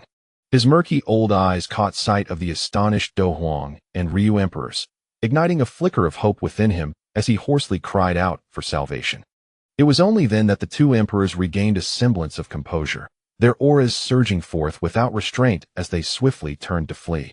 Unwilling to provoke such a terrifying little creature, Hong Ling extended her hand, yearning to call out, but her throat was parched. Senshu, overwhelmed with dread, scanned his surroundings in search of aid. Suddenly, he spotted Hong Ling, and a wave of immense joy surged through his eyes as he shouted, "Hong Ling, save me." Exhausted and desperate, he exerted all his remaining strength to emit this cry. However, Cece found even greater delight in her relentless lashing. Hong Ling's beautiful eyes momentarily glazed over, and instinctively, she unleashed her full might, charging towards Senshu. As she did, the joy in Senshu's eyes magnified exponentially. "Stop!" Lin Chen's hand shot out, enveloping her in an overwhelming pressure that rendered her immobile. "Let me go?" Hong Ling struggled, her voice rising in urgency, a hint of moisture creeping to her cheeks. Lin Chen shook his head, expressionless. In Sanshu's eyes, the sight of Lin Chen intervening ignited a flame of hatred. He was about to unleash some method when, suddenly, a thunderous dragon's roar shattered the air. Instantly, all screens collapsed in an instant. Colors of the rainbow surged skyward as a colossal dragon claw emerged, seizing Senshu's form and crushing it mercilessly. The sound of the explosion echoed from the dragon's grasp as a magnificent and imposing creature loomed above, casting its gaze upon the world. It was a dragon. Chapter 294, A Gift from the Dragon Clan. The blood serpent had successfully transformed into a dragon. The two horns atop its head resembled those of a stag, yet carried a hint of sharpness. Lin Chen could perceive an overwhelming aura of terror emanating from them. At that very moment, a colossal majesty loomed over the entirety of the blood fiend realm. All those at the second or third level of the divine law realm were utterly petrified. In particular, the fleeing Battle Emperor and Sun Moon Emperor startled Cece, who then felt the weight of this dreadful pressure, leaving them oblivious to where they had escaped. Among the Dragon Clan beasts, the apex of the pyramid stood a superlative entity. Lin Chen's eyes narrowed slightly as he remarked, for under his penetrating gaze, the blood dragon appeared as a vast, inscrutable mist. To this day, Lin Chen struggled to comprehend the sheer terror embodied by a being at the fifth level of the divine law realm. With a roar, the blood dragon unleashed a sound that caused the entire blood pool to ripple and surge, as though the very heavens trembled beneath its bellow. The figure of the third uncle was crushed to pieces by the dragon's 5 claws. The extent of the blood dragon's power was beyond Lin Chen's comprehension. A job well done, Jian Wudao remarked, raising an eyebrow with a hint of nonchalance. The sword-extinguishing emperor also displayed a fleeting smile. For this contest for the blood jade lotus seed could be described as an unqualified victory. As for Yi Changyi, the battle emperor, and others, they suffered a dismal defeat. Yet, Cece was undeniably a crucial contributor to their success. Descending from the heavens, Cece spiraled down to perch upon Lin Chen's shoulder, her face beaming with pride. Master Cece, you performed exceptionally well, Lin Chen praised without reservation. Reward me. Cece extended her tiny paw towards Lin Chen, her large eyes sneakily glancing at the alluring figure of Hong Ling, her expression taking on an oddly mischievous quality. Lin Chen broke into a sweat, recalling their secret pact that promised Cece a glimpse of beauty if she dealt with the third uncle. Yet, where could he possibly find such beauty now? Moreover, Cece insisted on making a tearing gesture. Shall we discuss this later? Lin Chen queried, torn with indecision. Humph. Cece crossed her paws, her face betraying her displeasure. Subsequently, she made a kicking motion, the implied threat unmistakable. At this, Lin Chen found himself in a quandary, acknowledging that Cece indeed possessed unmatched lethality against the Blood Fiend clan. However, he could not help but wonder from whom she had learned such rather dubious antics, for he could honestly state that he was nowhere near as mischievous. Just then, a cascade of multicolored rays suddenly descended from the heavens, erasing the oppressive majesty of the moment. A tall woman draped in a robe of vibrant hues gracefully descended step by step from the skies. This enchanting figure, clad in her striking attire, boasted an alluring physique that could only be described as tumultuous waves. The very sight incited an overwhelming urge to disrobe her. The woman's visage was strikingly beautiful, rivaling even the allure of the crimson silk. Her naturally flowing, multicolored hair added an enchanting allure to her presence. In the vernacular, one might say she epitomized the essence of a fully matured woman. Lin Chen, the blood dragon, was utterly astonished, his mouth agape, as he never anticipated that the blood dragon would be a woman. Indeed, you may call me Yun Kai, she said with a smile, her eyes radiating an effortless charm. I have come to offer my assistance as a reward for you. Upon witnessing the sudden arrival of Yun Kai, Cece's emotions surged, her large eyes lighting up with an electrifying glow. Lord Cece, Yun Kai curtsied gracefully, her movements imbued with a captivating elegance that suddenly softened. I want to touch. Cece exclaimed joyfully, leaping from Lin Chen's shoulder into Yun Kai's embrace, her tiny hands mischievously exploring the generous curves before her. Instantly, a look of rapture adorned Cece's face. A faint blush crept onto Yun Kai's cheeks, yet she did not deter, appearing all the more endearing. Lin Chen, along with Jian Wudao, Miejin Huang, and Hong Ling, could not help but widen their eyes in astonishment. Who taught this little one such audacity? Hong Ling's gaze turned sharply towards Lin Chen, piercing him with intensity. Lin Chen felt his face grow warm, a wave of embarrassment washing over him, as he surmised that Cece had witnessed the rather intimate events between him and Hong Ling following her encounter with the spring meow poison. Lord Cece, do take it easy, Yun Kai softly implored, her cheeks flushed with a hint of embarrassment. After all, she was a blood dragon of the fifth realm of divine law, now being so audaciously accosted by a mere child. If you must be so forward, at least do so discreetly. There are eyes upon us. Lin Chen sensed Yun Kai's discomfort, and swiftly lifted Cece into the air with a firm grip. The little one squirmed and wriggled in his grasp, baring her teeth playfully. I want, Cece shouted. Yun Kai's face deepened in hue. Now, settle down, or I assure you, the next time there is a delightful treat. You shall not be included, Lin Chen warned, his eyes narrowing as he resorted to gentle intimidation. Yet, unbeknownst to all, Lin Chen was equally astonished. For he discerned that Cece's power had notably intensified, manifesting an enigmatic presence that seemed to oscillate between the second realm of divine law and something beyond. Cece settled down obediently, her large eyes gazing up at Lin Chen with a pitiful expression. Feeling a headache coming on, Lin Chen communicated telepathically. Next time you wish to touch, find a secluded place where no one can see. Cece's eyes sparkled with understanding as she nodded eagerly. Subsequently, Lin Chen placed the little imp back upon his shoulder. The clouds gazed at Lin Chen with a hint of envy, before regaining their composure. After sweeping his gaze across the crowd, it ultimately settled upon Lin Chen. The once despicable blood fiend clan member had poisoned my body with the venomous essence of the dragon of death. Had it not been for your assistance and that of Lord Shi, I would likely have been captured and dragged into the depths of the blood abyss by now. After speaking, Yun Kai cast a nonchalant glance at Hong Ling. Hong Ling's expression stiffened, and she lowered her gaze, her thoughts concealed from all. This time, young friend Lin Chen, as a token of my gratitude, I shall present you with a grand gift, Yun Kai declared. Lin Chen's heart stirred slightly. What kind of extraordinary gift could the blood dragon, Yun Kai, bestow upon him?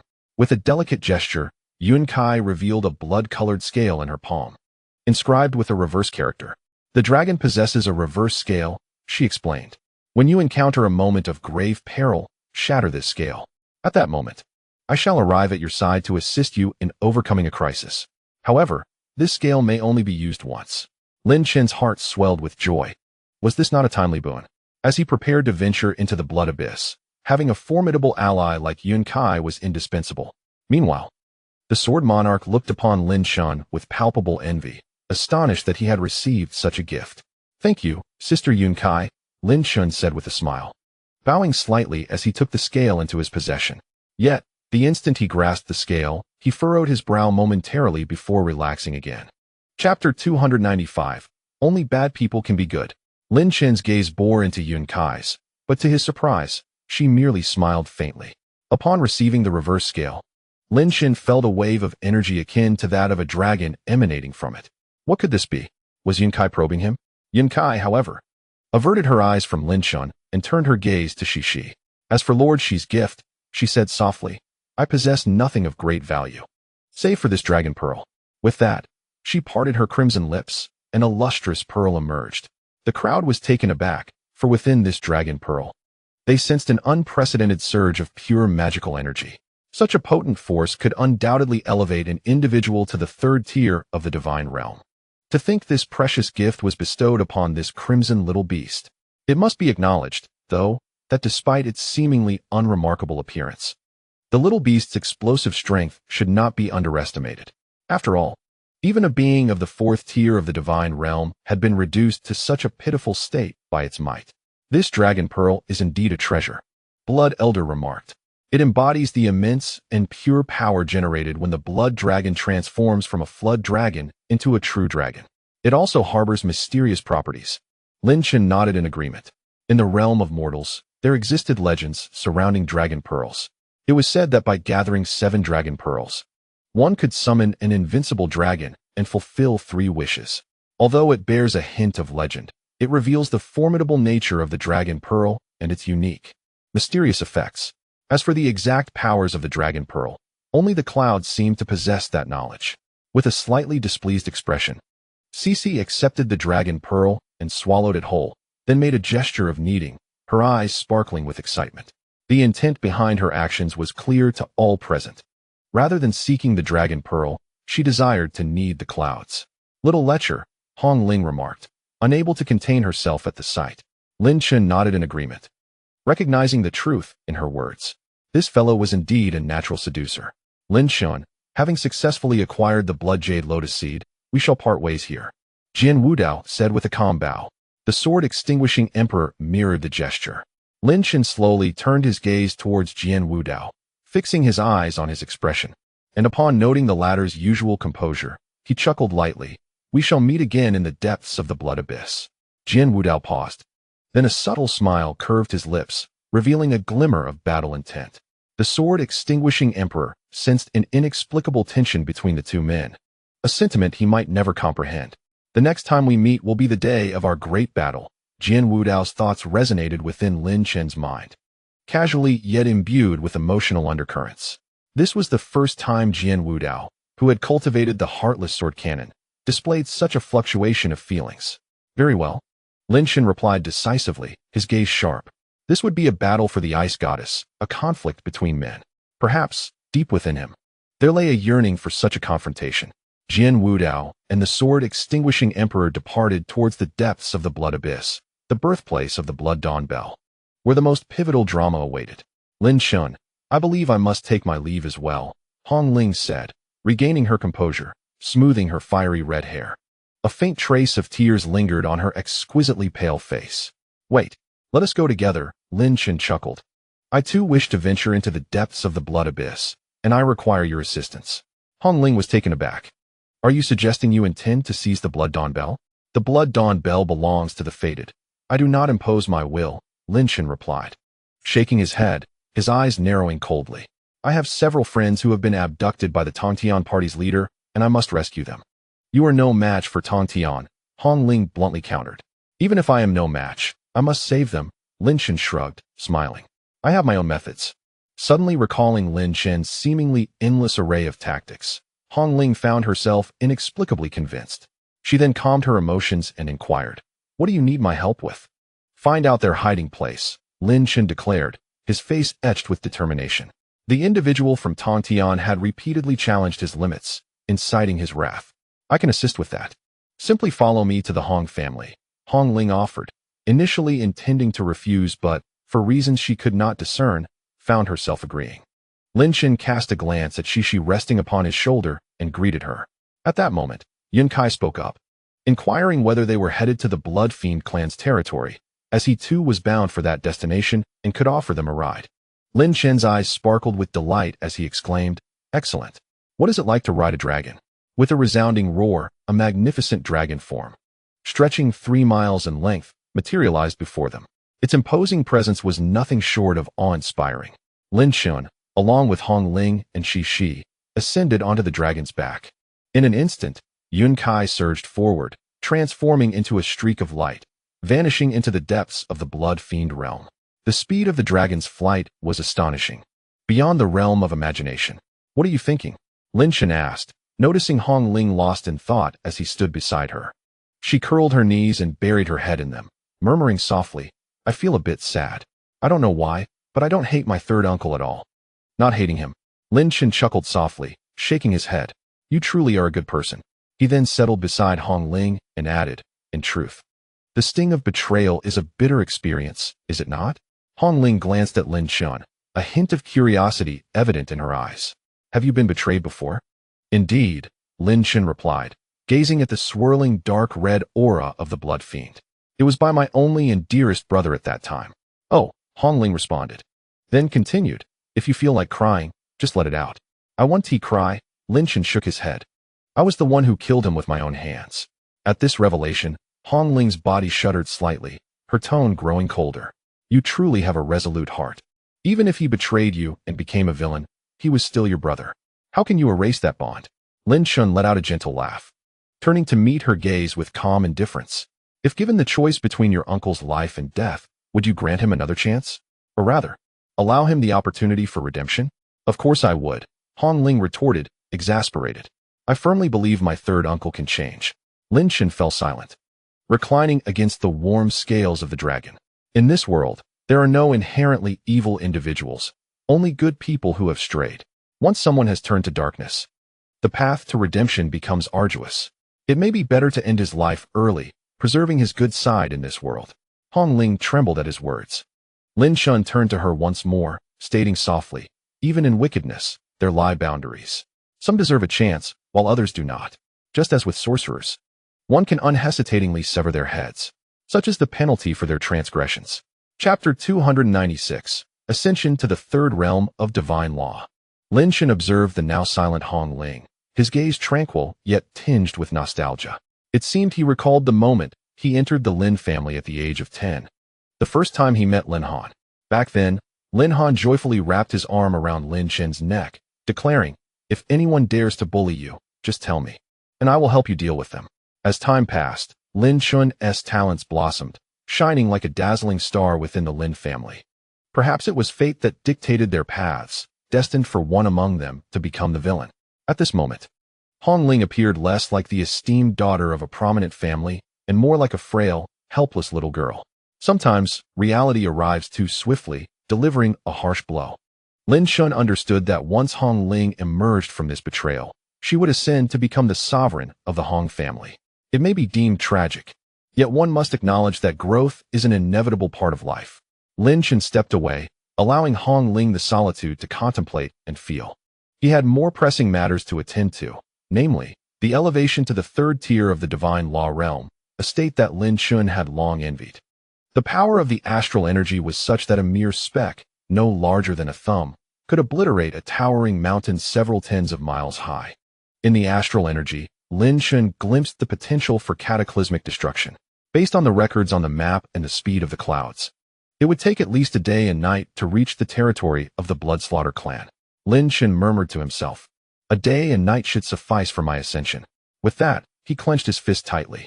This time, the individuals captured by the Flowing Heaven were among those most significant to Lin Chen. His fury towards Flowing Heaven had swelled to unprecedented proportions. The blood jade lotus seed. With a flourish of his hand, a lotus seed shimmering with multicolored radiance appeared in the palm of his hand. At this moment, the blood elder also began to connect with Lin Chen's thoughts. "Lin Chen, your current cultivation is already sufficient to seek ascension to the third tier of the divine law realm," the blood elder remarked with satisfaction. "In just a month, you have advanced 2 realms. Such speed is likely unparalleled." Lin Chen shrugged, acknowledging that his fortuitous encounters had indeed been numerous. However, the blood elder hesitated before continuing. "The energy required for your ascension to the third tier of the divine law realm is 4 times that of others. This blood jade lotus seed contains enough energy for your complete ascension. Yet, do not forget the desire fire pearl suppressed within you." Lin Chen was taken aback and inquired, "What connection does the desire fire pearl have with my ascension?" The blood elder replied, "Desire is one of the primal instincts of humanity. It is not so easily suppressed." He chuckled ruefully. "When you ascend, the desire fire pearl will undoubtedly stir up trouble, so you must prepare yourself mentally." Upon hearing this, Lin Chen inhaled sharply. The desire fire pearl within him was akin to a ticking time bomb. It seemed imperative to find a way to eliminate it, otherwise, the consequences would be dire. "I refuse to believe it can cause much disruption," Lin Chen resolved fiercely, swallowing the blood jade lotus seed, his body settling into a meditative posture as he commenced his ascension.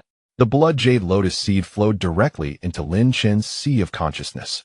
Upon encountering the magical energy within Lin Chen's mind, the lotus seed erupted in a dazzling display of colors, its immense energy beginning to stir.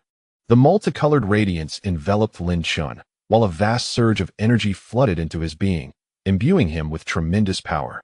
Within Lin Chen's sea of consciousness, 30,000 dragons of magical energy surged, rippling through his mind and racing towards his meridians. A peculiar energy surged forth from the blood jade lotus seed, intertwining like countless threads, and flowed into Lin Chen's meridians. In an instant, Lin Chen's body began to swell, akin to an inflated balloon. Such a colossal energy coursed through him, threatening to burst his very form.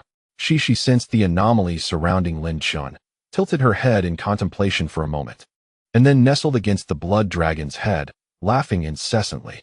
Meanwhile, Hong Ling had completely immersed herself in her own realm, seemingly oblivious to the world around her. Lin Chen, grasping the concept of vital energy, recognized it as a gaseous manifestation of power. The elder blood sage commenced his guidance, releasing immense force in a gaseous form, known as Gang. "Absorb it well," he advised. As Lin Chen absorbed this tremendous energy, he pondered deeply how to manifest this force in a gaseous state. It was akin to Lin Chen unleashing a punch that could create a gust of wind, not the wind generating the force, but rather the force giving rise to the wind. By merely converting these 2 elements, Lin Chen could likely ascend to the third tier of divine law. At this moment, Lin Chen continued to absorb the overwhelming power of the blood jade lotus seed while contemplating fervently. The dragon of magical energy within him surged, progressively approaching an alarming figure. As he remained in this state, Lin Chen gradually passed through a day, and the dragon of magical energy within him reached saturation. The 3 dragons of magical energy within his 3 Cs transformed into a staggering total of 150,000. However, the magical symbols produced from 10,000 dragons remained unchanged, suppressing the fiery desires completely. Power and energy. At this juncture, Lin Chen's mind fixated solely on these 2 concepts. Fully ensnared in comprehension. What constitutes power? What constitutes energy? After an entire day of intense introspection, Lin Chen had yet to arrive at any conclusions. Suddenly, a thought sparked in his mind, reminiscent of an ancient tale. It was said that in the mundane world, there existed a practitioner of Qigong whose art was a subtle mental discipline that did not yield tangible force. This practitioner, while demonstrating his Qigong, utilized a water tank and placed a wooden ladle atop it. Standing a meter above the water's surface, he moved his hand, causing the ladle to shift in response. With a flick of his wrist, the ladle began to whirl within the water. This anecdote, a tale from the realm of mortals, garnered him great renown and was passed down through generations. The practitioner's hand movement dictated the ladle's motion. Was this not the essence of using energy to generate force? In that moment, Lin Chen experienced a profound revelation. Energy and force were indeed intertwined at their core. By harnessing energy, one could produce force, and by employing force, one could unleash energy. Suddenly, a resonant buzzing filled Lin Chen's mind, and the magical energy within him surged dramatically. The previously saturated dragons of magical energy began to swell rapidly. Suddenly, around Lin Chen's body, a series of transparent air currents erupted, infused with an immense and formidable power. He had come to comprehend the existence of the vital energy known as Gangqi. At this moment, the dragons of magical energy within Lin Chen's body surged from 150,000 to an astonishing 300,000. Except for the 4th C of consciousness, all other Cs were comprised of 100,000 magical energy dragons each. Having finally grasped the essence of Gangqi, Lin Chen resolved that the fire of desire pearl could not thwart his ascension to the 3rd tier of divine law. With a determined heart, he directed the immense power of the blood jade lotus inward, causing a torrent of magical energy to surge forth. The magical energy talisman suppressing the fire of desire pearl was suddenly inundated with this colossal influx of energy, beginning to vibrate ominously. As the numbers climbed, 10,000, 20,000, 40,000, the magical energy dragons surged dramatically. A faint smile crept onto Lin Chen's lips. However, at that moment, the fire of desire pearl began to whirl rapidly. A wave of searing heat erupted from Lin Chen's dantian, as if igniting a fire within. The rapidly expanding magical energy talisman abruptly halted, reverting to its original state. Lin Chen's expression changed. This was dire. In Chapter 297, Half-Step Gangqi Realm, the intense heat wave seemed to arise from nowhere, directly invading Lin Chen's dantian. What troubled him further was that this surge of heat appeared to grow exponentially, spreading rapidly from his dantian outward. Lin Chen felt inundated by this scorching wind, as if engulfed in flames. The pace at which the fire of desire spread was alarmingly swift. It needed to be quelled immediately. His sea of consciousness stirred, summoning forth a torrent of magical energy. At least 100,000 magical energy dragons erupted forth, transforming into 10 magical energy talismans aimed at suppressing the fire pearl. Instantly, the brilliance of the fire of desire pearl dimmed. Yet the searing wind enveloping him did not wane. Rather, all the flames of desire within Lin Chen's dantian erupted violently. At that moment, Lin Chen felt as if he were engulfed in flames, overwhelmed by an unbearable heat. Waves of impulse surged within him, reminiscent of the sensation he had experienced when first ignited by the fire of desire. Blood Elder, I cannot contain the fire of desire pearl. What shall we do? Lin Chen felt an urgent sense of crisis. Had he foreseen this predicament, he certainly would not have dared to provoke the fire of desire pearl. I warned you not to challenge the fire of desire, Blood Elder retorted sharply. Desire is the most primal essence of humanity. It seems you must seek a woman to resolve this dilemma. Otherwise, one would be consumed by uncontrollable desire. Blood Elder added. remarking that the woman from the Blood Fiend clan was originally meant to be yours. Seeking her now to resolve your predicament is merely part of the cleansing process. Lin Chen smiled bitterly and replied, Blood Elder, we are truly in a moment of crisis. If I had wished to seek her, I would have done so long ago. The crux of the matter is that I do not want to. As for this affair, you shall manage it as you see fit. The voice of Blood Elder gradually faded. He had already cautioned Lin Chen, yet Lin Chen, driven by ambition, aspired to ascend to the third tier of the divine law realm in one fell swoop. At this very moment, Lin Chen's exterior was flushed with heat. Waves of searing warmth began to emanate from within him. In an instant, Lin Chen was overtaken by an impulse, a raw, primal urge. However, the enigmatic gray symbol on his palm emitted a faint glow, preserving the last vestiges of his clarity. The desires within him had erupted entirely. Third uncle, you were always so good to me. I regarded you as a father. From my childhood, it was only you who played with me, warning me that men were not to be trusted. The day I achieved first place in the clan was to honor your expectations. Why is this happening? Tears glimmered in Hong Ling's eyes. At that moment, she was wholly immersed in memories of the past, perhaps lost in the sorrow of her uncle's death. Suddenly, a familiar male voice echoed in her mind. In this world, there are no inherently wicked souls, only good people who have strayed. Making mistakes has its limits. Some can turn back, while others cannot, for their transgressions are unforgivable. The tears in Hong Ling's eyes began to recede. After a long while, she emerged from her sorrowful reverie. She was unaware of how much time had passed, yet she knew her uncle had once been a good man, and that goodness lingered in her memory. Suddenly, she was startled by a faint, indistinct moan that resonated in her mind. Confused, Hong Ling turned her head and was met with the sight of Lin Chen's upper garments completely torn, revealing his robust torso, sculpted muscles embodying masculine allure. However, his body was ablaze, radiating intense heat. What has happened? Hong Ling's expression shifted as she rushed to Lin Chen's side, her eyes filled with concern. As she approached, Lin Chen grasped her arm, his palm radiating warmth. Hong Ling's complexion paled slightly, oblivious to the transformation Lin Chen had undergone. Suddenly, Lin Chen opened his eyes, his gaze ablaze with a fervent intensity, a manifestation of overwhelming desire. Hong Ling instantly recognized the signs. This was unmistakably a symptom of being afflicted by the poison of insatiable lust. How did Lin Chen come to be in such a state? Could it be that the desire fire pearl within him has gone awry? Alarm coursed through Hong Ling's heart as she immediately grasped the dire consequences of such a fiery eruption. I want, Lin Chen rasped, his voice reminiscent of a beast's primal roar. His powerful form abruptly enveloped Hong Ling, constricting her tightly. A shiver ran through her body. She instinctively sought to resist.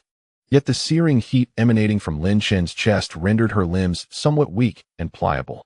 In that fleeting moment, the thought of defiance slipped away. Lin Chen's fervent lips descended upon Hong Ling's, fervently drawing her sweetness. At that instant, her mind was engulfed in a cacophony, a void of thought. Lin Chen, akin to a frenzied beast, savored the delightful flavor from her mouth with wild abandon. Hong Ling's eyes widened in shock as she instinctively pushed against him, murmuring a desperate no, not here. Lin Chen's body stiffened, a glimmer of clarity igniting within his mind. Nevertheless, he was ensnared by the all-consuming desire fire. A torrid wind surged within his consciousness, threatening to erode even his spirit. Yet, in that very moment, the remnants of the vibrant energy surged forth, erupting with formidable force within his mind. This energy, emanating from the blood jade lotus, was immensely powerful. In an instant, Lin Chen was enveloped by this radiant energy. Bathed in its kaleidoscopic glow, the consuming desire fire receded like a retreating tide, vanishing completely. Lin Chen's awareness distinctly registered the withdrawal of an intangible energy back into the desire fire pearl, a force beyond his comprehension, primal in nature. With a resounding boom, Lin Chen's consciousness reverberated. All his magical power returned to his mind. Yet each fragment of that power amounted to merely 50,000 units, only half of what a third-tier divine law practitioner possessed. He sensed the scarcity of his own formidable energy. Furthermore, the residual might of the blood jade lotus returned to the desire fire pearl, which now shimmered with a dense, multicolored glow, seemingly aiding Lin Chen in resisting the fiery onslaught. Lin Chen understood that should he absorb this radiant energy, he would ascend fully to the third tier of divine law. However, doing so would leave him vulnerable to the desire fire's corruption. For now, he remained at the threshold of the third tier of divine law. Relieved, Lin Chen sighed inwardly. I do not wish to endure the torment of being engulfed in desire fire. Suddenly, he felt a dampness at the corner of his mouth. With wide eyes, he gasped in astonishment. How could this happen? Chapter 298, The Ancient Blood City. As Lin Chen was consumed by desire, he found himself in a state of near confusion. He was entirely unaware of the actions he had taken, yet somehow, his hand found its way to Hong Ling's thigh. At that moment, an extraordinarily peculiar scene unfolded between them. Lin Chen's lips brushed against Hong Ling's, a sight that would undoubtedly evoke a sense of intimacy in any observer, especially in Shishi's presence. Shishi clapped her hands in delight, her crisp applause causing both Lin Chen and Hong Ling to flush crimson. However, Lin Chen seemed to be experiencing a momentary lapse in cognitive function, unable to resist lightly biting his lip, savoring a sweet taste. You should let go," Hong Ling murmured, awakening from her stupor, a hint of embarrassment lacing her voice. The last time, she had succumbed to desire, the specifics of which had nearly faded from her memory. Now, confronted by Lin Chen's masculine presence, she was overwhelmed by an unusual sensation coursing through her body, coupled with a tumult of emotions. Lin Chen could not suppress a loud exclamation, quickly retracting his hand from her alluring lips. Hong Ling's cheeks deepened in hue. This rascal had clearly taken advantage, yet he still found the need to shout. Shishi, witnessing the scene, erupted into even more joyous laughter, her eyes gleaming with rapture as she seemingly mimicked Lin Chen's earlier actions and expressions. Lin Chen felt an overwhelming urge to kick her away, finding her behavior exceedingly inappropriate. He was not entranced. He was simply relishing the moment. Ignoring the awkward display between the two, Hong Ling tucked a strand of hair behind her ear and softly inquired, "Lin Chen, did you not suppress the desire pearl?" She had long harbored guilt regarding Lin Chen's desire pearl incident, and it weighed heavily on her conscience. Moreover, she had misinterpreted his intentions earlier. Reflecting on her past actions left her momentarily speechless. Perhaps, she thought, the reason she did not push him away just now was due to her lingering guilt. Cough, cough. Lin Chen cleared his throat, his gaze settling upon Hong Ling's exquisite features as he offered a wry smile. I had believed that once I suppressed the desire pearl, there would be no further complications. However, I did not anticipate that during my ascension to the third level of the divine law realm, this would occur.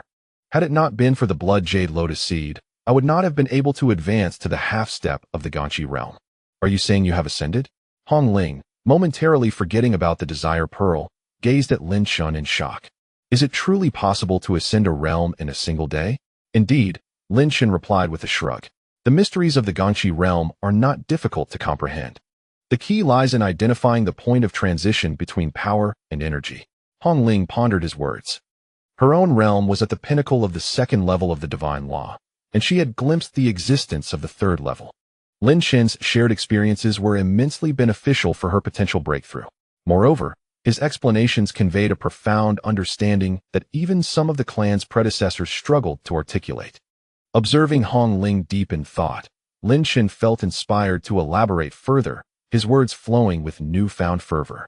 Throughout the entire process of listening to Lin Chen's explanation, the shock on Hong Ling's delicate and fair face grew increasingly profound. Is your martial talent exceptionally formidable?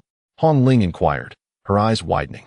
Lin Chen pondered for a moment, unsure of how to articulate his thoughts, ultimately responding candidly. I grasped the essence of supreme martial techniques in just a few days.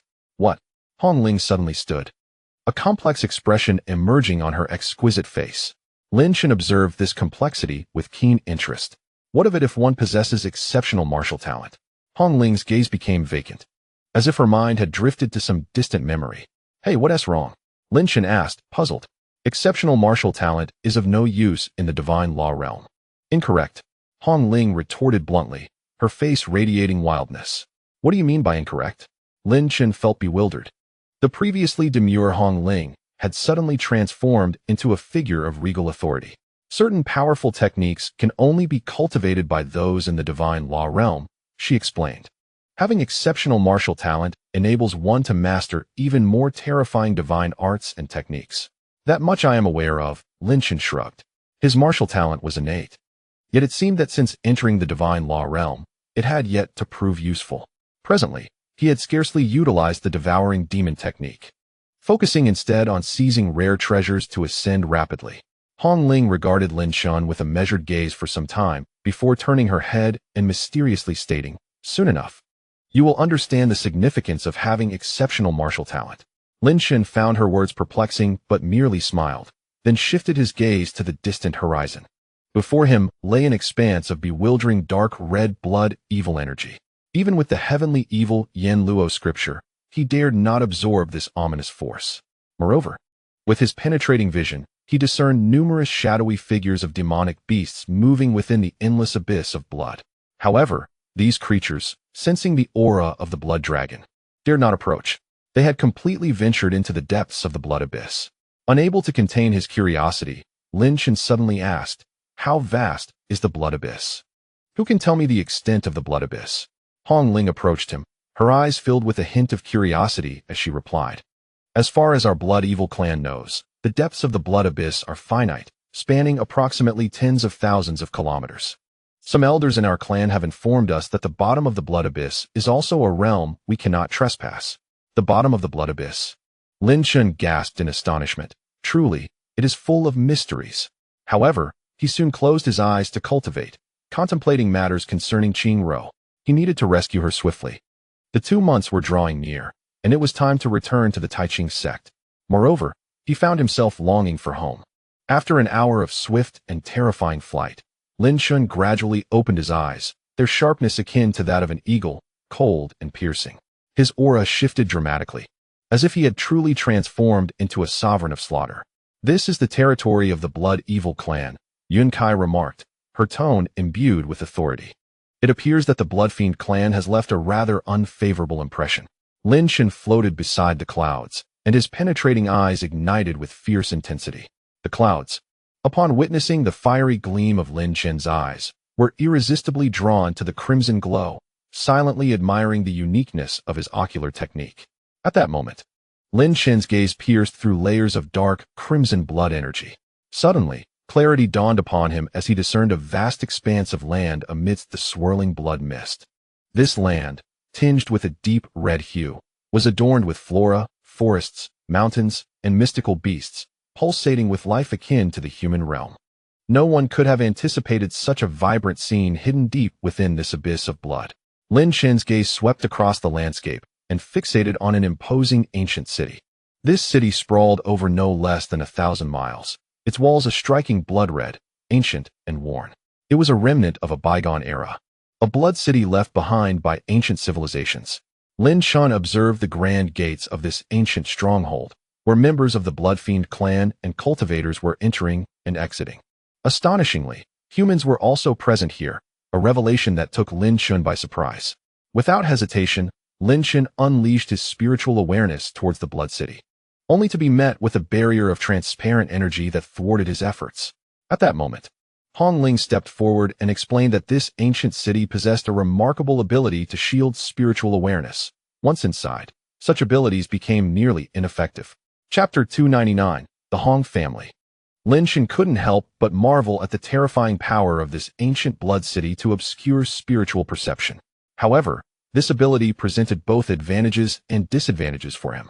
The advantage lay in the fact that formidable adversaries would find it challenging to detect his presence, while the downside was his inability to locate Qingruo and the others. "What brings you to the depths of this blood abyss?" Hong Ling inquired, curiosity evident in her voice. "Surely, you have a purpose beyond merely seizing the Blood Dawn Bell." Lin Chen abruptly turned his gaze towards Hong Ling, his eyes scrutinizing her, and after sensing a hint of evasion in her expression, he slowly replied, "My primary objective here is to rescue someone. Therefore, I hope for your assistance." Unable to withstand Lin Chen's penetrating gaze, Hong Ling averted her eyes and said, "I owe you 2 favors. Thus, I will certainly lend my full support in your mission to save them." "Thank you," Lin Chen exhaled softly. With Hong Ling's assistance and the card he held in Yichangyi, he felt significantly empowered in his quest to aid Qingruo and the others. Moreover, Lin Chen surmised that Yichangyi's association with the Do Huang and Ryu Huang must involve some hidden secrets. He even speculated that he could uncover the concealed whereabouts of Lu Tong and his companions through Yichangyi. Are those people very important to you? Hong Ling asked casually. Lin Chen glanced at her and smiled. Indeed, they are all significant to me. A certain light seemed to flicker in Hong Ling's eyes. Yet she feigned nonchalance as she inquired, with your capabilities, if it were not too troublesome, you wouldn't seek my assistance, would you? Of course. Lin Chen's gaze suddenly turned icy. The one who kidnapped my important people is Lu Tongtian, the leader of the Tongtian sect, the foremost disciple of the Huitian sect. Hong Ling was taken aback as she uttered those two names. Lin Chen's adversary was indeed him. Naturally, it is him, Lin Chen shrugged, a calm smile gracing his lips. Such a formidable enemy. I presume your Hong family would prefer to avoid provoking. If you cannot assist, I shall not press you. No, Hong Ling did not hesitate. Shaking her head resolutely, I will certainly help with this. Lin Chen chuckled and asked why. Hong Ling replied candidly. Even if the enemy is of such a stature, you show no fear. Therefore, I believe that if I assist you this time, should I ever find myself in a similar predicament, you would undoubtedly come to my aid. It was a rather foolish and naive question. Of course, Lin Chen chose not to respond. Some things were difficult to articulate. If he valued Hong Ling, he would certainly return to rescue her. In response to Lin Chen's silence, Hong Ling merely smiled, her heroic demeanor returning to her visage. Thank you, Sister Yun. Lin Chen bowed to the massive blood dragon in gratitude. Beside him, Cece mimicked the gesture, cupping her hands toward Yun Kai, only to swiftly transition into a playful gesture. Ahem, Yun Kai cleared her throat at Cece's light-hearted antics, saying, we shall part ways here. Take care of yourselves. As she spoke, it seemed she recalled something, and she transmitted a thought to Lin Chen, her voice low and grave. Do not provoke Lord Shi, or it will bring calamity. It has yet to awaken. Lin Chen, hearing Yun Kai's transmission, hurriedly inquired, Sister Yun, what exactly is Cece's identity? Yun Kai's blood-red eyes fixed on Lin Chen with an eerie intensity, causing an unsettling sensation to creep over him. Yun Kai remained silent, and Lin Chen did not press further, regardless of Cece's identity. He understood that this little creature was quite fond of him. Farewell, Lin Chen clasped his hands. Cece perched on his shoulder, while Yun Kai stood at his right. The trio bid farewell to Yun Kai before swiftly soaring toward the vast ancient blood city. Yun Kai watched Lin Chen and the others depart, her massive form swiftly delving deeper into the shadows, leaving none to discern her purpose in the depths of the blood abyss. Nevertheless, Lin Chen's journey could only be described as impeccable. After all, he had gained the greatest assurance of life, the dragon's reverse scale. As Lin Chen descended upon the expansive terrain, he immediately sensed the terrifying bloodthirst emanating from the land. Furthermore, he could feel that the deeper he ventured underground, the more potent the blood magic became. He even lacked the courage to properly investigate the core of the subterranean realm. Heaven knows the extent of the terrifying existence that the blood-fiendish aura has reached there. Lin Chen, do not pry into the heart of the earth, Hong Ling urged. This land is not merely a birthplace. The blood-fiendish aura harbors a dread presence that even my father dares not approach lightly. Lin Chen nodded in understanding. This land resembled a miniature world, inhabited solely by the members of the Blood Fiend clan. As Lin Chen and Hong Ling swiftly approached the ancient blood city, he encountered numerous peculiar phenomena along the way. For instance, there were flowing rivers of pale red water, teeming with mystical rain that could replenish one's essence. There were also volcanoes erupting not with magma, but with a highly concentrated blood-fiendish energy. Following the passage of this energy, various medicinal herbs and blood mines, among other energy-laden substances, would emerge. These sights were entirely novel to Lin Chen. As Lin Chen, Hong Ling, and Cece drew nearer to the ancient blood city, he noticed an intriguing change. The closer they got, the more joyous Cece became, as if she had encountered an exquisite beauty. Lin Chen quietly noted this observation, for the divine thought he had received from Yun Kai earlier had instilled a sense of vigilance within him. The Blood Fiend clan surely harbored formidable experts, and he must not allow Cece to reveal herself carelessly. After several hours of flight, they finally reached a point 10 miles from the Blood City. The ancient Blood City has a total of 4 open gates, Hong Ling explained. The Hong family and the Yi family are in a standoff, with each family controlling 2 gates. Our Hong family governs the eastern and southern gates. It seems your relationship with the Yi family is as turbulent as water and fire. Lin Chen remarked thoughtfully. Hong Ling went on to elucidate certain customs and notable factions within the Blood City. Among them, she mentioned a place known as the Blood Moon Hall. Though the Blood Moon Hall is not large and lacks fame, both the Yi family and the Hong family dare not provoke it, for it is shrouded in mystery and possesses astonishing secrets, Hong Ling clarified. Lin Chen nodded, having gained a deeper understanding of the customs within the ancient Blood City through Hong Ling's explanations. Very well, let us proceed to the Hong family, she said. Taking a deep breath, her return this time would undoubtedly stir a significant uproar throughout the Blood City, as every event she had experienced bore monumental implications for both the Hong and Yi families. In the third chapter, the young master of the Hong family observed from afar that both the eastern and southern gates were guarded by sentinels, all of whom were at the first level of the divine law realm. This scene left Lin Chen feeling a sense of unease. Even the guards were of the first tier of the sovereign realm, which made him ponder the profound depth of the Hong family's resources. To thwart the infiltration of the Yi family, they had stationed guards of such formidable rank, as Hong Ling elucidated. Even the commanding officers stationed there were of the second tier of the sovereign realm. Indeed, the two great families were thoroughly cautious. Lin Chen could not help but exclaim. It was his first encounter with such deeply entrenched defenses from two families. Hong Ling cast a glance at Lin Chen and remarked that within this ancient Blood City, each parcel of land bore immense value. Our Blood Fiend clan, in our cultivation, relies on the Blood Fiend energy abundant within this land. Consequently, the struggle for territorial dominance has escalated to a grave level. Lin Chen's brow furrowed slightly. It seemed that the ancient Blood City was not quite as he had envisioned. As the two conversed, they drew ever closer to the eastern gate. Lin Chen and Hong Ling concealed their auras, blending into the crowd as they queued, refraining from any extraordinary displays. Upon announcing their names and origins, a guard, his expression stoic, obstructed their path. Without hesitation, Hong Ling produced a peculiar star-shaped blood jade, which bore an engraved golden symbol. Upon sighting the star-shaped blood jade, the guard's countenance shifted dramatically, and he bowed respectfully, inquiring if the young lady could proceed. Hong Ling stowed the star-shaped blood jade away and calmly asked, "May we enter?" The guard promptly stepped aside, allowing passage. Hong Ling, with an air of icy composure, nodded, her exquisite features revealing a hint of formidable authority, an imposing presence cultivated from prolonged high status that instilled both awe and trepidation. "Stop! Who are you? State your name and origin." A keen-eyed guard immediately recognized Lin Chen and blocked his advance. Lin Chen regarded the guard with indifference, noting his unpleasant features, with one eye larger than the other, evoking discomfort. "He is with me," Hong Ling stated, her gaze serene yet commanding. The guard, appearing somewhat intimidated by Hong Ling's authority, instinctively recoiled, but soon recollected himself, his eyes flickering as he asserted, "Miss Hong, you are aware of our regulations. Even you cannot bring someone in without proper protocol." The guard seemed resolute in obstructing Lin Chen. Lin Chen narrowed his eyes, scrutinizing the impertinent guard. What audacity did this mere sentinel possess to challenge Hong Ling? Who empowered him? Whose regulations are these? Hong Ling replied coolly, "I possess the authority to dismiss you. Are you certain you wish to impede him?" Her gaze pierced through the guard, transforming her from the seemingly petulant girl before Lin Chen into the formidable heiress wielding considerable power within the Hong family.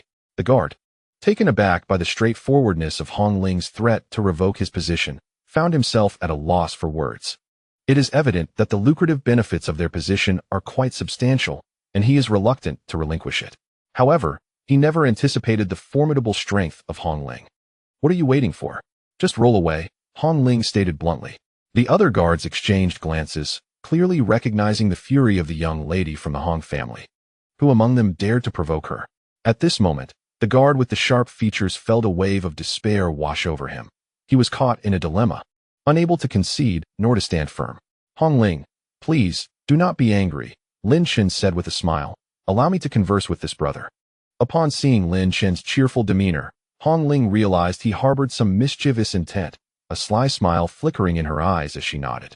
Lin Chen strode forward confidently, positioning himself directly in front of the guard, inquiring, "Can you tell me who sent you to create this disturbance?" Although the sharp-featured guard feared Hong Ling, he held no such trepidation towards Lin Chen. Thus, summoning his courage, he retorted vehemently, "Do not slander me. I am merely following protocol. I suspect you were sent by the Yi family, and I have the right to apprehend you." With that, he seized Lin Chen's arm with an imposing grip, as if to take him in for questioning. Just as Hong Ling was about to express her anger, Lin Chen's demeanor suddenly shifted. An overwhelming aura of menace emanated from him, akin to a long-dormant demon awakening. The sharp-featured guard felt as if struck by lightning, rooted to the spot, paralyzed with fear. A chill crept down his spine, and he felt as though a blade was lodged in his throat, poised to sever his windpipe. It was a sensation of impending death. The other guards, equally astonished, gazed at Lin Chen, unable to comprehend how this seemingly unremarkable young man brought along by the young lady could unleash such a terrifying aura. What was his level of cultivation? What do you intend to do? The guard stammered, his voice trembling. What do you mean? Lin Chen replied, still with a smile. What do you plan to do against me? Who instructed you? The sharp-featured guard found himself at a loss for words, beads of cold sweat forming on his brow. He had not anticipated the terrifying aura that Lin Chen had unleashed. All eyes were drawn to the sharp-featured guard, who clearly possessed an unusual quality. When had a mere guard ever dared to challenge the young lady from the Hong family? At that moment, a gentle male voice interjected, Yuhua, how could you be so thoughtless? This gentleman is a guest of my cousin. How could you suspect him of being from the Yi family? Everyone's attention shifted towards the source of the voice. Lin Chen and Cici turned to look as well, but Hong Ling's expression grew colder. A man exuding the aura of a second-tier divine law realm emerged from the Blood City, clad in a white robe adorned with chrysanthemum petals. In hand, he held an ordinary folding fan inscribed with a poem, exuding an air of elegance. Upon seeing this distinguished gentleman, all the guards immediately called out in unison. Lin Chen narrowed his eyes slightly, pondering the identity of this noble figure. The guard, with a sharp, monkey-like visage, hastily chimed in. The gentleman, referred to as the young master, gracefully approached the guard, a gentle smile adorning his face. Guard, allow him to pass, he said. The guard, upon hearing the young master's words, promptly released Lin Chen and stepped aside obediently. Subsequently, the refined gentleman seemed to disregard Lin Chen entirely, striding directly to Hong Ling with a smile. Cousin, welcome home, he greeted. Hong Ling merely snorted, choosing to ignore him. The gentleman, unfazed, shook his head with a self-amused smile. Suddenly, as if noticing Lin Chen for the first time, he approached him with surprise, saying, My apologies. I didn't realize my cousin's friend was also here. Lin Chen's eyes narrowed further. This was an outright slap in the face. Just moments ago, the gentleman had referred to Lin Chen as his cousin's friend, requesting the guard not to make things difficult for him. Now, he feigned ignorance of Lin Chen's presence. What was this?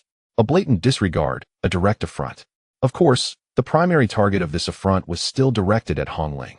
The guard had ignored her words. But the gentleman, known as the young master, commanded the guard's obedience. Did this not suggest that the young master's authority surpassed even that of Hong Ling? From Hong Ling's expression and the gentleman's demeanor, Lin Chen deduced that there was certainly discord between the two. Being addressed as the young master indicated that this refined gentleman hailed from a notable lineage, likely the son of a significant figure within the Hong family. Cici, perceiving the gentleman's ill intentions, chuckled and made a derisive gesture. Lin Chen gently patted Cici, his gaze calm, and remarked, The young master's discerning eye surely overlooks insignificant figures such as myself. Moreover, I can understand his eagerness to meet the esteemed Miss Hong Ling. He then added, I wonder if this gentleman is here to guide Miss Hong Ling. If so, I would appreciate it if he could lead the way. The smile on the refined gentleman's face faltered. Hong Ling couldn't help but stifle a laugh, realizing that this man truly was nefarious. With that, Lin Chen grandly waved his hand, as if genuinely expecting the gentleman to take the lead. How audacious! Exclaimed the sharp-faced guard, witnessing Lin Chen's boldness. The other guards exchanged peculiar glances at Lin Chen. It seemed that only this young man dared to consider the young master as a guide. Lin Chen's gaze then fixed intently on the sharp-faced guard, a chilling glint flashing in his eyes, exerting a palpable pressure upon him. The guard, upon receiving Lin Chen's penetrating gaze, instinctively recoiled, beads of cold sweat forming on his forehead. Although he attempted to muster his courage, he found himself utterly incapable of doing so. It is noteworthy that Lin Chen existed at the threshold of the Ganqi realm, exuding an aura akin to that of a fully realized Ganqi master. How could a mere first-level divine law realm guard withstand the oppressive pressure and malevolence emanating from Lin Chen? The elegant gentleman, whose previously stiff countenance had now regained its composure, donned a smile, and nonchalantly waved his hand, remarking, "It appears our friend here possesses scant knowledge about the Hong family. I am Hong Ling's cousin, and I extend a warm welcome to you both in Blood City." "Thank you, cousin," Lin Chen replied with a cheerful grin. He was acutely aware of the chill lurking in the other's eyes, yet chose not to expose it. By referring to this man as his cousin, Lin Chen subtly elevated his own status. Little did he know the true nature of the relationship between this individual and Hong Ling. Hong Ling's cheeks flushed a faint shade of crimson. She felt that Lin Chen was being somewhat audacious. However, she found herself surprisingly unresistant to it. What was this sensation? After pondering for a moment and finding no clarity, she decided to approach Lin Chen and said, "Shall we go?" With that, she led Lin Chen directly into the city, completely disregarding her elegant cousin. Lin Chen smiled at the cousin before following Hong Ling into Blood City. Once they had distanced themselves, the refined youth's expression darkened slightly. He unfurled his folding fan and began to sway it gently. The sharp-featured guard promptly approached him, wearing a fierce expression, and said, "Young master. That audacious youth, should we eliminate him?" With a swift motion mimicking a throat-cutting gesture, the guard added, "What do you think?" The elegant youth cast a glance at the guard and replied coolly, "Indeed, he must be dealt with. How dare he challenge my authority? He deserves to die. Young master, you are indeed wise." The sharp-featured guard exclaimed, his heart already reveling in the thought of vengeance. He mused, "You dared to offend me. Let's see how long you can last once the young master takes action." He was a man who harbored grudges. Although he understood that he was no match for Lin Chen, he was confident that the young master's methods could easily dispose of that young man. "Do well," the elegant youth said, patting the guard's shoulder with a smile that radiated a certain warmth, making one feel at ease. The guard's eyes brightened, and he departed with a jubilant expression. Once the sharp-featured guard had left, the elegant youth maintained his smile as he fanned himself and entered the bustling city. However, just as he merged into the throng of the crowd, a burly man appeared beside him. "Make sure to be discreet with your actions. We cannot afford to be discovered," the elegant youth instructed coldly. "Understood," the muscular man replied before swiftly vanishing into the crowd. Lin Chen and Hong Ling walked side by side through Blood City. Within the entirety of Blood City, the ground beneath one's feet remains a pale crimson hue. The streets are bustling with numerous cultivators, all of whom belong to the Blood Fiend clan. However, Lin Chen has also discerned traces of humanity among them. His eye of insight flickers with a subtle flame, immediately revealing that the earth beneath him harbors a confluence of Blood Fiend power. In certain areas, this force is robust, while in others, it is feeble. Moreover, this power is inexhaustible, as if it continuously absorbs vitality. Surely, this is the reason behind the land's value as mentioned by Hong Ling. "By the way, who was that young man earlier?" Lin Chen inquired nonchalantly. Upon mentioning the refined gentleman, a look of disdain surfaced on Hong Ling's face as she replied, "He is my uncle's son, commonly referred to as the young master. Despite his polished demeanor, he is, in truth, a hypocrite." "A hypocrite, indeed, I can discern that," Lin Chen responded candidly. From the very first glance, he had sensed that the man was no paragon of virtue. Of course, Lin Chen did not believe him to be less handsome, thus deeming him unworthy. She mimicked a gesture of contempt, evidently in accord with Lin Chen's assessment. "Let us proceed to the Hong residence," Hong Ling suggested. Lin Chen nodded in agreement. However, at that moment, an ethereal thought from Blood Old reverberated in his mind. Blood City, vast beyond measure, sprawls across thousands, even tens of thousands of miles. This ancient city, a remnant of bygone times, has yet to reveal all its secrets. The origins of Blood City remain shrouded in mystery, known only as a relic from antiquity. It is a city steeped in profound enigmas. Yet, amidst the territory divided between the two prominent families, there exists a forbidden zone. Even the two clans, along with other factions and cultivators, are barred from entering this sanctum. Those who dare trespass into this forbidden land rarely return alive. Above the entire area, a blood-red crescent moon casts its shadow. Beneath this crescent lies a fortress of sanguine hue. This is none other than the Blood Moon Palace, rivaling the two great families. At this moment, within one of the palace's pivotal chambers, a series of knocks resounded. "Enter," came a voice, youthful yet imbued with immense authority. A middle-aged man, exuding an air of iron and blood, stepped inside, a faint smile gracing his features. "My lord," the man bowed respectfully. How many times must I remind you? Do not call me my lord. Simply use my name. The voice replied. Uncle Li summoned me. What matters require my attention? Ouyang Zun, I have uncovered the information you sought. Uncle Li addressed him directly by name. Is that so? The authority in his voice dissipated, replaced by a hint of joy. He has arrived in Blood City. According to our intelligence, he came alongside the eldest daughter of the Hong family. I suspect their objective is to rescue those abducted by the Tongtian gang, Uncle Li stated. A low growl emanated, imbued with a hint of murderous intent. The Tongtian sect, how audacious. Dispatch the command. I demand their locations. Li Shu nodded, then hesitated momentarily, inquiring.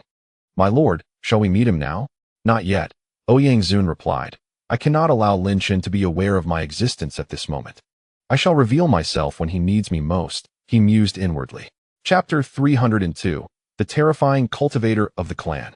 Lin Chen, I have uncovered something of great significance. Shui Lao's voice conveyed a weighty seriousness. Lin Chen was taken aback, perplexed as he asked, What crucial matter have you discovered? From my recent perceptions and investigations, this ancient blood city is, in fact, a primordial treasure, Shui Lao intoned gravely. However, it appears this artifact is either in a state of slumber or has been damaged, currently existing in a lifeless condition. What? Lin Chen's expression shifted dramatically, his stride abruptly halting. The vast expanse of the Blood City, stretching over 1,000 miles, perhaps even tens of thousands, was, astonishingly, an artifact. What kind of formidable treasure could it possibly be? Suddenly, an idea sparked in Lin Chen's mind, considering the land beneath the Blood City. This terrain was unlike that outside the city. Instead, it was infused with a gentle, pure essence of blood energy, ripe for cultivation. Could this be the result of the Blood City? What is it? Hong Ling could not help but glance back at the astonished Lin Chen, her curiosity piqued. It's nothing, merely a thought that crossed my mind, Lin Chen replied nonchalantly, shaking his head, betraying no signs of unease. He had mastered the art of concealing his emotions to an astonishing degree. Hong Ling nodded, unaware that her sentiments had taken on a slightly peculiar turn at that moment. Her thoughts were in indescribable complexity. It seemed this was the first time she had brought a man home. Lin Chen, based on my estimations, if the Blood City is indeed a treasure, it must be of Dao artifact level, Shui Lao sighed. This place is extraordinary. I did not anticipate that such a realm existed within the sacred spirit continent. It appears I have truly slumbered for far too long. The human realm is a vast world above the sacred spirit continent.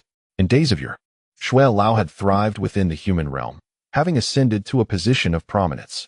Yet, this sacred spirit continent, merely a lower world, astonishingly possesses a Dao artifact. It seems that this anomaly is indeed quite unusual. Lin Chen remarked coolly, Shui Lao, let that Knight Chong enjoy himself thoroughly. When I find the time, I shall interrogate him. Shui Lao nodded. The matters concerning the Blood City and the awakening of the Blood Fiend clan were intricately tied to Lin Chen's current mission. After all, within the sect, there existed an imposing figure of judicial authority. At that juncture, Lin Chen's specific tasks would undoubtedly be scrutinized. This was a critical period. Lin Chen wished to avoid unnecessary complications. Hong Ling guided Lin Chen deeper into the city. Along the way, Lin Chen observed his surroundings keenly, noting that the cultural artifacts, supplies, and treasures were remarkably similar to those in the outside world. This indicated that the Blood Fiend clan had never truly severed ties with the outside realm. Otherwise, when Hong Ling initially sought to ascertain Lin Chen's identity, she would have been unable to uncover it. This also indicates that the Bloodslaughter clan possesses various external influences. After Lin Chen navigated the city for approximately 2 hours, a colossal structure finally came into view before them. It was an imposing castle, rising majestically from the ground, exuding an air of antiquity. The exterior was constructed from formidable ores, robust and unyielding. Moreover, when Lin Chen activated his insightful eye, he discerned several grand formations operating within the castle. Should they encounter an enemy's incursion, these formations would unleash tremendous power, rivaling that of the 10,000 Lotus enchantment. Let us proceed, Hong Ling remarked, noticing the flicker of astonishment in Lin Chen's eyes, accompanied by a gentle smile. Lin Chen followed Hong Ling directly towards the Crimson Castle.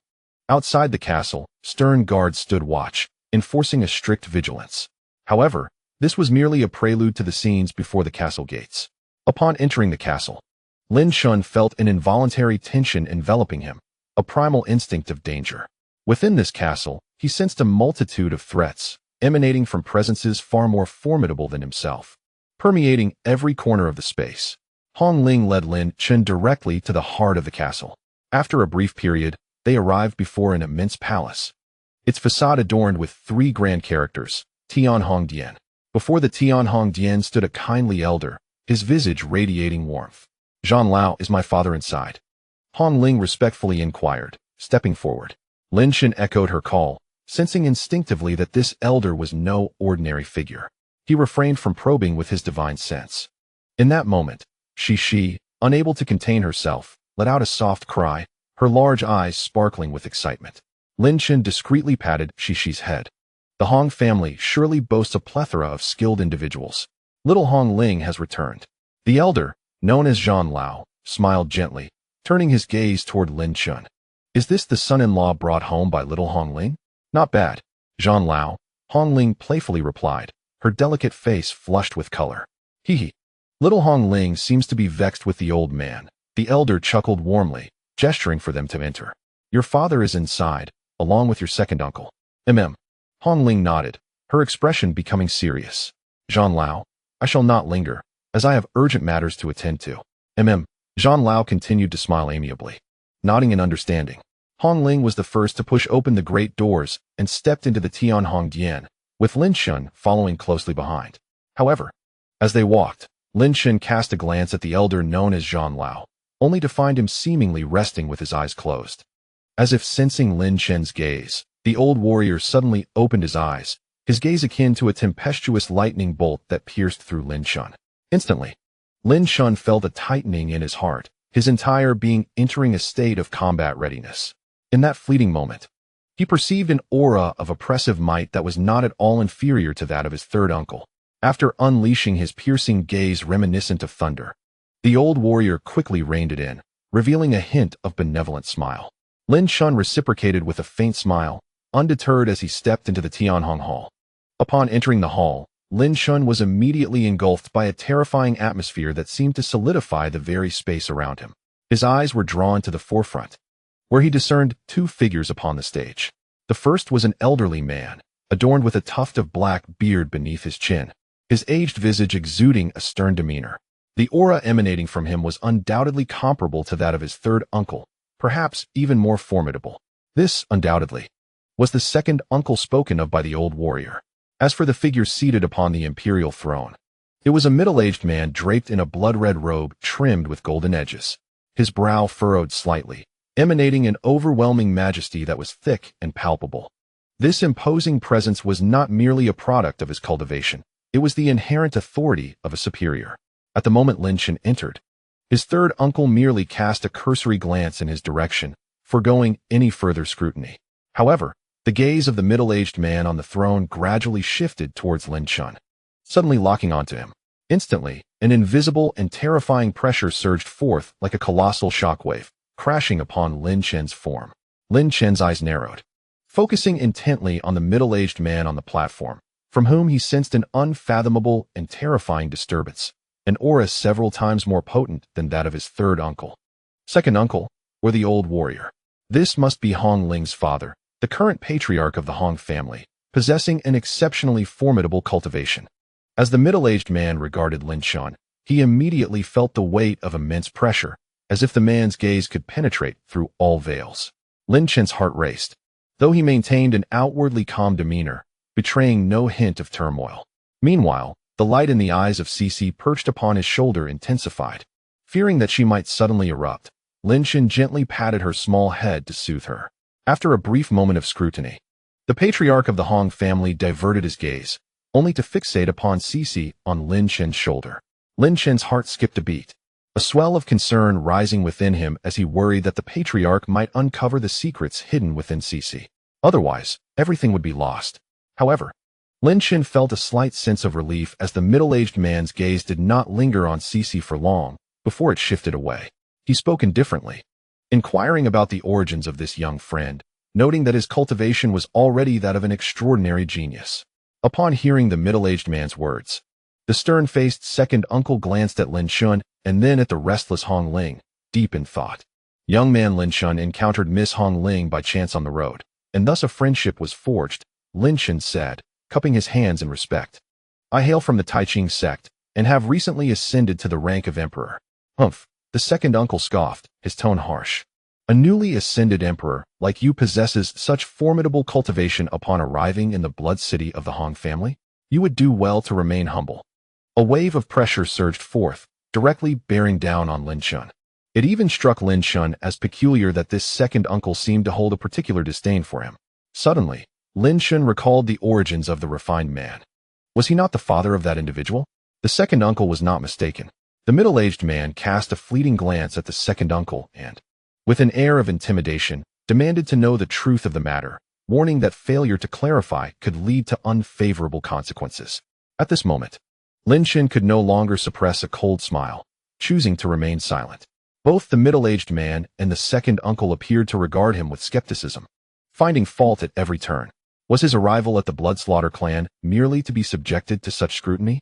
Nevertheless, Lin Chen opted not to elaborate further, merely stating, I am Lin Chen, the murderer from Taiching sect. The second uncle's face displayed a hint of surprise. You are the genius Lin Chen who has shaken the Holy Spirit continent? A glimmer of intrigue flashed in the middle-aged man's eyes. After the second uncle's astonishment, he soon broke into a mocking smile. In this world, the arts of disguise are countless, some even entwined with the mysteries of heaven and earth. How can you possibly prove you are Lin Chen? The second uncle continued to press him relentlessly. Conversely, the middle-aged man seated on the throne remained silent, seemingly allowing the second uncle to take the lead in this confrontation. Lin Chen found himself disinclined to respond. Why was this man so hostile towards him? At that moment, Hong Ling stepped forward, her voice tinged with displeasure. Second uncle, Lin Chen is my savior. Am I not capable of discerning whether he is the real deal? The cold smile faded from the second uncle's serious face as he regarded Hong Ling with a stern expression. Hong Ling, the dangers of this world are beyond your comprehension. I am merely concerned for your safety against deception. Just then, another suave voice chimed in. Indeed, cousin, my father speaks the truth. We are only looking out for your best interests. The refined young man approached once more, a composed smile adorning his face. Humph. Upon seeing the suave youth step forward, Hong Ling let out a cold snort. This father and son duo were clearly targeting Lin Chen. At this juncture, Lin Chen stood up, casting a glance at the refined youth before fixing his gaze on the second uncle. There is no need for the second uncle and the young master of the Hong family to be so antagonistic towards me, Lin Chen. This time, I have come bearing significant matters, rather than engaging in mutual antagonism. The bold young nephew, Uncle Air bellowed, slamming his palm down, causing the blood-iron chair beneath him to explode. The overwhelming pressure surged forth like a tornado, sweeping towards Lin Chen. Remarkably, Uncle Air almost resorted to violence against Lin Chen. The refined young man continued to gaze at Lin Chen with a smile, an air of schadenfreude glimmering in his eyes. Uncle, cease your actions. At this moment, the authoritative voice of the head of the Hong family resonated. Uncle Air paused momentarily, then withdrew his imposing aura, though his stern visage remained tinged with a hint of murderous intent. Hong Ling, filled with indignation, positioned herself protectively in front of Lin Chen, addressing Uncle Air with fury. You are being utterly unreasonable. At this juncture, Hong Ling was genuinely enraged. She had not anticipated that Uncle Air and her detestable cousin would be so brazenly unreasonable, as if Lin Chen were their mortal enemy. Hong Ling, you must understand Uncle Air's good intentions, he replied solemnly, despite her rebuke. In response, Hong Ling merely scoffed coldly, glancing between Uncle Air and her cousin, then turning her gaze to the middle-aged man, stating icily, Lin Chen is my savior. Now that my benefactor has arrived at the Hong family, he is met with such treatment? This revelation cast a shadow of embarrassment across the faces of both Uncle Air and her cousin. Hong Ling, do not be angry, the middle-aged man interjected. Just now, this young friend Lin Chen mentioned an important matter. Let him articulate it. Perhaps it would be best if Hong Ling spoke on my behalf. Lin Chen responded nonchalantly. He could clearly perceive the palpable hostility emanating from both Uncle Air and the Hong family's eldest son. He feared that any further words might invite their disdain and calumny. At this moment, all eyes converged upon Hong Ling. As she recounted these events, Hong Ling's fury was unmistakable, her expression complex. She began to narrate how she had been poisoned by the sorcerer and subsequently betrayed by her third uncle and others from the Yi family. However, the entire account was somewhat embellished by Hong Ling.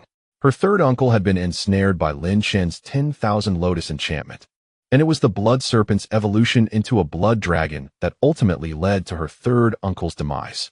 Good, good, good, the middle-aged man responded, unable to contain his approval, his stern face now radiating an intimidating authority.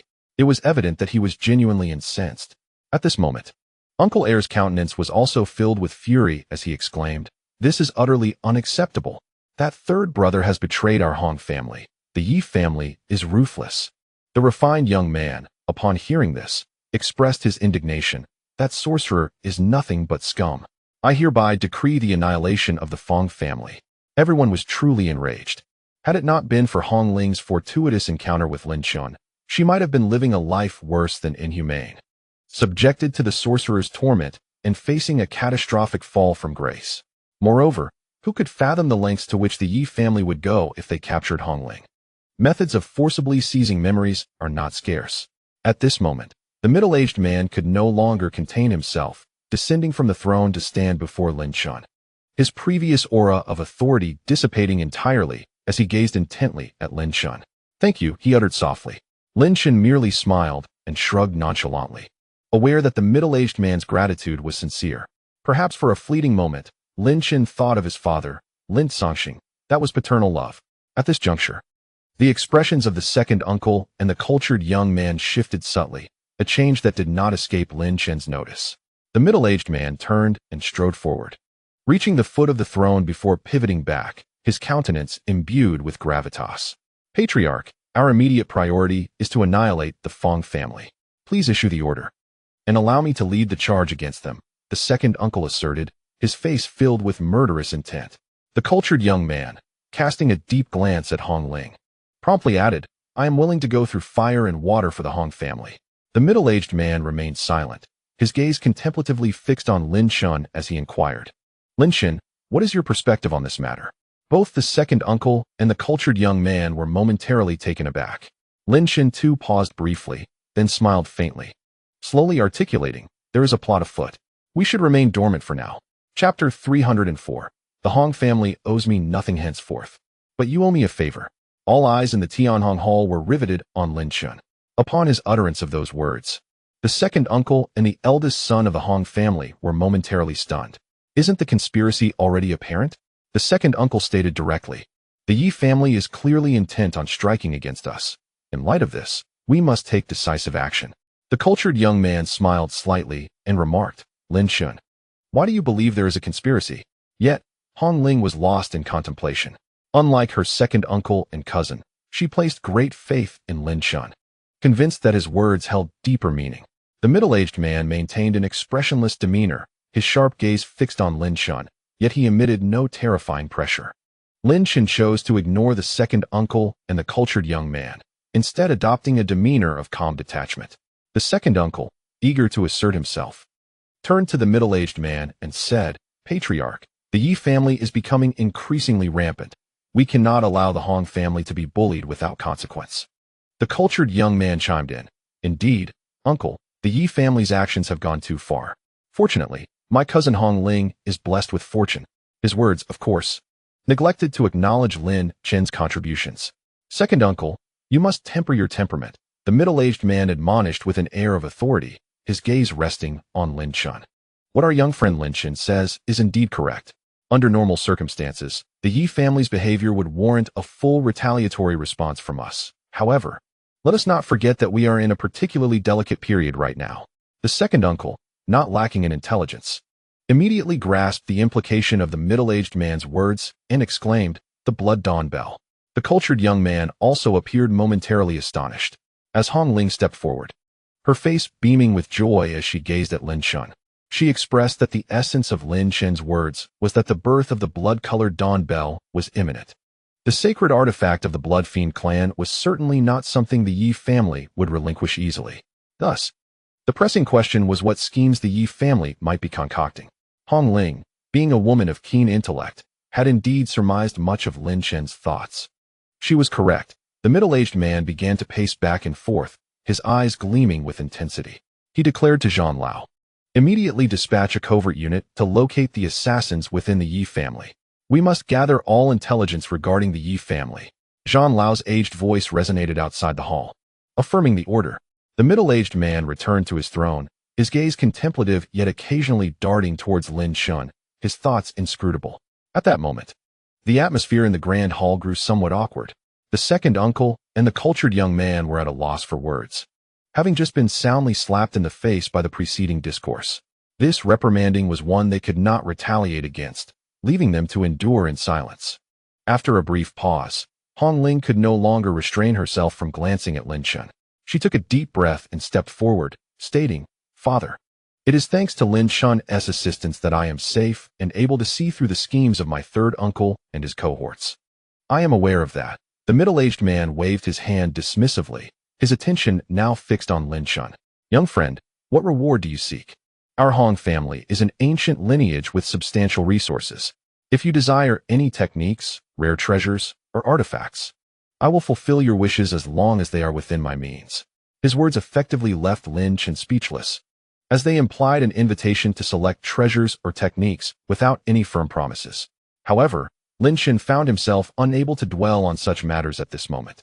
He simply stated, "Family head, my visit to the Hong family is not for treasures, but rather to request a favor." The second uncle and the cultured young man's gazes were now firmly fixed upon Lin Chen. "Oh, do tell." The middle-aged man gestured with authority.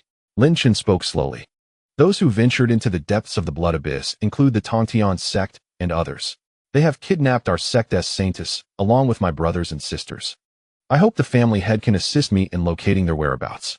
In that instant, Lin Chen could feel the atmosphere in the grand hall shift palpably. The second uncle's eyes sparkled with intensity, a formidable pressure enveloping Lin Chen.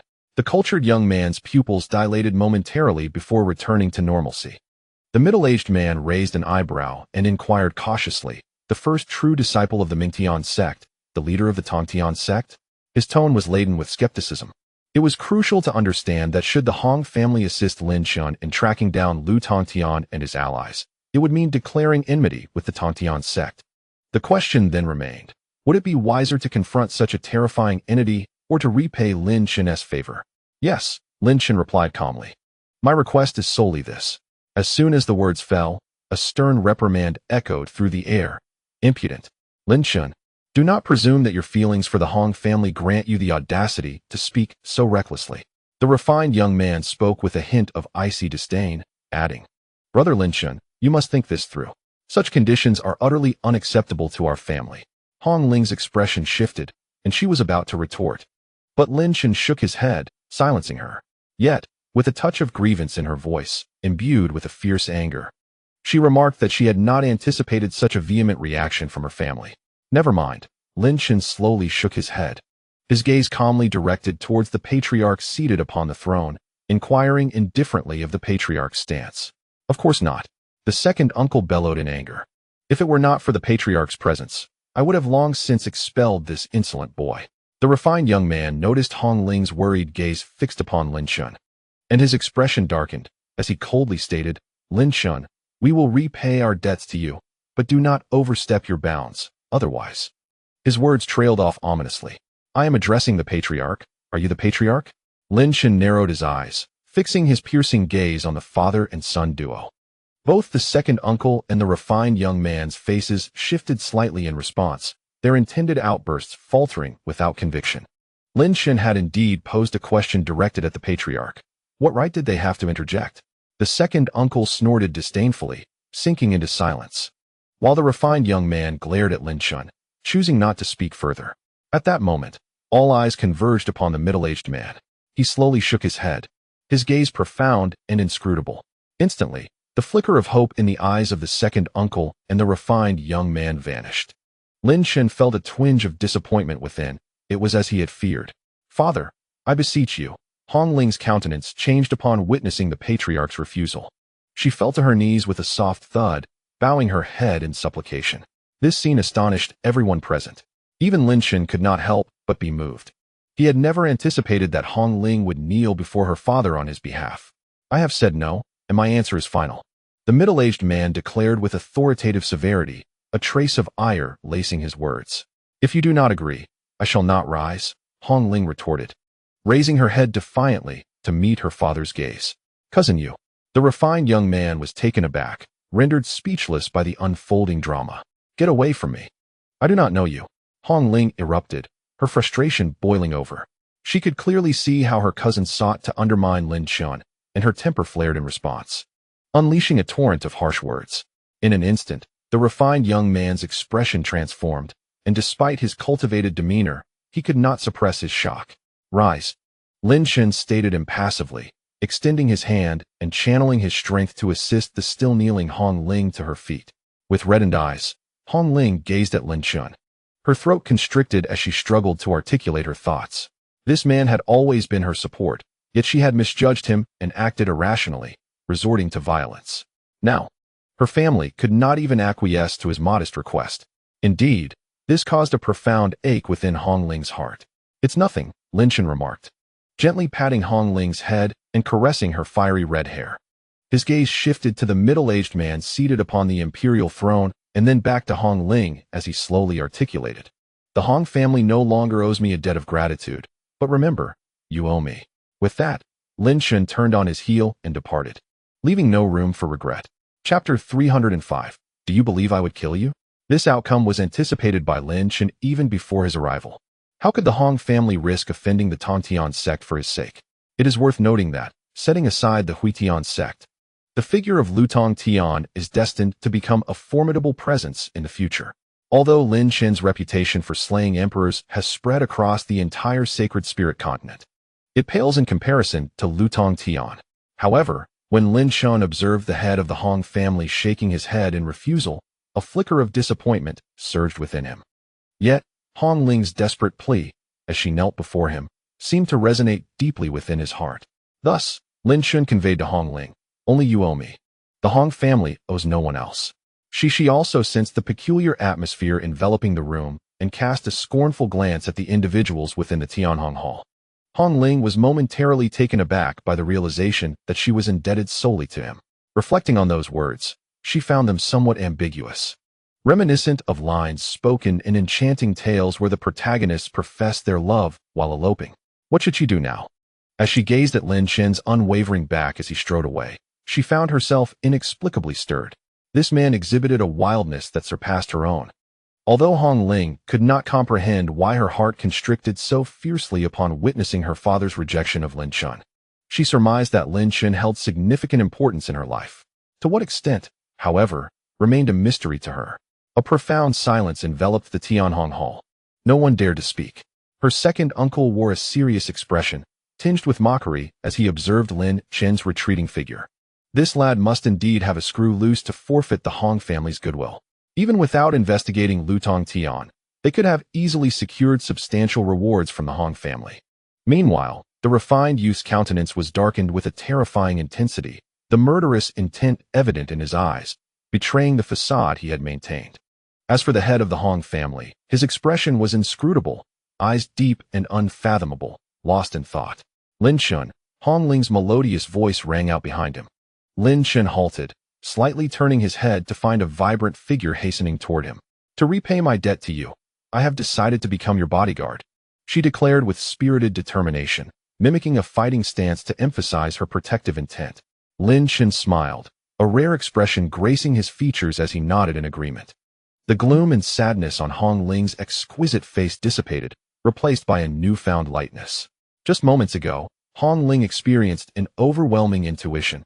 If she did not pursue, their paths would likely diverge irreparably in the future. This outcome was one she fervently wished to avoid. Hong Ling walked shoulder to shoulder with Lin Chen. But after only a few steps, a voice imbued with a subtle authority resonated from behind. Halt! Both Lin Chen and Hong Ling paused in their tracks. Recognizing the commanding tone of the head of the Hong family, Lin Chen turned his gaze, a faint smile adorning his lips as he regarded the profound-eyed patriarch, inquiring, "Might I ask the purpose of your summoning? Do you wish to prevent my departure?" Hong Ling also turned, her countenance frigid. "You may leave," the authoritative voice echoed, as if reverberating directly in their ears. In an instant, the middle-aged man materialized a mere foot before Lin Chen, gazing at them with an expression of stern authority. Lin Chen offered a subtle smile, yet refrained from uttering a word. At this juncture, everything hinged upon Hong Ling. Father, how can you treat our benefactor with such disdain? Why are you obstructing my attempt to repay this debt of gratitude? Hong Ling questioned, exasperation evident in her tone. From a young age, her father had instilled in her the principle of repaying even the slightest kindness with profound gratitude. Yet now, the situation was starkly contrary. His requests fall beyond my capabilities. It may pertain to matters of life and death for our family, the middle-aged man remarked, casting a glance at Lin Chen. What a convenient excuse, Hong Ling scoffed, the implications of his words needing no further dissection. Even if the Hong family discovered the hiding place of the Tong Tian gang, what could outsiders truly glean from this? Could the Tong Tian gang annihilate the Hong family? Or would the Huan Tian men specifically seek their destruction? It was evident he did not wish to assist. Cousin, I believe you should heed your uncle's advice, the refined young man interjected, his demeanor regaining its charming composure as he counseled. You cannot fathom Lin Chen's true intentions. There are too many nefarious individuals in this world. One may know a face, but not the heart. The second uncle, his expression softening, stepped forward, saying, Hong Ling, listen to your uncle, avoid associating with such a man. The Hong family will ensure every debt of gratitude is repaid, leaving him with no obligation. Lin Chen merely squinted, a smile playing upon his lips as he regarded the elegant youth, and then the second uncle. At that moment, Hong Ling's eyes widened, observing the three men who were so close to her. A rare, mocking smile emerged upon her exquisitely crafted visage, fixing her gaze upon the refined young man. Hong Ling retorted, you claim to know a person's heart, yet you harbored intentions towards me since childhood. What is it you seek from me? Do not speak of love. Love does not entail sending someone to follow me. The elegant youth, momentarily taken aback by Hong Ling's fervor, could only shake his head and stammer, Cousin Hong Ling, please do not misunderstand. I am merely concerned for your safety. Hong Ling, uninterested in his protestations, turned her icy gaze toward her second uncle and declared, when I erred in my youth, you chastised me, and I bore no grudge. However, when he acts rightly, you commend him, and when he falters, you counsel. Regardless of who errs, you only reproach me. Are you truly my second uncle? The second uncle stood speechless, caught in an awkward silence. At this moment, the once poised and decorous Hong Ling seemed to have shed her facade of pretense, revealing a direct and fiery demeanor. Lin Chen's smile vanished entirely, his gaze turning icy as he regarded his cousin and second uncle. Had it not been for Hong Ling's frantic outburst, Lin Chen would have remained oblivious to the misdeeds perpetrated against her by these individuals. Indeed, the actions of the head of the Hong family were justifiable, and both his second uncle and cousin could endorse such behavior, as their devotion to the family was unwavering. However, Lin Chen never anticipated that the Hong family was still mired in internal strife. Lin Chen, we must leave, Hong Ling said coldly, casting a disdainful glance at her so-called father before grasping Lin Chen's hand and rushing toward the exit. Lin Chen offered no resistance, merely narrowing his eyes and casting a fleeting, indifferent glance at his second uncle and cousin. Stop! The head of the Hong family spoke again, his authoritative voice booming like thunder. I command you not to leave, and you shall not leave. Instantly, a resonant vibration filled the air. Abruptly materializing before Lin Chen and Hong Ling was a multifaceted mirror. The surface of the mirror was not transparent. Instead, it manifested the four elemental positions. The moment Lin Chen beheld the mirror, an instinctual dread washed over him. He sensed that even with all his strength, he would be incapable of shattering it. The head of the Hong family had taken action. Ha ha ha! She exclaimed with glee at the sight of the soundwave mirror, her excitement palpable. Had Lin Chen not forewarned her, she might have dashed forward recklessly. Hong Ling and Lin Chen turned slowly, their expressions icy. Just as Hong Ling prepared to voice her fury, Lin Chen placed a calming hand on her shoulder, signaling her to remain silent. Lin Chen, release Hong Ling, and we will allow you to depart, the refined young man said, his face a mask of fury. Lin Chen's gaze drifted over the three of them, and he replied with an air of indifference, what if I refuse to leave? As soon as the words left his lips, he felt a chill at his throat, a soundwave blade pressed against his skin. Do you believe I won't kill you? His second uncle declared, his face brimming with arrogance. Chapter 306. In an instant, the blood city trembled. This soundwave blade was wielded by his second uncle, infused with a continuously compressed energy of immense power. Having touched upon the realm of energy manipulation, Lin Chen understood the magnitude of strength contained within the sound waves. Yet, his expression betrayed no hint of fear. Instead, he remained remarkably composed. Even the refined young man was taken aback by Lin Chen's calm demeanor. What kind of hidden strength does this man possess that allows him to maintain such tranquility? The young man, known as Hong Jun, was the only son of Lin Chen's second uncle. His second uncle held a position of high esteem as the second elder within the Hong family, wielding considerable power. Furthermore, Hong Jun, endowed with exceptional talent since childhood, rivaled Hong Ling in skill, earning him the title of the Hong family's young master. From a young age, Hong Jun harbored special feelings for Hong Ling, with a singular desire to take Hong Ling as his wife. Over the years, Hong Jun has employed every conceivable method to win her heart. He even urged his father to subtly intervene, and the head of the Hong family, Hong Wei, held their union in high regard. However, unbeknownst to him, this outing led Hong Ling to encounter an unforeseen calamity and return with a man, one who possessed even greater talents than his own, much to Hong Jun's chagrin. This marked the first occasion that Hong Ling brought a man home, and not only did she defend Lin Chen, but she even knelt to plead for him. It was evident to even the dimmest observer that she harbored an extraordinary affection for Lin Chen. Contemplating this, Hong Jun felt a surge of irritation. Father, it appears that Hong Ling has developed feelings for this Lin. I hope you will support me, Hong Jun communicated telepathically to his father. In that moment, his ruthless nature was unmistakably revealed. His uncle's serious gaze flickered, revealing a complex and profound struggle, followed by a resigned sigh. For the sake of his son, he would sacrifice his own dignity. At this juncture, Lin Chen remained entirely unperturbed. Setting aside his trump card of the Dragon Clan's reverse scale, he surmised that the Hong family would not dare to act against him. Should they harm their benefactor, the disgrace would be insurmountable for the Hong family. As for the imminent awakening of the Blood Fiend clan, Lin Chen speculated that they were preparing to advance towards the Holy Spirit continent. Establishing a firm footing, reputation, and strength was imperative. It was reminiscent of the events at the Blood Spirit Pool. Once everything reached the sect's doorstep, dire consequences would inevitably follow. Even the Execution Emperor lacked the power to protect the Battle Emperor. To be honest, I find that hard to believe, Lin Chen remarked coolly, pulling Hong Ling behind him. His gaze piercingly fixed on his uncle. He understood that if this old man chose to strike, he would be unable to evade it. Observing the flicker of intent in his uncle's eyes, Lin Chen swiftly added, I saved your niece's life. Do you truly wish to kill me? He deftly highlighted the stakes, recognizing his uncle's inclination to resort to violence. Thus, he brought the matter to light, knowing that should the old man act against him, the circumstances would decidedly tilt in his favor. Humph, since you acknowledge her as my niece, why do you not let her go? The uncle scoffed, a murderous glint flashing in his eyes. If I discover any ill intentions towards Hong Ling, prepare to descend into hell. Lin Chen narrowed his eyes slightly. This man was indeed a formidable opponent, hypocritical to boot. Hypocrite, Hong Ling retorted coldly. Her words instantly froze the expressions of both her uncle and Hong Jun, as if they had been struck in the chest. Could he truly justify such fervent protection when even his own niece labeled him as hypocritical? This only served to deepen the smile on Lin Chen's face. Unexpectedly, this old fellow has brought trouble upon himself. Lin Chen, release Hong Ling. The head of the Hong family, Hong Wei, finally spoke up at this moment. The authority and pressure in his words grew increasingly formidable.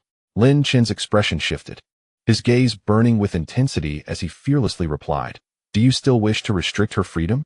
She is my daughter, and you have no say in this. Hong Wei replied nonchalantly, raising his hand, I will give you 5 seconds. If you do not let her go, I will resort to more forceful measures. At this, both the second uncle and Hong Jun's eyes brightened. It appeared that the family head was genuinely enraged by this individual. 5. 4. Lin Chen remained unmoved, his smile only widening. At this moment, Hong Ling could not help but feel a surge of anxiety. She was well aware of her father's prowess. Nervously, she grasped Lin Chen's hand, her palm slick with perspiration. Lin Chen gently squeezed her soft hand, remaining undeterred. Seeing Lin Chen's steadfastness, the second uncle and Hong Jun exchanged knowing smiles. They understood Hong Wei's temperament all too well. He was a man of his word. Should this young man continue to be obstinate, his fate would be sealed. Hong Wei's authoritative voice resonated, a wave of might suddenly erupting from him. Lin Chen, however, maintained a stoic expression, while Hong Ling, unable to bear it, quickly shut her eyes. In an instant, the pressure dissipated entirely. Hong Wei's figure returned to the entrance of the Tianhong Hall, looking at Lin Chen from a distance as he remarked, "You possess courage. The members of the Lin family are indeed bold." Lin Chen smiled brightly in response, yet inwardly, he exhaled in relief. Had this man acted rashly and taken his life, Lin Chen would have been at a loss for what to do. "Second uncle, let them go." Hong Wei turned away, his profile still visible as he declared, "I have faith in this young man." With that, he strode back into the Tianhong Hall. Lin Chen's smile grew even broader. This silent contest of mental fortitude had indeed ended in his favor. Even Hong Ling could not help but cautiously open her eyes, watching as her father completely turned away. A sigh of relief escaped her lips, and a hint of joy graced her fair face. "Lin Chen, Hong Ling began, but her words were abruptly cut off. Suddenly, the second uncle unleashed his terrifying aura, erupting with a fearsome roar akin to that of a mythical beast. A colossal sound wave, mingled with surging energy, rapidly engulfed Lin Chen's form. This transpired in the blink of an eye, and even Hong Wei, who had just turned, was unable to intervene in time. The second uncle had taken it upon himself to strike down Lin Chen. In an instant, Lin Chen's body tensed to its utmost. As a sense of impending danger arose, he realized he could not evade this attack. However, at that moment, Lin Chen unleashed his own overwhelming force, sending the pressure from his shoulder flying away. The roaring sound wave and energy immediately enveloped him. Lin Chen's agony suddenly intensified, his eyes widening and pupils constricting to pinpoints. In that instant, a deafening explosion reverberated around him, as if all that had just risen possessed a sentience, surging towards Lin Chen's form. A colossal force relentlessly battered him, sending even Hong Ling's figure hurtling away from the sheer might of it. This scene unfolded in a flash, leaving everyone unable to react in time. Hong Wei's countenance shifted dramatically as he took a bold step forward, his aura surging like a mountain in a tsunami, bearing down upon his second uncle and Hong Jun. Unprepared and taken aback, Hong Ling emitted a piercing scream. She, who had been thrown back, also stifled her smile, her gaze fixated on the explosion, her small face bearing an unprecedented look of shock. Atop her head, 3 horns intermingled with golden blood began to radiate a faint glow, as fury ignited within her, enveloping her in a terrifying blaze. However, at that moment, an overwhelming and fearsome aura erupted skyward. A thunderous roar resounded throughout Blood City, causing the very earth to tremble beneath its weight. The streams of energy striking Lin Chen were abruptly repelled, and an even more formidable ancient power emanated from him, embodying an unfathomable destructive force. Hong Wei's pupils constricted as he beheld this spectacle, his eyes filled with profound astonishment. Hong Jun and his second uncle were equally taken aback, their faces reflecting the shock of this sudden surge of terror. In an instant, the tumultuous wave subsided, restoring calm to the surroundings. Yet the entire Blood City quaked in its wake. Chapter 307. The Unapproachable Individual of the Hong Family.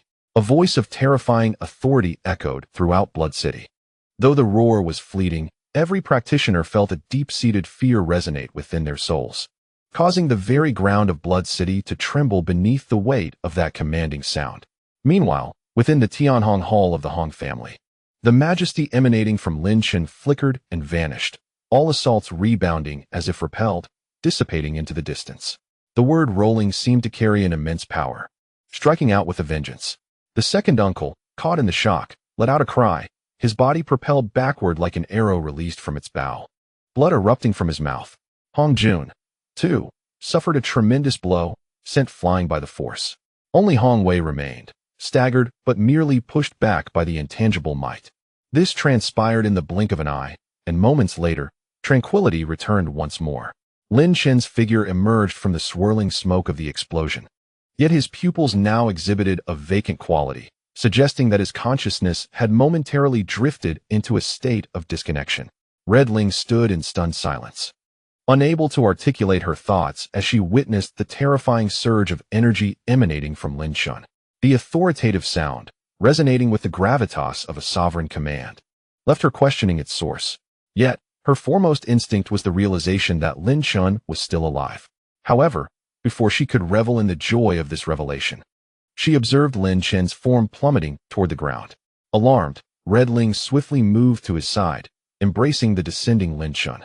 At that moment, Shi, gazing at the seemingly unscathed Lin Chen, felt a flicker of vitality return to her countenance. The golden light that had begun to emanate from her 3 horns quickly retreated, and the fury that had surged within her gradually subsided. What was happening? Suddenly, an overwhelming pressure descended upon the heavenly red hall. The newcomer was an elderly man with a pallid complexion, his face etched with an imperious authority. From his bearing, one could discern the unmistakable shadow of Red Wei. "Grandfather!" Red Ling exclaimed, her eyes welling with tears as she cradled Lin Chen, who appeared lifeless, his entire being devoid of awareness. The elder, addressed as grandfather by Red Ling, cast a formidable gaze upon Lin Chen, his immense spiritual force sweeping outwards. "Do not weep," he commanded, his eyes flashing momentarily with astonishment before he spoke in a measured tone. "First, tell me what transpired here." Suppressing her anxiety, Red Ling recounted the events that had unfolded. The horrific pressure had emanated from Lin Chen's very being. He was someone that must not be offended, for he might be the hope for the resurgence of the Red family. Red Ba's thoughts raced. Weighing the pros and cons, he gestured decisively. "Red Ling, bring him to me. I will assist him in regaining his senses."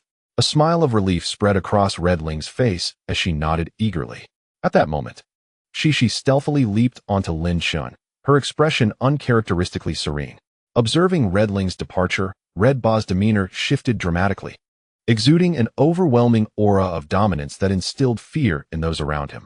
Red Ba was the highest-ranking elder of the Red family, wielding unparalleled power, and even Red Wei had to comply with his authority. "Father!" Red Wei's figure rushed forward, his face bearing an unprecedented seriousness. "I did not mean to intrude." "Humph!" Red Ba scoffed, his countenance brimming with authority. "If you continue to act so recklessly, I shall revoke your position as head of the family." Red Wei fell silent, forced to smile wryly in resignation. The sudden aggression from the second uncle left him unable to intervene in time to save Lin Chen. Yet, no one anticipated that Lin Chen would unleash a terrifying roar, sending shockwaves throughout the Blood City. "Humph! Lin Chen's origins are not to be underestimated. If you mishandle this, the entire Red family may face annihilation," Red Ba warned. "Once the second uncle and Hong Jun awaken, we will administer family discipline, remove the second uncle from his position, and revoke all benefits from Hong Jun." Red Wei assented without hesitation. In the very moment when Lin Chen's aura awakened, he swiftly weighed the pros and cons. Previously, Hong Wei merely admired Lin Chen, but now everything had changed. No one knew the terrifying existence that resided within Lin Chen. Whenever Lin Chen had any requests, the Hong family had always complied wholeheartedly, and the precise location of the sacred artifact was about to be revealed. This was a critical juncture for the Hong family, as Hong Ba stated that the fluctuations emitted by this youth would undoubtedly be known throughout the Blood City, and the message should be spread, indicating that this energy emanated from the Hong family. A flicker of brilliance shone in Hong Wei's eyes as he nodded in agreement. Hong Ba cast a deep glance at Hong Wei before soaring deeper into the Hong family castle. After Hong Ba departed, Hong Wei stood still for a moment, his countenance once again assuming an air of authority. At this moment, the Tianhong Hall had been largely devastated by the reverberations Lin Chen had unleashed. Numerous guards within the Hong family were shaken by this energy, and all converged towards the Tianhong Hall. However, these individuals were promptly dismissed by Hong Wei. Meanwhile, a wave of terror swept through Blood City, igniting countless rumors. The might of the Hong family was momentarily unassailable. A cough echoed, and the second uncle opened his eyes, immediately realizing he was pinned beneath a massive stone. The aura surrounding his body surged, causing the stones to shatter instantaneously. The previous invisible impact left his mind in disarray. "Father!" The voice of Hong Jun resonated, albeit faintly. The second uncle was startled, all his thoughts drowned out as he swiftly appeared before Hong Jun.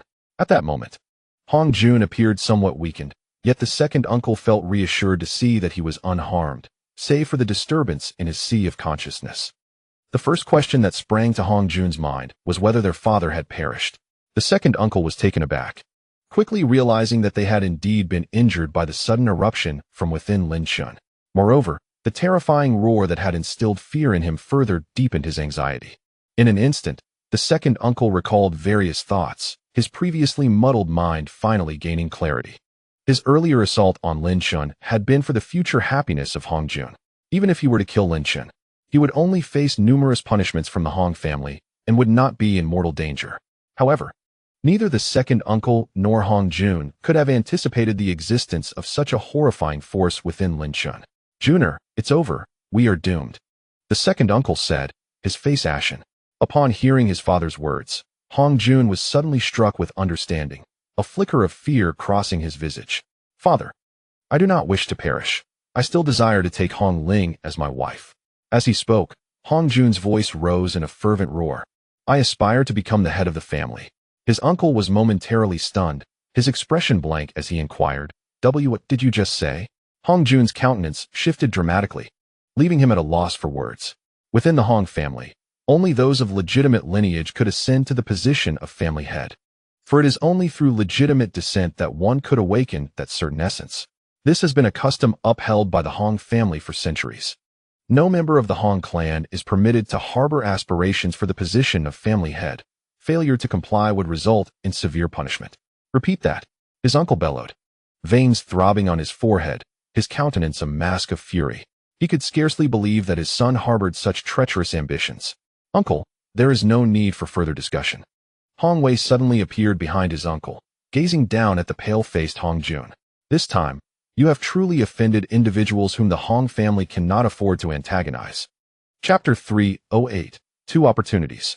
At this moment, Lin Chen was entirely ensconced within the depths of his own consciousness. However, his entire mental domain had been ensnared by a series of azure talismans, forged into chains that bound him. Lin Chen found himself bereft of all sensations, including the events unfolding outside. Could it be that I am to perish in this manner? Lin Chen's expression shifted to one of astonishment, soon giving way to a swirl of complex emotions, tinged with regret and perhaps an overabundance of self-assurance. His father was yet to be rescued, and there were still Qing Ro, Yu Huang, and other women to consider. Numerous unresolved matters lingered in his heart. How could he possibly accept his demise?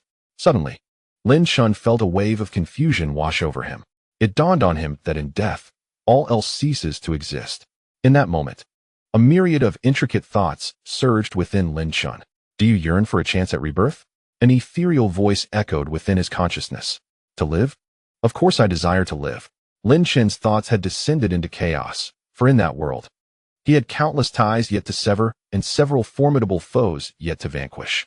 He was unwilling, deeply unwilling, to succumb to such a fate. Thus, Lin Chen's mind spiraled into disarray, his recollections of the Holy Spirit continent flooding back. At the age of 10, he had risen inexplicably. At 13, he had plummeted from great heights to the depths of despair. By 16, he had encountered blood old and faced the trials of Lu Tong Tian, leading him to the Taiching sect. Within the sect, he met a multitude of diverse individuals and confronted numerous terrifying enemies. Yet, one by one, he had vanquished those adversaries. Nevertheless, his vendetta remained unfinished. He encountered many women, each leaving an indelible mark upon his memory. The gentle Qing Ro, the haughty and frigid Yu Huang, the fiery and enigmatic Hong Ling, the mischievous and sprightly Yun Qing, and the mysterious and resplendent Yun Luo. Time is a concept that seems to fade away, perhaps rendered irrelevant for those who dwell in the realm of the deceased. For reasons unknown, Lin Chen found himself increasingly reluctant to embrace death as voices echoed in his mind. "I do not wish to die," Lin Chen declared. As a formidable individual, one must never place oneself in perilous situations, the hollow voice continued. Before Lin Chen, a bronze ancient coffin, seemingly from the primordial chaos, floated into view. Lin Chen was momentarily taken aback. The bronze coffin appeared to be conversing with him, imbued with sentience. Indeed, within this ancient vessel lay a mysterious consciousness, the nature of which remained elusive to Lin Chen. However, the statement made by the coffin rang undeniably true. While Lin Chen was confident in his ability to prevent the Red Menace from attacking him, he had overlooked the threat posed by his uncle and Hong Jun. The outcome was utterly unexpected. His uncle had indeed turned against him, wielding lethal force. One learns wisdom through adversity. Yet Lin Chen now found himself devoid of the opportunity for regret. "You are not dead," the bronze coffin proclaimed, "but rest assured, you may not be so fortunate next time." Lin Chen was momentarily stunned, a look of bewilderment crossing his face as he surveyed his surroundings. He could no longer feel his physical form. How could he possibly be alive? Suddenly, Lin Chen's gaze fixated on the azure talisman that bound and sealed his entire consciousness. He sensed that his spiritual awareness was entirely obstructed by these azure sigils. You say I am not dead? Lin Chen shot a piercing look at the bronze coffin, his eyes reflecting an unsettling depth. Indeed, you are not dead, the coffin replied in its hollow tone. I have intervened on your behalf. Taking a deep breath, Lin Chen's expression became a complex tapestry of emotions. He believed the bronze coffin had indeed saved him, yet his heart raced with trepidation rather than joy. This was an entirely different mindset following his rebirth. At this moment, Lin Chen's demeanor sharpened, imbued with a newfound caution. Had it not been for the intervention of the bronze coffin, he surely would have met his demise. Unbeknownst to him, Lin Chen experienced growth in this altered state of mind. Do not celebrate. Do not expect me to rescue you again. The bronze coffin's voice conveyed an emotionless warning. Lin Chen solemnly nodded, his gaze fixed upon the ancient vessel as he scrutinized the inscrutable demonic patterns adorning it. Who are you, and why do you assist me? This question had lingered in Lin Chen's mind for quite some time, yet no answers surfaced. Thus, he was determined to uncover the truth. The voice that had echoed in his mind for 3 long years warned him to steer clear of the bronze coffin, lest he meet his end. Lin Chen had pondered this for 3 years. From whence did the voice originate? Who wielded control over the bronze coffin? Was it a force for good or ill? Now, Lin Chen found himself in a state of helpless contemplation. The mysterious voice urged him to avoid the bronze coffin. Yet it had repeatedly come to his aid in moments of dire need. What ulterior motives did the bronze coffin harbor? Do not inquire of me, it replied. Shrouded in secrecy, the ancient bronze coffin speaks. When the time comes, you shall know. Lin Chen listened to the hollow voice emanating from within the coffin, his mind momentarily lost in contemplation before he slowly expressed his gratitude. Saving lives comes at a cost. Although the voice remained hollow, it carried an unsettling tone. I grant you 2 opportunities. Should you seek my aid within these 2 chances, I shall assist you. However, once these opportunities are exhausted, you will forfeit your soul. Lin Chen was taken aback, momentarily at a loss for words. 2 chances to plead for his own salvation, yet at the expense of his very soul. What purpose could the bronze coffin have for his soul? In an instant, Lin Chen's thoughts began to race, prompting him to consider various perspectives and observe the matter from multiple angles. However, before he could articulate his inquiries, the bronze coffin continued. When you encounter a crisis beyond your capacity to resolve, you may call upon me. But remember, there are only 2 chances. Once they are spent, your soul will be lost. With that, the bronze coffin gradually faded from Lin Chen's consciousness, leaving behind a lingering echo. I await your plea. Lin Chen furrowed his brow in concern. Yet, had he awakened at that moment, he would have noticed a radiant glow beginning to shimmer in the palm of his hand, resembling the light of a mirror. With a thunderous roar, upon the complete disappearance of the bronze coffin, Lin Chen's consciousness exploded back into his body, shattering the chains formed by azure runes in an instant. Meanwhile, Hong Ling appeared somewhat haggard. The wild curve that habitually graced her lips had vanished. Her red lips pressed tightly together. If one were to count the days, this should mark the 5th day. She had gone 5 days and nights without absorbing any essence. Nor had she closed her eyes, merely staring blankly at the slumbering Lin Chen. She lay asleep on Lin Chen's shoulder. What has happened to me?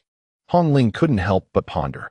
She summoned a thread of her magical energy, which swiftly coalesced into a water screen. The reflection revealed her disheveled hair and eyes clouded with worry. This was far from the spirited young lady of the Hong family she once was. Hong Ling endeavored to muster a semblance of a smile, but only a bitter grimace emerged. After all, her concerns weighed heavily upon her spirit. She gazed intently at her own reflection, before her eyes returned to Lin Chen, and she let out a deep sigh. Lin Chen, when will you awaken? Suddenly, from the corner of her eye, Hong Ling noticed Lin Chen's eyelids fluttering slightly, his fingers beginning to twitch. At once, a wave of immense joy washed over her weary face. When Lin Chen opened his eyes, he found himself gazing into Hong Ling's radiant smile, her features refreshed and vibrant, exuding an enchanting charm. You are awake. Chapter 309, The 5 Wastelands. You are weary. It would be wise for you to rest. Lin Chen is neither a fool nor a simpleton. he can certainly discern that Hong Ling's spirit has waned due to excessive worry. Although she presently appears radiant, Lin Chen remains apprehensive about her well-being. Even the physique of a divine realm expert is not immune to decay. They too experience fatigue akin to that of mortals. No need, Hong Ling replied, shaking her head in refusal. There is nothing to worry about.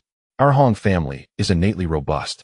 Observing Hong Ling's unwavering determination, Lin Chen chose not to press further and nodded resignedly. At that moment, Shi, who had been soundly asleep on Lin Chen's shoulder, seemed stirred awake, groggily opening its large eyes. Upon seeing Lin Chen, its face broke into a broad grin, and it erupted into a fit of giggles. With playful exuberance, Shi leapt onto Lin Chen's shoulder, affectionately patting his head and tugging at his hair, as if to ensure that he was unharmed. Lin Chen couldn't help but smile. The enigmatic crimson creature, which even the blood dragon feared, had forged a bond with him, despite Lin Chen's ignorance of its origins. By the way, Lin Chen, I owe you an apology. Hong Ling's expression dimmed slightly. None could have anticipated that her second uncle would turn against her benefactor with such ruthless decisiveness. At the mention of those individuals, Lin Chen's gaze turned icy, though he masked his emotions well. It's nothing. I have stated that only you owe me a debt of gratitude. The Hong family does not, he reassured her. Despite being the esteemed young lady of the Hong family, Hong Ling had been deprived of warmth and support. With a treacherous third uncle and a dismissive second uncle, she was left with only her father and grandfather. A sense of suffocating disappointment weighed heavily on her heart, as she had regarded these individuals as kin, only to be struck by the harsh reality. Just then, a commanding voice resonated. Our Hong family owes you a tremendous debt. Lin Chen and Hong Ling turned their gazes towards the source of the voice. Before them stood an elderly man, his hair white as snow, exuding an aura of unyielding authority despite his seemingly mild demeanor. The depth of the elder's cultivation left Lin Chen in awe. It felt as though he were gazing into an unfathomable abyss, suggesting that he might surpass even Hong Wei, the head of the Hong family. Shi, perched on Lin Chen's shoulder, seemed to sense the gravity of the situation, its fur bristling slightly as it instinctively suppressed its presence. Lin Chen had previously warned Shi to conceal its aura in the presence of formidable foes, such as the blood fiends. Who are you? Lin Chen inquired, furrowing his brow. The sudden appearance of this elder thrust Lin Chen into a precarious position, reminiscent of a rebirth. He loathed the feeling of vulnerability, for his fate now rested in the hands of others, rather than in his own control. Unless, of course, he chose to seek refuge within the ancient bronze coffin. However, the two opportunities presented by the bronze ancient coffin were deemed exceedingly perilous by Lin Chen. Though he could not fully grasp the essence of the word soul at that moment, he resolutely refused to engage in any transaction with the bronze coffin, unless he found himself utterly bereft of options. His grandfather, Hong Ling, furrowed his brow and firmly stated that they must not harm Lin Chen. Hong Ba, observing his granddaughter, had relinquished his imposing demeanor, resembling a kindly old man instead. It was evident that Hong Wei harbored familial affection for his granddaughter. Very well, Hong Ba remarked with a tone that belied his delight, though he attempted to suppress a smile. As the saying goes, a daughter married off is like water poured out. And yet, she had not yet wed, and already she inclined towards Lin Chen. A profound glimmer flickered in Lin Chen's gaze, though his countenance remained inscrutable. However, Hong Ling felt her cheeks flush at her grandfather's words, and could not help but retort, "Grandfather, please do not speak carelessly. Lin Chen is my savior. I ought to support him." Then, as if a thought struck her, Hong Ling huffed softly. At that moment, Hong Ba turned to Lin Chen, his tone measured and calm. "Lin Chen, this incident is a transgression on our Hong family's part." Lin Chen waved his hand dismissively, shrugging nonchalantly. "I understand that this matter cannot be attributed to the Hong family. In a certain sense, it is a personal issue between individuals. Therefore, there is no need for you to feel remorse." His voice was steady and unruffled, devoid of any emotional fluctuation. He recognized that the formidable Hong Ba sought to mend the rift between Lin Chen and the Hong family, likely due to the implications surrounding the bronze ancient coffin. Had it been the old Lin Chen, he would have retorted with scorn, indifferent to the Hong family's plight. However, having faced death once, he had acquired a wealth of wisdom. "Indeed, my young friend, you are a remarkable individual, possessing a far-reaching vision. Nonetheless, this situation is still our Hong family's fault." Hong Ba stated vaguely, his expression filled with regret as he gazed at Lin Chen, eager to speak further. Yet, Lin Chen preempted him, clasping his hands in greeting. May I inquire as to your esteemed name, senior? I am Hong Ba, the grandfather of Hong Ling, and the sole grand elder of the Hong family. A deeper intensity shone in Hong Ba's eyes, and a slight curve appeared on his otherwise stern visage. Senior, there is no need to dwell on this incident. The young man is rather uncomplicated. A nap and a smile suffice for him to let go of grievances, Lin Chen replied. As for saving Hong Ling, that was a personal act of mine, and she owes me privately. It bears no relation to the Hong family. Upon concluding his words, Lin Chen raised his hands in a gesture of respect. However, from this day forth, I vow to be a good friend of the Hong family. Should any matters arise, I shall do my utmost to assist. The earlier dissipated authority of Hong Ba resurfaced at that moment, radiating a commanding presence. His sharp gaze fixated on Lin Chen, causing the latter's body to tense instinctively in response to the intangible pressure of impending danger. Hong Ling discerned the shift in atmosphere between the two and wisely chose to remain silent, gauging the situation as it unfolded. Hong Ba fixed his gaze on Lin Chen for a considerable time before slowly articulating, "Indeed, you are quite a remarkable individual. Thank you for your kind words." Lin Chen replied modestly, a smile gracing his lips, although it was imperceptibly insincere. However, Hong Ba's tone shifted abruptly as he asserted with formidable authority, "This time, our Hong family has erred. Moreover, since you saved Hong Ling, it would be remiss of us not to express our gratitude. How could we, the Hong family, claim dominion over half of Blood City under such circumstances?"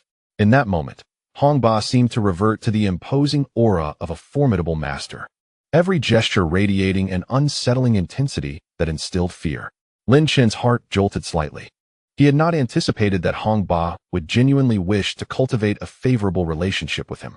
Yet, despite his outward demeanor, he would not allow himself to accept this overture. Certainly not. At that juncture, a middle-aged man's voice resonated, revealing that the second uncle had been stripped of his position and relegated to a remote faction of the Hong family, tasked with guarding the gates for a century. The orchestrator of these events, Hong Jun, had been demoted to a mere servant disciple, stripped of all rights and offerings. The voice spoke matter-of-factly. Lin Chen's eyes narrowed slightly as he discerned Hong Wei approaching him with a countenance full of authority. It seemed that the Hong family had indeed been intimidated by the ancient bronze coffin. Lin Chen mused inwardly. This series of actions by the Hong family must have severely depleted their vitality. For the sake of an outsider, such measures seemed unnecessary. Thus, it could only be that Lin Chen possessed something they found daunting. "Thank you, head of the Hong family," Lin Chen said calmly. "But I believe this matter is a private grievance and does not warrant punishment." Hong Wei advanced steadily until he stood before Lin Chen, his gaze unwavering.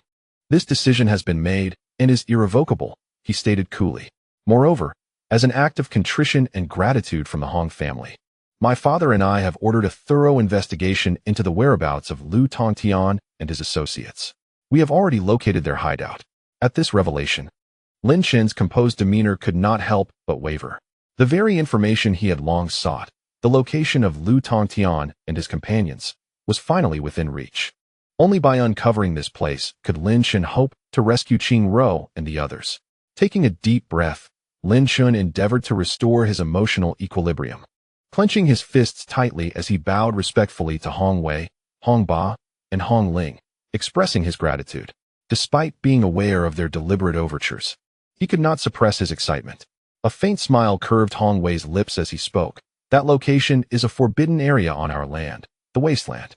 Chapter 310. The Secret of the Treasure Map, Part 1. The land encompassing Blood City is shrouded in mystery.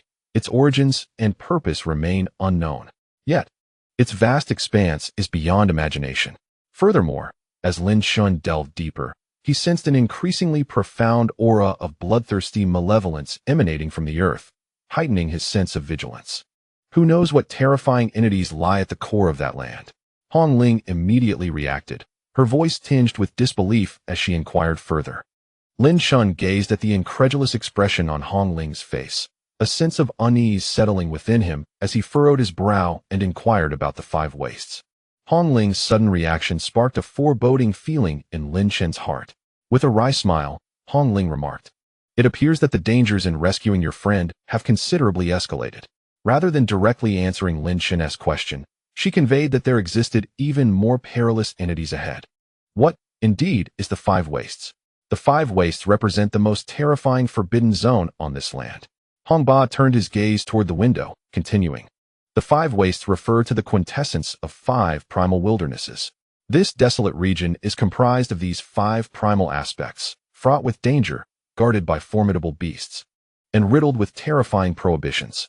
He elaborated, only those at the pinnacle of the second level of the divine mirror possess a feeble chance of self-preservation upon entering. Although the atmosphere is devoid of thick bloodthirst, it is permeated with the essence of the primal wilderness. Thus, those who venture within must be cautious of the encroaching wilderness energy, requiring immense magical power to resist. Hong Ba elucidated the nature of the 5 wastes with clarity. If even those at the pinnacle of the second level of the divine mirror could only manage a meager chance of survival, then the terror of the 5 wastes was indeed unimaginable to Lin Chen, who had little understanding of such primal existences. Nevertheless, regardless of the inherent dangers, Lin Chen felt an irresistible compulsion to venture forth. Even if it meant placing himself in a perilous forbidden zone, nothing could deter his determination to proceed. At that moment, Hong Wei interjected, according to our intelligence reports, the Knight family has established numerous outposts around the 5 wastes. Furthermore, there exists a peculiar fluctuation within the region. I suspect that the sacred artifact will emerge in the 5 wastes. The mention of the blood dawn bell caused Lin Chen's brows to knit tightly before relaxing as he conceded, Uncle Hong is undoubtedly correct. Lu Tongtian and his cohort are indeed after the blood dawn bell, making their journey to the 5 wastes entirely reasonable. With that, Lin Chen began to address Hong Ba as Uncle Hong. Hong Ling cast a lingering glance at Lin Chen, hesitating briefly, but ultimately refraining from voicing her thoughts. However, at that moment, Hong Ba turned to Lin Chen and declared, should the sacred artifact come into being within the 5 wastes, our Hong family shall exert every effort to seize it. In gratitude for your assistance in rescuing my granddaughter, we shall certainly support you in your endeavor to save your friend. These words were spoken with resolute conviction. As Hong Ba was prepared to confront Lu Tongtian for Lin Chen's sake, it was a gamble, a monumental wager. Thank you for your kind intentions, esteemed elder. Lin Chen replied with a smile, clasping his hands in gratitude. However, I have my own means. If I truly cannot withstand it, I shall not hesitate to seek your aid. After observing Lin Chen for a moment, Hong Ba nodded in agreement. I shall now proceed to organize and ascertain the circumstances within the 5 wastes, Hong Wei stated. At this juncture, Hong Ba cautioned, Hong Wei, the ancient prohibitions and lethal formations within the 5 wastes are numerous. You instructed someone to visit the family's treasure chamber, hoping to uncover the map contained within. With the map in hand, everything would be manageable. Hong Wei shook his head, a hint of irritation evident in his demeanor, recounting how a treasure map of the 5 wastelands, obtained from a previous ruin, was unexpectedly snatched away by the supreme emperor of the Eastern dynasty. It was likely that the entirety of Blood City was devoid of that map. A flicker of insight suddenly illuminated Lin Chen's eyes, though he concealed it with remarkable skill. Had he not acquired a treasure map during the grand auction held by the Eastern dynasty? According to Hong Wei's words, this very map must pertain to the 5 wastelands. Thus, the ancient restrictions held no terror for Lin Chen. However, he maintained an impassive facade, feigning no surprise. Hong Wei and Hong Ba turned to take their leave when Lin Chen's mind sparked with a thought, prompting him to speak. Uncle Hong, esteemed elder, please wait a moment. What else is there? Hong Ba inquired, turning back. Hong Wei regarded Lin Chen with a serious expression. I wonder if the Hong family possesses the blood spirit longevity fruit. Lin Chen asked with a wry smile. The blood spirit longevity fruit. Hong Wei glanced at Hong Ba before inquiring, what do you need this for? In my sect, a senior has been afflicted by a peculiar toxin and is nearing the end of his life. I wish to aid him in prolonging his existence, Lin Chen said earnestly, his gaze fixed on Hong Wei and Hong Ba. If you both can grant me this favor, I shall owe the Hong family a debt of gratitude. Lin Chen's heartfelt plea stemmed solely from his desire to assist the revered ancestor Feng Hua. Otherwise, he would have preferred to remain uninvolved with the Hong family. Father, grandfather, please agree to Lin Chen's request, Hong Ling interjected, her tone imbued with a hint of pleading. She rarely sought favors from others, let alone for someone else. Hong Wei cast a glance at Hong Ling and then at Lin Chen, but remained silent. However, Hong Ba readily replied, given the sincerity of young friend Lin Chen's words. We shall have the blood spirit longevity fruit delivered to you by tomorrow. But do prepare yourself. We shall depart for the 5 wastelands in 2 days. Thank you, uncle and esteemed elder, Lin Chen replied, a glimmer of joy gracing his countenance.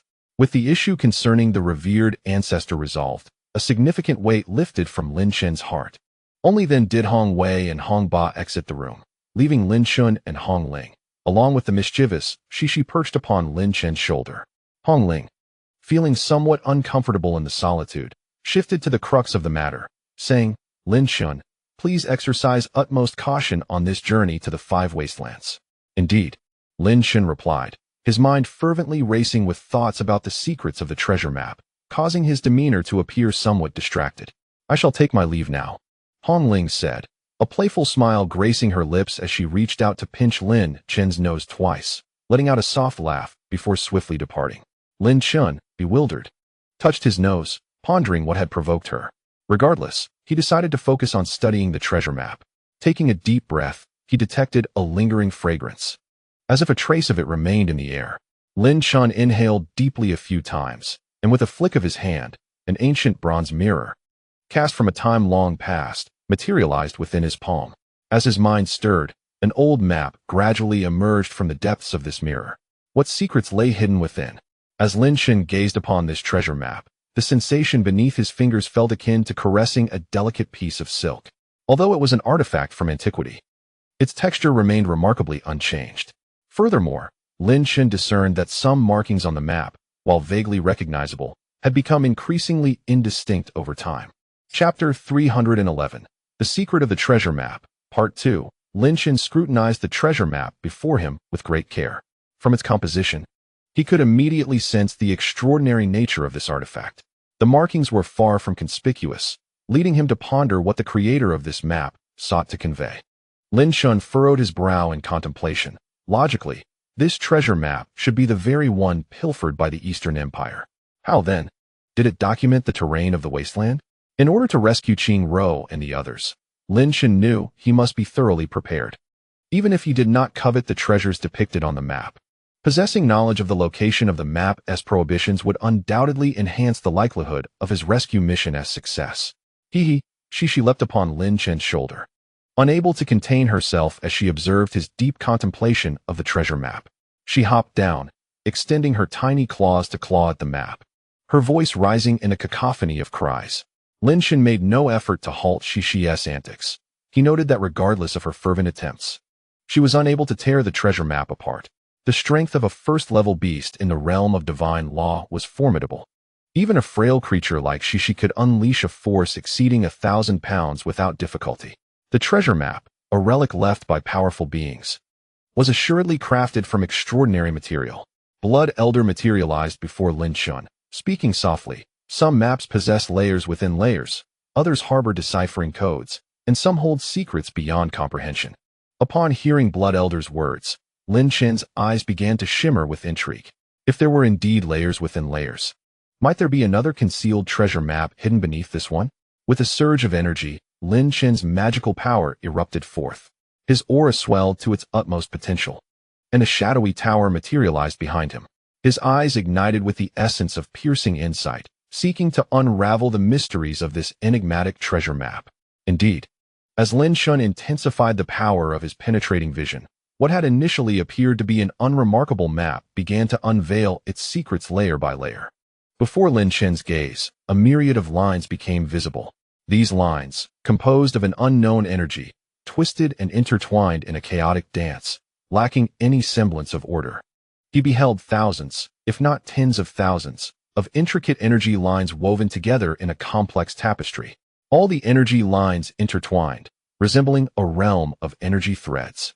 Yet, Lin Chen's penetrating gaze could only discern the energy lines, unable to delve deeper. These energy lines obstructed his understanding of the profound truth. It appeared that these lines constituted the lock of the treasure map. Only by unlocking it could one unveil its true secrets. Upon hearing Lin Chen's account, Blood Old analyzed the situation. His seasoned perspective, shaped by countless experiences that left Lin Chen in awe, rendered him exceptionally insightful. How shall I unlock this? Lin Chen began to ponder, finding it impossible to discern any sequence within the energy. How, then, could he unravel it? Once more, he faced a formidable challenge. Lost in thought, he contemplated what method could possibly disentangle these energy lines. At this moment, Cece seemed to have engaged in a struggle with the treasure map. Pulling with increasing fervor, her cries growing ever louder. After a moment of reflection, Lin Chen found no leads. Observing Cece's enthusiasm, a sudden thought struck him, and he gazed at her fervently tearing at the treasure map. Noticing Lin Chen's attention, Cece appeared even more determined, her cries resonating with a sense of grandeur. As if wishing to impress him, "Cece, keep tearing. If you succeed, there will be a reward," Lin Chen said with a smile. Instantly invigorated, Cece let out a mighty roar, leaping onto the rooftop and then diving down with great force. She charged at the treasure map, using the 3 golden-spotted horns atop her head to ram into it. Lin Chen watched in astonishment as Cece employed her horns in such a manner. The sound of impact rang out like clashing steel. An invisible wave emanated from the treasure map, dispersing in all directions. In an instant, Cece let out a painful cry. Propelled away by the force of the wave, her large, glistening eyes brimming with tears. As Lin Chen sensed the waves spreading, his penetrating gaze ignited anew. Immediately, he perceived the energy lines, which now moved in perfect order. All the energy lines wove together to form a grand net, at the center of which lay a character resembling a lock. However, this net existed only for a fleeting moment before reverting to its chaotic state. Thus, this was the method to decipher it. The solution materialized in Lin Chen's mind, and with a decisive grasp, he unleashed a surge of pressure. Instantly, he caught Cece, who had been thrown aside by the invisible wave, and with a firm tug, she returned to his shoulder. At that moment, Cece appeared disheartened, her small hands clutching her horns as she stroked them repeatedly. Her large, glistening eyes reflected a look of disappointment, seemingly reproaching the treasure map. Rest assured, beautiful creatures will indeed appear, and in abundance. Lin Chen could not help but chuckle. Upon witnessing Cece's actions, he immediately recalled that Cece was a mysterious beast, revered even by the blood dragon. It was evident that Cece had stumbled upon something significant. Thus, Lin Chen continued to observe intently. Unexpectedly, Cece, upon uncovering the changes in the energy lines, contributed immensely to their discovery. Hearing Lin Chen's words, Cece was instantly filled with excitement and joy, wearing a beaming smile. Lin Chen's gaze returned to the now calm treasure map, and in an instant, his figure surged forward. With a flick of his finger, a wisp of vital energy separated from him and shot towards the treasure map. This slender strand of energy, the size of a silver needle, contained immense power capable of shattering mountains dozens of meters high. With a thunderous crash, the needle-sized energy collided with the treasure map, resulting in a tremendous explosion. An invisible, transparent wave emanated from the map, crashing towards Lin Chen. With his penetrating gaze ignited, Lin Chen swiftly vanished and reappeared above the treasure map. His palm manifested a dark, ominous energy. Without hesitation, he struck the center of the map with incredible speed, causing the ghostly energy in his palm to coalesce into a sharp blade that plunged downwards. A sound akin to a membrane being pierced resonated in the air. Lin Chen watched as the character lock was breached by the ghostly energy blade, leading to the complete disintegration of all energy lines. Immediately, flames erupted from the surface of the treasure map, igniting fiercely. Lin Chen was overwhelmed by an ancient aura arising from the map. As Lin Chen marveled at this phenomenon, numerous points of starlight suddenly emerged from the flames. These countless specks began to coalesce, separating, and then converging again, ultimately forming a massive illustrated record displayed before Lin Chen. The record clearly delineated numerous pathways, complete with annotations on restrictions and hidden formations. At the top of the record were inscribed 4 prominent characters: Land of the Five Wastes. Lin Chen gazed at the illustrated record in astonishment, suddenly noticing a particularly unique pathway, glimmering with red light, that stood out prominently. This pathway extended deep into the heart of the Land of the Five Wastes, accompanied by a line that left Lin Chen in shock: location of the hidden treasure. This treasure, known as the blood-colored dawn bell. Chapter 312. It is not love, it is foolishness. Lin Chen possessed an extraordinary memory. His martial prowess was exceptional, greatly aided by his remarkable recall. In a mere glance, Lin Chen memorized the vast map entirely. The formations and restrictions he retained numbered in the thousands. He did not even attempt to calculate the exact figure. The perilous nature of the 5 wastelands instantly elevated in Lin Chen's mind.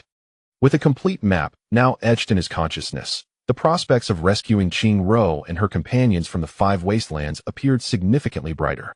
Plans began to take shape within Lin Chen's thoughts. He meticulously conjured the map from his mind into the realm of his spiritual awareness through his magical prowess. This map was then entrusted to Blood Elder for an evaluation of the various formations and restrictions, which could be strategically employed against adversaries of differing ranks. Lin Chen's demeanor gradually became composed. In his mind, he could not help but recall the moment he departed from the Taiching sect, as vivid memories flashed before his eyes. After a prolonged period lost in reminiscence, he finally exhaled a deep sigh, his gaze settling upon the now tranquil treasure map, his brow slightly furrowing. It seemed he had overlooked something significant. The Hong family had begun their covert operations. Presently, Blood City was enveloped in an eerie atmosphere. The sudden awakening of the sacred artifact and the terrifying roar that echoed were events that were otherwise improbable, yet they had inexplicably converged. The most pressing concern for the cultivators was the conduct of the Hong and Yi families, yet surprisingly, both families had maintained an unusually subdued demeanor, as if a tempest was brewing. The following day, Lin Chen immersed himself entirely in the interrogation of Yi Chang'e. At this point, Yi Chang'e appeared disheveled, his body marred with red marks, and the 12 pairs of eyes on his chest remained tightly shut, exuding an aura of despondency. Blood Elder remained silent, prompting Lin Chen to furrow his brow and inquire about the situation. Blood Elder could only nod helplessly, acknowledging the tenacity of this individual's resolve. If only he could master a soul-searching technique, this predicament would be far simpler. With contemplation in his eyes, Lin Chen strode confidently before Yi Chang'e. "Greetings, young master of the Yi family," he said with a smile. Yi Chang'e slowly lifted his head, revealing a pair of chilling eyes, and coldly retorted, "Lin Chen, do not harbor any illusions of extracting information from me. If you have the capability, just kill me." "Killing you would be too merciful," Lin Chen replied nonchalantly. "You still possess considerable value." As soon as he spoke, the word suppression descended upon Yi Chang'e, rolling towards him with formidable force. Yi Chang'e let out a pained scream, his body bending under the pressure, and his breaths became frantic and labored. Yet, his eyes remained fiercely locked onto Lin Chen. "I understand that the esteemed young master of the Yi family would not easily yield," Lin Chen remarked calmly. "However, during our expedition to the 5 wastelands, there may be an opportunity for collaboration with your family." Yi Chang'e's pupils noticeably contracted, yet he maintained a cold smirk as he replied, "What collaboration in the 5 wastelands? Spare me your pretense. If you wish to kill or torture me, do as you please. I neither intend to kill nor torture you. My goal is merely to torment you," Lin Chen said with a smile. As soon as his voice fell, within the devouring array, countless strands of black light emerged, resembling dark tendrils. These consuming energies all penetrated into Yi Chang'e's body, commencing their insidious absorption. Instantly, Yi Chang'e felt as if he possessed 1,000 different blades, tearing at his very being, akin to being gnawed by peculiar iron teeth. The echoes of his anguished screams reverberated throughout the entire Xianshang Monarch Tower. Lin Chen maintained an impassive expression, his thoughts undisturbed. After the passage of 3 full hours, Yi Chang'e's form became utterly limp, his cries transformed into feeble whispers. Moreover, the 12 pairs of tightly shut eyes upon his chest began to weep blood. "Do not presume I am unaware of the multitude you have gathered in the 5 wastelands," Lin Chen uttered coolly. "Do not think for a moment that I do not know your holy artifact is set to be birthed in the 5 wastelands." At this, Yi Chang'e's pupils truly constricted, his voice hoarse as he inquired, "How do you know?" "I possess knowledge beyond your imagination," Lin Chen replied with a smile. "The restrictions within the 5 wastelands are numerous. Perhaps your Yi family may require my assistance." Suddenly, Yi Chang'e erupted into wild laughter, regarding Lin Chen as if he were a fool. "The Yi family would ally with you? What are you, a mere nothing?" Lin Chen regarded Yi Chang'e's derisive laughter with calmness. After his laughter subsided, Yi Chang'e, feeling the toll of his injuries, became increasingly despondent, yet he ominously declared, "The Yi family will slay you. Even if our elders take action, you, a mere 4th realm of divine law, will find no escape. At that moment, the Yi family shall reveal to you what true punishment entails." Upon hearing Yi Chang's words, Lin Chen's face immediately reflected a tinge of trepidation, and he could not help but swallow hard, asking, "Even the fourth realm of divine law cannot evade your Yi family's terror? You cannot fathom the horror," Yi Chang sneered. Observing Lin Chen's fear, "They will pursue you to the ends of the earth, and there will be no refuge from their relentless chase." "So terrifying?" Lin Chen exclaimed in horror. Then suddenly his expression shifted. Looking at Yi Chang with a calm demeanor, he chuckled, "Given how fearsome the Yi family is, you might just serve as my bargaining chip for survival." Yi Chang was nearly driven to the brink of bloodshed by his rage. Subsequently, Lin Chen ceased his interrogation of Yi Chang, for no matter how persistently he questioned him, the man remained obstinately silent. Witnessing Yi Chang's obstinacy, Lin Chen's mind began to entertain the notion of mastering the soul-searching technique. In the remaining time, Lin Chen dedicated himself to cultivating his own energy. The blood spirit longevity fruit had already been delivered by Hong Wei. This singular fruit, bestowed upon Lin Chen by Hong Wei, was the only one of its kind from the entire Hong family, making Lin Chen acutely aware of the significant debt he owed to the Hong family. Now, the orb within Lin Chen had become even more formidable than before. To guard against unforeseen circumstances, he expended a considerable amount of his mana to suppress it. Now, he could only await the arrival of the third day in quiet anticipation. As dawn broke, Lin Chen readied himself. Upon pushing open the door, a palpable aura of murder surged forth to meet him. Lin Chen's brows slightly furrowed as he immediately discerned the figure of Hong Jun, garbed in a gray robe, wielding a long sword imbued with the essence of imperial authority, directed menacingly at him, his visage rife with murderous intent.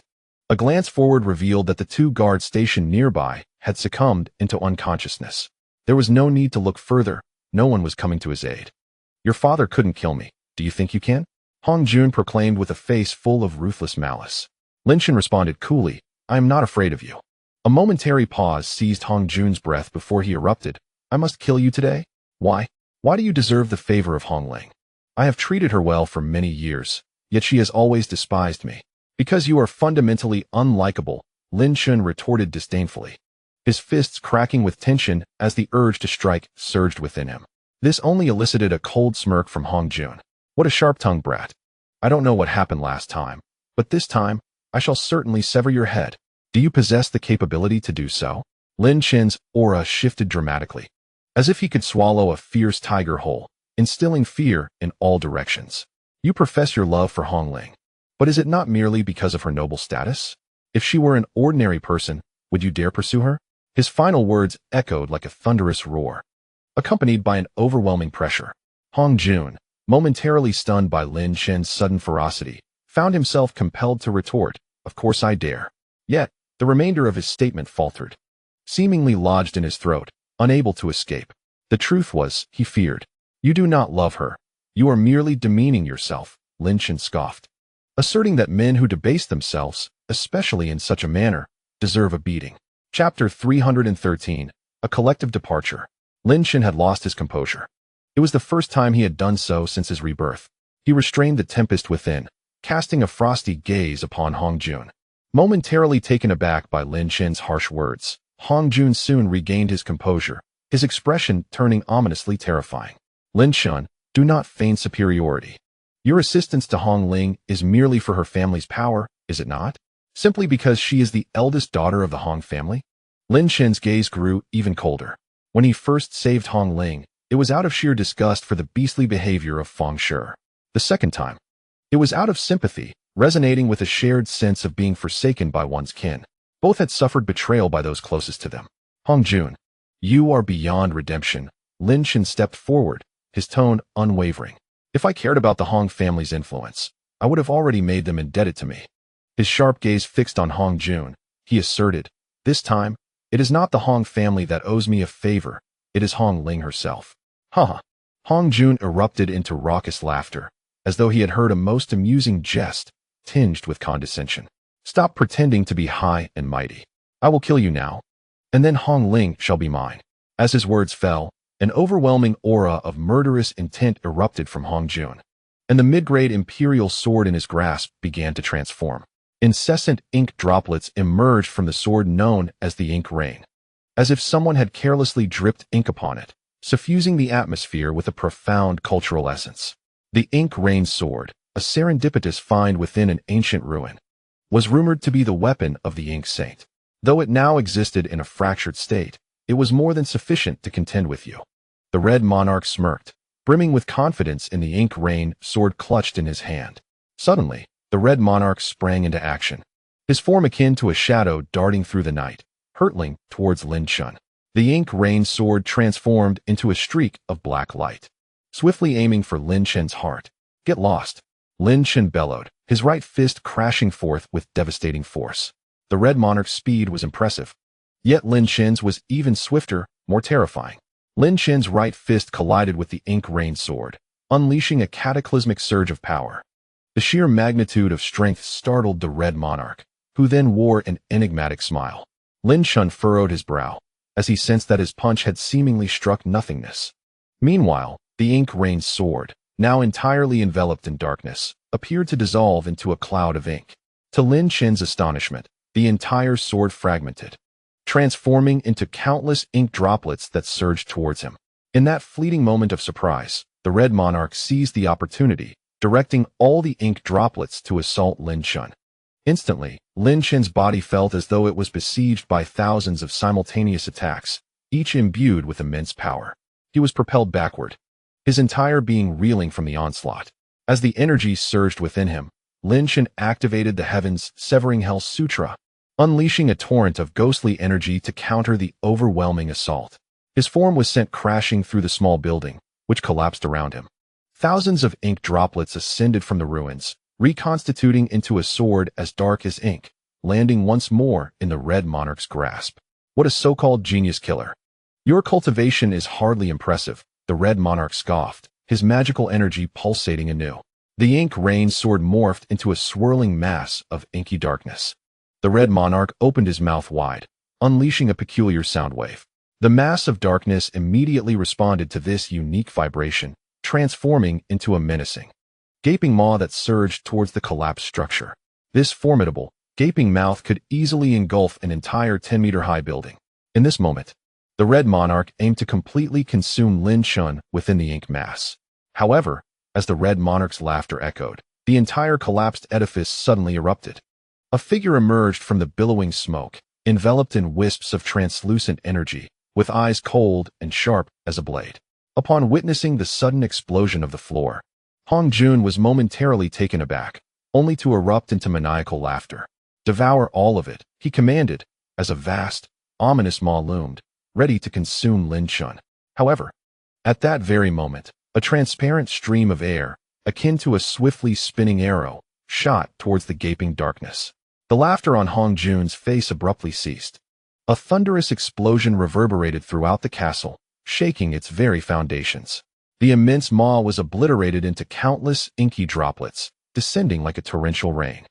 Lin Chen's hands swiftly grasped the air, unleashing a wave of pressure that transformed the droplets into a formidable black ink sword, shaped by his will.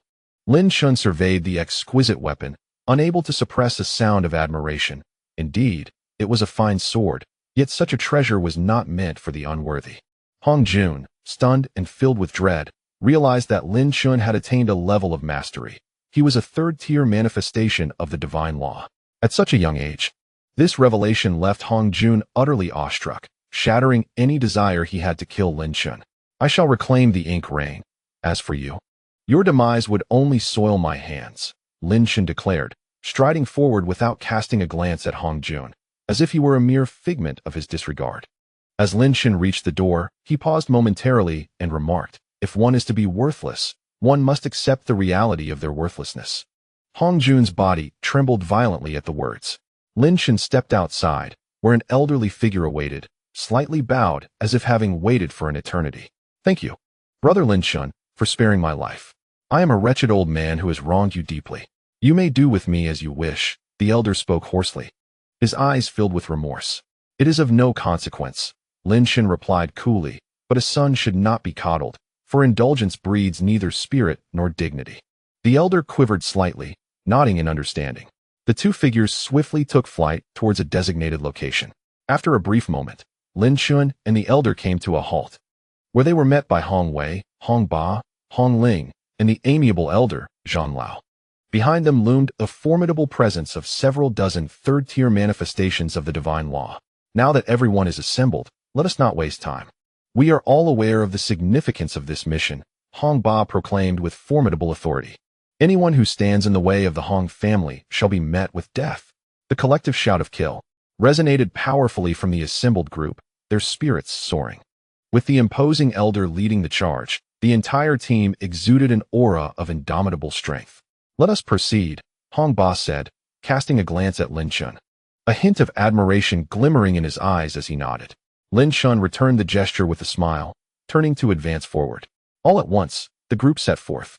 Meanwhile, in the courtyard of the Hong family, Hong Jun trembled uncontrollably, unable to resist collapsing to his knees. The refined elegance that once characterized the young master of the Hong family had vanished entirely. Suddenly, a burly figure appeared before Hong Jun, his expression as cold as ice. "Have you come to mock me?" Hong Jun replied with a tone devoid of emotion. "Not at all," the burly man said coldly. "You have greatly disappointed me." Suddenly, Hong Jun stood up, his pupils dilated, and an aura of dominance emanated from him. "Follow me, protect the Hong family." The burly man grinned. "Very well." Chapter 314, The Temptation. The entire Hong family began to act in secrecy. Other forces within the Hong family's territory remained completely oblivious. In fact, in order to prevent the Knight family from discovering the situation through the hidden assassins within the Hong family, Hong Ba dispatched only his most trusted confidants and high-ranking members. This group stealthily slipped out of the Hong family estate. Before Lin Chen departed, he had earnestly cautioned Cici to avoid causing any trouble. After a brief ordeal with the treasure map, Cici was particularly obedient at that moment, curling up and revealing its large eyes, glancing around curiously. This group moved undetected out of Blood City, using a secret passageway belonging to the Hong family, one that was opened only for significant missions. Leading the way were several individuals at the third tier of the divine realm, while Lin Chen swiftly advanced alongside Hong Wei, Hong Ba, Zhang Lao, and his second uncle. Their destination, the Five Wastelands, lay quite a distance from Blood City. Even at full speed, Lin Chen estimated it would take about half a day to reach. Moreover, this continent was rife with formidable beasts, necessitating extreme caution in their movements to avoid being discovered. If the Knight family were to uncover their presence, the effectiveness of their operation would be utterly compromised. "Lin Chen, my young friend, what are your thoughts on this mission?" Hong Ba inquired, striding alongside Lin Chen. Covering considerable ground with each step, Lin Chen smiled, his gaze turning pensive. "In my opinion, we should divide our forces." "Oh, what leads you to that conclusion?" Hong Ba raised an eyebrow, evidently intrigued. They were well aware of Lin Chen's previous dealings with Hong Jun within the Hong family. No one was oblivious to that matter. Lin Chen's approach had garnered Hong Ba's admiration. While Lin Chen yearned to eliminate Hong Jun, doing so within the Hong family would be tantamount to slapping their faces. Even if Hong Wei and Hong Ba remained silent, others might harbor grievances against Lin Chen. Thus, Lin Chen resolved to belittle and insult Hong Jun, testing whether he possessed any sense of shame. Such humiliation could serve to motivate Hong Jun to strive for improvement, a strategy fully understood by Hong Ba. Hong Wei and Hong Ling were also aware of this. Upon hearing Lin Chen and Hong Ba's discourse, Hong Ling approached, eager to lend her ear to their plans. "Let me in on the discussion." Hong Ba cast a serious glance at Hong Ling, though his rigid features could not muster a smile. The flicker of emotion in his eyes was unmistakably joyous. As a grandfather, he certainly recognized the nuances in his granddaughter's tone and inflection. Lin Chen regarded Hong Ling with a solemn gaze and stated, "With the elders and my uncle being the most formidable forces of the Hong family, I believe that is our trump card. We must create an illusion for the Yi family, leading them to underestimate our true strength, thereby lowering their guard against us." Lin Chen continued, stating that this way, we could unleash a power that exceeds our current capabilities. Upon hearing Lin Chen's words, both Hong Ling and Hong Ba fell into contemplative silence. As an experienced veteran, Hong Ba understood these thoughts well, but sought to test the intellect of the young man. Thus, he posed a question. After a moment of reflection, Hong Ba solemnly remarked, "You are absolutely correct, young friend Lin Chen. I believe it is best to divide our efforts into 3 parts, one for gathering intelligence, one for observing the Yi family, and the last for myself, Hong Wei, and Elder Zhan, who should remain concealed and wait for the opportune moment." Wise words, esteemed elder, Lin Chen praised without reservation. Indeed, Hong Ba's foresight surpassed his expectations. The dialogue between Lin Chen and Hong Ba was keenly absorbed by Elder Zhan, Hong Wei, and the second uncle, all of whom nodded in agreement with Hong Ba's proposal. What my elder brother says is true. This strategy will indeed maximize our potential, the second uncle acknowledged. Both Hong Wei and Elder Zhan expressed their concurrence with Hong Ba's plan. Perhaps among these seasoned individuals, a strategy had long been brewing in their minds. Merely awaiting Hong Ba's articulation, Lin Chen smiled faintly, betraying no outward emotion. In truth, he had proposed this plan primarily for his own benefit. Very well. Let us now leave the organization of our efforts to the clan leader, Hong Ba declared with an air of authority. At once, all activity ceased. Hong Wei, exuding an authoritative presence, began to assign personnel and delineate tasks. Lin Chen, you will join Hong Ling, Hong Luo, and Hong Lai. You are to form the reconnaissance team, specifically tasked with exploring the topography of the 5 wastelands and swiftly identifying routes that are not prohibited. Hong Wei promptly finalized the assignments. Lin Chen's group consisted of 4 members, himself, Hong Ling, Hong Luo, and Hong Lai. Moreover, Lin Chen had been appointed as the leader of this team. Both Hong Luo and Hong Lai cast puzzled glances at Lin Chen, questioning why this mysterious newcomer from the Hong family had garnered such special favor from the clan leader. The elder and the young lady, seemingly without merit and strength. As Hong Ba and Hong Wei departed, they imparted additional instructions to Lin Chen before heading in another direction. The 4 formidable experts from the Hong family secretly advanced towards the 5 wastelands, unknown even to their most trusted confidants and higher-ups. Meanwhile, Lin Chen and the other group parted ways. Our mission is to survey the terrain and the restrictions. Thus, we must proceed ahead, Lin Chen stated. Gazing at the 3 companions, Hong Ling listened intently, while the other 2 appeared somewhat dismissive. Leader, if we are to advance ahead, how fast must we run to outpace the other team? Inquired Hong Lai. Of course, we will exert ourselves to the utmost, Lin Chen replied calmly, casting a glance at Hong Lai. Moreover, I will pave the way. You need only keep pace with me. I shall guide you through the dangers posed by the spiritual awareness and beasts of the Night family. Presently, Lin Chen possesses a spiritual awareness that is twice that of a 3rd-tier practitioner of divine law, thus he should lead the way. A pair of silent scoffs echoed through the air, emanating from Hong Lai and Hong Luo, their disdain unmistakable. How swift could a mere half-step practitioner of the formidable realm possibly be? The notion of relying on spiritual awareness for navigation seemed utterly absurd. Just follow the words of the clan leader, Hong Ling retorted coldly, unable to suppress her rising ire at their dismissive expressions. Hong Luo and Hong Lai hesitated momentarily. Subsequently, Hong Lai stepped forward, asserting, Miss, the speed at which Lin Chen's prowess manifests may not even allow him to keep pace with the group. Hong Luo nodded earnestly in agreement. Isn't this evident? Fury ignited within Hong Ling, for although she secretly harbored similar thoughts, her intuition whispered that Lin Chen was far from ordinary. Thus, she chose to trust him. Do not be angry, Miss, Lin Chen replied nonchalantly. What these 2 brothers have stated is entirely accurate. Now let us depart. As soon as he finished speaking, his figure vanished with a swift whoosh. A gust of wind, sharp as a blade, swept toward Hong Luo and Hong Lai. To an ordinary person, it would feel as though the wind could slice their skin. In an instant, Lin Chen had propelled himself an immeasurable distance away. What terrifying speed! Both Hong Luo and Hong Lai watched in astonishment. Hong Ling, too, stood agape, marveling at Lin Chen's sudden burst of speed. Such velocity was unattainable even by the pinnacle of a 3rd-tier practitioner of divine law. Lin Chen was indeed formidable. Once the shock wore off, Hong Luo and Hong Lai quickly exerted their full strength, racing to catch up. Their previous disdain had evaporated entirely, enveloped in a faint, sharp aura. Lin Chen gazed into the profound darkness of the night, a subtle smile curling at the corners of his mouth. I hope you do not find your way here. I hope you do not pursue me for a 3rd time, Lin Chen mused, the stage for his enticement set.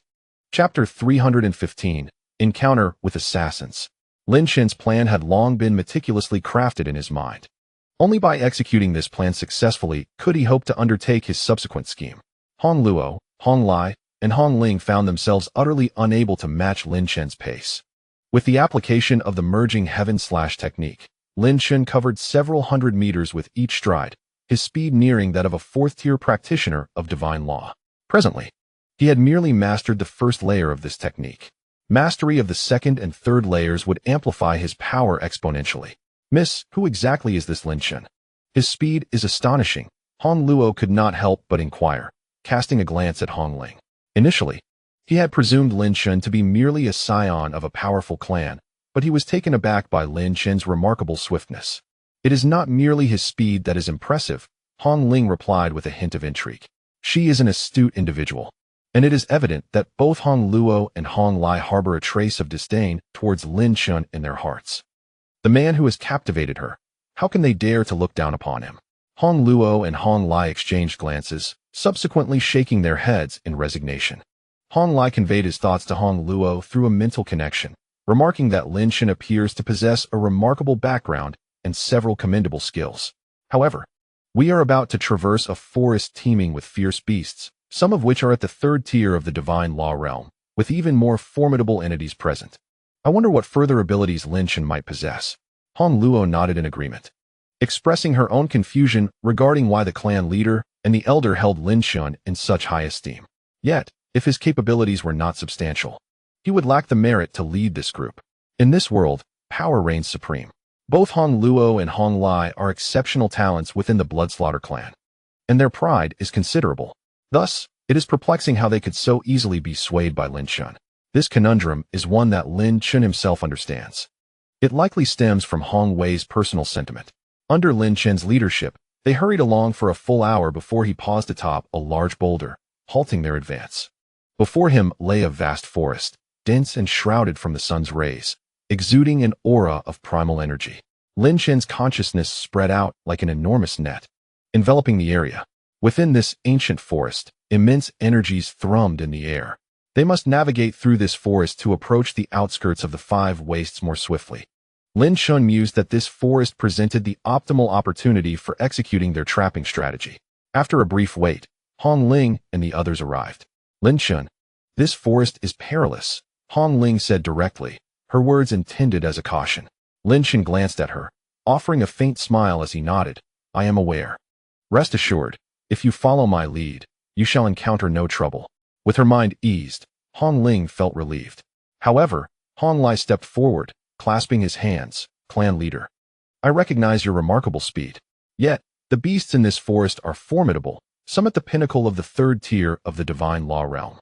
I recommend that Hong Luo and I guide the way to enhance safety and efficiency. Hong Luo echoed his sentiment, voicing her strong agreement with Hong Lai's proposal. Furious, Hong Ling exclaimed, do these two have no regard for me? If you wish to lead, forget it. With that, Hong Lai and Hong Luo fell silent, their gazes piercing as they regarded Lin Chen. Their actions were motivated by concern for the team as a whole. Do not be upset, miss, Lin Chen said with a calm smile, his eyes fixed intently on the two. Grant me a chance to prove that I am not as inept as you imagine. Hong Lai and Hong Luo hesitated, but, upon hearing Hong Ling's disdainful huff, reluctantly nodded in acquiescence. Since Brother Lin Chen is willing to give it a try, we have no objections. In the depths of the forest, Hong Lai declared, however, should the outcome be unfavorable, we shall demand the revocation of your rights.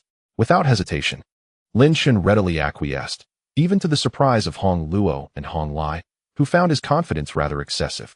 Where did this audacity stem from? Let us proceed, Lin Chen proclaimed, unleashing his overwhelming aura as he swiftly vanished into the woods. This spectacle rendered even Hong Ling's expression somewhat uneasy, not to mention the disdain evident in Hong Lai and Hong Luo's eyes. By fully revealing his presence, was he not blatantly exposing himself? With a shared smirk of contempt, Hong Lai and Hong Luo hastened to follow suit. Lin Chen, exuding an immense force, darted ahead, while the trio of Hong Ling, Hong Lai, and Hong Luo retracted their own auras to trail behind him. As Hong Ling observed the unabashed display of Lin Chen's energy, an unsettling trepidation seized her heart. The journey through this stretch of forest was not lengthy, merely requiring half an hour, yet to Hong Ling, that half hour seemed interminable, stretching longer than an entire day. Suddenly, Lin Chen came to a halt, prompting Hong Ling and her companions to stop as well. A mutual glance exchanged between Hong Luo and Hong Lai revealed identical disdain in their eyes. A terrifying roar erupted, reverberating throughout the forest. accompanied by a violent gust of wind. This formidable presence unmistakably belonged to a beast of the third tier of the divine law realm. Lin Chen, we've compromised our target. Hong Lai asserted decisively. Your failure to conceal your aura has summoned this predicament. We have resolved to reassign your position as leader. Hong Luo echoed loudly, Brother Lin Chen. It is unnecessary for you to continue as leader. Otherwise, we may all meet our demise together. Hong Ling regarded the two with a cold gaze, choosing silence. Her faith in Lin Chen remained unshaken. Turning to face them, Lin Chen shot them a reproachful glance and whispered cautiously, Keep your voices down. We must not alert our adversary. The irritation of Hong Luo and Hong Lai at Lin Chen's admonition was palpable, after all, who had unleashed their aura and thus disturbed the peace. A subtle smile crept onto Hong Ling's lips, but it was abruptly replaced by alarm as she shouted, Lin Chen, be wary of what lies behind you. Both Hong Luo and Hong Lai were startled, yet they had no intention of striking. Behind Lin Chen loomed a massive shadow, its icy blue eyes piercing through the darkness. A colossal tiger's paw, imbued with a torrent of energy, surged toward Lin Chen with alarming speed. At that moment, an overwhelming force erupted forth. However, Lin Chen executed a swift maneuver, extending his right hand as pressure cascaded outward, ensnaring a pitch-black dagger that he directed at the tiger's paw. The surrounding bloodthirsty energy dissipated around the obsidian blade.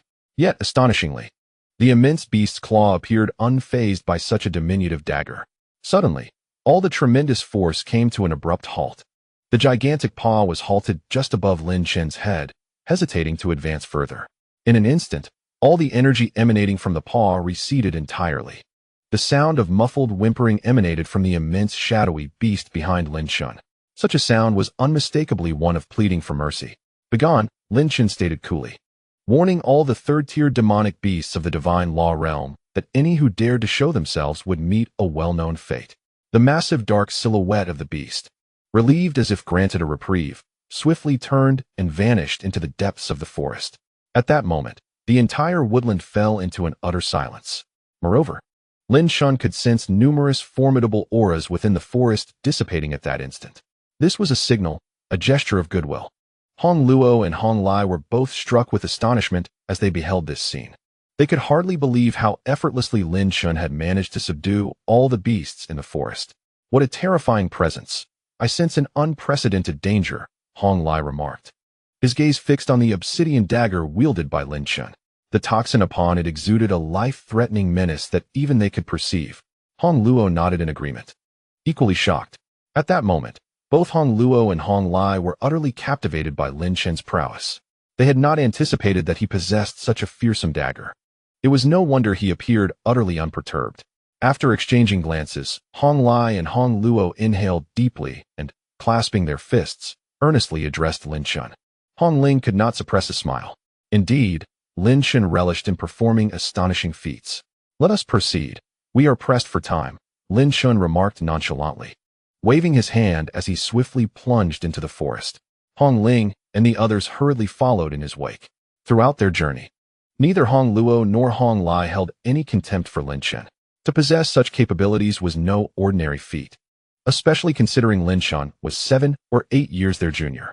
His wisdom was remarkably profound. With a leader of such caliber, they found no grounds for dissent. As Lin Chen and his companions advanced through the forest, the third-tier demonic beasts ceased their disturbances. However, when they were merely 10 miles from the forest's exit, Lin Chen abruptly halted, a playful smile fleeting across his face. Stop, assassins are approaching, he declared, an expression of tension etched upon his visage. Hong Luo, Hong Lai, and Hong Ling, upon witnessing Lin Chen's demeanor, felt a tightening in their hearts and instinctively trusted his judgment, coming to a halt. In an instant, the atmosphere grew palpably tense. Unbeknownst to them, Lin Chen's heart was brimming with delight. I have awaited your arrival for quite some time. Chapter 316. Had Lin Chen been captured? At this moment, the tension among the four was palpable. Hong Luo and Hong Lai unleashed their immense spiritual awareness, scanning the surroundings incessantly. However, what perplexed the two of them was the fact that their consciousness had failed to detect anyone nearby. Yet, judging by Lin Chen's current anxious demeanor, he did not appear to be lying.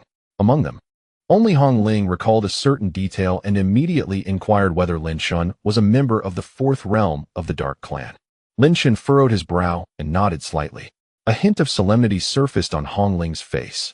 She had personally experienced the Dark Clan's art of concealment, which was far from simple. However, she soon felt her cheeks grow warm, realizing it was she who had previously let this Dark Clan member go. Hong Luo and Hong Lai, upon hearing the conversation between Lin Chen and Hong Ling, were enveloped by immense shock. Could it be that the Dark Clan was indeed the so-called foremost race of assassins in darkness?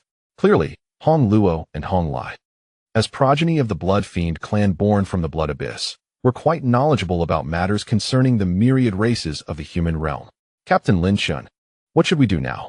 We cannot possibly locate a fourth realm Dark Clan expert's concealment technique. Hong Lai could not help but glance at Lin Chen. He had not even realized it himself, but unconsciously, he had immediately thought of Lin Chen as the leader.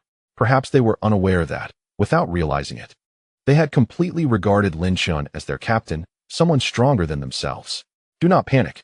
It seems he is primarily after the dagger in my hand. Lin Chen said coldly. I possess a formation capable of revealing his presence, but it cannot sustain its effect for long. Everyone must unleash their full strength without reservation. In truth, Lin Chen had already discerned the hiding place of the Dark Clan member. He simply chose not to disclose it. Indeed, just as tension filled the air, a figure began to slowly materialize before Lin Chen. The Dark Clan member, shrouded in swirling black mist, reappeared, his gaze as cold as ever. Lin Chen, return the dagger to me, or I shall unleash endless pursuit against you, the Dark Clan member stated icily.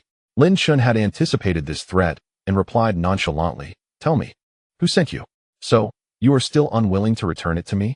The figure of the Dark Clan began to fade, as if on the verge of vanishing entirely. However, Hong Luo and Hong Lai were left in astonishment at this scene. They could hardly fathom that Lin Chen had actually seized another's dagger. Was this not exceedingly formidable? Even if Hong Luo and Hong Lai combined their strengths, they would undoubtedly be utterly defeated by this Dark Clan member. Yet, this young captain had managed to wrest the opponent's weapon away. I warn you in advance. You nearly met your demise at my hands before. And I can just as easily end your life again, Lin Chen stated calmly. A torrent of murderous intent began to emanate from him. The essence of the thousand-kill formation. The Dark Clan member understood this all too well. In the eyes of the Dark Clan member, a flicker of fierce determination emerged as he declared, No matter what, I will kill you. Come at me. Lin Chen replied with an air of calmness, his form suddenly surging forward as he commanded, Do not move. I will handle this. Hong Luo and Hong Lai, indeed, ceased their movements. The Dark Clan member's figure completely vanished from sight, leaving everyone unable to discern his presence. Suddenly, from all directions, blades glinting with a chilling light, intertwined with a peculiar aura, surged towards Lin Chen with overwhelming force. With a powerful grip, Lin Chen unleashed a torrent of pressure, imbued with strands of that very aura. Immensely potent, this devastating move immediately shattered the incoming assault. Yet, in the next moment, the expressions of Hong Luo and Hong Lai shifted dramatically as they felt an icy chill at their throats. Two gleaming, mid-grade royal daggers pressed against their necks. The Dark Clan member remained concealed. No one could ascertain whether he was lurking behind them. Nevertheless, Hong Luo and Hong Lai understood that these daggers could sever their lives at any moment. Hong Ling's countenance also altered slightly. Lin Chen furrowed his brow and stated, Release them. He stepped forward, positioning himself before Hong Ling, his gaze icy. Hand over the daggers, and I will ensure their safety, the Dark Clan member replied coldly. The atmosphere grew tense once more, as none anticipated the Dark Clan member's speed to be so extraordinary. Even Lin Chen found himself momentarily taken aback. If I hand over the daggers, who among us could possibly stand against you? Lin Chen retorted coldly, fully aware of the dagger's lethal potential. Especially recalling the perilous moment he had seized them from the Dark Clan member's grasp. The Dark Clan member's eyes gleamed like a blade, his murderous intent unabashedly radiating from him. If you do not comply, I shall take their lives, he threatened, drawing the daggers closer to Hong Luo and Hong Lai's throats. Stop! Lin Chen bellowed, urgently intervening. The Dark Clan members' daggers halted abruptly. At this juncture, Hong Luo and Hong Lai regained their composure and directly addressed Lin Chen, urging, Captain Lin Chen, do not concern yourself with us. Eliminate this assassin first. The Dark Clan member regarded Lin Chen with cold scrutiny. I will ensure your safe passage, Lin Chen asserted. Then, taking a step forward, he boldly proclaimed, I will take them hostage. You must release them. This declaration caused Hong Ling's expression to shift slightly as she interjected, If you take me hostage, Brother Lin Chen, your mission is still of utmost importance. No need. Lin Chen replied, his gaze glinting with resolve. I will be fine. Hong Ling appeared momentarily taken aback, as if grappling with the implications. You think I would be foolish enough to take you hostage? The Dark Clan member remarked indifferently, unless it involves forcing them to ingest poison. When the time comes, I shall retrieve the dagger and naturally provide you with the antidote. No questions asked, Lin Chen replied with fervor. However, his countenance swiftly turned cold. You are aware of my methods. Do not attempt any deceit, he admonished. That statement is better directed at yourself, the dark-clad individual retorted icily. Subsequently, he produced 2 black pills, each exuding a formidable aura of poison. Yet, Hong Luo and Hong Lai remained resolute, refusing to consume the toxic pills, their faces brimming with an unwavering determination. Clearly, they would rather face death than allow Lin Chen to be captured. Even if you do not open your mouths, I will still ensure you are poisoned, the dark-clad individual remarked nonchalantly, flicking his fingers as the 2 poison pills collided with Hong Luo and Hong Lai's foreheads. The pills dissolved rapidly, infiltrating their minds. As the poison permeated Hong Luo and Hong Lai, their expressions shifted dramatically, their faces darkening ominously. It was evident that the potency of this toxin was beyond their capacity to withstand. The dark-clad figure flickered once more, brandishing the dagger and swiftly slashing it towards Lin Chen's neck. Throughout the entire ordeal, Lin Chen exhibited no reaction, instead pressing the dagger against his own throat. None of you are permitted to approach. Should anyone dare, I shall end their life, the dark-clad individual threatened, pressing the dagger firmly against Lin Chen's neck before vanishing from the scene with him in tow, coughing violently. Both Hong Luo and Hong Lai were engulfed by a thickening black mist. The toxicity had evidently erupted. Yet, within their eyes flickered a profound emotion known as sincerity. They had never anticipated that Lin Chen would allow himself to be captured for their sake. Amongst them, only Hong Ling displayed a more composed demeanor. Lin Chen has truly been abducted. Chapter 317, Arrival at the Wasteland. At this moment, the expressions of Hong Luo and Hong Lai were a complex tapestry, even revealing a hint of inexplicable brilliance. Lin Chen, our leader, must not come to harm, Hong Lai said through gritted teeth, fists clenched tightly. Hong Luo's expression mirrored that of Hong Lai's. Rest assured, Lin Chen is not as simple as you perceive, Hong Ling stated calmly. In her beautiful eyes, there glimmered a light that others could not fathom. Perhaps she alone had discerned a fragment of Lin Chen's inner thoughts. Exchanging glances, Hong Luo and Hong Lai shared a resolute conviction. Lin Chen is unlikely to return soon. We must act now. I shall temporarily lead in his stead. Do you have any objections? Hong Ling expressed coolly. Hong Lai immediately shook his head, asserting, we should wait for Lin Chen to arrive. It is imperative that he leads us in completing our mission. Hong Luo nodded in agreement, affirming, I believe Hong Lai is entirely correct. Moreover, both Hong Lai and I are afflicted with a potent venom. Even if we exert ourselves to the fullest, we might only be able to harness a fraction of our true strength. Hong Ling suddenly pivoted, her gaze sharp as she scrutinized Hong Lai and Hong Luo, stating, if Captain Lin Chen were to arrive a moment later, would our mission not be delayed? Let us not forget the purpose of our team. Both Hong Luo and Hong Lai momentarily faltered in their breaths. Hong Ling continued, our current mission holds great significance. Only by executing it flawlessly can we provide him with a satisfactory report. If you are afraid of the poison coursing through your veins, you may choose to abstain. Both Hong Luo and Hong Lai were visibly shaken, yet they resolutely shook their heads in defiance. Without further contemplation, they nodded in agreement, their expressions growing increasingly solemn. This mission must be executed to perfection. Even if we are poisoned, what of it? Thus, Hong Ling assumed the mantle of team leader, guiding her companions swiftly toward the desolate expanse of Wu Huang. Meanwhile, on the opposite side of the forest, members of the Dark Clan were forcibly dragging Lin Chen by the throat, hastily making their way through the woods. How long do you intend to keep me captive? Lin Chen inquired, his tone languid. Hand over the dagger, and I shall release you, one of the Dark Clan members coldly replied. If you refuse, I will not hesitate to slit your throat. Lin Chen's smile morphed into something sinister as he suddenly vanished from sight, moving with a speed that rendered his captors momentarily bewildered.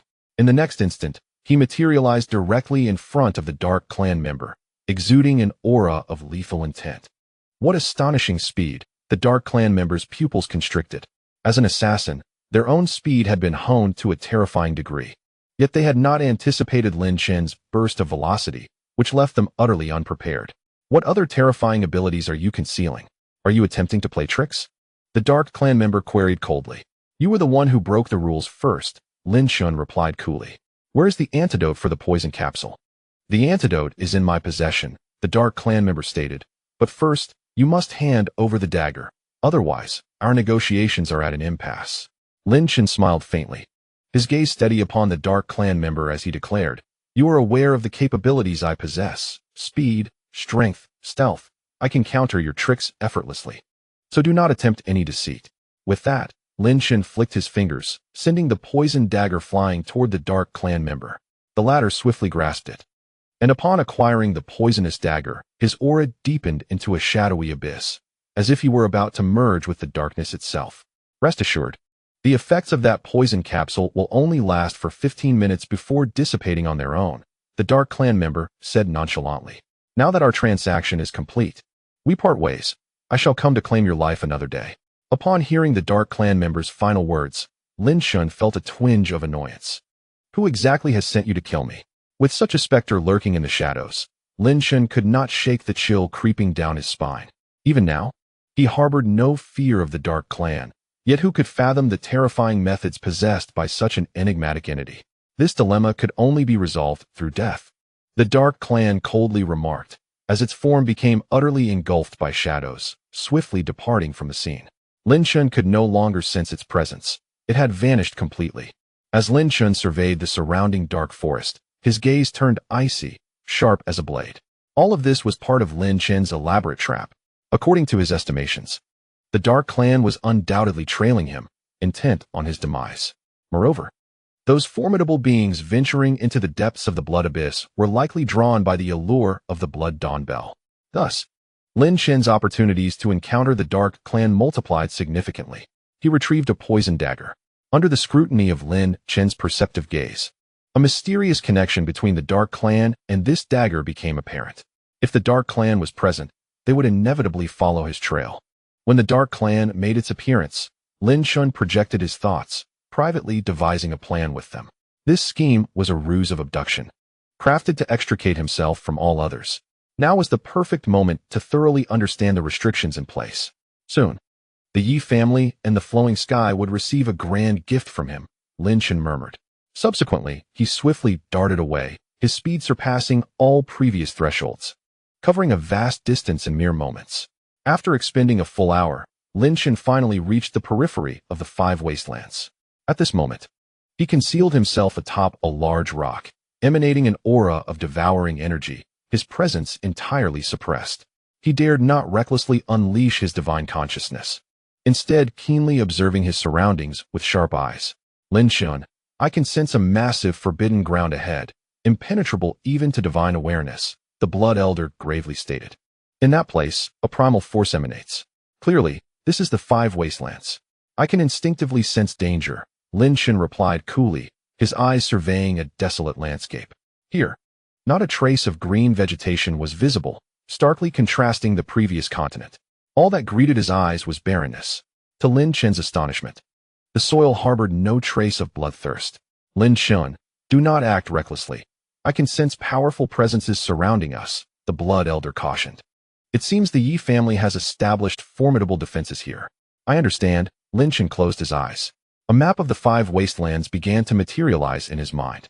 After a moment of contemplation, his gaze fixated southward, murmuring, that area is likely laden with the most restrictions, yet perhaps it is the least guarded. I shall begin my exploration from there.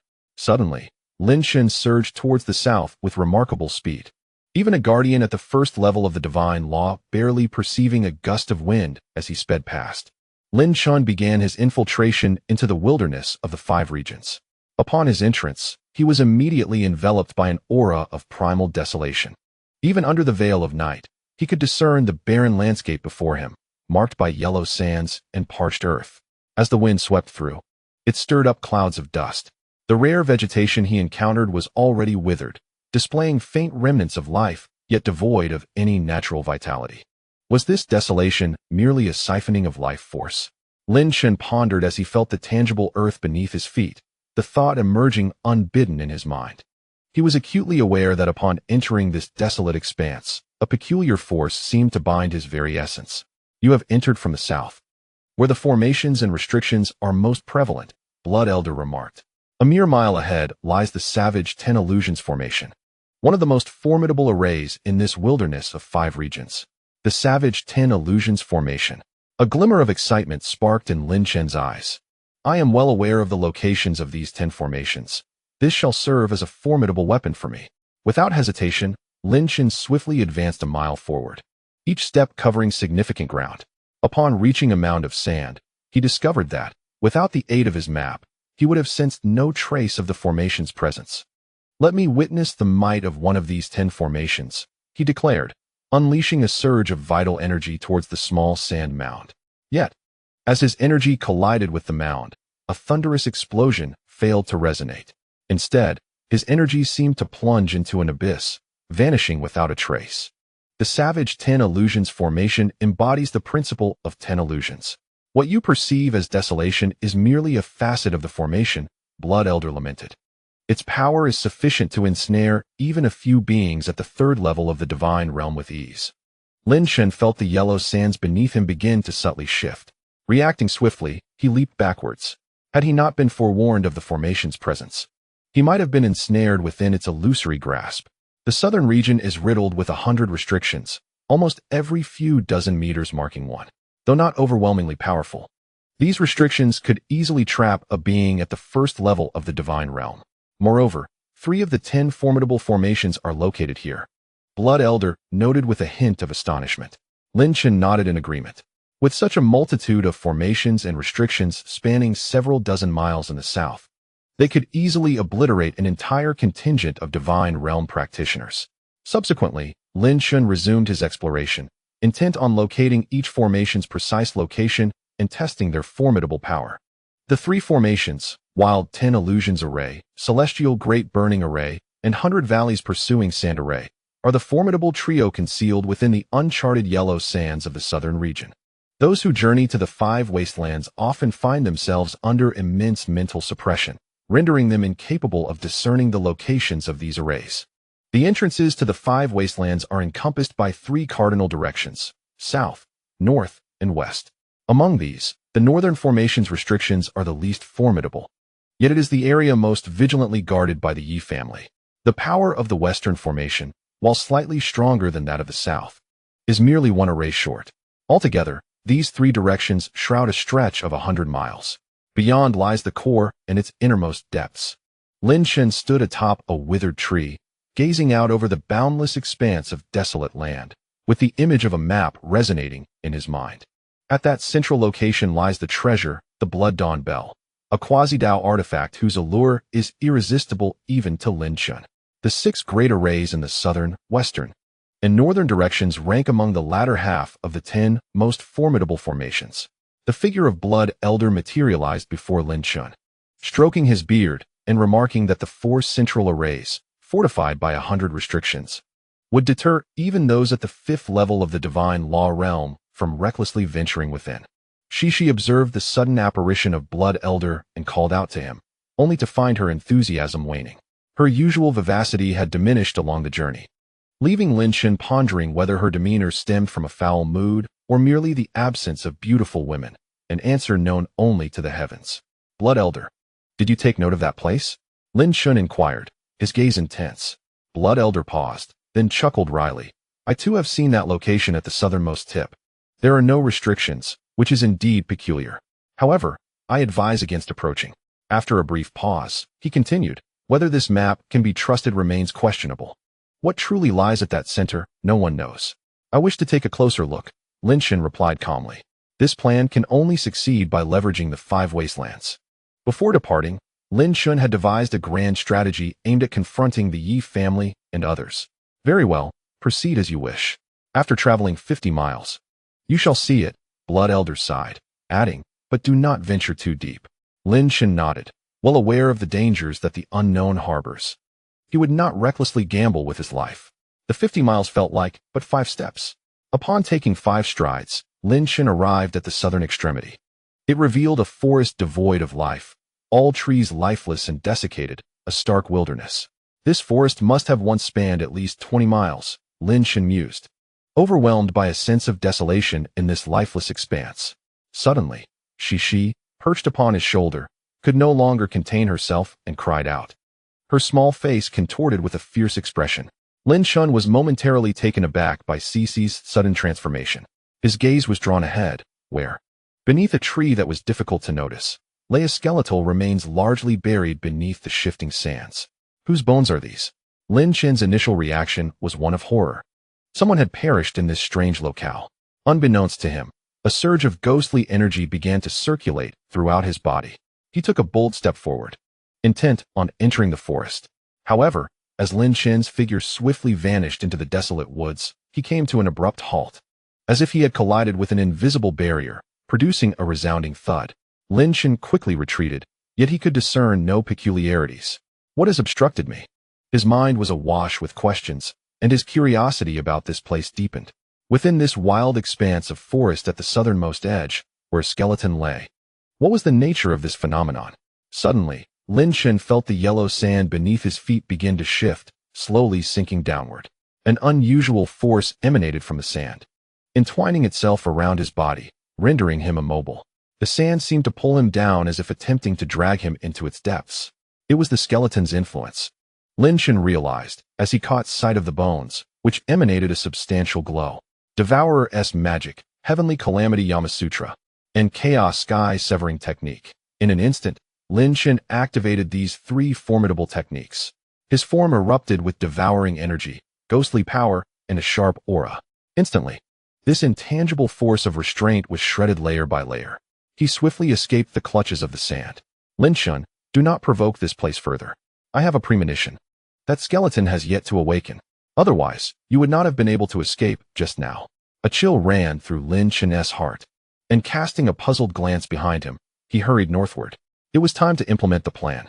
Chapter 319. The ambush night enveloped the entirety of the 5 desolations.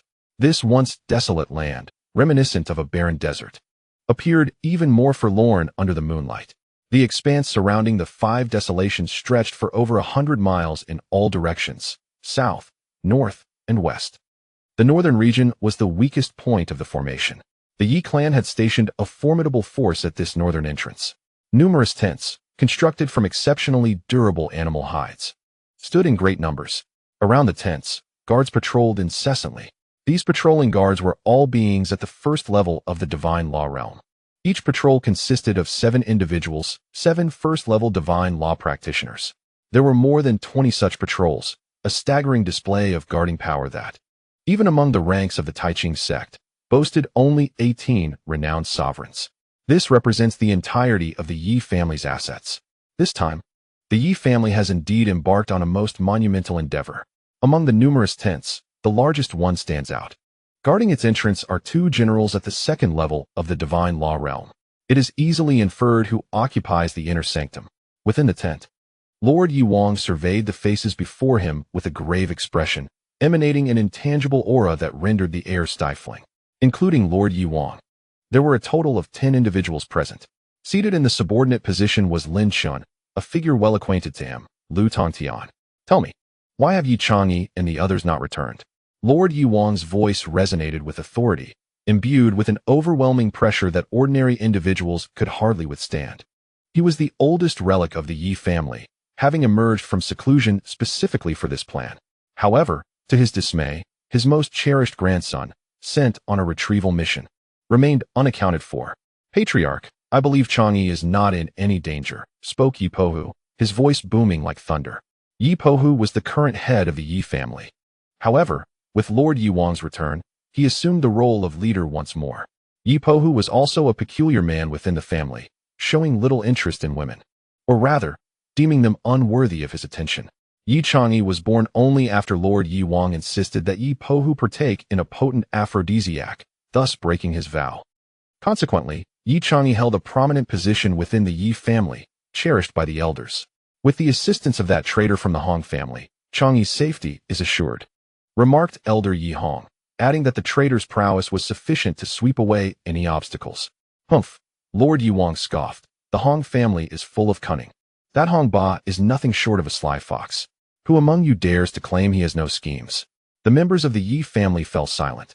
Even the so-called Mad Emperor Yi Pohu remained taciturn, illustrating the immense authority wielded by Lord Yi Wang.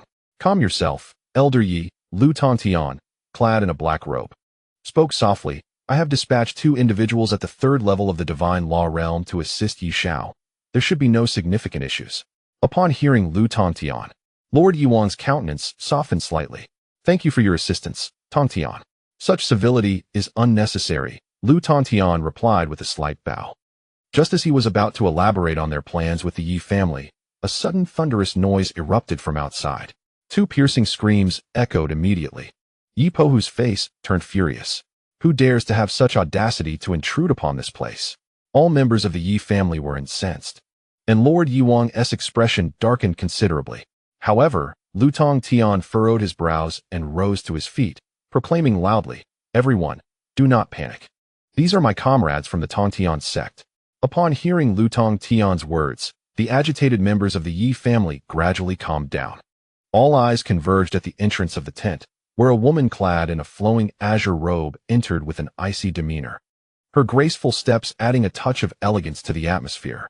In an instant, the entire tent seemed to shimmer with newfound brilliance, her beauty casting a radiant glow that captivated all present.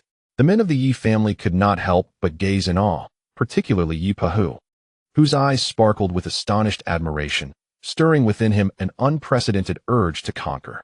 In this vast world, there existed such a flawless and enchanting woman, evoking a desire to possess her. I have brought back these 2 useless individuals, the woman remarked coldly, her striking gaze unwavering despite the surroundings, appearing even more frigid than before. Behind her trailed 2 men with pallid expressions. These were the Do Huang and Ryu Huang. In the southern expanse of the desolate Wuhuang region, 3 sovereigns of the 1st level of divine law gathered around a campfire, their faces illuminated by the flickering flames, revealing casual expressions. This wretched place is surely uninhabitable, one guard grumbled, observing the sandy terrain and inherent dangers. Who would dare come here? Keep your voice down, another admonished. You know this mission is crucial to securing our claim over Blood City. Therefore, the entire Yi family is mobilized. Indeed, if the Yi family were to dominate Blood City, our status would soar, another mused. The 3 guards exhibited no sense of impending danger. Suddenly, a chilling wind swept through, extinguishing the flames of the campfire. 3 powerful gusts surged towards the 3 sovereigns, threatening their safety. Not good. An ambush. The experienced sovereigns quickly reacted, unleashing their magical prowess to disperse the fierce winds. A shadow darted swiftly away into the desolate land behind them. An enemy has infiltrated. Quick, pursue. One guard shouted, determined not to let the intruder escape. However, another guard swiftly grasped his arm, shaking his head. Do not enter. There are numerous restrictions within. That guard cursed vehemently. Did you not see that fellow fleeing? He is unharmed. How could we be in danger? The 3rd guard nodded in agreement. After a moment's hesitation, the youth who had restrained the guard reluctantly acquiesced. His face hardened with resolve. The 3 sovereigns of the 1st level of divine law charged into the vast desolation. Instantly, the seemingly tranquil wasteland erupted in a whirlwind of yellow sand, as if monstrous jaws of sand were rising to swallow the 3 sovereigns whole. Immediately, 3 piercing cries shattered the dark, menacing night sky. Boom, boom, boom. The 3 colossal explosions reverberated through the air. As tranquility returned, Lin Chen gradually emerged from the swirling sands. Moments before, he had lured these 3 guardians into the desolate realm of the 5 wastelands, subsequently ensnaring them within a formidable barrier. Naturally, these 3 protectors were powerless against the unleashed might of the constraints. Having vanquished 3 monarchs, he remained composed, his expression unperturbed. The elongated shadow behind him hinted at a trace of ferocity. She seemed to sense something amiss, obediently sealing her lips. her large eyes shimmering like stars in the night sky. The slaughter had officially commenced, a foreboding message for the Knight family and Lu Tongtian. Prepare yourselves. Chapter 320. The Ambush, Part 2. Yipa, who had never encountered a woman of such breathtaking beauty. If one were to describe her in 2 words, it would be stunning. In 4 words, she would be the Ice Mountain Goddess. Her exquisite visage, impeccable features, and alluring figure were captivating. Her eyes, devoid of emotion, radiated an invisible chill that surrounded her, elevating her to the status of an ethereal ice goddess, an object of desire for any man. Lu Tongtian, too, was momentarily entranced. Every encounter with her left him spellbound, and this occasion was no exception. The only one maintaining composure was Yi Wang-ho, the venerable elder of the Knight family. "Could you possibly be the renowned Rain Emperor?" he inquired, his gaze shifting to the Sun and Moon Emperors. It appeared that these 2 beings of the 3rd layer of divine law had been captured by this Rain Emperor. "They failed their mission, and I brought them here," Rain Emperor stated succinctly, as if each additional word would sap her strength. A hint of shame flickered across the faces of the Sun and Moon Emperors. However, under such circumstances, their escape was understandable, was it not?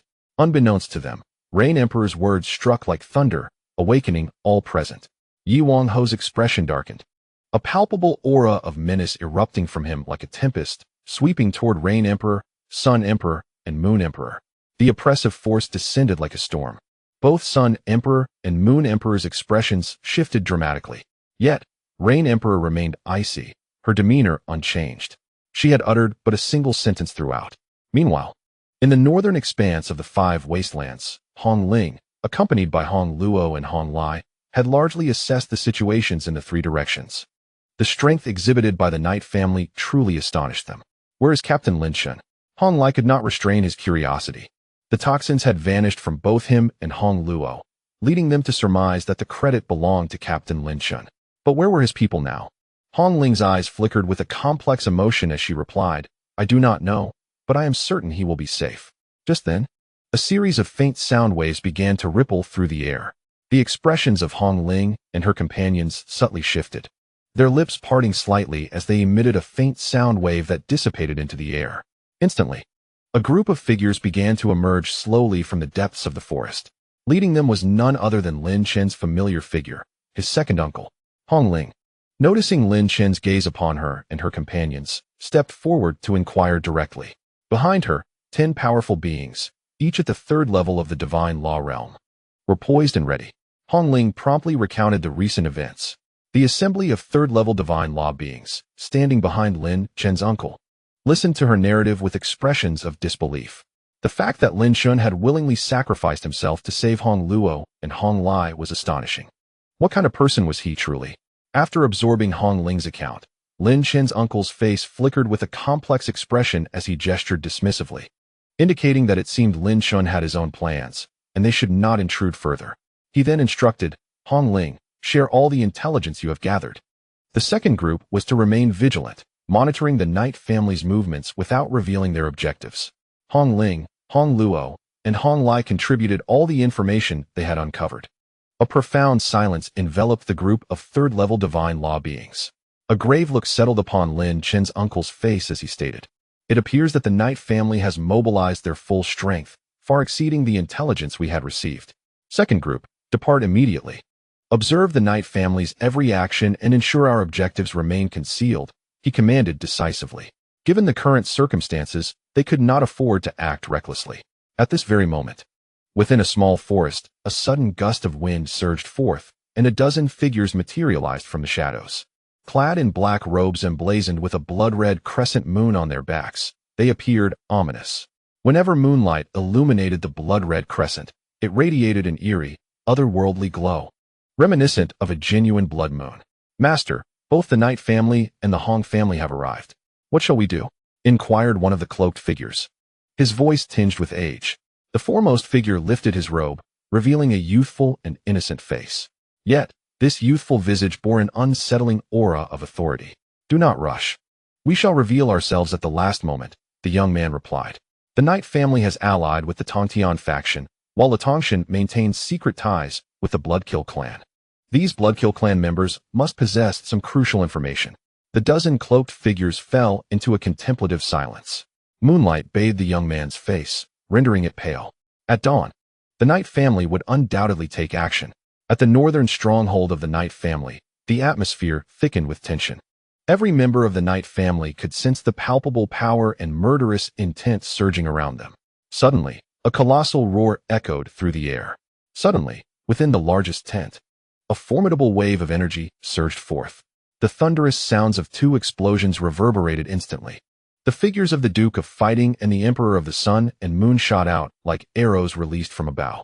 At this moment, the Knight Marquis stood above, his hair billowing and a fierce expression etched across his face as he declared, "Lin Chen, what a Lin Chen. To think he has slain my grandson. He must pay dearly for this transgression." The Night Tiger, too, was engulfed in a frenzy brought forth by this shocking revelation. Though his lips were tightly sealed, a deep growl emerged from within him, seemingly from nowhere. At this moment, both the Night Tiger and the Night Marquis resembled enraged beasts, poised to strike at any moment. Lu Tontian raised an eyebrow, his gaze icy. This Lin Chen has summoned a beast capable of vanquishing those at the fourth level of the divine law realm. Just how many abilities does he possess? The Rain Emperor remained expressionless, his demeanor cold as he stood within the tent. Tontian, I accept your request. The plan is set in motion.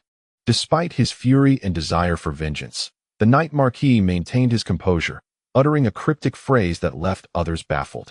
Lu Tontian nodded gravely, clasping his hands in gratitude. Thank you for your cooperation, esteemed Night Marquis. Lin Chen will be handed over to me for resolution. The Rain Emperor stood silently beside Lu Tontian, his expression unchanging. However, at that very moment, an alarm suddenly blared throughout the Knight family's encampment, an occurrence most unexpected. We are under attack. In an instant, dozens of powerful auras erupted within the Knight family's camp, brimming with terrifying strength. A great upheaval had commenced. Chapter 321. How dare you disturb my woman? The sudden alarm swept across the entire Northern Knight family encampment. All guards unleashed their full auras, enveloping the entire residence. Among them, there were no fewer than a dozen presences at the third level of the divine law realm. The combined forces of the Tongtian sect and the Knight family formed an overwhelming presence, akin to a formidable army on the Holy Spirit continent. With a resounding crash, the largest tent was obliterated by a wave of energy, reduced to mere fragments. The Knight Marquis hovered menacingly in midair, his terrifying pressure flowing like a tumultuous sea, spreading throughout the residence. Instantly, the tumultuous sounds of battle faded, and the entire Knight family fell into an eerie silence. The Knight Marquis's overwhelming presence was so intense that those at the third, second, and first levels of the divine law realm felt a chill run down their spines.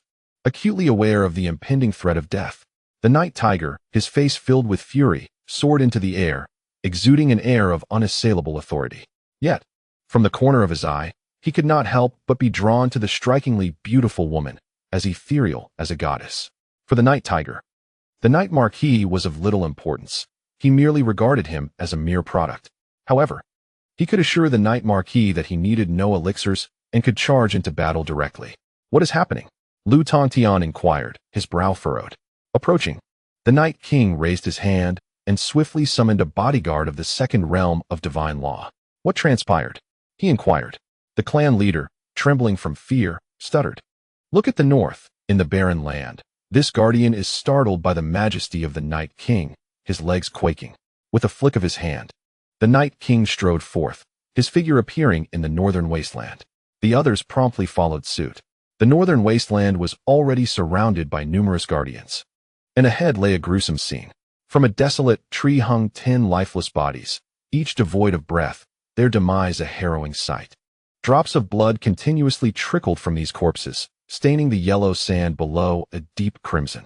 Bring the responsible one to me, the Night King commanded, his brow furrowed. Instantly, a middle-aged man clad in dark golden armor, a third realm divine law practitioner, flew forth and knelt before the Night King, declaring, Clan leader, among these 10, 8 are our brothers guarding the southern wasteland. The other 2 are third realm experts of the Tontian faction.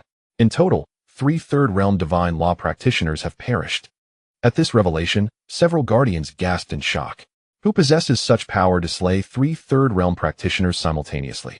Even a fourth-realm divine law presence would require a significant commotion to achieve such a feat. Why did we not sense anything prior?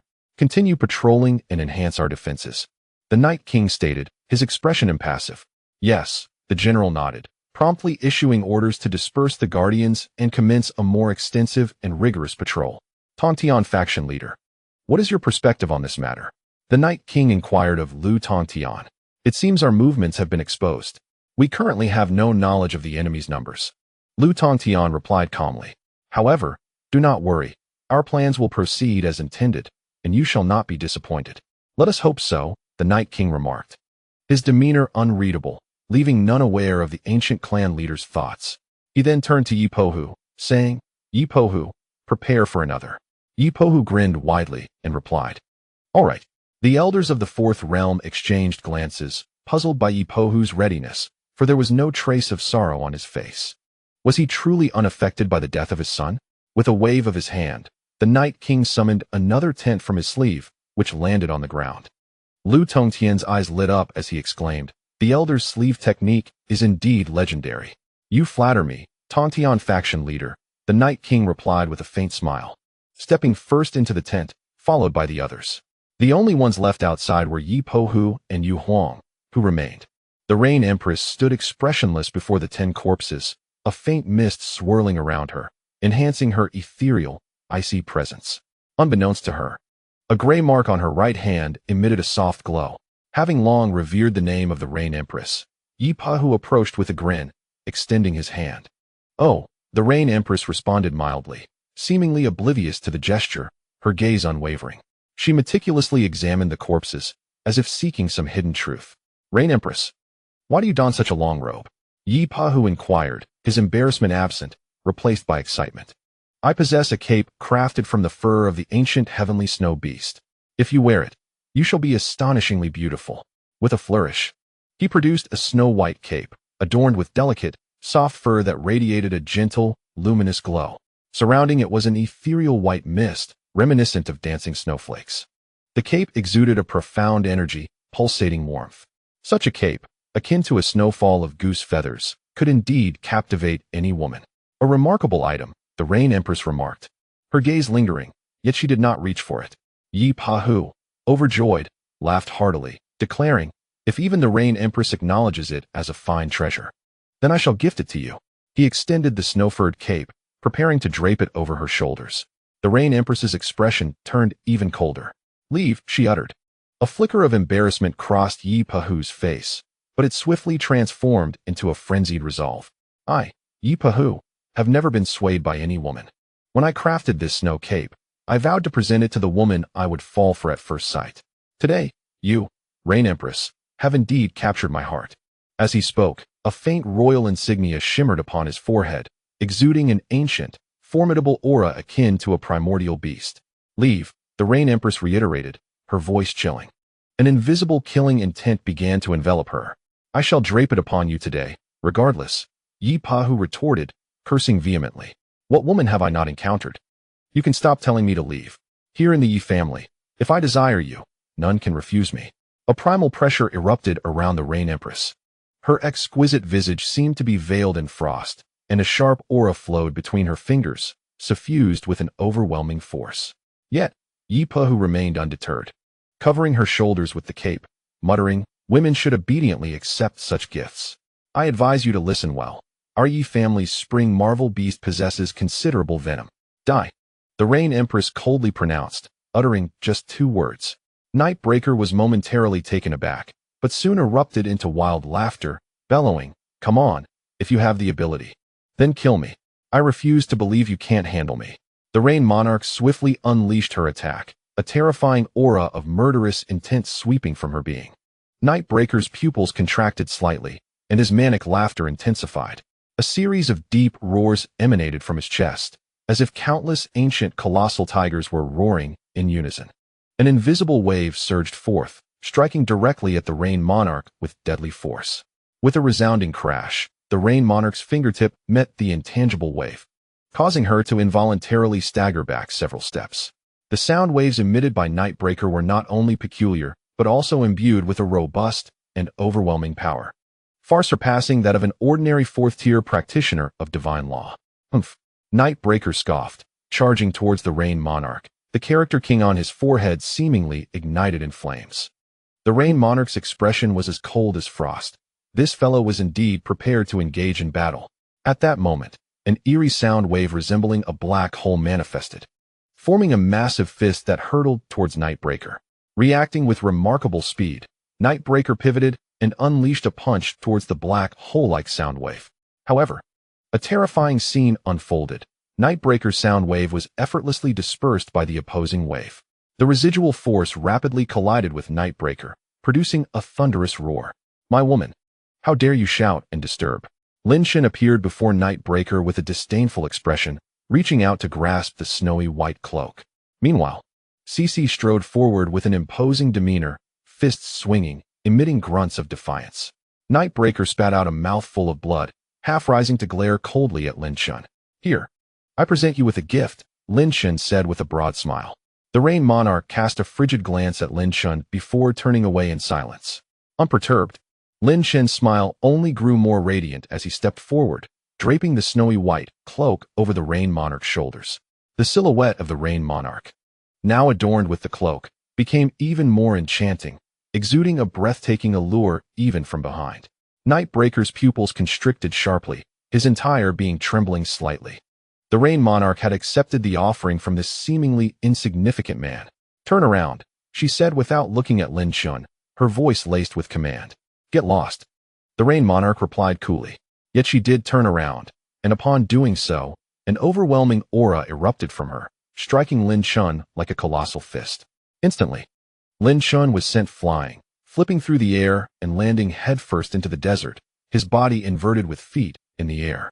Zixodon cast a furious glance at the strikingly beautiful woman before him, feeling an impulse to act, yet the woman's breathtaking beauty held him in a trance. Meanwhile, Lin Chen, observing the figure before him, erupted in boisterous laughter, exuding an air of grandeur. Draped in a snow-white fur shawl, the Rain Empress resembled a goddess gracing the earthly realm, captivating all with her unparalleled beauty. Chapter 322. All arrive. At this moment, Yi Pohu was engulfed by a frenzied impulse. Who was this young man? Capable of personally adorning the Rain Empress with a shawl, and moreover, using one that he had meticulously crafted? Yi Pohu harbored a fierce desire to obliterate Lin Chen. Yet the seemingly ordinary Cece instilled in him an unprecedented sense of peril. The punch Yi Pohu had just unleashed was not something a mere third-tier divine law realm could withstand. This diminutive crimson beast of the first tier of divine law could effortlessly counter it, even inflicting injury upon him. What was the origin of this crimson creature? Even the notoriously reckless Yi Pohu hesitated to act rashly. Who is the Rain Empress? Yi Pohu inquired darkly. The Rain Empress cast a casual glance at Yi Pohu. The person you seek. Instantly, Yi Pohu's pupils constricted with realization. You are Lin Chen. Lin Chen's renown had long since spread throughout the Yi family. Even Yi Pohu was aware of Lin Chen's past exploits, and most importantly, this individual was the true culprit behind the death of his son. With a swift motion, Lin Chen flipped onto his feet, standing confidently within the confines of the Five Desolations, a serene smile gracing his face. "Very well, I shall slay you." Yi Pohu's visage darkened with murderous intent as he bellowed furiously, unleashing a torrent of violent sound waves that transformed into mighty tigers, charging towards Lin Chen with ferocity. The spectral tigers conjured from his sound waves were extraordinary, their colossal forms radiating an ancient, primal majesty. They embodied the king of beasts from the primordial era, the Annihilation Tiger. Such an assault could easily obliterate Lin Chen, who was merely at the threshold of the astral chi realm. In a flash, Cece leaped into action, delivering a punch that unleashed a sound wave akin to a black hole, surging forth to counter the oncoming Annihilation Tigers. A tremendous explosion resounded as all the spectral tigers were utterly vanquished beneath the might of the sound waves, with no chance of survival. The black hole-like sound wave of her punch rapidly surged towards Yi Pohu. His expression shifted dramatically as he enveloped himself in a swirling barrier of sound waves for defense. Suddenly, he recalled the words of the Sun and Moon Emperors and the Fighting Emperor, who spoke of Lin Chen's peculiar little beast that had annihilated a fourth-tier divine law entity. Now, he was face to face with Lin Chen's extraordinary creature. All the sound wave punches were effortlessly dismantled by this black hole-like force, and Yi Po Hu found himself subjected to an overwhelming assault. Instantly, he was sent hurtling backward, crashing towards the largest tent in the vicinity. Yu Huang raised an eyebrow slightly, casting a glance at the spirited crimson beast before her. A hint of perplexity surfacing in her eyes. This crimson creature evoked an extraordinarily peculiar sensation within her, yet it posed no threat. What then could have enabled this creature to vanquish the formidable Nightbreaker, Yi Po Hu? Within the grandest tent of the Night family, a colossal hand emerged. Seizing the figure of Yi Po Hu, who had been sent hurtling through the air, the Night Marquis, brimming with murderous intent, burst forth from the tent. Following closely behind was a figure familiar to Lin Chen, Lin Chen. What transpired? How could someone inflict harm upon you? The Night Marquis demanded with authority, having caught hold of the retreating Yi Po Hu. In this realm, few possessed the capacity to injure Yi Po Hu. Could it be that the two from the Hong family had arrived? Lin Chen observed as Yi Po Hu regained his footing, his attire torn, revealing a robust chest. The character for king emblazoned on his forehead blazed with renewed intensity.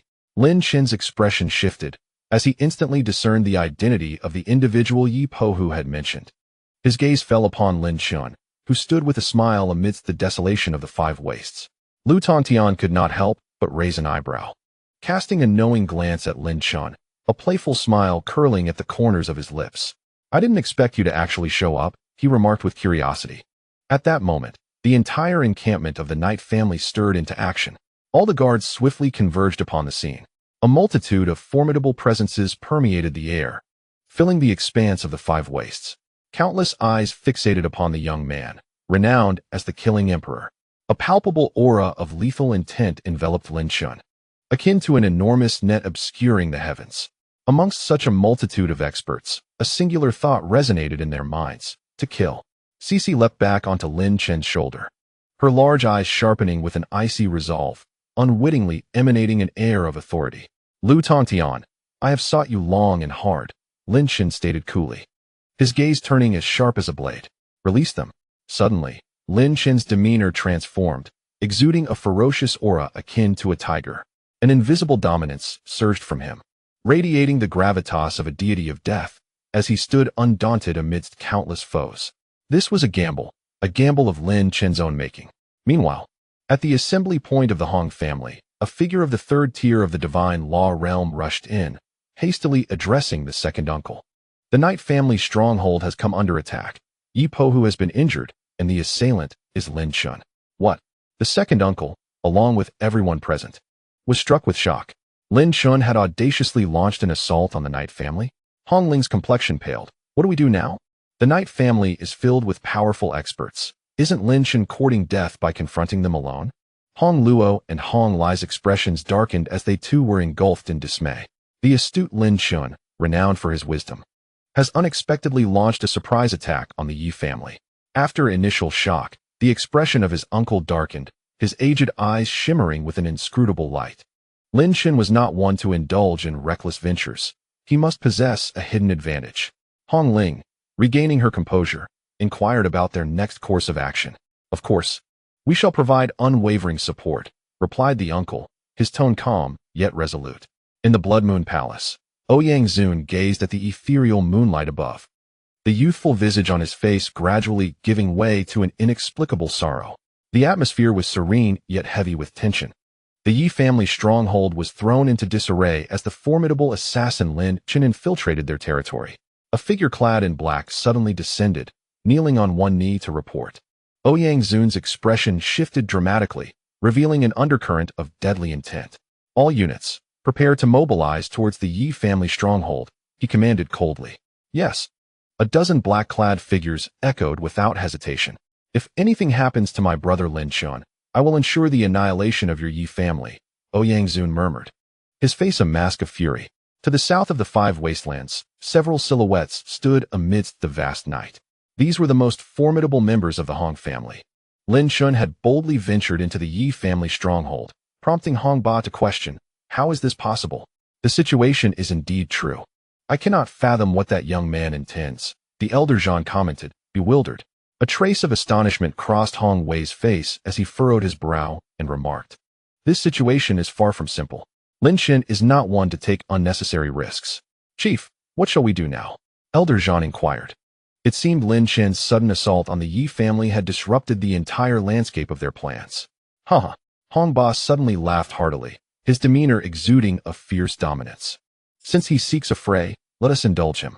I am most curious about the terrifying force that lies within him. Chapter 323, The Legend of Dawn, Part 1. Like a solitary gatekeeper, Lin Chen stood atop the northern expanse of the Five Wastelands. His gaze icy as he fixed upon Lutong Tian, a palpable aura of menace enveloping him. None among the divine law realm dared to make the first move, perhaps due to the overwhelming malevolence radiating from Lin Chen. I never expected you would dare come here, Lutong Tian remarked coolly, acknowledging Lin Chen's audacity. Spare me your platitudes. Release them at once, Lin Chen retorted coldly. If he possessed the strength, Lutong Tian would have been his first target. The Sun and Moon Emperor and the Fighting Emperor exchanged apprehensive glances, taken aback by Lin Chen's presence, and even more so by the ominous crimson beast perched upon his shoulder. They instinctively pondered what kind of leverage or hidden card Lin Chen held to act so brazenly. Lin Chen, it was you who killed my grandson.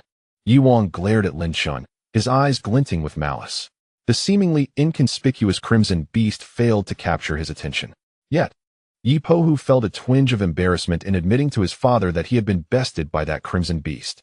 Your grandson is alive, Lin Chen remarked nonchalantly. However, he is currently in my grasp, and I could take his life at any moment. Therefore, it would be wise for the Yi family to refrain from any rash actions. Lin Chen had audaciously begun to threaten the Night Marquis. Yi Pohu's face flushed with rage as he erupted into a tirade against that useless creature. If you wish to kill him, then do so. How dare you threaten us? Despite his vitriolic outburst, Yi Pohu did not make the first move, for he was acutely aware of the crimson beast, Cici, perched on Lin Chen's shoulder. Silence, you worthless fool. Why are you shouting? The Night Marquis barked at Yi Pohu, chastising him for his lack of composure. With that reprimand, Yi Pohu's anger dissipated, replaced by a fierce glare directed at Lin Chen. The Night Marquis then turned to Lin Chen, his expression darkening. You ought to understand your predicament. You are currently within the territory of the Yi family. At my command, you shall meet a gruesome end. Lin Chen shrugged indifferently. If I had the audacity to come here, I have no need for your threats, Night Patriarch. Spare me this charade. Surprisingly, the Night Marquis did not retort. Lin Chen's assertion held truth, which was precisely why they dared not act impulsively. After all, the death of a formidable figure at the fourth level of the divine law realm at Lin Chen's hands was too bizarre to ignore. If the Yi Patriarch does not act, then I shall, Lu Tongtian declared as he turned his gaze toward the Rain Emperor. Rain Emperor. He is our primary adversary in the Mingtian sect. Eliminate him. Lin Chen's attention shifted to Qiu Yuning, the second true disciple of the Mingtian sect. Would she carry out the order to kill him? Your command holds no authority over me, Qiu Yuning replied with a stoic expression. Should he offend the Mingtian sect, and I receive a kill order, only then may I act. Lin Chen smiled, realizing that this woman was, indeed, reluctant to take his life. Lu Tongtian scrutinized Qiu Yuning for several moments, unexpectedly revealing a smile. Could it be that the esteemed Rain Emperor has developed feelings for Lin Chen? Begone, the Rain Emperor replied tersely, her countenance as cold as frost yet undeniably enchanting. Numerous guards, despite the sudden appearance of Lin Chen, couldn't help but steal glances at Qiu Yuning. Such a woman surely epitomized the perfect goddess in the hearts of men. Lu Tongtian's smile faded as he asserted, the bounty order shall be issued soon. At that time, whether you wish to kill or not, you will have no choice. Indifferent, Qiu Yuning stated flatly. If you do not act, then I shall. In an instant, Lu Tongtian moved, unleashing an overwhelming aura that suffocated the air around them. Everyone present felt the oppressive weight of his presence, rendering even breathing a laborious task. What a terrifying pressure! Yet Lin Chen remained unfazed, seemingly unperturbed by Lu Tongtian's impending strike. Stop! The Night Marquis bellowed. Tongtian leader, do not act. My grandson is still in his possession. Upon hearing the Night Marquis's command, Lu Tongtian came to a halt. This fellow is mine to deal with, the Night Marquis said, bowing slightly. The continuation of the Yi lineage rests upon Night Chong. He is of utmost importance to us. Upon hearing the Night King's proclamation, Lu Tongtian withdrew his hand, casting a fleeting glance at Lin Chen and remarking, Let us allow you to live a little longer. Lin Chen wore a smile, albeit one that bore the chill of impending danger. Release my grandson, and we shall settle the grievances between the Yi family and yourself, the Night King stated solemnly. Settle? Lin Chen scoffed, a cold laugh escaping his lips. Who can trust that you won't stab me in the back later? Don't even speak of credibility. It is the very thing you lack the most. The Night King faltered momentarily, then replied with a stoic expression, Very well, release my grandson. What are your demands? Have Lu Tontian release my friends, otherwise. You might as well prepare a larger grave for your grandson, Lin Chen retorted coldly. The Night King glanced at Lu Tontian and responded, All right. First let me know that my grandson is still alive. If he lives, I am willing to make this deal. Lin Chen turned his icy gaze towards Lu Tontian. I agree to your terms, Lu Tontian replied nonchalantly. Excellent. In that case, I shall allow you to see your grandson, Lin Chen stated coolly. With a grand gesture. A colossal bronze tower materialized behind him, prompting gasps of astonishment from the onlookers. A high-grade imperial artifact. Incredible. The power of this artifact seems unmatched. The guards began to stir, their eyes wide with disbelief. Such an artifact was exceedingly rare even within the Night family. Even the Night King and Yi Pohu looked upon the bronze tower with profound surprise.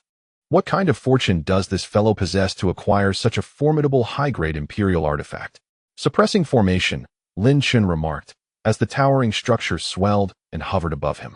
A grand formation appeared beneath the tower, revealing a figure trapped beneath the inscription of suppression, its aura weak and feeble. This figure was none other than Yi Chang'e, the eldest grandson of the Night family. Upon seeing this figure, the Night King could not contain himself and cried out. Yi Pohu, however, scoffed, his expression darkening, as if his son's predicament brought him great humiliation. Grandfather, Yi Chang'e exclaimed, opening his heavy eyelids, a faint glimmer of hope crossing his face. Save me. Do not worry, grandfather will rescue you soon. Just hold on. The Night King's face betrayed a mix of concern and urgency. Before he turned his gaze upon Lin Chen, a fierce glint igniting in his eyes. Lin Chen, you shall regret everything you have done, the Night King said with a chilling tone. Is that so? I have never felt regret, Lin Chen replied with a subtle smile, making a motion as if to draw the bronze tower into his mind. Yet, in that very moment, an unexpected turn of events occurred. An overwhelming force, akin to the clash of ice and fire, surged towards Lin Chen. Instantly, his body was engulfed in a cacophony of explosive sounds, as an immense oppressive force bore down upon him like a mountain. Meanwhile, the Night Marquis's aura abruptly transformed, and he swiftly struck out, his sleeve sharply flicking towards Lin Chen's figure. From the depths of his robe, a whirlwind erupted, composed entirely of sound waves. An intricate vortex formed instantly, unleashing a terrifying force of attraction, as if intent on drawing Lin Chen into its depths. In this critical moment, the oppressive might of the celestial flow surged forth, akin to countless powerful strikes battering against Lin Chen's body. Even with the resilience of a lower-grade imperial artifact, Lin Chen could not help but feel the surge of blood rising within him. What astonished Lin Chen the most was the sudden invocation of the mystical technique, Sleeve Universe. As the Night Marquis waved his sleeve, the sound wave emanating from the robe, resembling a miniature tornado, tugged at Lin Chen's body and the Xianshang Monarch Tower. Though the power of this sound wave tornado was not overwhelmingly great, it possessed a peculiar force, striving to ensnare Lin Chen's form. Lin Chen, be wary. This is a spatial technique. If you are drawn in, you shall be trapped in another dimension, unable to escape. Blood Elder cried out vehemently, as the Xianshang Monarch Tower also succumbed to the pull, unable to break free. Lin Chen's body tensed, for he was now under the assault of two fifth-tier beings of divine law. Although they had not exerted their full strength, it was beyond what Lin Chen could withstand. At that moment, Shi, perched on Lin Chen's shoulder, observed the Sleeve Universe technique and instantly reacted with bared teeth and wide, excited eyes. Just as Shi was about to act, a colossal sound wave surged towards the Sleeve Universe technique. Power of sound, shatter. An ancient voice resonated, as this massive oncoming sound wave brimmed with overwhelming force. The rolling might erupted from the sound waves, as if they were manifestations of raw power. Boom, boom, boom. The explosive sounds resounded continuously. The Night Marquis snorted coldly and withdrew his sleeve, dispelling the Sleeve Universe technique. At once, The Xianshang Monarch Tower flew into Lin Chen's body. In that moment, the celestial flow could no longer act and retracted its oppressive force. Observing the scene with an indifferent gaze, suddenly, Lin Chen's uncle, accompanied by a dozen third-tier experts of divine law, swiftly approached Lin Chen. Group leader Hong Luo and Hong Lai, upon seeing Lin Chen, immediately advanced and shouted loudly, their tone devoid of any fear. You. Lin Chen was taken aback. Lin Chen, we all know you are here alone facing the Yi family. We have come to rescue you, Hong Ling declared fiercely from the side, her demeanor radiating wild courage despite the multitude of formidable foes surrounding them. Lin Chen found himself at a loss for words, gazing at Hong Luo and Hong Lai, who showed no hint of trepidation. The arrival of the Hong family was indeed unexpected for Lin Chen, who had come prepared for a perilous solo endeavor. However, they arrived nonetheless. Furthermore, Lin Chen had once devised a scheme to deceive Hong Luo and Hong Lai, which stirred a sense of guilt within him. My dear friend Lin Chen, I wronged you last time. Hence, this time I shall undertake an act worthy of your regard, his second uncle proclaimed solemnly. Yet, it was evident to all that a faint smile lingered on his serious countenance. Instantly, Lin Chen's faction grew once more in strength. Qiu Yuning stood like an ethereal flower of crystal clarity amidst the battlefield, where life could perish at any moment, existing in splendid isolation. Regardless of what circumstances Lin Chen faced, Qiu Yuning's expression remained unchanged, her emotions unwavering. Yi Pa, who had been observing Qiu Yuning closely, and this realization filled him with exhilaration. It seemed that this Reign Empress did not favor that insignificant fellow after all. However, in the next moment, Yi Pa Hu was mistaken, in a way that nearly drove him to madness. Qiu Yuning's gaze shifted towards the fiery-haired beauty, and her emotions subtly wavered. Though the shift was slight, Yi Pa Hu perceptively sensed it. Witnessing the intimate interactions between the wild-haired beauty and Lin Chen incited a fury within him that made him feel as if he might spew blood. That lad ought to be called a madman. Hong Ling also sensed something amiss. Turning her head, she beheld Qiu Yuning, and an expression of astonishment washed over her beautiful eyes. Never had she encountered a woman so flawless in this world. To speak candidly, even Hong Ling felt a weight of pressure in the presence of the Reign Empress. Lin Chen, who is she? Hong Ling inquired softly. The second true disciple of the Hunyuan sect, Lin Chen replied, a subtle smile playing at the corners of his mouth as he strode forward boldly, positioning himself before his second uncle, proclaiming, since everyone has come to assist me, allow me to lead the charge. At that moment, Lin Chen's aura transformed once more, exuding the demeanor of a great commander. Both Hong Luo and Hong Lai exchanged glances, their expressions betraying a flicker of excitement. They were genuinely convinced by the man before them. A smile flickered across the usually stern face of his second uncle, who nodded emphatically. The over a dozen members of the Hong family, all at the third stage of the divine law realm, felt an extraordinary bond of unity at this moment. This bond was one of life and death together. A swarm of ants, the Night Marquis remarked nonchalantly, hardly considering them worthy of his attention. The elder of the Yi family stepped forward, casting a mocking gaze at the second uncle. When did you lose your wits, Hong Heir? If you wish to avoid death, I suggest you persuade your friend to release young Master Yi, or else face annihilation. At this, all the members of the Hong family were momentarily taken aback, their eyes converging upon Lin Chen. You captured young Master Yi? His second uncle inquired incredulously. Indeed, Lin Chen shrugged. Hong Ling witnessed it, but I merely instructed her not to speak. Hong Ling nodded in agreement. A profound silence enveloped the entire Hong family. The demon, truly a remarkable entity. Who is unaware that Yi Chang'e is the sole descendant of the Yi family? Who does not know that the wild man, Yi Pohu, shuns the company of women? Very well, laughed the second uncle. If that is the case, it is sufficient to ensure the extinction of the Yi family. Subsequently, a flicker of desolation crossed the second uncle's eyes, as if he had recalled something profound. The patriarch of the Yi family wore an expression of discomfort, astonished that this red second uncle dared to speak so boldly, essentially delivering a slap in the face. Humph, how ungrateful, the patriarch scoffed, dismissing his long robe with a flourish. However, Lin Chen's gaze turned icy. What patriarch? You should leave at once.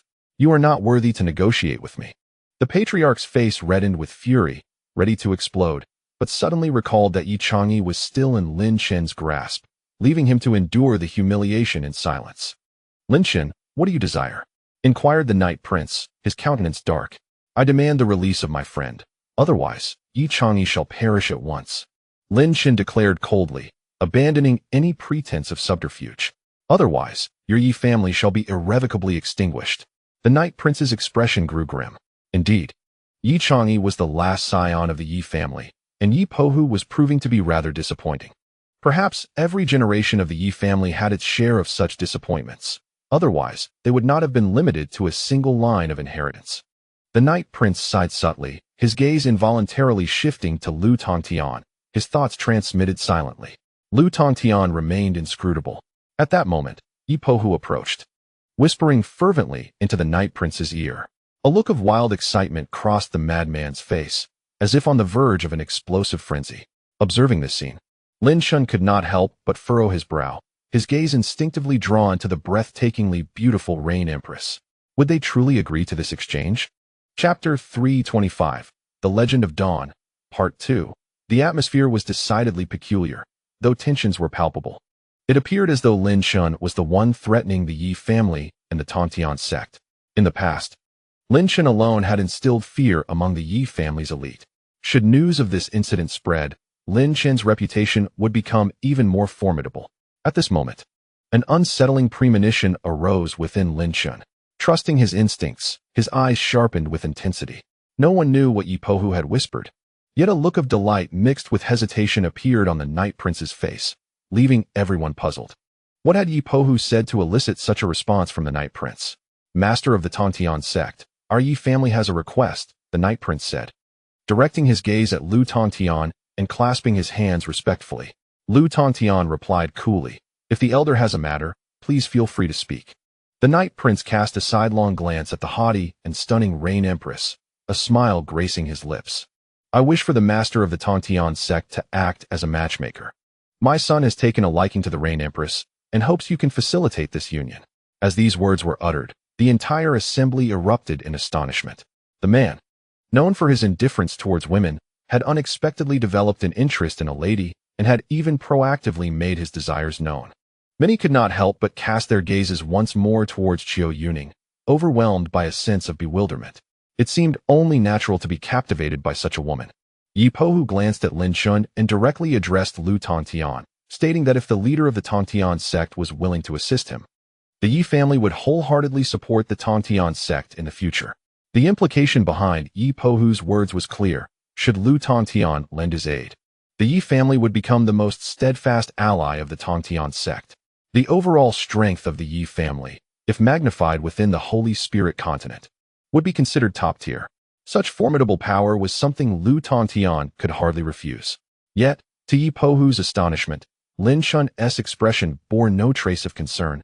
Instead, it was adorned with a playful smile. Was this fellow mocking him? I will make you regret it. Once I seize the Rain Emperor, I shall undoubtedly eliminate you.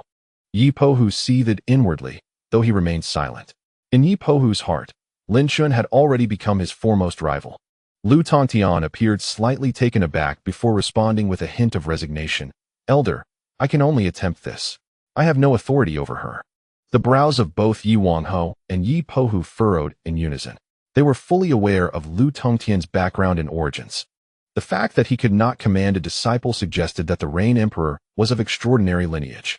The Rain Emperor, Brother Pohu, possesses the physique of an ancient celestial destroying tiger, a perfect match for you, Lu Tongtian remarked, his gaze fixed upon the Rain Emperor.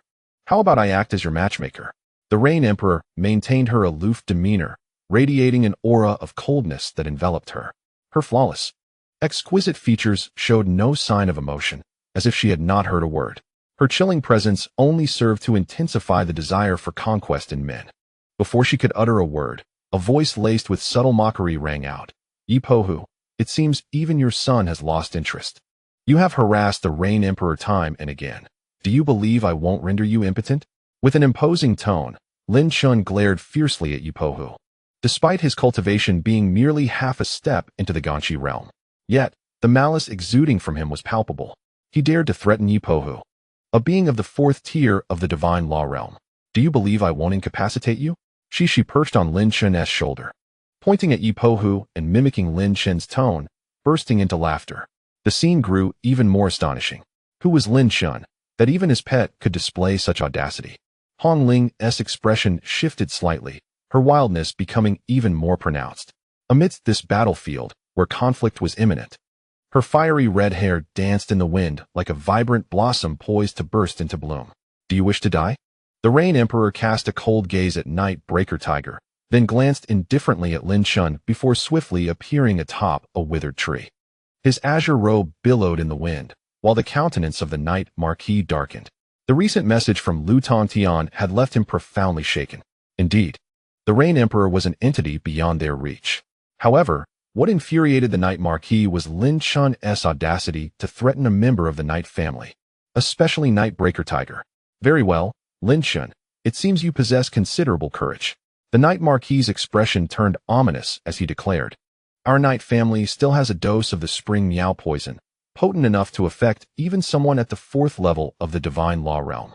I would not hesitate to administer it to Breaker Tiger again if you continue to provoke us. Surrender now, or I shall annihilate you all." The Night Marquis was truly enraged. In the past, his wrath had left rivers of blood in its wake. Although Lin Chen, this little anomaly, had appeared today, it would not bend his nature. Is that so? Lin Chen shrugged nonchalantly, his gaze gradually darkening. I truly do not mind if you choose to make a move against me. He then turned to glance at the red silk behind him, along with his uncle and the others from the Hong family. The presence of the Hong family had indeed disrupted Lin Chen's plans. Let us hope they do not become adversaries. Prepare. His uncle bellowed, signaling for battle. At once, all the Hong family guards sprang into action, exuding an aura akin to a ferocious tiger. Very well, I shall see what waves you can stir, the Night Marquis declared, striding forward with resolute steps. His sleeves swirling dramatically, a massive sound wave storm immediately engulfed everyone present. This sonic tempest expanded over a considerable radius, permeating the very skies above. The overwhelming force within the storm relentlessly swept through the space, exerting a terrifying pull on Lin Chen's entire team. This is bad. We cannot withstand it for even a minute. Lin Chen's expression shifted slightly. The sleeve universe technique was indeed formidable. Even if he exerted all his strength, he could only resist for a brief moment. Nonetheless, the old curmudgeon's actions were well within Lin Chen's anticipation.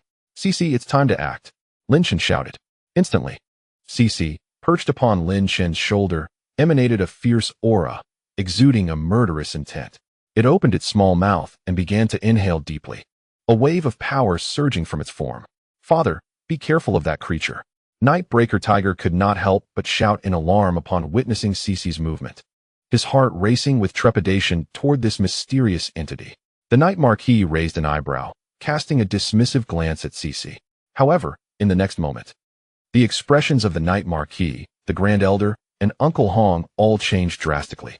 CC unleashed a torrent of black sound waves, akin to a legion of serpents, surging forth with tremendous force. In an instant, the tempest's pull and tumultuous wind ceased abruptly.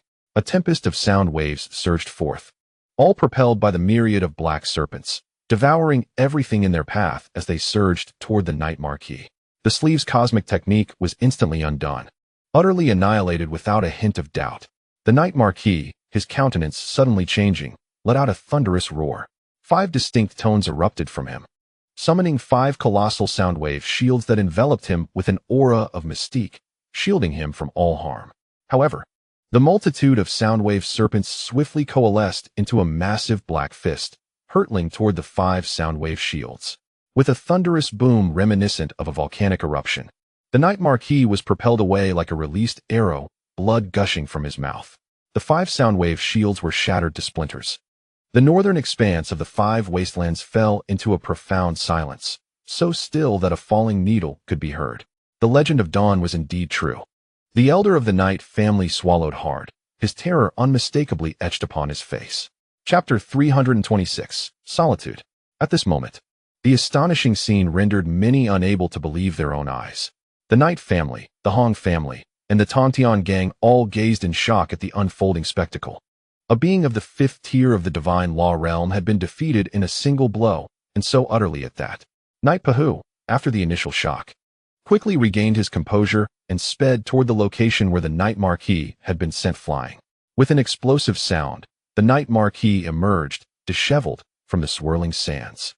At that moment, it was clear to all that his face bore a mixture of fear and murderous intent. What could possibly be happening? Even Lu Tongtian could not help but furrow his brow slightly. Upon hearing the elder's terrified mutterings, he stepped forward to inquire, "Elder, what is the situation?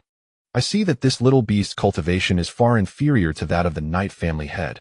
How could this outcome be possible?" Lu Tongtian felt an instinctual certainty that he could obliterate the little beast in a single strike. Yet the Knight Marquis was his equal in cultivation. Could it be an act? How could one be so adept at deception? The elder of the Knight family, still reeling from fear, swallowed hard upon hearing Lu Tongtian's question. His throat seemed to constrict as he trembled, managing to stammer, the legends are true. The Bloodslaughter clan's malevolence, it's real." "What legends?" Lu Tongtian observed the elder's agitation and refrained from further questioning, instead furrowing his brow in contemplation. This being of the fourth tier of the divine law realm was momentarily overwhelmed by the shocking reality before him. The Bloodslaughter clan was a race birthed from the abyss of blood, steeped in countless ancient secrets. To outsiders, the history of the Bloodslaughter clan was an enigma. Even to themselves, Lu Tongtian, of course, did not grasp the meaning of the legends. His gaze, however, turned sharply towards the crimson little beast, Cici, before Lin Chen, scrutinizing it with keen interest. "Father, are you all right?" Yi Pohu could not help but inquire as he flew directly to the side of Yi Wangho. "I am fine." Yi Wangho's voice was cold, his expression resembling a monstrous figure poised for slaughter. "Our true enemy has arrived, the entire Bloodfiend clan's adversary." Yi Pohu was momentarily taken aback, and then his countenance changed dramatically. "Father, could it be that legend?" Yi Wangho nodded impassively. Upon witnessing this gesture, Yi Pohu's expression turned frigid, a subtle roar of a tiger emanating from within him, exuding an aura of lethal intent. "All members of the Yi family, heed my command and be ready to eliminate this beast." Yi Wangho soared back, yet refrained from acting impulsively. Instead, he issued his first command with unparalleled authority. Yes, although the Yi family members were oblivious to the circumstances, obedience was their sole directive. Instantly, dozens of murderous intents converged upon Cici and Lin Chen. Cici, unaccustomed to such a formidable display and the piercing gazes of so many, spat disdainfully and leaped onto Lin Chen's shoulder. Upon finding her perch, Cici seemed to regain her courage, once again donning a look of contempt as she surveyed her surroundings. In that fleeting moment, an eerie silence enveloped the atmosphere. "Uncle Hong Heir, are you still lingering behind Lin Chen?" Yi Wangho's voice was icy. "At this juncture, our two families should set aside our grievances. You are well aware of the reasons." Lin Chen's face bore a bitter smile. Although he was ignorant of the legend of Dawn, he now understood that Uncle Hong Heir and the Hong family might very well be his foes. This revelation, while anticipated, struck him as particularly jarring. The disciples of the Hong family were utterly bewildered by the current situation, their gazes collectively fixed on Uncle Hong Heir.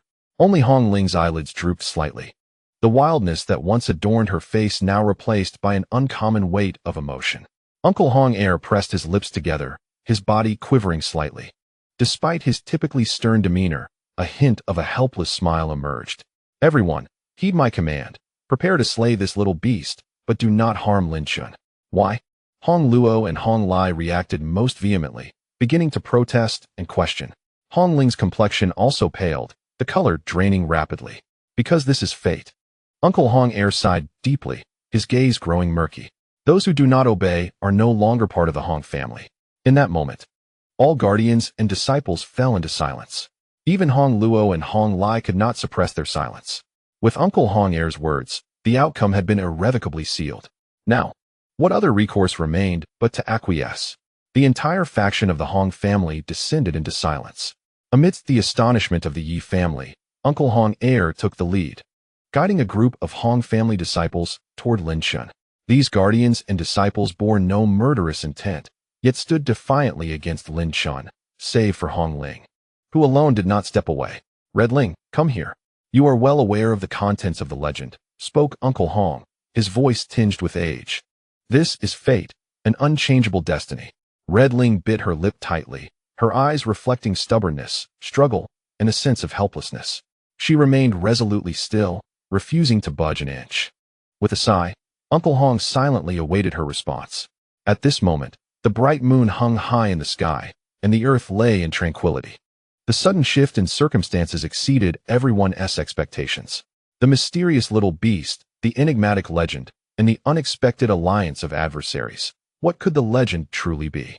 Hongba, Hongwei, your family's offspring, the Night King, suddenly burst into laughter, eyes glinting with mockery as they regarded the struggling Red Ling. At that instant, several formidable auras erupted once more. Hongba, with a composed demeanor, radiated a chilling light from his eyes. Hongwei and Elder Zhan flanked him, each exuding an air of coldness. This night grew ever more frigid. Red Ling, come here quickly, Hongba commanded in a low voice. This individual is our greatest foe. Even Hongba had not anticipated that the unassuming little beast perched on Lin Chen's shoulder was, in fact, the very essence of the legend. Cece, sensing an increasing aura of hostility, felt a twinge of unease and could not help but climb onto Lin Chen's head, her big eyes shimmering as they surveyed the assembly of formidable figures around them. Red Ling remained silent, her heart torn asunder. She understood that once she stepped away, she would be irrevocably at odds with Lin Chen. Go, Lin Chen said gently. This is not your fault. Please, do not put your father in a difficult position. However, Red Ling hesitated, her exquisite features shrouded in profound sorrow. Go, Lin Chen urged, giving her a gentle push, the pressure transforming into a guiding force that nudged Red Ling towards Hongba. Humph, Hongba scoffed, swiftly grasping Red Ling and drawing her close, the residual force shattering Lin Chen's pressure. Old man, this alliance must be genuine. Do not cause me any trouble, you know the consequences. The Night King coldly regarded Hongba and replied, I am aware of my own affairs. Just take care of yourself. Hongba shot a glare at the Night King before speaking for himself, his tone laden with menace. Yet, after a moment's hesitation, he added, let me have a word with him. After all, he has been kind to our family. That is only natural, replied the Night King nonchalantly. Regardless, he must die today. Hongba nodded expressionlessly, taking a purposeful stride forward, looking down upon Lin Chen. Lin Chen, surrender the little beast behind you, and I will ensure your safety. The moment Hongba's words left his lips, an overwhelming wave of murderous intent descended upon Lin Chen. An invisible gust of wind began to swirl before him, akin to the breath of a colossal beast. Yet, it was chilling. Cece tucked her neck in, sensing that their adversaries were rather numerous. Lin Chen, surveying the throngs surrounding him, maintained an unyielding expression, devoid of any sign of fear. Every individual present here possesses a level of mastery that far surpasses his own, rendering escape an impossibility. To contemplate annihilation is even more unfathomable. Lin Chen simply shook his head with a hint of indifference. He is my friend. Humph. Upon hearing this, Hongba let out a cold snort and bellowed, members of the Hong family, prepare to kill. Instantly, everyone from the Hong family, with the exception of Hong Ling, unleashed a palpable aura of malevolence, directed at Lin Chen. The murderous intent that Lin Chen faced intensified, becoming increasingly ominous. Tian Man, with an air of nonchalance, waved his hand and declared, the Tongtian sect, prepare to kill. The members of the Tongtian sect also erupted with a torrent of bloodthirsty energy, closing in on Lin Chen. This formidable assembly comprised at least 50 masters, including 3 at the 5th level of the Divine Law Mirror and 2 at the 4th level. Such a formidable lineup was sufficient to obliterate a mighty opponent. The Hong family, the Yi family, and the Tongtian sect joined forces, and in an instant, Lin Chen became the target of their collective wrath. Among them stood the Rain Emperor, who observed Lin Chen confronting this terrifying army. Her eyelids lowered slightly, her flowing black hair dancing in the wind. Draped in white, the Rain Emperor resembled an ethereal fairy. Lin Chen's gaze shifted dramatically, filled with a fierce, murderous intent, as an aura of otherworldly power surged around him. Alone, alongside his beast, he faced the formidable army. Indeed, this was a battle of solitude.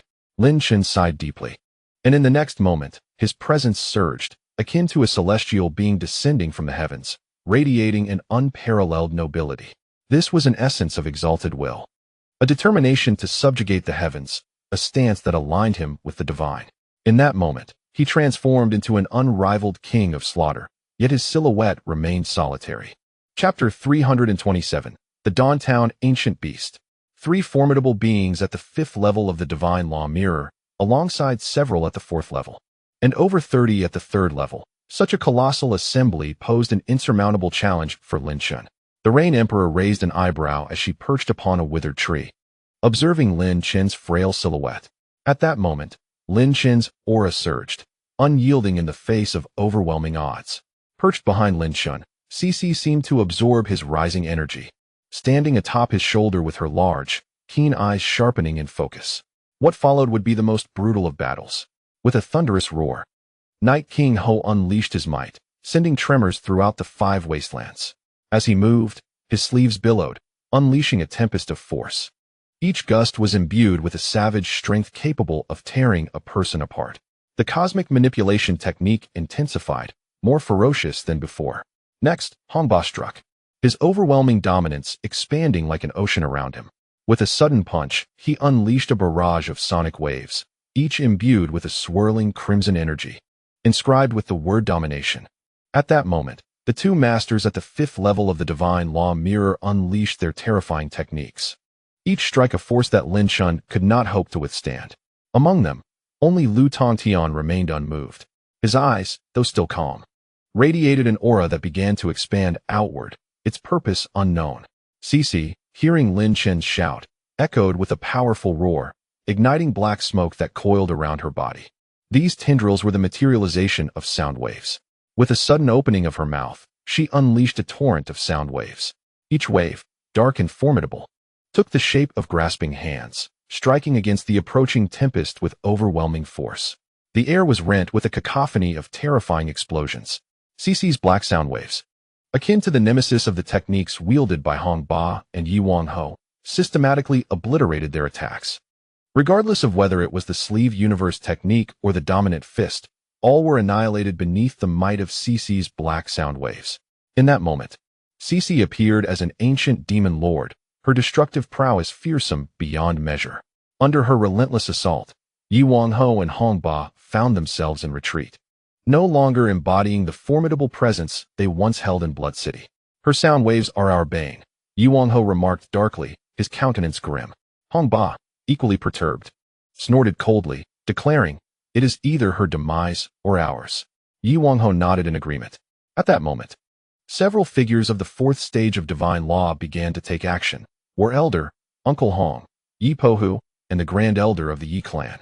They unleashed their ultimate techniques, each sound wave imbued with unimaginable power.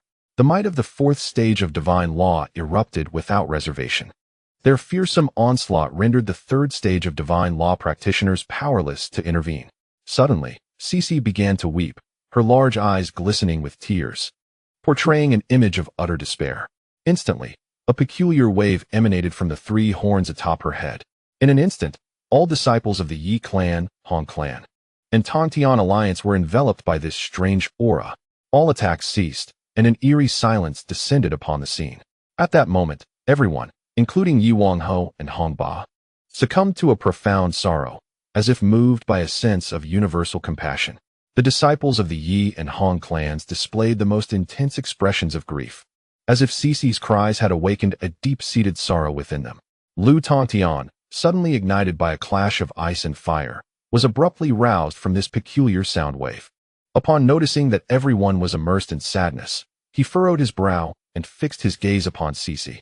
The ability to sway the emotions of all, particularly evident among the Yi and Hong clans, led Lu Tongtian to a realization.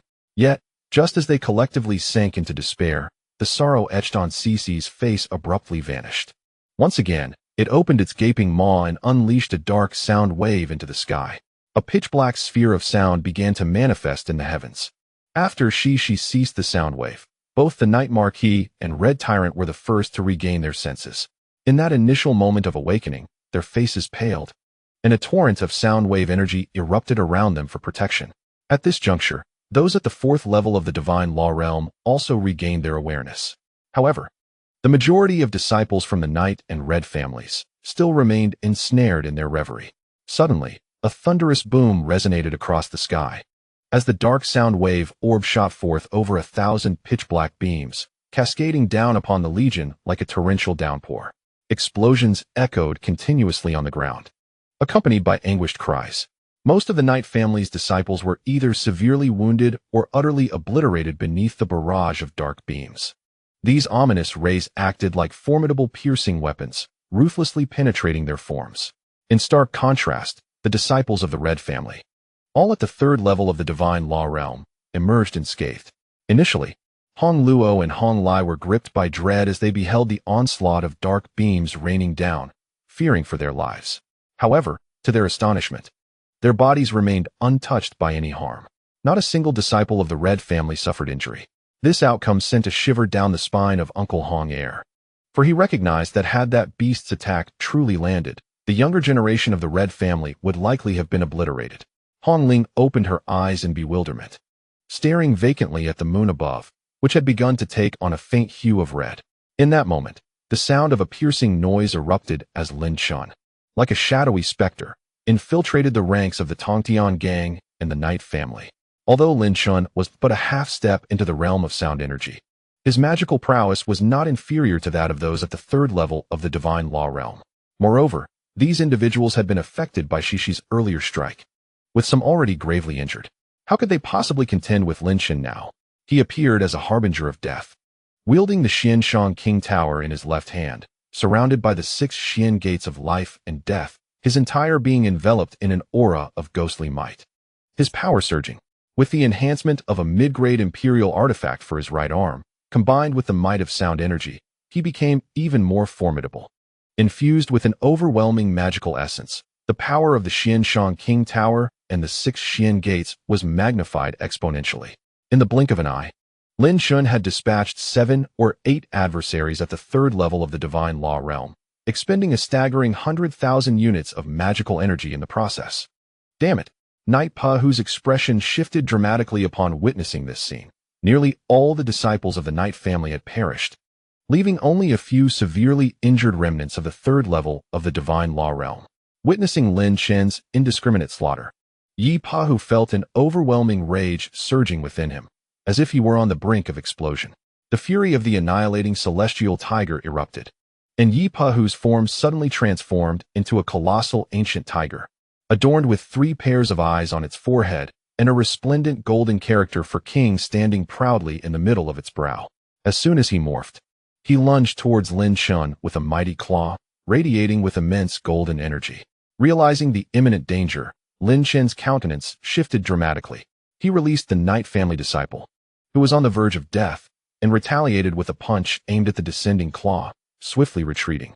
However, Lin Chen's strike proved utterly incapable of counteracting the force of Yi Pahu's paw. Even though he managed to escape quickly, a brutal blow struck his back. With a tearing sound, Lin Chen's robe was instantly shredded, and the back of his low-grade imperial artifact was viciously ripped open, leaving 3 monstrous gashes from which blood gushed forth. The sheer force propelled Lin Chen away, creating a vast pit in the yellow sand. With a thunderous roar, the transformed Yi Pahu, now a primordial annihilating tiger, unleashed a fierce growl, his aura of destruction intensifying. His massive form surged towards Lin Chen, enveloped in swirling golden energy. The magnificent, shimmering golden tiger charged at Lin Chen with tremendous power, its momentum daunting enough to obliterate several entities of the same caliber. And yet, this was Lin Chen. At that moment, a thunderous roar echoed across the heavens. The previously dark sky deepened into an even more ominous black, as thick clouds congregated above the Wuhuang region, save for the blood-red moon that shone through. An aura of terror began to awaken. In an instant, all sounds in the Wuhuang region vanished, plunging the world into an eerie silence. Whether it was the cries of people or the sounds of explosions, all fell mute. Shishi's entire being radiated a blinding black light, her form expanding rapidly. No one could discern the nature of the existence concealed within that darkness. The ancient beast of Dawn Town was about to awaken. Knight Marquis swallowed hard, suppressing the fear in his heart as he spoke. The form of Yi Pahu, transformed into the annihilating tiger, halted for a brief moment before accelerating towards the pit where Lin Chen had fallen, seemingly intent on shattering him at that very moment. With astonishing speed, it would take merely a few breaths to obliterate Lin Chen. Chapter 328. Whom do you choose? At this moment, the northern expanse of the Wuhuang region lay shrouded in darkness, the sky exhibiting strange phenomena as an ancient aura permeated the atmosphere. Vast clouds of black mist spread relentlessly outward, concealing a terrifying presence and an inferno of wrath within. The entire northern territory of Wuhuang was enveloped in silence. The gargantuan, annihilating tiger, swathed in magnificent golden energy, exuded an extraordinary majesty, akin to a divine tiger descending to earth. The overwhelming force surged forward. In mere moments, the time for confrontation had arrived. The colossal body of the night-breaking tiger collided violently with the sand pit where Lin Chen had fallen, producing a silent, yet furious explosion. A torrent of yellow sand erupted from the ground, and the fierce winds immediately dispersed in all directions. Even a master of the third tier of the divine law mirror would be utterly obliterated by such a collision. The fortunate survivors, including the sun and moon sovereign, could not help but laugh heartily at this scene, reveling in the demise of Lin Chen, the wretched soul who had finally met his end. The expression of the fighting sovereign also bore a hint of amusement, for nothing brought them greater joy than the thought of Lin Chen's demise. In many ways, he had indeed become their nightmare, as every mission they undertook was thwarted by his interference. However, suddenly, the expressions of the fighting sovereign and the sun and moon sovereign changed dramatically. They beheld Lin Chen's figure unexpectedly appearing atop the resplendent, golden-hued destruction tiger, where a vast fire array began to blaze fervently beneath its feet. A restrictive formation had been triggered. Roaring in fury, the night-breaking tiger unleashed a deafening howl, its aura like flying daggers sweeping outward in all directions. This formation, capable of incinerating even a first-tier master of the divine law mirror, was now poised to destroy the night-breaking tiger. Though Lin Chen had indeed been hurled into the pit earlier, the tiger's reflexes were swift. Yet, Lin Chen's technique, the celestial slash, was even swifter, allowing him to evade the onslaught. Moreover, within the desolate expanse of the five wastelands, where divine senses were confined, he had no fear of his technique being recognized. Such speed, murmured Lu Tongtian, casting a glance at the rain sovereign, as a searing flame suddenly ignited in his palm. At that moment, Lu Tongtian was prepared to strike. However, a colossal ancient creature emerged from the swirling smoke, and all sounds began to reverberate once more. Having shattered the restrictive formation, the night-breaking tiger's forehead glowed with a royal insignia as it bellowed furiously at Lin Chen, unleashing waves of sound waves that transformed into fierce tigers, darkening the skies as they charged toward Lin Chen. Once again, the night-breaking tiger unleashed a formidable attack, growling "Die!" with a menacing visage. Yet, Lin Chen stood unfazed upon the yellow sands, his form unmoving. At that moment, the resounding voice of the Night King echoed, "Break tiger! Beware of the ancient beast of dawn." Instantly, the night-breaking tiger seemed to sense something amiss, its countenance shifting in alarm as it prepared to flee rapidly. However, at that very instant, a pitch-black sound wave claw descended from the heavens, aiming straight for its massive form. "This aura," the night-breaking tiger uttered, its face etched with shock and fear, for it instinctively sensed dread emanating from this presence. Nonetheless, Yi Pa, who is indeed a formidable expert at the fourth level of the divine law mirror, with its massive jaws agape, it unleashed a potent sound wave attack directed at the ominous, shadowy claw of sound. Boom! The fierce sonic assault collided with the dark claw, causing a violent explosion before it could even draw near. The entire sound wave claw unerringly struck Yi Pa, who with tremendous force. Bang! Yi Pa, whose form was immediately hurled backward as if it had endured a cataclysmic assault, its massive body soaring deep into the desolate expanse of the five wastelands. It flew several miles before crashing onto the sandy ground, shattering several barriers in its wake. A surge of blood erupted from Yi Pahu's mouth, and the royal symbol on its forehead dimmed, its vitality waning. A single strike from a being at the fourth level of the divine law mirror had left it gravely injured. Yi Wangho's complexion shifted dramatically, the veins on his forehead pulsating, yet he lacked the courage to advance, for the colossal shadow had fully emerged from the swirling black mist. It was an extraordinarily beautiful demon beast, adorned with a singular, ethereal horn resembling pure light upon its brow. Meanwhile, Shishi's once diminutive form had expanded 100-fold, now towering at a height of 100 meters. Behind it, two pairs of elongated, black wings unfurled, each feather vibrating with an enigmatic, dark sound wave energy. Its four claws had completely transformed into hooves, and most astonishingly, a pristine ancient character was emblazoned upon its forehead. This was the true form of Shishi, reminiscent of the luminous unicorns from Western mythology.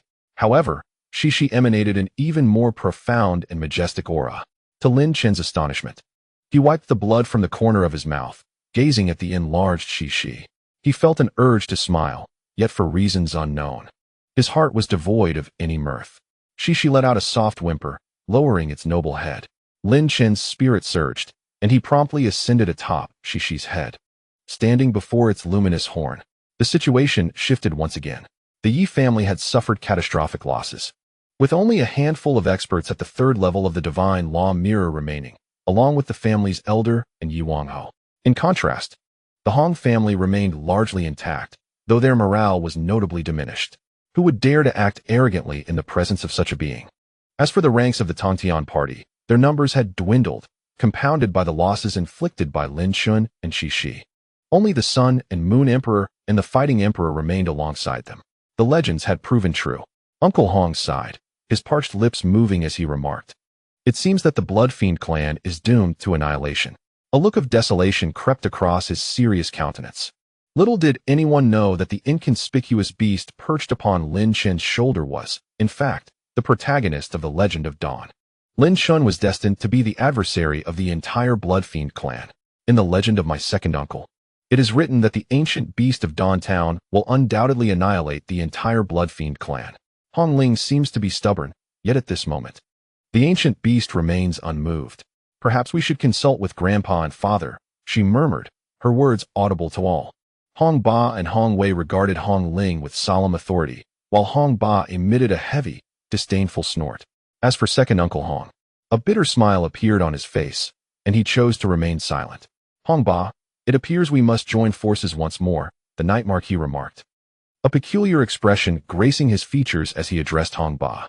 Hong Ba scoffed, stating, "There is no alternative. Otherwise, even in death, I would refuse to ally with you." All present regarded the Night Marquis and Hong Ba with curiosity, pondering the implications of their exchange. However, before this could unfold further, the Night Marquis's countenance turned icy as he directed his gaze towards Lu Tongtian. "Lu Tongtian, what is the intent behind your actions that place our Night clan in jeopardy? What relevance does your plan hold now? Although the ancient beast of Dawn Town is immensely formidable against our Blood Fiend clan, you could easily contend with it." Lin Chen's gaze was cold as he observed the group above him. Shishi is the bane of the Blood Fiend clan, a fact he learned from the diviner. The legend foretells that Shishi will be the harbinger of destruction for the entire Blood Fiend clan. Naturally, Shishi can only confront the Blood Fiend clan, as she possesses an advantage against their 5th-tier divine arts with her 1st-tier divine arts. In a confrontation with Lu Tongtian, she would surely meet her demise. Though Shishi, having transformed, now embodies a 3rd-tier divine art, she still falls short of Lu Tongtian's prowess. It is rumored that the fusion of the heavenly Xian Cold Ice Force and the heavenly Fire Seal can give rise to an ancient divine power. While the specifics remain unclear, Lin Chen's intuition suggested that this ancient divine power is exceedingly terrifying. Of course, to rescue his father, Lin Chen must seize Lu Tongtian's martial arts divine diagram. Lu Tongtian retracted his imposing aura, casting a casual glance at Lin Chen and the transformed Shishi beneath his feet. He then addressed the Night Marquis. "Senior, there is no need for suspicion. It is not that Tongtian is unwilling to act, but rather that I am already being watched." Upon hearing this, the expressions of everyone from the Night and Hong clans, as well as Lin Chen, shifted dramatically. There are indeed observers of this battle? Who? Hong Ba's demeanor transformed, exuding an overwhelming dominance as he scanned his surroundings, his consciousness sweeping across the area. "There is no need for exertion, Senior Hong. I am employing a unique ancient divine art that allows me to locate his presence," Lu Tongtian stated nonchalantly. "Since that friend does not wish to reveal himself, I shall handle him." Lin Chen furrowed his brow, a thought flitting through his mind, leading him to a possible conclusion. At this moment, the transformed Shishi began to whimper, having understood their conversation. "Do not worry," Lin Chen reassured calmly. "This fellow will not attack you, and I will not permit you to engage with him." Shishi fell silent, her sharp, enormous eyes glinting with an unwavering resolve, seemingly unafraid. In the eyes of the Night King, a flicker of shadow passed as he inquired once more about the ancient beast of Dawn Town, asking whether assistance would be rendered. "Certainly," replied Lu Tongtian, his gaze fixed upon Lin Chen. I possess a brilliant strategy that will ensure this ancient beast submits to your control. At this pronouncement, the attention of the Night King, Hong Ba, Hong Wei, and others was immediately captured. The prospect of subduing this legendary and enigmatic beast was astonishing. Even the unblemished Rain Emperor, amidst the vast battlefield, could not help but raise an eyebrow, not out of curiosity, but sheer perplexity. Lutong Tian approached Lin Chen step by step, prompting Cece to emit a series of hostile growls, her body brimming with vigilance. Lin Chen's expression grew increasingly frigid. A commendable demeanor, Lutong Tian observed from his elevated stance. Yet you remain, as always, devoid of alternative choices. Obedience is your only option. Lin Chen narrowed his eyes slightly, betraying no semblance of panic. After speaking, Lutong Tian gestured with a grand sweep of his hand, and immediately, for pillars of flame erupted behind him. Each fiery column ascended to the heavens, encasing a figure at its peak, marked by a seal forged from flames emblazoned upon their chests. Qing Ro, Yun Luo, the Beast King, and the ghost Iron Earth Dragon materialized in succession, yet they were all thoroughly sealed, ensnared in slumber. In that moment, Lin Chen erupted with fury, an overwhelming aura of rage emanating from him as he advanced toward Lutong Tian, his face contorted in a grimace. Anger, is it? Lutong Tian remarked coolly, raising a finger. They are imprisoned by me, and no one here possesses the means to liberate them. Hence, let us negotiate. What kind of negotiation? Lin Chen queried, his voice imbued with a chilling intensity. If you hand it over to me, Lutong Tian proposed, I shall release them. What say you? Lin Chen's pupils constricted sharply. Then, whom do you choose? Lutong Tian's lips curled into a playful smile, a whimsical expression as if he were the puppeteer of fate, relishing the spectacle of Lin Chen's impending fragmentation and collapse. Such is Lutong Tian, a figure of terror among the masses, who has opted to wield dominion over them.